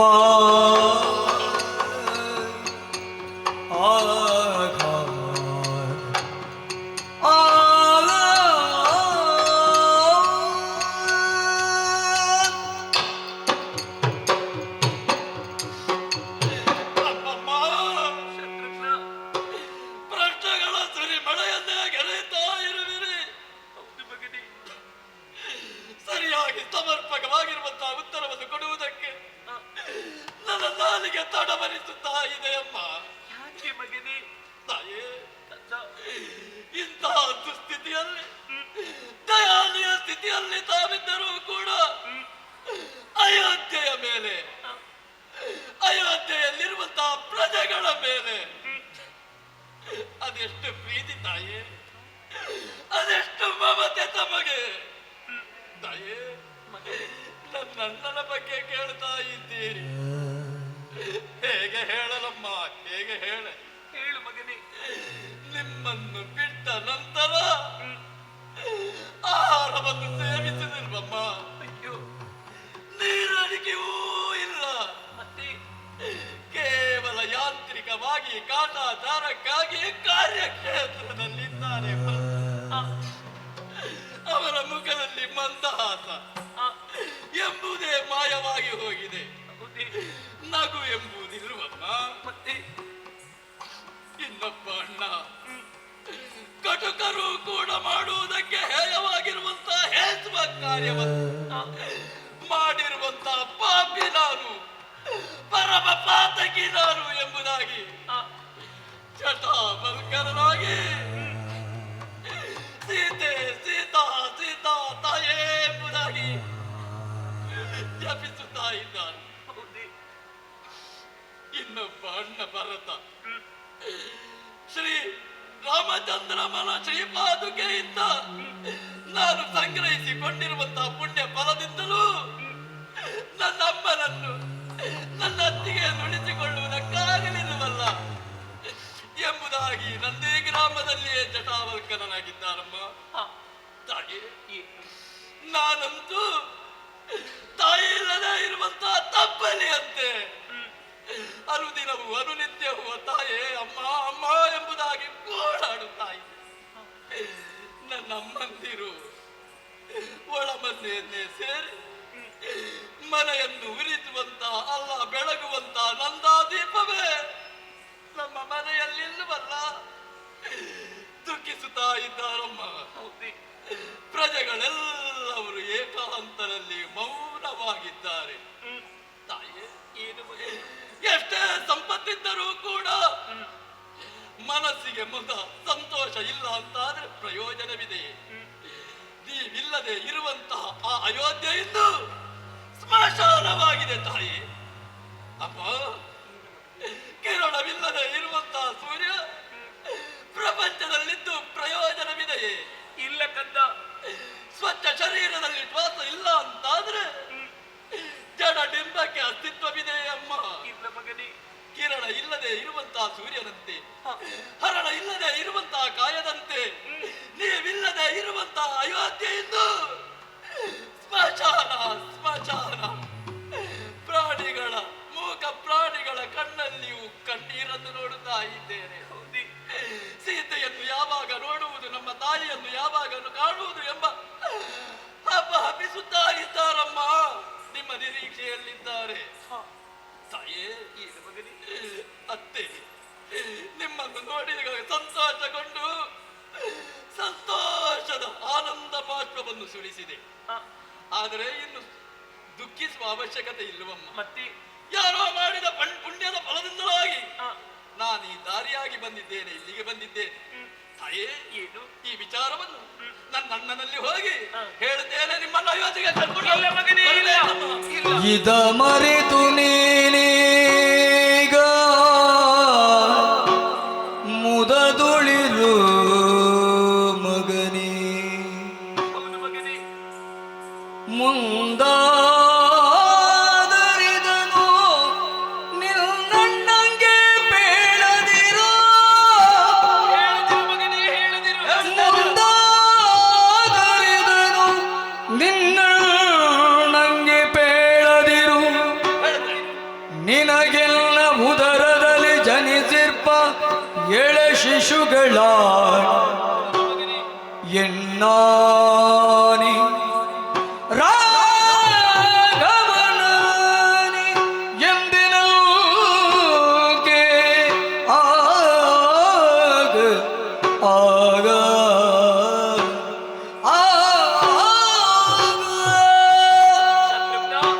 ತಾಯೇ,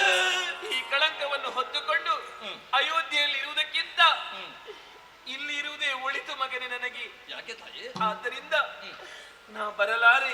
ನೀ ಹೋಗಿ ಹೇಳಬೇಡ ಮಗನೇ, ನಾ ಇರುವಂತಹ ವಿಚಾರವನ್ನು ಹೇಳಬೇಡ.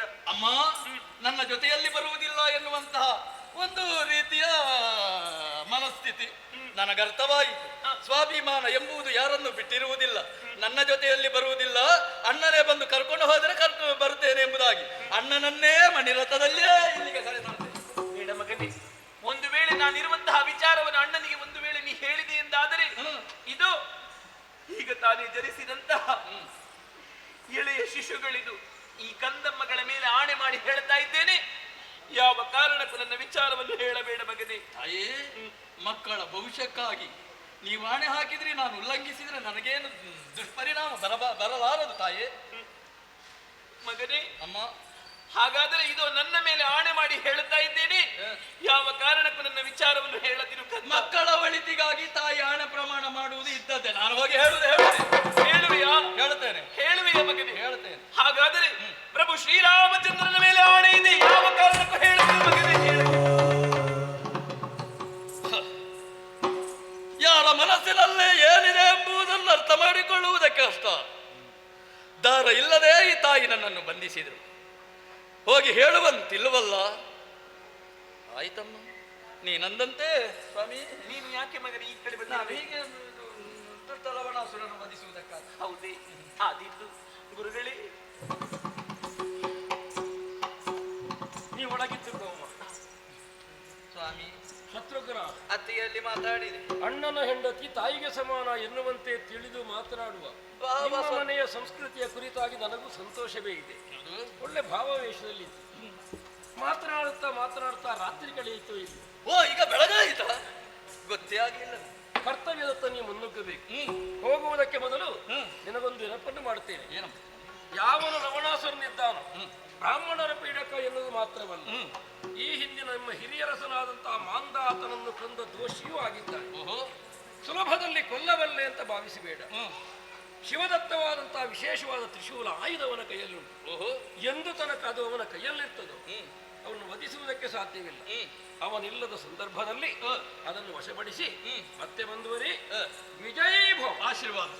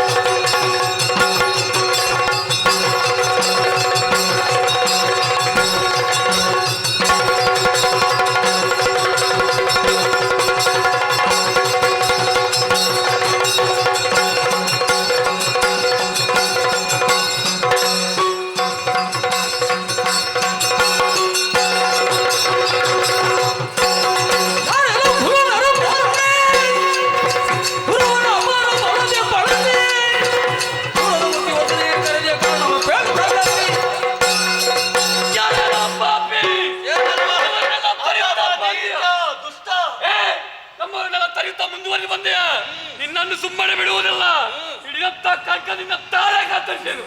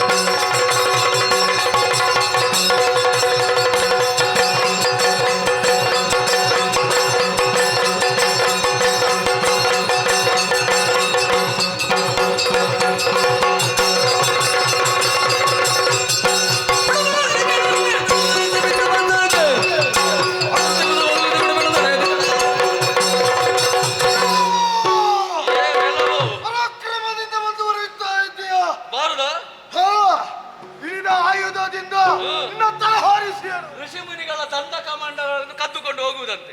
ಬ್ರಾಹ್ಮಣರ ಕೌಪೀನವನ್ನು ಬಾವುಟದಂತೆ ಹಾರಿಸಿಕೊಂಡು ಹೋಗುವ ದುಷ್ಟ ಇವನ ಕಪಾಲಕ್ಕೆ ಬಾರಿಸ್ತೇನೆ.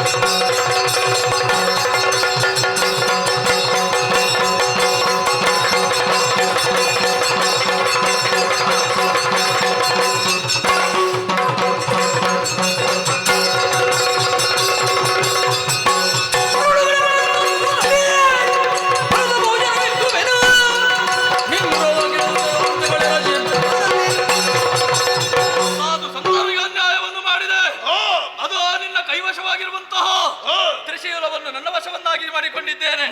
ಎಲ್ಲವೋ ಆ ದುಷ್ಟ ರಾವಣ ಕುಂಭಶ್ರವಣವನ್ನು ವಧಿಸುವ ಕಾಲದಲ್ಲಿ ಎಲ್ಲಿಯೋ ಭೂಗತ ಲೋಕದಲ್ಲಿ ಅಡಗಿ ಕುಳಿತವರು ನೀವು ಪಾತಕಿಗಳೇ.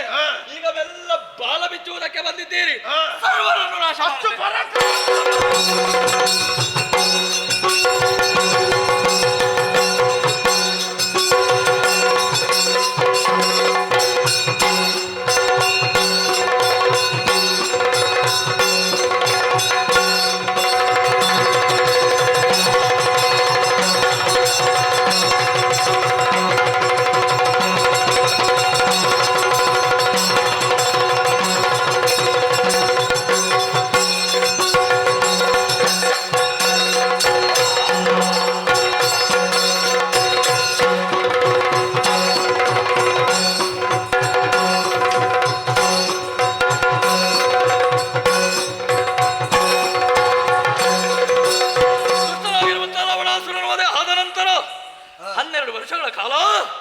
ಮಧುರಾ ಪಟ್ಟಣದಲ್ಲಿಯೇ ರಾಜಕೀಯವನ್ನು ಮಾಡುತ್ತಾ ಇದ್ದೆ, ಆಡಳಿತವನ್ನು ನಡೆಸುತ್ತಾ ಇದ್ದೆ. ಆದರೆ ಅಣ್ಣನ ಲೇಖನ ಬಂತಲ್ಲ, ಅಯೋಧ್ಯೆಯಲ್ಲೇ ಅಶ್ವಮೇಧವನ್ನು ಕೈಗೊಂಡಿದ್ದಾನಂತೆ. ಅದೆಲ್ಲ ನಾನು ಆಲೋಚಿಸುವುದು. ಅಶ್ವಮೇಧ ಮಾಡಬೇಕು ಅಂತಾದ್ರೆ ಅಣ್ಣನ ಸನಿಹದಲ್ಲಿಯೇ ವಾಮಭಾಗದಲ್ಲಿಯೇ ಜಾನಕಿ ಇರಬೇಕಲ್ಲ. ಯಾವುದಕ್ಕೂ ಆಶ್ರಮಕ್ಕೆ ಹೋಗ್ತೀನಿ.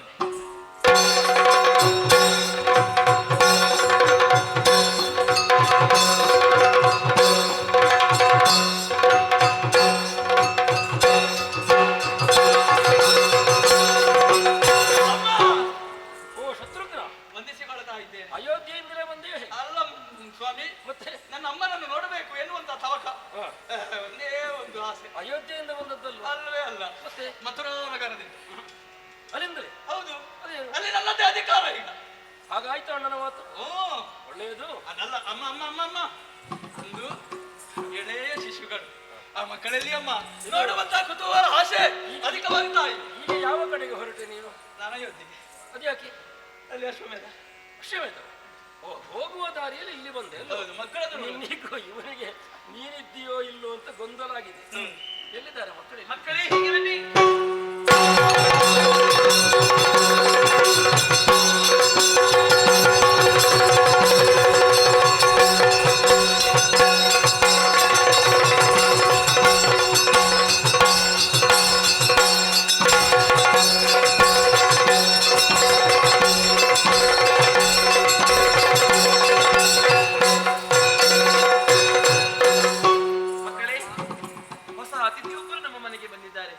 ನೋಡಿ ನಿಮ್ಮ ಚಿಕ್ಕಪ್ಪ ಚಿಕ್ಕಪ್ಪ ಎಳೆಯ ಶಿಶುಗಳಂತೂ ಈಗ ಬೆಳೆದು ಮಕ್ಕಳೇ.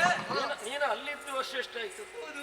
12 ಕಳೆಯಿತು. ಹೌದು, ಇವರಿಗೆ 12. ಈಗ 12 ಅಷ್ಟೇ. ಆಹಾರ ಯಾವುದು ಕೊಡುವುದು ಸ್ವಾಮಿ ನೀವು? ಆಶ್ರಮದ ಆಹಾರವೇ. ಹೀಗೆ ಬಾ ದೊಡ್ಡ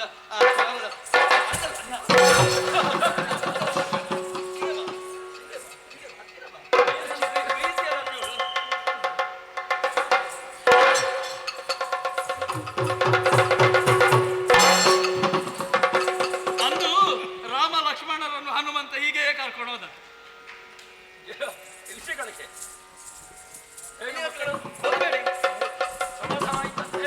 ಯಾವ ಕಡೆಗ? ಅಯೋಧ್ಯೆಗೆ. ಯಾರು? ಅಲ್ಲಿ ಅಶ್ವಮೇಧ. ಅಶ್ವಮೇಧಕ್ಕೆ ಅಣ್ಣನ ಮಕ್ಕಳನ್ನು ನಾನು ಕರ್ಕೊಂಡು ಹೋಗಿ. ಶತ್ರುಘ್ನ, ಉತ್ಸಾಹ ಸರಿ, ಆದ್ರೆ ಕರೆದುಕೊಂಡು ಹೋಗುವ ಹಾಗೆ. ಅಯೋಧ್ಯೆಗೆ ನೀನು ಸೀತೆಯನ್ನಾಗಲಿ ಮಕ್ಕಳನ್ನಾಗಲಿ ಕರೆಕೊಂಡು ಹೋಗುವ ಹಾಗಿಲ್ಲ. ನೀನೊಬ್ಬನೇ ಹೋಗಬೇಕಾಗ್ತದೆ. ಆಯ್ತು ಸ್ವಾಮಿ, ನಿಮ್ಮ ಮಾತು ಭವಿಷ್ಯಕ್ಕೆ ಒಳ್ಳೆಯ ಪರಿಣಾಮ ಉಂಟು ಮಾಡುವಂಥದ್ದು. ಆದ್ದರಿಂದ ನಾನು ಆಕ್ಷೇಪ ಮಾಡುವುದಿಲ್ಲ. ನಿಮ್ಮ ನಿರೀಕ್ಷೆ ಎಲ್ಲಿರುತ್ತೆ? ಒಳ್ಳೆಯದು.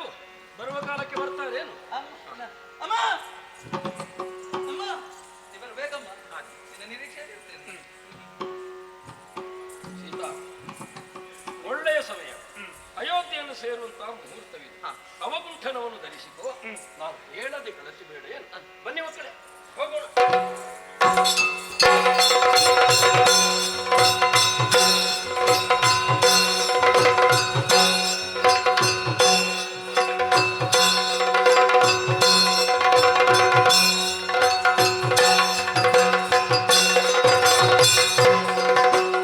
ಮುನಿವರನೆ ತವ ಪಾದವನಜ ದರ್ಶನದಿಂದ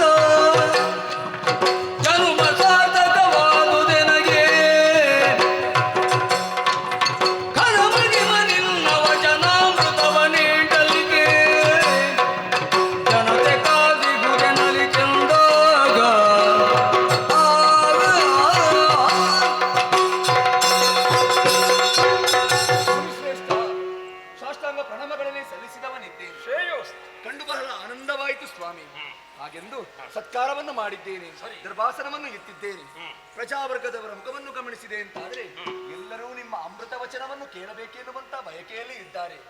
ಅವಕಾಶ ಮಾಡಿಕೊಡಿ. ನಿನ್ನ ಅಪೇಕ್ಷೆ ಸಾಧುವಾಗಿದೆ. ಹಾ, ಹಾಗೆಂದು ನಾ ಯಾವುದೇ ಶುಭವಾಕ್ಯಗಳನ್ನು ಆಡುವುದಕ್ಕಿಂತಲೂ ನಾನೊಂದು ಮಹಾ ಕಾವ್ಯವನ್ನು ರಚಿಸಲಿದ್ದೇನೆ. ಹೌದೇ? ಆ ಕಾವ್ಯ ವಾಚನಕ್ಕಾಗಿ ನಿನ್ನ ವೇದಿಕೆಯಲ್ಲಿ ಒಂದು ಅವಕಾಶ ಕಲ್ಪಿಸಿಕೊಟ್ಟರೆ ಹೌದೇ? ಹುಡುಗರು ನಮ್ಮವರೇ ಅಭ್ಯಾಸ ಮಾಡಿದವರಿದ್ದಾರೆ. ಹೌದೇ? ಮುಕ್ತವಾದ ಅವಕಾಶವಿದೆ, ಪ್ರದರ್ಶಿಸಬಹುದು. ಹೇಗೆ ಬಂದು ಮತ್ತೆ ಪೂರ್ವಂ ರಾಮ ತಪೋವನಾಭಿಗಮನಂ ಹತ್ವಾ ಮೃಗಕಾಂಚನೋ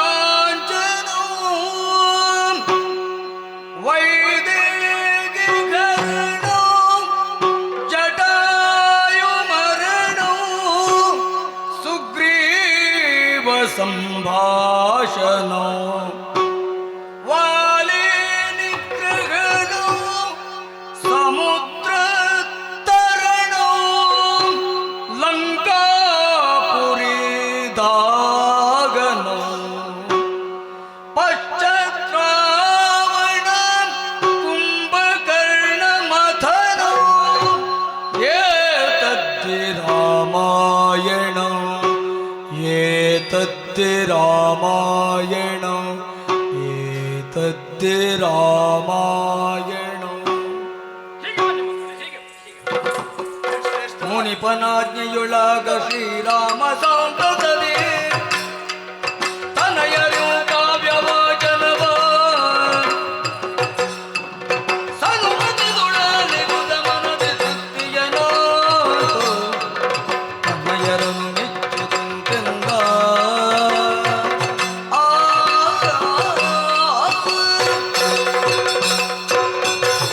ಮುದಗೊಂಡವನೇ ಇದ್ದೇನೆ. ಯಾಕೆ? ಶ್ರುತಿ ತಾಳ ಲಯಬದ್ಧವಾಗಿ ಈ ತರಳರೀರುವರು ತೋರಿಸಿರುವಂತಹ ನನ್ನ ಬದುಕಿನ ಆಯನವನ್ನು ಕೇಳುವಾಗ ಮನಸ್ಸಿಗೆ ಆನಂದವಾಗಿದೆ. ಈ ರೀತಿಯಾಗಿ ಪ್ರದರ್ಶನವನ್ನು ಕೊಟ್ಟಂತ ಈ ತರಳರಿಗೆ ಏನಾದರೂ ಕೊಡಬೇಕು ಎನ್ನುವಂತ ಬಯಕೆಯಾಗಿದೆ. ಏನು ಬೇಕಾದರೂ ಕೇಳಬಹುದು. ರಾಜನ್, ಆ? ಕೊಡುವುದಾರತೆ ನಿನಗೆ ಇರುವುದಾದರೆ ನಿನ್ನ ಆಳ್ವಿಕೆಗಳ ಪಟ್ಟಂತಹ ಸಕಲ ಭೂವಲಯವನ್ನು ಧಾರಾಳವಾಗಿ ಕೊಡಬಹುದು. ಸ್ವಾಮಿ, ಒಗಟಿನ ಮಾತುಗಳು. ಯಾಕೆ? ನಿಮ್ಮ ಒಗಟನ್ನು ಬಿಡಿಸುವಷ್ಟು ಸಾಮರ್ಥ್ಯ ನನಗಿಲ್ಲ, ನೀವೇ ತಿಳಿಸಬೇಕು. ಕಾರಣ, ನನ್ನ ಈ ಸಾಮ್ರಾಜ್ಯವನಿಗೆ ಇವರಿಗೆ ಕೊಡಬಹುದು. ಆ ಅಧಿಕಾರವಿರುವುದು, ಆ ಯೋಗ್ಯತೆ ಇರುವುದು ನನಗೆ ಹುಟ್ಟಿದಂತಹ ಮಕ್ಕಳಿಗಲ್ವೇ? ಇವರು ನಿನ್ನ ಮಕ್ಕಳೇ. ಸ್ವಾಮಿ, ಹೇಗೆ ಗೊತ್ತೇ? ಹೇಗೆ? ದಾಶರಥಿಗೆ ನಿನ್ನ ಸತಿಗಳ ನಾಶಮದಿ ಸಲಗಿದಿರೋ ನಿನ್ನ ಸತಿಗಳ ಆಶ್ರಮದಿ ಸಲಗಿದೆನು ಮರುಕದೊಳಿಸುದಿನ ಈ ತರಳರಾಕೆಯ ಗರ್ಭದೊಳಗುದಿಸೆ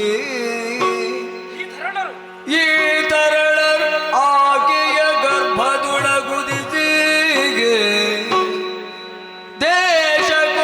ದೇಶಕೋಶಗಳಿಲ್ಲದಿಗ ಕುಲಭೂಷಣರು ತವ ಪುತ್ರ ರತ್ನರುಗೋ ಬೇಸರಿಸದ ಇನ್ನಿವರ ಸ್ವೀಕರಿಸೆನಲು ರಘುರಾಮ ರಘುರಾಮ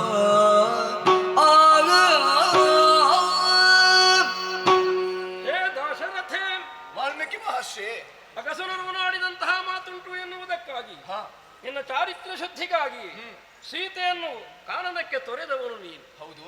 ವಾಲ್ಮೀಕಿಯಾದಂತಹ ನನ್ನ ಆಶ್ರಮದ ಪರಿಸರದಲ್ಲಿ ಅವಳು ಕಾಣಸಿಕ್ಕಿ ಅವಳನ್ನು ಕರೆದೊಯ್ದು ನಾನು ಯೋಗ್ಯವಾಗಿ ಸಲಹಿದ್ದೇನೆ. ತುಂಬು ಗರ್ಭಿಣಿಯಾದಂತಹ ಆಕೆಯ ಗರ್ಭದಿಂದಲೇ ಬಂದಂತಹ ಉಭಯ ಮಕ್ಕಳು ಇವರು. ನೋಡು, ದೇಶ ಕೋಶಗಳಿಲ್ಲದೆ ಸುಮ್ಮನಿರುವಂತಹ ಮಕ್ಕಳು ನಿನ್ನ ಮಕ್ಕಳೇ ಆದದ್ದರಿಂದ ಅವಳನ್ನು ನೀನು ಸ್ವೀಕರಿಸು. ಮಹರ್ಷಿ, ನಿಮ್ಮ ಮಾತಿನ ಮೇಲೆ ನಂಬಿಕೆ ಇಲ್ಲ ಅಂತ ಅಲ್ಲ, ಎರಡು ಆಡುತ್ತೇನೆ ಅಂತ ಭಾವಿಸಬಾರದು. ಇಲ್ಲವಪ್ಪ. ಆದರೆ ನನಗಾಗಿ ಅಲ್ಲ, ಪ್ರಜಾವರ್ಗದವರು ನನ್ನ ಮುಖವನ್ನೇ ಕಾಣುತ್ತಾ ಇದ್ದಾರೆ. ಹಾಗಾದ್ರೆ ಪರೀಕ್ಷೆಯೊಂದು ನಡೆಯಬೇಕು. ಈ ಹಿಂದೆ ಸೀತೆ ಗರ್ಭಿಣಿಯಾಗಿರುವಾಗ ಅವರ ಮೂಲಕವಾಗಿ ಒಂದು ಮಂತ್ರವನ್ನು ಬೋಧಿಸಿದ್ದೇನೆ. ಗರ್ಭಸ್ಥ ಶಿಶುಗಳಿಗೆ ಹೌದು, ಶರವಿಜೃಂಭಕ ಅಸ್ತ್ರ ಅದನ್ನು ಪ್ರಯೋಗಿಸಿದರು ಅಂತಾದರೆ ನಾನು ಒಪ್ಪಿಕೊಳ್ಳುತ್ತೇನೆ. ಆನುಕೂಲ್ಯವನ್ನು ಮಾಡಿಕೊಳ್ಳಿ. ಹಾಗೆ ಹೋಗಿ ಮಕ್ಕಳು.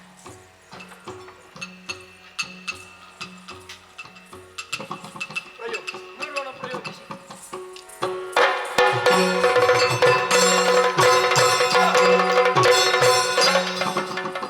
ಈ ಅಸ್ತ್ರವನ್ನು ಮಂತ್ರವನ್ನು ಪ್ರಯೋಗಿಸುವಂತಹ ವಿದ್ಯೆಯನ್ನು ಮಾತ್ರ ಬೋಧಿಸಿದವನಿದ್ದೇನೆ.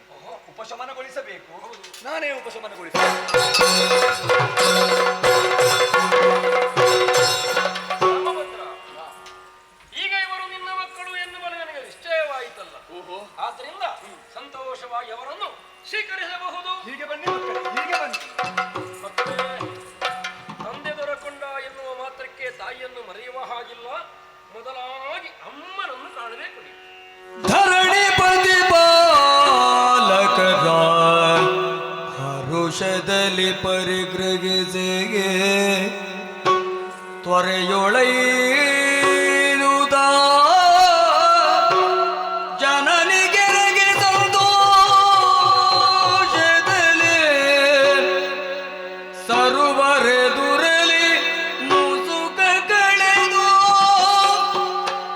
ಕುಶಲವನ್ನು ಪರಸೆಳೆದು ಬಿಮುತ್ತಿದು ತಂದಳು ತನ ತರಳರಿರ ನಿಮಗಿಂದು ದೊರೆತ ನಿಮ್ಮ ಜನಕ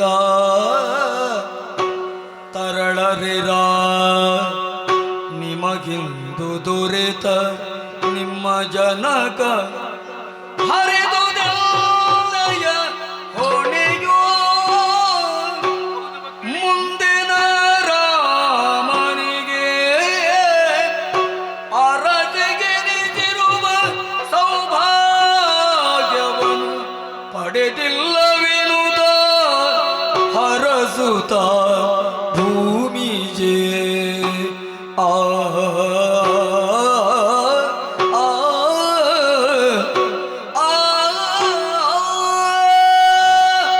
ನನ್ನ ಮುದ್ದು ಕಂದ ಮಗಳಿನ ಅಮ್ಮ, ಹೀಗೆ ಬನ್ನಿ ಮಕ್ಕಳೇ. ತಾಯಿಯಾದವಳು ತನ್ನ ಮಕ್ಕಳಿಗೆ ಇಂಥವನೇ ನಿಮ್ಮ ತಂದೆ ಎನ್ನುವ ಹಾಗೆ ತೋರಿಸಿಕೊಡುತ್ತಾಳಂತೆ. ನೀವಾಗಿ ಇದು ತನಕ ನನ್ನಲ್ಲಿ ಕೇಳಿದವರಲ್ಲ, ನಾನಾಗಿ ಇದು ತನಕ ನಿಮಗೆ ತೋರಿಸಿಕೊಟ್ಟವಳಲ್ಲ. ಆದರೆ ಇಂದು ಆ ಕಾಲ ಸನ್ನಿಹಿತವಾಗಿದೆ. ನಿಮ್ಮನ್ನು ಎಲ್ಲಿಗೆ ಸೇರಿಸಬೇಕು ಅಲ್ಲಿಗೆ ಸೇರಿಸುವಳಿದ್ದೇನೆ.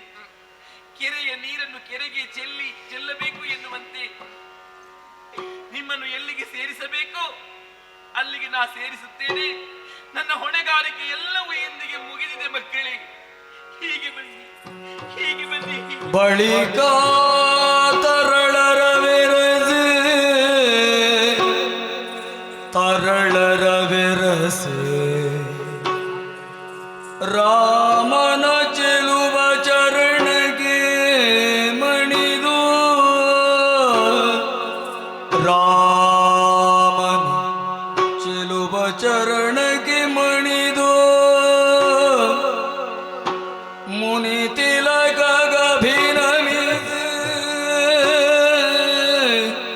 ಮುನಿ ತಿಲಕಗಭಿನಮಿಸುತ್ತಂದಳು ಜನಕನಂದನಿಯು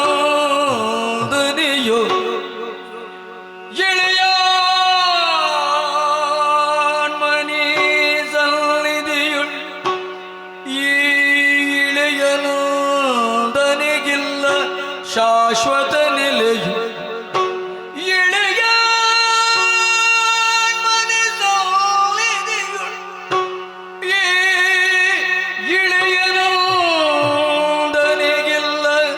ಶಾಶ್ವತ ನಿಲೆಯು ಕರೆಯುವಳವೇ ಕರೆಯುವಳವೇ ಅವಳನ್ನು ಸೇರಿಕೊಂಡಬೇನೋ ರಾಮ ರಾಮ ರಾಮ ರಾಮ ರಾಮ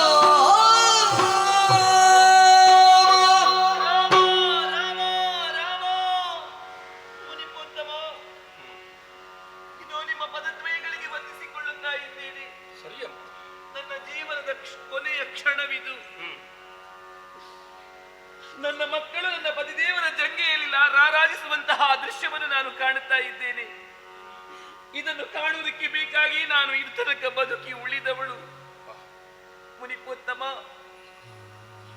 ದಟ್ಟವಾದಂತಹ ಕಾನೂನಿನಲ್ಲಿ ನಾನು ನಿಮಗೆ ದೊರಕಿದವಳು. ಯಾವುದೋ ಕ್ರೂರ ಪ್ರಾಣಿಗೆ ನಾ ಬಲಿಯಾಗಿ ಹೋಗಬೇಕಿತ್ತು.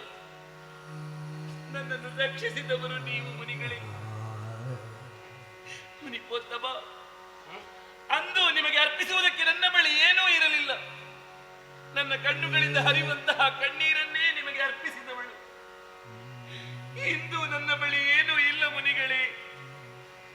ಕಣ್ಣಿನಿಂದ ಧಾರಾಪೂರ್ವಕವಾಗಿ ಹರಿಯುವಂತಹ ಕಣ್ಣೀರನ್ನೇ ನಾ ಅರ್ಪಿಸಿದವಳಿದ್ದೇನೆ. ಮುನಿಪೋತ್ತಮ, ಬಸುರಿಯಾದವಳಿಗೆ ತನ್ನ ಪ್ರಸವ ವೇದನೆಯ ಕಾಲದಲ್ಲಿ ಅವಳ ಒಂದು ಕಣ್ಣು ಯಮನ ಪಟ್ಟಣದಲ್ಲಿರುತ್ತದೆಯಂತೆ, ಮತ್ತೊಂದು ಕಣ್ಣು ತನ್ನ ಮಗುವನ್ನು ನೋಡುವಂತಹ ತವಕದಲ್ಲಿ ಇರುತ್ತದೆಯಂತೆ. ಅಂತಹ ಯಾವುದೇ ಒಂದು ನೋವು ಬಾರದ ಹಾಗೆ ನನ್ನನ್ನು ನೀವು ನೋಡಿಕೊಂಡವರು. ನನಗೆ ಅಣ್ಣನಾಗಿಯೋ ಮಾಮನಾಗಿಯೋ ಭಾವನಾಗಿಯೋ ನನ್ನನ್ನು ಸಾಕಿದವರು, ಸಲಹಿದವರು. ನಿಮ್ಮ ಈ ಉಪಕಾರವನ್ನು ನಾನು ಜನ್ಮ ಜನ್ಮಾಂತರಗಳಲ್ಲಿ ತೀರಿಸುವುದಕ್ಕೆ ನನ್ನಿಂದ ಸಾಧ್ಯವಿಲ್ಲ ಮುನಿಗಳೇ. ಅದಕ್ಕೆ ನಾನು ಋಣಿಯಾದವಳಿದ್ದೇನೆ. ಮುನಿಪೋತ್ತಮ, ಕಾಯೇನ ವಾಚ ಮನಸ ತ್ರಿಕರಣ ಪೂರ್ವಕವಾಗಿ ಪ್ರಭು ಶ್ರೀರಾಮಚಂದ್ರನಲ್ಲದೆ ಅನ್ಯ ಪುರುಷನನ್ನು ನಾ ಮನಸ್ಸಿನಲ್ಲಿ ಕಲ್ಪಿಸಿದವಳು ಅಲ್ಲ ಈ ಸೀತೆ. ಹಾಗಾಗಿ ಮುಂದಕ್ಕೆ ಈ ಇಳೆಯಾಣ್ಮನ ಸನ್ನಿಧಿಯಲ್ಲಿ ಈ ಇಳೆಯ ನಂದನಿಗೆ ಶಾಶ್ವತವಾದಂತಹ ನೆಲೆ ಇಲ್ಲ ಮುನಿಗಳೇ, ಶಾಶ್ವತವಾದಂತಹ ನೆಲೆ ಇಲ್ಲ. ಕೊನೆಯ ಬಾರಿಗೆ ನಿಮಗೆಲ್ಲರಿಗೂ ನಮಸ್ಕರಿಸುತ್ತಾ ಇದ್ದೇನೆ. ಅದು ನನ್ನ ಅವ್ವೆಯಾದಂತಹ ಭೂಮಾತೆ ಸೀತಾ ಬಾ ಬಾ ಎನ್ನುವ ಹಾಗೆ ಕೈ ಬೀಸಿ ನನ್ನನ್ನು ಕರೆಯುತ್ತಿದ್ದಾಳೆ. ನನ್ನ ಕರ್ತವ್ಯ ಇಲ್ಲಿಗೆ ಮುಗಿದಿದೆ ಮುನಿಗಳೇ. ಈ ಸೀತೆ ಅವ್ವೆಯ ಒಡಲನ್ನು ಸೇರುವವಳಿದ್ದೆ. ನನಗೆ ಆಶೀರ್ವದಿಸಿ ಅನುಗ್ರಹಿಸಬೇಕು. ನನ್ನ ಅವ್ವೆಯ ಒಡಲನ್ನು ಸೇರಿಕೊಳ್ಳುವುದಕ್ಕೆ ನನ್ನನ್ನು ಅನುಗ್ರಹಿಸಬೇಕು, ಹರಸಬೇಕು. ಅದು ಆ ಭೂಮಾತೆ ನನ್ನನ್ನು ಕರೆಯುತ್ತಿದ್ದಾಳೆ. ನನ್ನ ಅವ್ವೆ ನನ್ನನ್ನು ಕೈ ಬೀಸಿ ಕರೆಯುತ್ತಿದ್ದಾಳೆ. ಇದು ನನ್ನ ಅವ್ವೆಯ ಒಡಲನ್ನು ಸೇರಿಕೊಳ್ಳುತ್ತೇನೆ. ಸೀತೆ ಭೂಗರ್ಭವನ್ನು ಸೇರಿಕೊಳ್ಳುತ್ತಾಳೆ. ರಾಮ ರಾಮ ರಾಮ ರಾಮ ರಾಮ ರಾಮ ರಾಮ ರಾಮ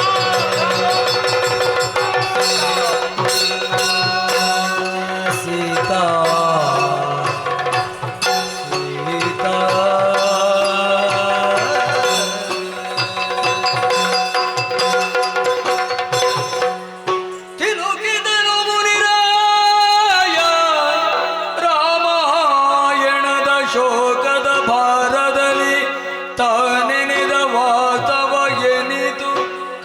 ಕಲ್ಪನೆಯ ಸೊಗಸೋಗೋ ರಾಮಾಯಣದ ಶೋಕದ ಭಾರದಲ್ಲಿ ತಾನೆನೆದ ವಾಸ್ತವ ಎನಿತು ಕಟು ಕಲ್ಪನೆಯ ಸೊಗಸೋಗು ರಾಮ ರಾಮಾಗ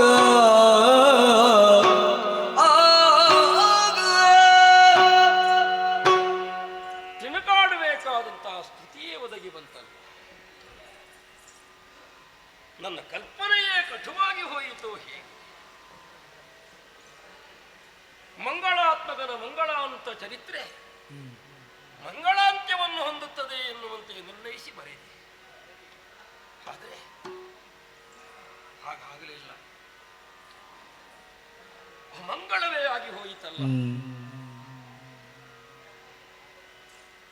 ಕಾಲ್ನಡಿಗೆಯಲ್ಲಿ ವನವಾಸಕ್ಕೆ ಹೋದಂತಹ ಸೀತೆ ಸ್ವರ್ಣ ವಿಮಾನವನ್ನು ಏರಿಕೊಂಡು ಮತ್ತೆ ಅಯೋಧ್ಯೆಯನ್ನು ಬಂದು ಸೇರಿಕೊಂಡ. ಅಯೋಧ್ಯೆಯ ಎಲೆಯುಳ್ಳಂತಹ ಸ್ವರ್ಣ ರಥವನ್ನೇರಿಕೊಂಡು ವನವಾಸಕ್ಕೆ ಅಥವಾ ಕಾಡುಪಾಲಾದಂತಹ ಮಹಾತಾಯಿ ಕಾಲ್ನಡಿಗೆಯಲ್ಲಿ ನಡೆಯುತ್ತಾ ಅಯೋಧ್ಯೆಯನ್ನು ಬಂದು ಸೇರಿದರು. ನಾವು ನೋಡುತ್ತೇ ಇರುವಾಗೆ ತನ್ನ ತ್ರಿಕರಣ ಶುದ್ಧಿಯನ್ನು ಸಾಯಿ ತನ್ನ ತಾಯಿಯ ಗರ್ಭವನ್ನೇ ಹೊಕ್ಕಳಲ್ಲ. ಕಾಲ ಸಂದಿತ್ತು ರಾಮರಿದ್ದಾರೆ ಅಂತ ಭಾವಿಸಿದ್ರೆ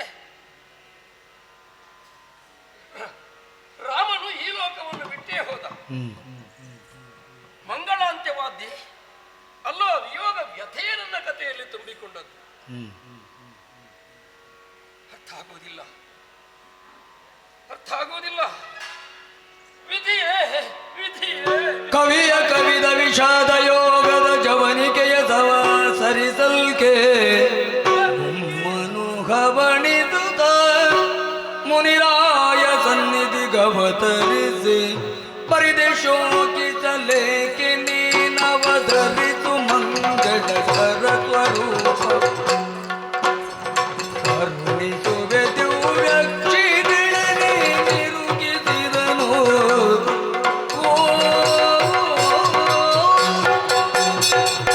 ವಾಲ್ಮೀಕಿ ಮಹರ್ಷಿ ವಿಧಿಯೇ ಬರೆದ ಕಾವ್ಯ ನಾಯಕನ ಅಂತ್ಯವು ದುರಂತದಲ್ಲಿ ಅಂತ್ಯ ಕಂಡಿತು ಎನ್ನುವ ಹಾಗೆ ದುಃಖಿಸ್ತಾ ಇದ್ದೀಯ. ಬರೆದ ನಾಯಕನ ಕುರಿತಾಗಿ ಇಷ್ಟು ಚಿಂತಿಸುತ್ತಿದ್ದಾದ್ರೆ ಬದುಕಿನಲ್ಲಿ ಏನೆಲ್ಲ ಆಗುತ್ತದೆ ಎಂದು ತಿಳಿದುಕೊಳ್ಬೇಕಾಗುತ್ತದೆ. ಈತನು ಯಾರು, ಇವನ ವಿಚಾರವೇನು ಎಂದು ತಿಳಿಯುವುದಕ್ಕಾಗುತ್ತದೆ ಈ ಕಾಲದಲ್ಲಿ. ಹೌದೇ? ಬರೆದ ಕಾವ್ಯ ನಾಯಕನ ಕುರಿತಾಗಿ ನಿನ್ನಲ್ಲಿ ಸ್ಪಷ್ಟವಾಗಿ ಹೇಳುತ್ತೇನೆ, ಕೇಳು. ನೀನು ಬರೆದ ಕಾವ್ಯ ನಾಯಕನೇ ಶ್ರೀರಾಮ ಯಾರು, ಆ ಪುರುಷೋತ್ತಮ ಯಾರು ಎನ್ನುವುದಕ್ಕಾಗಿ ಜ್ಞಾನ ದೃಷ್ಟಿಯನ್ನು ಕೊಡುತ್ತೇನೆ ನಿನಗೆ.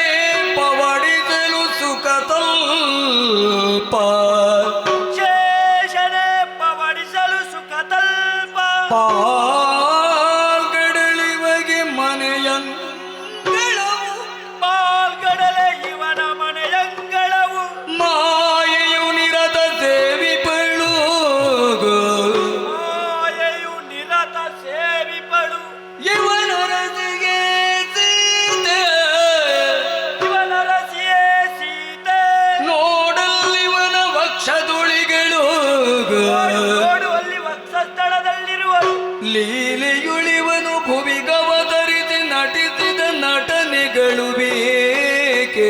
ಯಾಕೆ ಅಳುವೆ? ಇವ ಕಣ ಶ್ರೀರಾಮ ಶೇಷನೆ ಪವಡಿಸಲು ಸುಖತಲ್ಪ, ಪಾಲ್ಗಡಲಿವಗೆ ಮನೆಯಂಗಿಳವು, ಮಾಯೆಯು ನಿರದ ದೇವಿಗಳು, ಇವನ ರತಿಯೇ ಸೀತೆ, ನೋಡಲ್ಲಿವನ ವಕ್ಷದುಳಿಗಳು, ಲೀಲೆಯುಳಿವನು ಭುವಿಗವತರಿಸಿ ನಟಿಸಿದ ನಟನೆಗಳು ಬೇಕೆ. ರಾಮ ರಾಮ ಶ್ರೀರಾಮ ಆ ಆ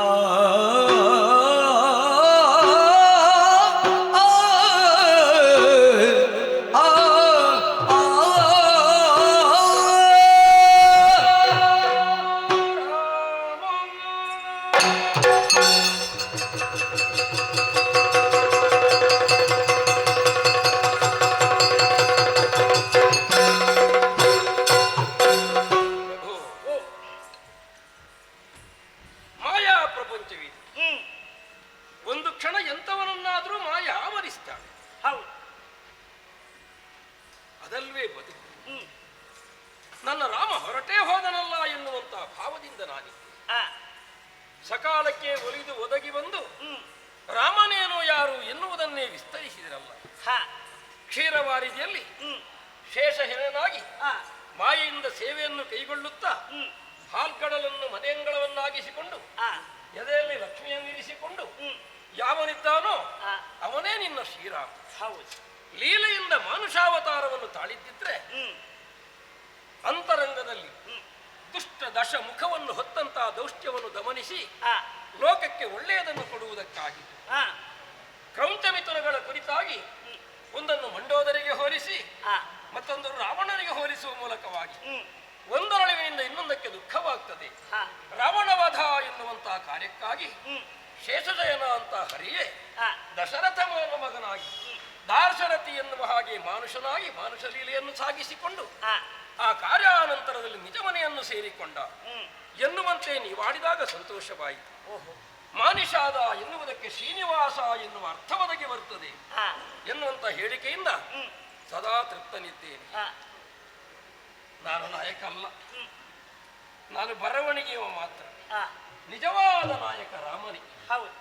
ಬರೆಸಿದವರು ನೀವು, ಬೋಧಿಸಿದವಳು ವಾಣಿ. ಆ, ಹಾಗಾದ್ರೆ ಮಾನಿಷಾದ ಎನ್ನುವಂತಹ ಶ್ರೀನಿವಾಸನ ಕಥೆಯಲ್ಲಿ ಉಳ್ಳಂತಹ ಉತ್ತಮ ಆದರ್ಶ ಆ, ರಾಮನ ಬದುಕಿನ ನಡೆಯನ್ನು ಆದರ್ಶವನ್ನಾಗಿ ಅನುಸರಿಸಿಕೊಂಡು ಆಚರಿಸಿಕೊಂಡು ಮುಂದುವರಿದು ಬಂದಲ್ಲಿ ಲೋಕದ ಸಮಸ್ತ ಜನಾಂಗಗಳಿಗೂ ರಾಮನೂ ಒಳ್ಳೆಯದನ್ನು ಕೊಡಲಿ.